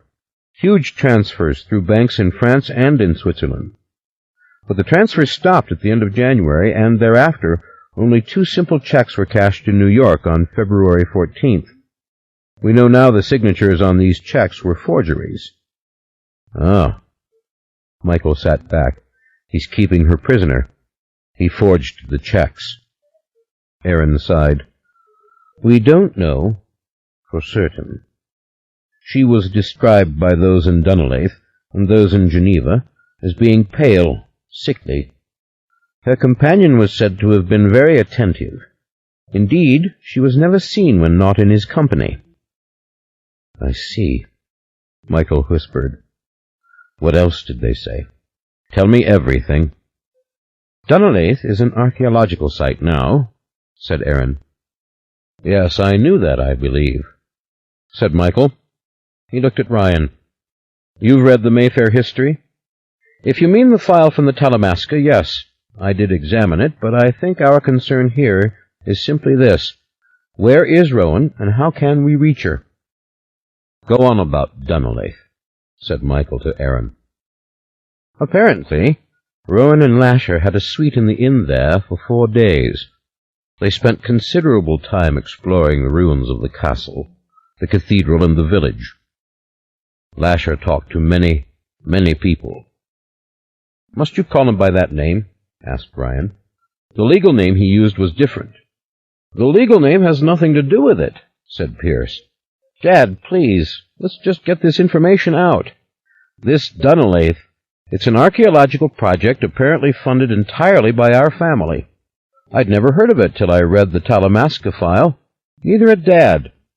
It was all administered by Lauren, said Ryan, with a faint tone of distaste. But that's all beside the point. They haven't been seen there since January. Get on with it, said Michael as gently as he could. What did people see when they looked at them? They are described as a woman 5'7" in height, very pale and in ill health, and an extremely tall man, possibly 6½ feet in height, with luxuriant, long black hair, both American. Michael wanted to say something, but his heart was rushing on him, no doubt of it. He felt the increased rate, and a little pain in his chest. He didn't want anyone to know this. He took out his handkerchief, folded it, and patted his upper lip. She's alive. She's in danger. The thing is holding her prisoner, he whispered. This is anecdotal material, said Ryan. It would not stand up in a court of law. We are conjecturing. The forged checks are another matter altogether. They make it incumbent upon the legacy to do something immediately. The forensic statements are quite a puzzle, Aaron said. Yes, that is a maddening kettle of soup, said Pierce. We sent forensic samples of the blood we found here to 2 different genetic institutes, and neither will give us a straight answer. They are giving us an answer, said Aaron. They are saying that the specimens must have been contaminated or tampered with, because they pertain to a non-human species of primate which they cannot identify. Michael smiled bitterly. But what does this Dr. Larkin say? Rowan sent him the stuff direct. What does he know? What did she say to him on the phone? I have to know everything. Rowan was agitated, said Pierce. She was afraid she might be cut off. She was desperate that Larkin receive the medical material and take it to Keplinger. The whole thing alarmed Larkin. That's why he is cooperating with us. He is devoted to Rowan, doesn't want to break her confidence, but he shares our concern for her. This Dr. Larkin is here, said Michael. I saw him at the wake. Yes, he's here, said Ryan, but he's reluctant to discuss the medical materials taken to the Keplinger Institute. One can infer, said Aaron quietly, from what the doctor is willing to say, that he has extensive test material on this creature. Creature, said Ryan. And there we go off into Fantasyland again. He was angry. We don't know that this man is a creature or a subhuman type or anything else. And we don't know what the man's name is. We do know he is genial, educated, intelligent, and speaks rapidly with an American voice, and that the people who spoke to him at Dunleith found him interesting. What in the world has that got to do with it all? Demanded Pierce. Dad, for the love of... Michael interrupted. What did Rowan send to Dr. Larkin? What has the Keplinger Institute found out? Well, that's it, said Aaron. He won't give us a complete report. But he might give it to you. He wants to talk to you. He wants to do genetic testing on you. Michael smiled. Does he now? You're right to be very suspicious of this, said Ryan. He seemed to be vacillating between angry impatience and exhaustion. People have approached us with genetic proposals in the past. We are perceived as a closed group, consent to nothing. Like the Mormons or the Amish, said Michael. Exactly, said Ryan. And there are many excellent legal reasons not to allow this sort of testing. And what does it have to do with the Curry family anyway? I think we are straying from the point, said Aaron. He looked meaningfully at Michael. "Whatever we call this companion of Rowan's, he's flesh and blood, and obviously passes for human." "Are you listening to your own words?" Ryan demanded, plainly furious. "Of course I am," said Aaron. "I want to see the medical evidence myself," said Ryan. "How will you know how to interpret it?" Pierce asked. "Just hold on," said Ryan. "Dad, we have to talk this out." Michael raised his hand for calm. "Listen, the medical tests aren't going to determine anything. I saw him. I spoke to him." The room was silent. He realized this was the first time he had uttered such a thing to the family since the entire incident had happened. He had never admitted to Ryan or to Pierce, and certainly never to any other Mayfair, what had happened on Christmas Day. He found himself glancing now at Mona, and then his eyes fixed on the man to whom he had told the whole tale, Aaron. The others stared at him in clear and unembarrassed anticipation. "I didn't think he was 6.5 feet tall," said Michael, trying again to steady his voice. He ran his hand back through his hair and stopped himself in the act of reaching for a pen he didn't need. He closed his right hand into a fist, then opened it, splaying the fingers. "But then I was having a pitched battle with him when he was here. I'd say he was my height, 6'2" at most. His hair was short. It was black like mine. He had blue eyes." "Are you telling me," Ryan asked with deceptive calm, "that you saw the man who went off with Rowan?" "You said you actually did speak to him?" Pierce asked. Ryan was clearly pale with anger. "You can describe or identify this person?" he asked. "Let's get on with what we have to do," said Aaron. "We almost lost Michael on Christmas Day. Michael was unable to tell us anything for weeks. Michael was—" "It's okay, Aaron," said Michael. "It's okay. Ryan, what do you want to know?" "She left with a man. He was 6'2". He was thin. He was wearing my clothes. He had black hair. I don't think he looks the same now. His hair wasn't long. He wasn't so tall. Do you believe me? Do you believe anything anybody's told you? Ryan, I know who he is. So does the Talamasca." Ryan seemed incapable of responding. Pierce was also obviously stunned. "Uncle Ryan, it was the man," said Mona flatly. "For Christ's sakes, get off Michael's case. He didn't let the man through. It was Rowan." "Stay out of this, Mona," Ryan flashed. It seemed he would lose control completely. Pierce laid his hand on his father's hand. "What are you doing in here?" Ryan demanded. "Go on, out." Mona didn't move. Pierce gestured for her to be quiet. "This thing," said Michael. "Our man, our Lasher. Does he appear normal to other people?" "An unusual man," said Ryan. "That is the testimony we have. An unusual man, well-mannered, rather gregarious." He paused as if he had to force himself to go on. "I have all the statements for you. And, by the way, we combed Paris, Geneva, Zurich, New York. Tall as he is, he does not attract that much attention. The archaeologists at Dunleith had the most contact. They said he was fascinating, a little peculiar, that he spoke very fast, that he had strange notions about the town and the ruins."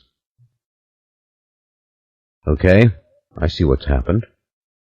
She didn't run away with him. He took her. He forced her to take him there. He forced her to get the money. She persuaded him to have these medical tests. Then she got the stuff out when she could to this Dr. Larkin." "Not certain," said Ryan. "Not certain at all. But the forgery gives us something legal to go on. Also, the money deposited for Rowan in banks abroad has now disappeared. We have to act. We have no choice. We have to protect the legacy." Aaron interrupted with a little gesture. Dr. Larkin said that Rowan said she knew the creature wasn't human. She wanted him to study the genetic blueprint. She wanted to know specifically whether or not the creature could breed with humans, and with her in particular. She sent some of her own blood for analysis. There was an uneasy silence. For the space of a second, Ryan looked almost panic-stricken. Then he drew himself up, crossed his legs, and laid his left hand on the edge of Michael's desk. "I don't know what I believe about this strange man," Ryan said. "I honestly don't. All this Talamasca history, this chain of 13 witches, all this, I don't believe it. That's the frank truth, I don't. And I don't think most of the family believes in all this either." He looked directly at Michael. "But this is clear. There is no place for you to go now to search for Rowan. Going to Geneva is a waste of time. We have covered Geneva. The Talamasca has covered Geneva.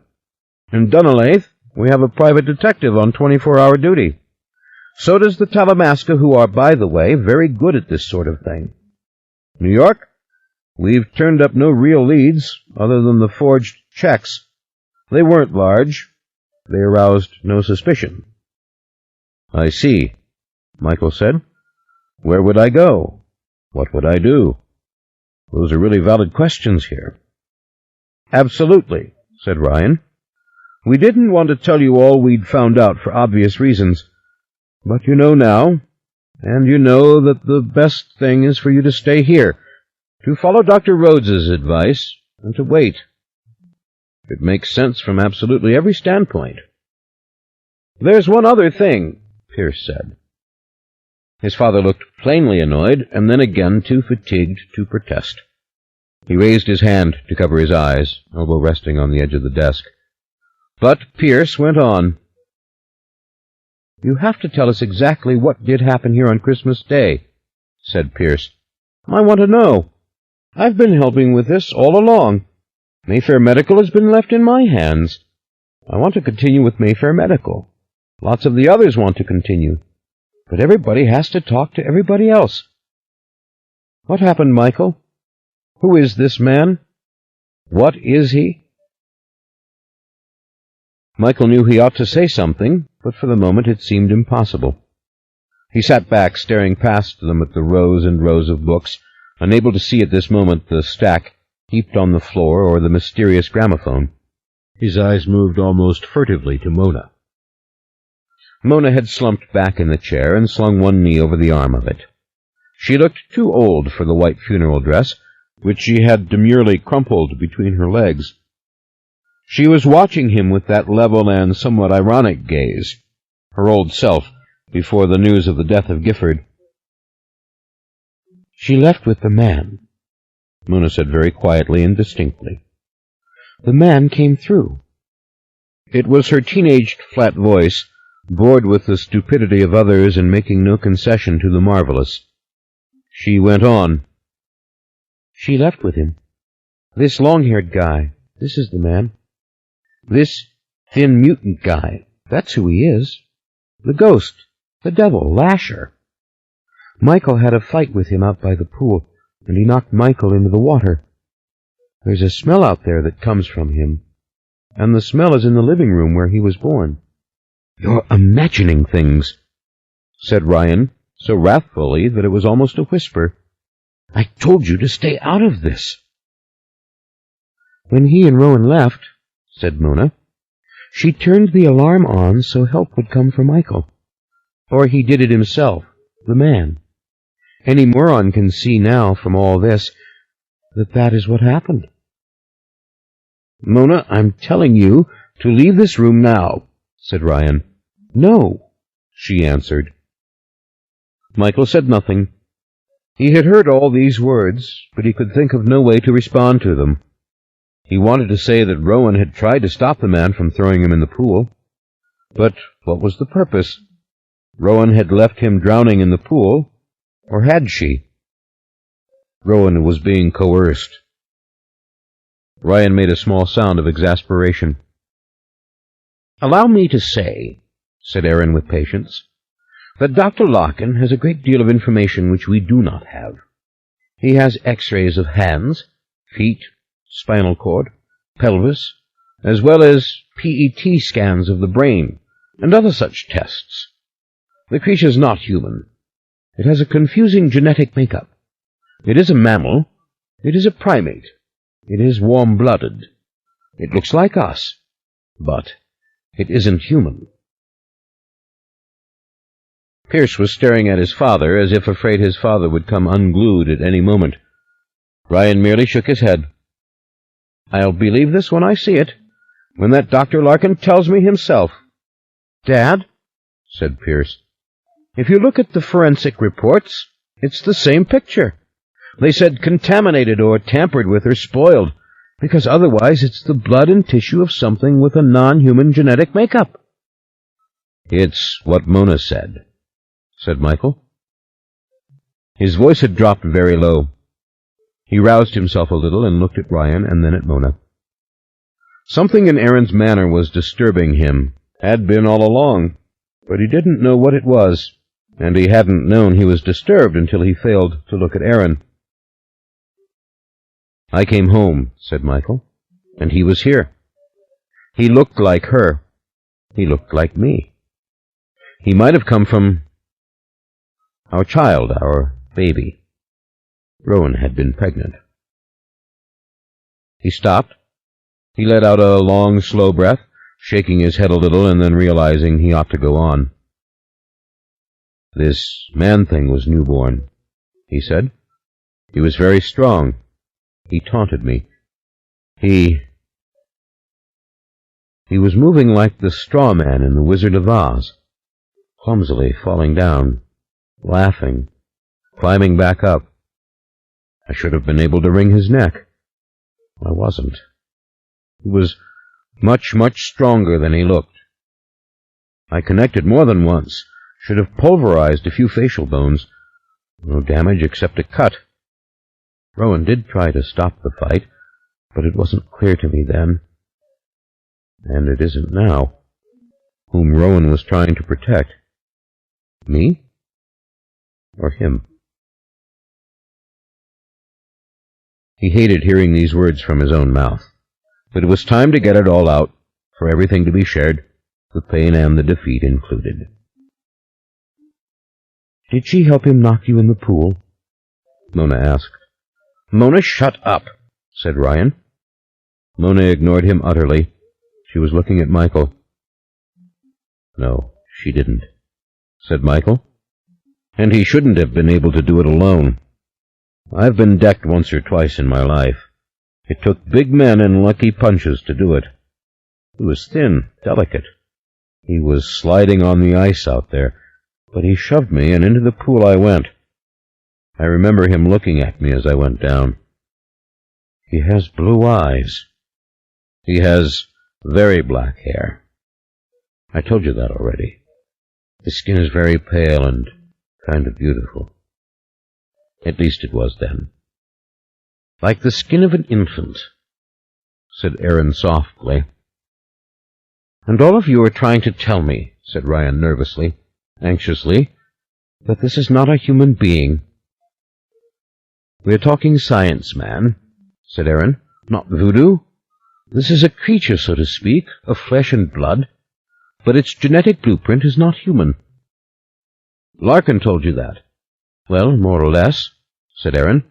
"Let's say I picked up the message from him." "Ghosts, spirits and creatures," Ryan said. It was as though the wax he was made of was beginning to melt altogether. "Come on, Dad, take it easy," said Pierce, and for the moment sounded like the elder. "Gifford told me that she thought the man had come through," Ryan said. "It was the last conversation I ever had with my wife, and she said—" He stopped. Silence. "I think we are resolved on one point, Michael," said Aaron, with a touch of impatience, "that you remain here." "Yeah, I got that," said Michael. "I'm staying. But I want to see all the reports. I want to become involved on every level. I want to talk to this Dr. Larkin." "There is one other very important matter," said Aaron. "Ryan, for obvious reasons, did not consent to an autopsy being performed on Gifford." Ryan glared at him. Michael had never seen Ryan so full of blatant hostility. Aaron caught it as well, and he hesitated, very obviously at a loss for a moment, before he continued, "But there is blood-stained clothing, which can be tested." "For what?" demanded Ryan. "What has my wife to do with you? With any of this?" Aaron couldn't answer. He looked distraught suddenly. He fell quiet. "Are you trying to tell me my wife had some doings with this thing? That he killed her?" Aaron didn't answer. "Dad, she had a miscarriage up there," said Pierce. "And you and I both know—" The young man stopped himself, but the blow was struck. "My mother was high-strung," he said. "She and my father—" Ryan didn't reply. His rage had hardened into something worse. Michael shook his head before he could stop himself. Mona's face was impassive as ever. "There was evidence of a miscarriage?" Aaron asked. "Well, she suffered a uterine hemorrhage," said Pierce. "That's what the local doctor said, some kind of miscarriage." "He doesn't know," said Ryan. "The local doctors said she died from loss of blood. That's all they knew, loss of blood. She started to hemorrhage, and she didn't or couldn't call for help. She died on the sand. My wife was an affectionate and normal woman, but she was 46 years old. It is highly unlikely she had a miscarriage. Indeed, it is almost a preposterous idea. She suffered from fibroid tumors. Dad, let them test what they have, please. I want to know why Mother died. If it was the tumors, I want to know. Please. All of us want to know. Why did she have the hemorrhage?" "All right," said Ryan in a seething rage. "You want these tests run on your mother's clothes?" He threw up his hands. "Yes," said Pierce calmly. "All right. For you, then, this will be done. For you and your sisters. We'll run the tests. We'll find out what triggered the hemorrhage." Pierce was satisfied, but clearly worried about his father.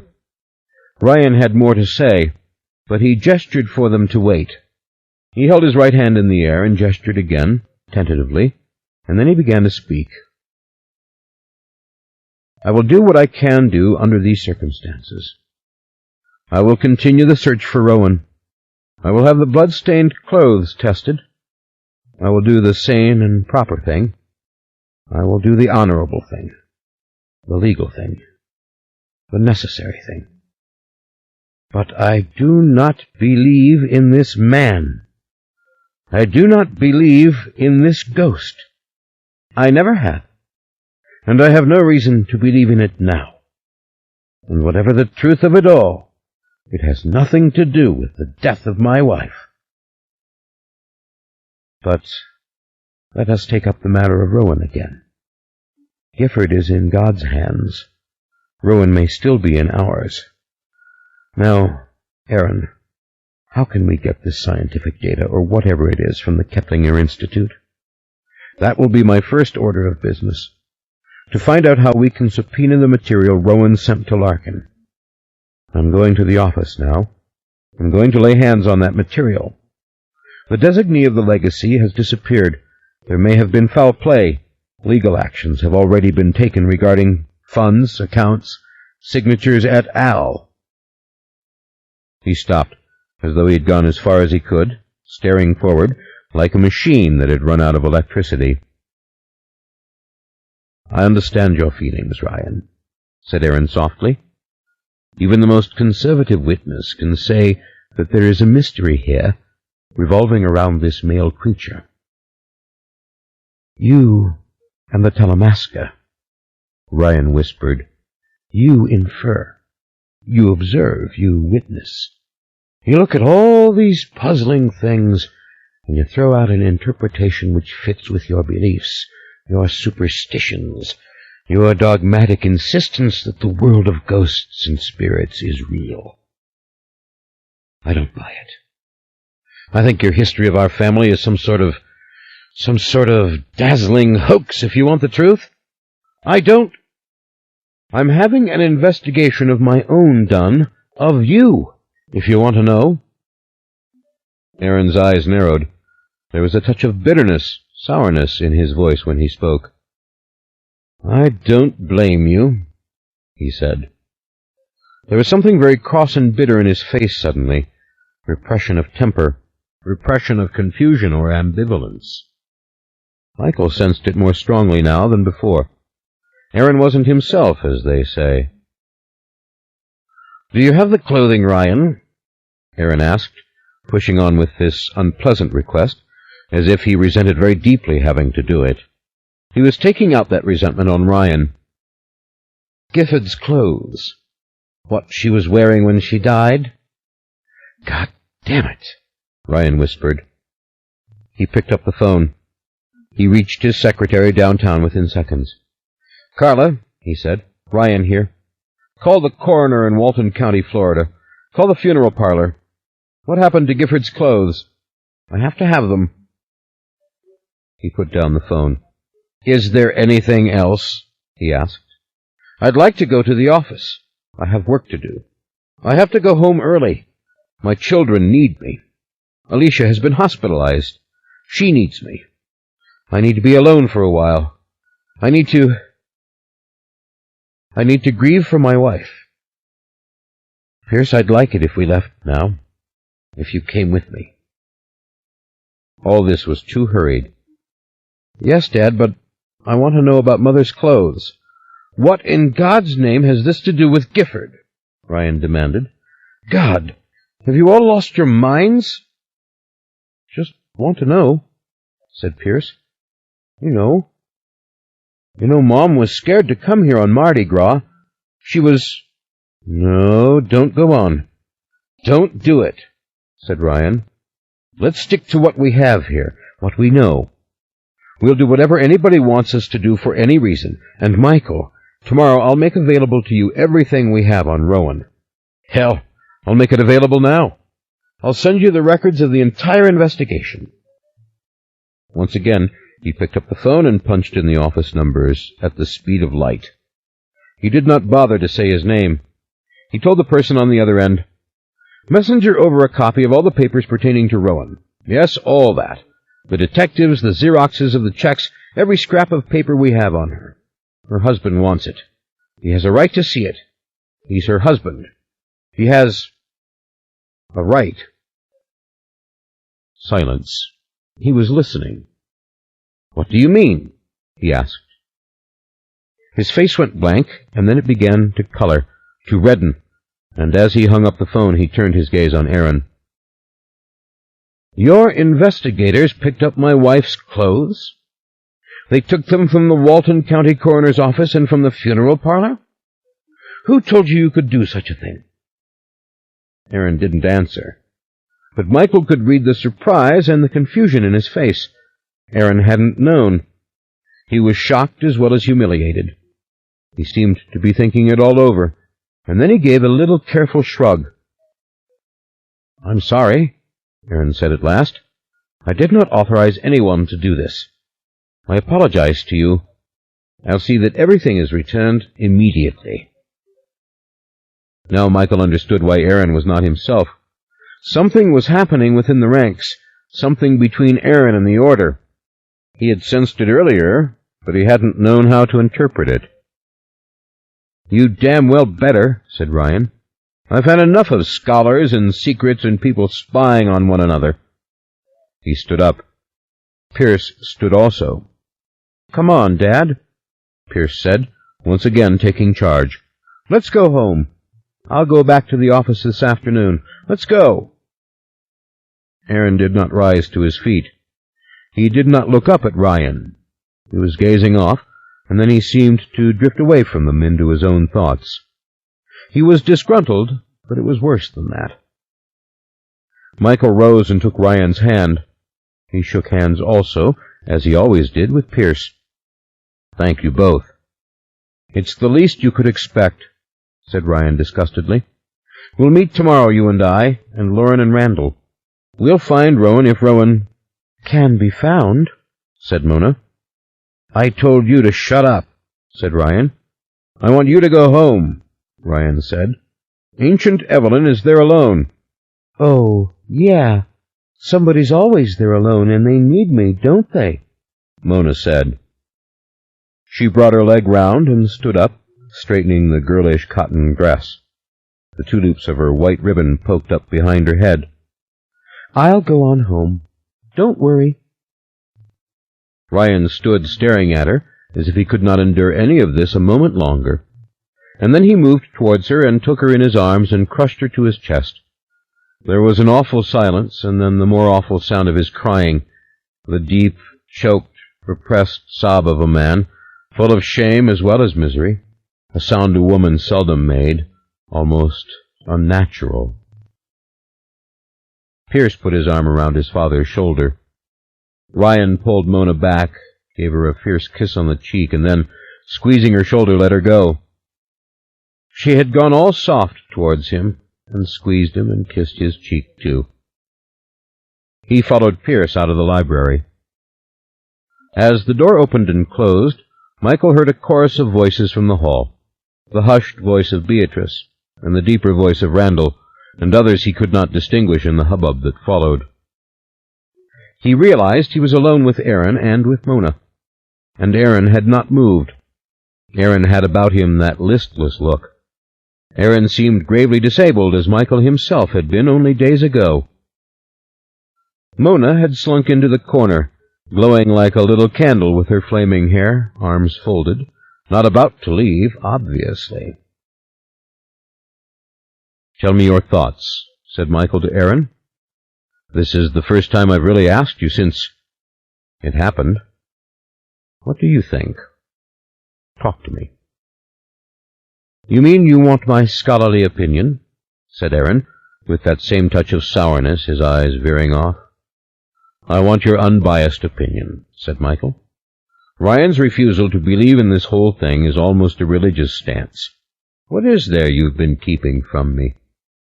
He should ask Mona to go. He should escort her out, turn her over to B, take care of her. But he didn't do these things. He simply looked at Aaron." Aaron's face had tightened, then relaxed again. "I haven't been deliberately keeping back anything," he said, but the voice was not typical of him. "I'm embarrassed," he said, looking Michael in the eye. "I was heading this investigation until Rowan left. I thought I was heading it even afterwards. But there are strong indications now that the elders themselves are in charge, that the investigation has broadened without my knowledge. I don't know who took Gifford's clothing. It's not the Talamasca style. You know it's not. After Rowan's disappearance, we asked Ryan's permission to come to this house to take specimens from the blood-stained rug, the wallpaper. We would have asked you, but you were not—" I know. That's our manner, to go in the wake of disaster, to proceed with care, to observe, not to conclude. You don't owe me any explanations. We're friends, you and me, you know that. But I think I can tell what's happened. This must be a momentous investigation to your elders. We don't have a ghost now. We have a mutant being." Michael laughed bitterly. "And the being is holding my wife prisoner." "I could have told you that," said Mona. Aaron's utter lack of response was startling. Aaron was staring off and deeply distressed and unable to confide about it because it was the business of the order. Finally, he looked again at Michael. "You're all right. You're very well indeed. Dr. Rhodes calls you his miracle. You're going to be all right. We'll meet tomorrow. You and I, even if I am not admitted to the meeting with Ryan." "This file they're sending over," Michael said. "I've seen it," Aaron said. "We were cooperating with each other. My reports are in the file. You'll see. I don't know what's happened now, but Beatrice and Vivian are waiting for me. Beatrice is greatly concerned about you, Mona. And then there is Dr. Lark, and he wants to talk to you, Michael. I've asked him to wait until tomorrow. He's waiting for me now. Yes, okay. I want to read the report. Don't let Larkin get away, however. Oh, he's happy. He's hitting every good restaurant in town, and has been partying all night with some young female surgeon from Tulane. He's not going to slip through our fingers. Mona volunteered nothing. She merely watched as Michael followed Aaron into the hallway. She remained in the door, and he was painfully conscious of her presence suddenly, of her perfume, of her red hair glowing in the shadows, of the rumpled white satin ribbon, of all of her and everything that had happened, and that people were leaving the house, and he might soon again be alone with her. Ryan and Pierce were just getting out the front door. Mayfair farewells took so long. Beatrice was crying again, and assuring Ryan that everything would be all right. Randall sat in the living room, beside the first fireplace, looking like a great, dark gray toad in the chair, his face baffled and pondering. "Darlings, how are you both?" Bea asked, rushing to take Michael's hand and Mona's hand as well. She kissed Mona's cheek. Aaron slipped past her. "I'm okay now," said Mona. "What about Mom?" "She's sedated. They're feeding her intravenously. She'll sleep the night. Don't you worry about her another moment. Her father is all right. He's keeping company with ancient Evelyn. I believe Cecilia is there now. Anne-Marie is with your mother." "That's what I figured," said Mona disgustedly. "What do you want to do, my darling? Shall I take you home? Will you come and stay with me for a while? What can I do? You can bunk in with me for the night, or sleep in the room with the rose wallpaper." Mona shook her head. "I'm fine." She gave a careless, disrespectful shrug. "I'm really just fine. I'll walk up home in a little while." "And you," he said to Michael, "just look at you. There's color in your cheeks. You're a new man." "Yeah, seems so. Listen, I gotta think about things. They're sending over the file on Rowan." "Oh, don't read all those reports. It's too depressing." She turned to search out Aaron, who stood far away against the wall. "Aaron, don't let him." "He should read them, my dear," Aaron said. "And now I must go back to the hotel. Dr. Larkin is waiting for me." "Oh, you and that doctor." She took Aaron's arm and kissed him on the cheek as they proceeded to the door. "I'll wait for you." Randall had risen to go. Two young Mayfairs in the dining room drifted into the hall. The goodbyes were protracted, full of heartfelt words, and sudden sobs of grief, and confessions of love for Gifford, poor beautiful Gifford, kind and generous Gifford. Bea turned back and rushed to embrace Michael and Mona with both arms, kissed them both, and then went down the hall, tearing herself away obviously. There was an intimacy in the way she took Aaron's arm, in the way he guided her down the steps. Randall went out the gate before them. Then they were all gone. Mona stood waving in the keyhole door, looking thoroughly incongruous now in the childish dress with its sash, though the white ribbon in her hair seemed an essential part of her. She turned around and looked at Michael. She banged the door shut behind her. "Where's my Aunt Viv?" Michael asked. "She can't save you, big boy," Mona said. "She's out in Metry comforting Gifford's other kids with Aunt Bernadette." "Where's Eugenia?" "Would you believe I poisoned her?" Mona walked past him, back the hall, and into the library. He followed her, adamant and full of righteous speeches and declarations. "This is not going to happen again," he began. But she shut the library door as soon as he was inside, and she threw her arms around him. He began to kiss her, his hands sliding over her breasts and down suddenly to lift the cotton skirt. "This cannot happen," he said. "I'm not going to let you. You're not even giving me a 50-50.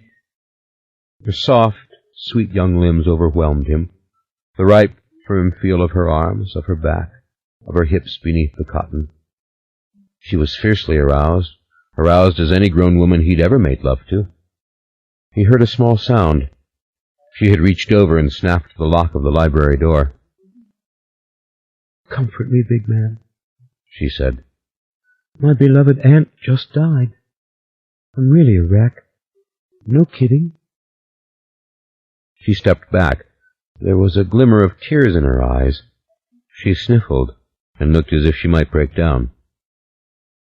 She undid the buttons of the cotton dress and then let it slip down around her. She stepped out of the circle of glowing fabric, and he saw her snow-white brassiere with its full cups of expensive lace, and the soft, pale skin of midriff above the waistband of her half-slip.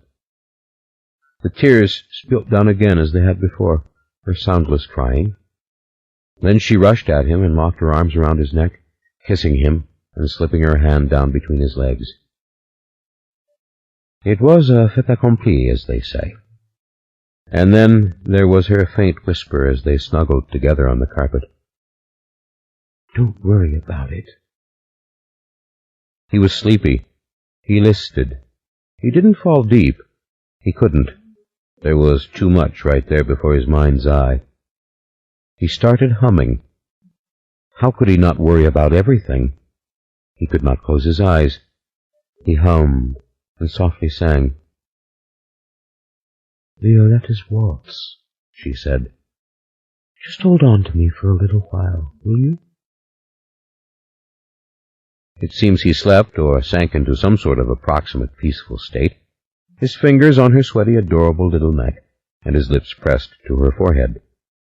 But then the doorbell sounded, and he heard Eugenia in the hall, taking her time to answer, talking aloud as she always did. "On my way. I'm coming." The report had been delivered.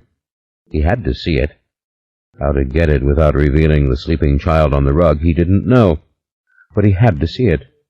It hadn't taken a half hour for that file to get here.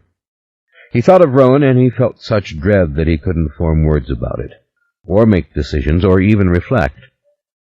He sat up, trying to regain his strength, to shake off the languor of sex and not see this naked girl on the carpet asleep, head cradled on a nest of her own red hair, her belly as smooth and perfect as her breasts, all of her luscious and inviting to him. "Michael, you pig, that you could do this."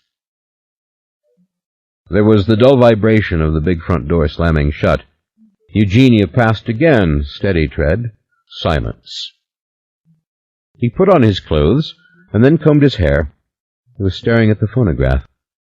Yes, that was exactly the one he had seen in the living room, the one which had played for him the Ghost Waltz. And there sat the black disc on which the Ghost Waltz had been recorded many decades ago. He was confounded for a moment, trying to keep his eyes off the gleaming child, pondering and wondering that for a moment he had gone calm in the midst of all of it. But you did this. You could not stay at top pitch every moment. And so he thought, my wife may be alive. She may be dead. But I have to believe she's alive. And she's with that thing. That thing must need her. Mona turned over. Her back was flawless and white, her hips, for all their smallness, proportioned like those of a little woman. Nothing boyish about her in her youth. Resolutely female. Tear your eyes off her, man. Eugenia and Henri are both around somewhere. You are pushing your luck. You are asking to be bricked up in the cellar. There is no cellar. I know that. Well, then, the attic. He opened the door slowly. Silence in the big hall. Silence in the double parlor. But there was the envelope on the hall table, where all mail and deliveries were placed. He could see the familiar embossed name of Mayfair and Mayfair. He tiptoed out, took the envelope, fearful that any moment Eugenia or Henri would appear, and then he went into the dining room. He could sit at the head of the table and read the thing, and that way, if anybody went near the library door, he could stop them. Sooner or later she would wake up and get dressed. And then? He didn't know. He just hoped she didn't go home, that she didn't leave him here. Rotten coward, he thought. Rowan, would you understand all this? Funny thing was, Rowan might. Rowan understood men, better than any woman he'd ever known, even Mona. He switched on the floor lamp by the fireplace, then sat down at the head of the table and removed the packet of Xeroxes from the envelope. It was pretty much what they'd told him. The geneticists in New York and Europe had gotten a bit sarcastic about the specimens. This seems to be a calculated combination of genetic material from more than one primate species. It was the eyewitness material from Dunleith that killed him. The woman was sick. She stayed in her room most of the time, but when he went out, she went with him. It was as if he insisted she go. She looked sick, very sick. I almost suggested that she see a physician. At one point in Geneva, Rowan was described by a hotel clerk as being an emaciated woman of perhaps 120 pounds. He found that horrifying. He stared at the Xeroxes of the forged checks. Forgery. It wasn't even good. It was a great old-fashioned Elizabethan hand, by God, like something out of a parchment document. Payee, Oscar Aldrich Tamman. Why had he chosen that name? When Michael looked on the back of the check, he realized. Fake passport. The bank clerk had written down all the information. Surely they were following up that lead. Then he saw the law firm memorandum. Oscar Aldrich Tamman had last been seen in New York on February 13th. Wife reported him missing on February 16th. Whereabouts unknown. Conclusion? Stolen passport. He slapped shut the manila folder. He put his hands up and leaned on them, and tried not to feel that little twinge in his heart, or to remind himself that it was very small, the pain, no more than a little nag, and he'd had it before for years, hadn't he? Rowan, he said aloud as if it were a prayer. His thoughts went back to Christmas Day, to that last glimpse of her, when she had torn the chain off his neck and the medal had fallen. Why did you leave me? How could you? And then a terrible shame came over him, a shame and a fear. He'd been glad in his selfish little heart when they told him that demon thing had forced her. Glad the investigators thought she was coerced. Glad that this had been declared in front of proud Ryan Mayfair. Ah, this meant his wily bride had not cuckolded him with the devil. She loved him. And what in God's name did this mean for her? For her safety, her fate, her fortune? Lord God, you selfish and despicable man, he thought. But the pain was so great, the pain of her going that day, the pain of the icy water of the pool, and the Mayfair witches in his dream, and the hospital room, and the pain in his heart when he'd first climbed the stairs. He folded his arms on the table in front of him and, weeping silently, laid his head down against it. He did not know how much time had passed. He knew everything, however, that the library door had not opened, and that Mona must still be asleep, and that his servants knew what he'd done, or else they would have been hovering around him. That twilight had come, that the house was waiting for something, or witnessing something. Finally he sat back and saw that the light outside was that shining white of spring evenings, making all the leaves distinct, and that the golden light of the lamp gave a little cheer to the vast room with its old paintings. A tiny voice reached his ears, singing, thin, distant. And gradually, as he sat very still, he realized it was Violetta's song, on the gramophone. This meant his nymph had waked. She was about, winding the old toy. He must rouse himself. He must talk to her about these mortal sins. He stood up and made his way slowly through the shadowy room and to the library. The music came strongly through the door, the happy song of Violetta from La Traviata. The waltz they'd played when Violetta was strong and gay, before she began to die so wondrously in operatic fashion. Light came from beneath the door, golden and soft. She sat on the floor, half risen more or less, resting back on her hands, naked as before, her breasts loose but high-placed in the color of baby skin, the nipples the pink of baby's nipples. There was no music. Had it been some trick of noise? She was staring at the window to the cast-iron porch outside, and Michael saw that it was open. It was what they called a pocket window, and the sash had been thrown up all the way to make a doorway out of it. The shutters, which he had kept closed all of the time himself, rather liking to see slats of afternoon sun, were open too. A loud noise sounded in the street. It was only a passing car, jetting too fast through the narrow, shadowy intersection. She was startled. Her hair was mussed, her face still smooth with lingering sleep. "What is this?" he said. "Someone came in that window?" "Tried to come," she said. Her voice was foggy with sleep. "You smell that smell?" She turned and looked at him, and before he could make an answer, she started to dress. Michael went to the window and cranked shut the green blinds immediately. The corner beyond stood deserted, or so dark beneath the oaks that it might as well have been. The Mercury street lamp was like a moon face snared in the branches above. Michael brought down the sash and turned the lock. Should have been locked all the time. He was furious. "Do you smell it?" she said. She was dressed when he turned around. The room was all shadows now that he had shut out the corner light. She came to him and turned her back for him to tie her cotton sash. God damn it, who was it? The stiff, starched cotton felt good to his fingers. He tied the sash as best he could, having never done this for a little girl before, trying to make the bow pretty when he was finished with it. She turned around, staring past him at the window. "You don't catch that scent, do you?" She went past him and peered through the glass, through the slats. Then she shook her head. "You didn't see who it was, did you?"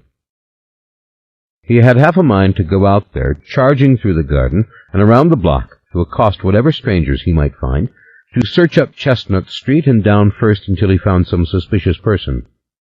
"My hammer, I need it," he said. "Your hammer?" "I don't use a gun, honey. My hammer's always been good enough." He went to the hall closet. "Michael, the person's long gone. He was gone when I woke up. I heard him running away. I don't know that he knew there was anyone in here." He came back. Something white was shining on the dark carpet. Her ribbon. He picked it up, and absently she took it from him and fixed it in her hair, with no need of a mirror. "I've got to go," she said. "I gotta go see my mother, Cece. I should have gone before now. She's probably scared to death that she's in a hospital." "You didn't see anything at all," he said. He followed her out and down the hall. "I caught that scent," she said. "I think it was the scent that woke me up, and then I heard the noise of the window."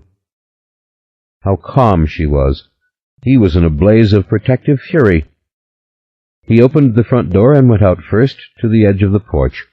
Anyone could have hidden anywhere out there, behind the oaks, across the street behind a wall, even low down among the big elephant ears and palms that crowded his own garden. My own garden! "I'm going, Michael. I'll call you later," she said. "You must be nuts. You think I'm going to let you walk off home like this in the dark? Are you crazy?" She stopped on the steps. She had been about to protest, but then she too cast a wary eye on the shadows that surrounded them. She looked thoughtfully up into the branches and at the dark shadows of Chestnut Street. "I've got an idea. You follow me. Then, when he springs out, whoever he is, you kill him with your hammer." "You have your hammer?" "That's ridiculous. I'll drive you home," he said. He pulled her in and shut the door.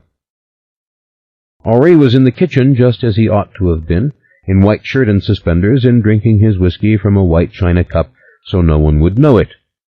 He put down the newspaper and stood up. He would take the child home, of course. Or to the hospital? Certainly. Whatever Miss Mona wanted. He reached for his coat, which was ever ready on the chair behind him. Michael walked out with them to the drive, distrustful of the darkness, and saw them safely to the car. Mona waved, a smear of red hair at the window. He felt an ache for her as they drove away, that he had let her go without a parting embrace, and then he was ashamed of it.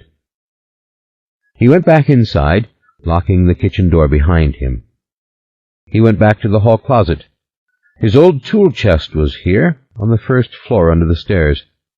This house was so big you had to have a tool chest for every floor of it.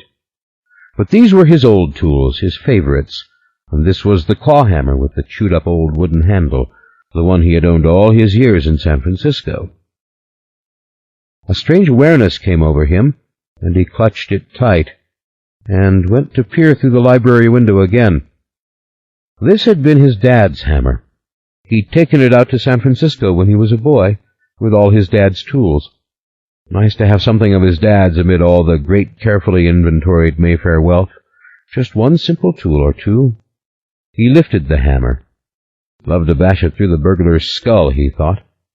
As if we don't have enough trouble in this house, and some bastard tries to break in the library window. Unless... He switched on the light nearest the corner and examined the little gramophone, covered with dust. No one had touched it. He didn't know whether or not he could touch it. He knelt down, put his fingers on the soft felt turntable. The records of La Traviata were in their thick, old, faded album. The crank lay beside the thing. It looked impossibly old. Who had made the waltz play twice now in this house, when this thing itself lay inert and dust-covered? There was a sound in the house, a creaking as if someone was walking. Perhaps Eugenia, or perhaps not. "God damn it," he said. "Son of a bitch is in this place?"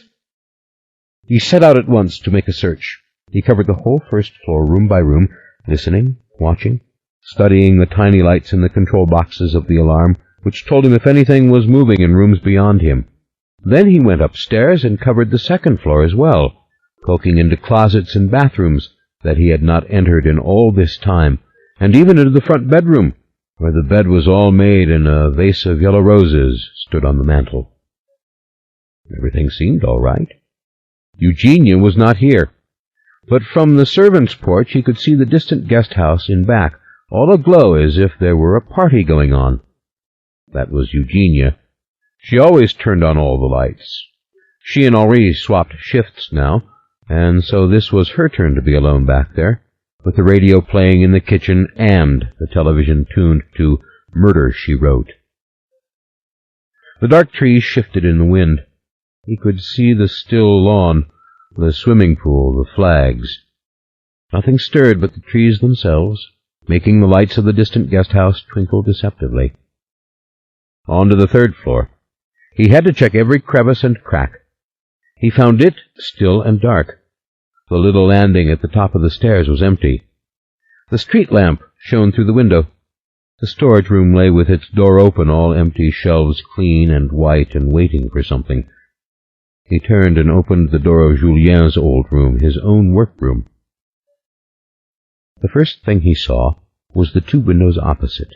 The window on the right, beneath which Julien had died in his narrow bed, and the window on the left, through which Antha had fled only to fall to her death from the edge of the porch roof. Like two eyes, these windows. The shades were up. The soft light of early evening flooded in on the bare boards and on his drafting table. Only those were not bare boards. On the contrary, a threadbare rug lay there, and where his drafting table should have been was the narrow brass bed, which had long ago been moved out of here. He groped for the light. "Please, don't turn it on." The voice was frayed and soft. French. "Who the hell are you?" "It's Julien," came the whispered response. "For the love of heaven, I am not the one who came to the library door. Come in now while there is still time, and let me talk to you." He shut the door behind him. His face was teeming with heat. He was sweating, and his grip had tightened on the hammer. But he knew it was Julien's voice, because he had heard it before, high, high above the sea, in another realm. The very same voice, speaking to him softly and rapidly, putting the case to him, so to speak, and telling him he could refuse. It seemed the veil would lift. He would see the shining Pacific again, his own drowned body on the heaving waves, and he would remember everything. But no such thing occurred. What occurred was infinitely more frightening and exciting. He saw a dark figure by the fireplace, arm on the mantel, long, thin legs. He saw the soft hair, white in the light from the windows. "Eh bien, Michael, I am so tired. It is so hard for me." "Julien, did they burn the book? Your life story?" "Oui, mon fils," he said. "My beloved Mary Beth burnt every page of those books. All my writing." His voice was soft with sad wonder, eyebrows rising slightly. "Come in. Come closer. Take the chair there. Please, you must listen to me." Michael obeyed, taking the leather chair, the one which he knew to be real, lost now among so many alien dusty objects. He touched the bed. Solid. He heard the creak of the springs. He touched the silken quilt. Real. He was dazed and marveling. On the mantelpiece stood a pair of silver candlesticks, and the figure had turned and, with the sharp sudden scratch of a match, was putting a light to the wicks. His shoulders were narrow but very straight. He seemed ageless, tall, graceful. When he faced Michael again, the warm yellow light spread out behind him. Perfectly realized, he stood, his blue eyes rather cheerful and open, his face almost rapt. "Yes, my boy," he said. "Look at me.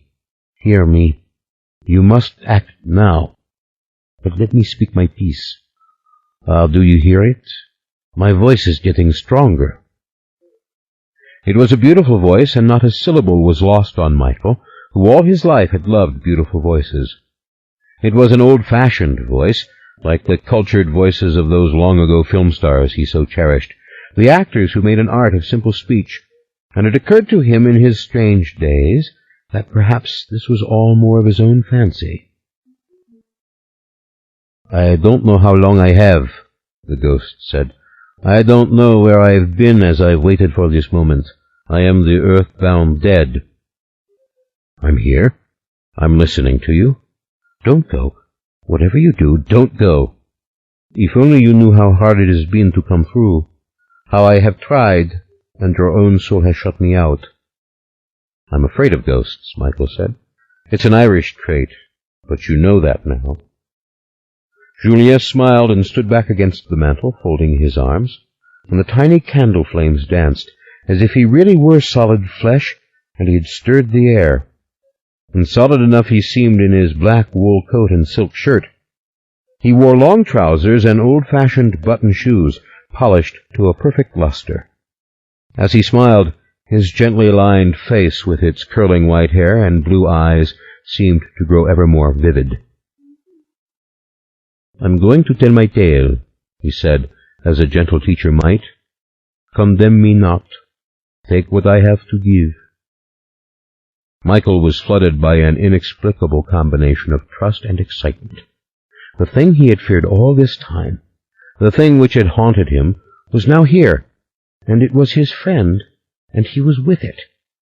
Only Julien had never really been the thing to fear. "You are the angel, Michael," said Julien. "You are the one who still has a chance." "Then the battle isn't over?" "No, mon fils, not at all." He seemed distracted suddenly, woefully sad and searching, and for 1 second Michael was terrified the vision would fail.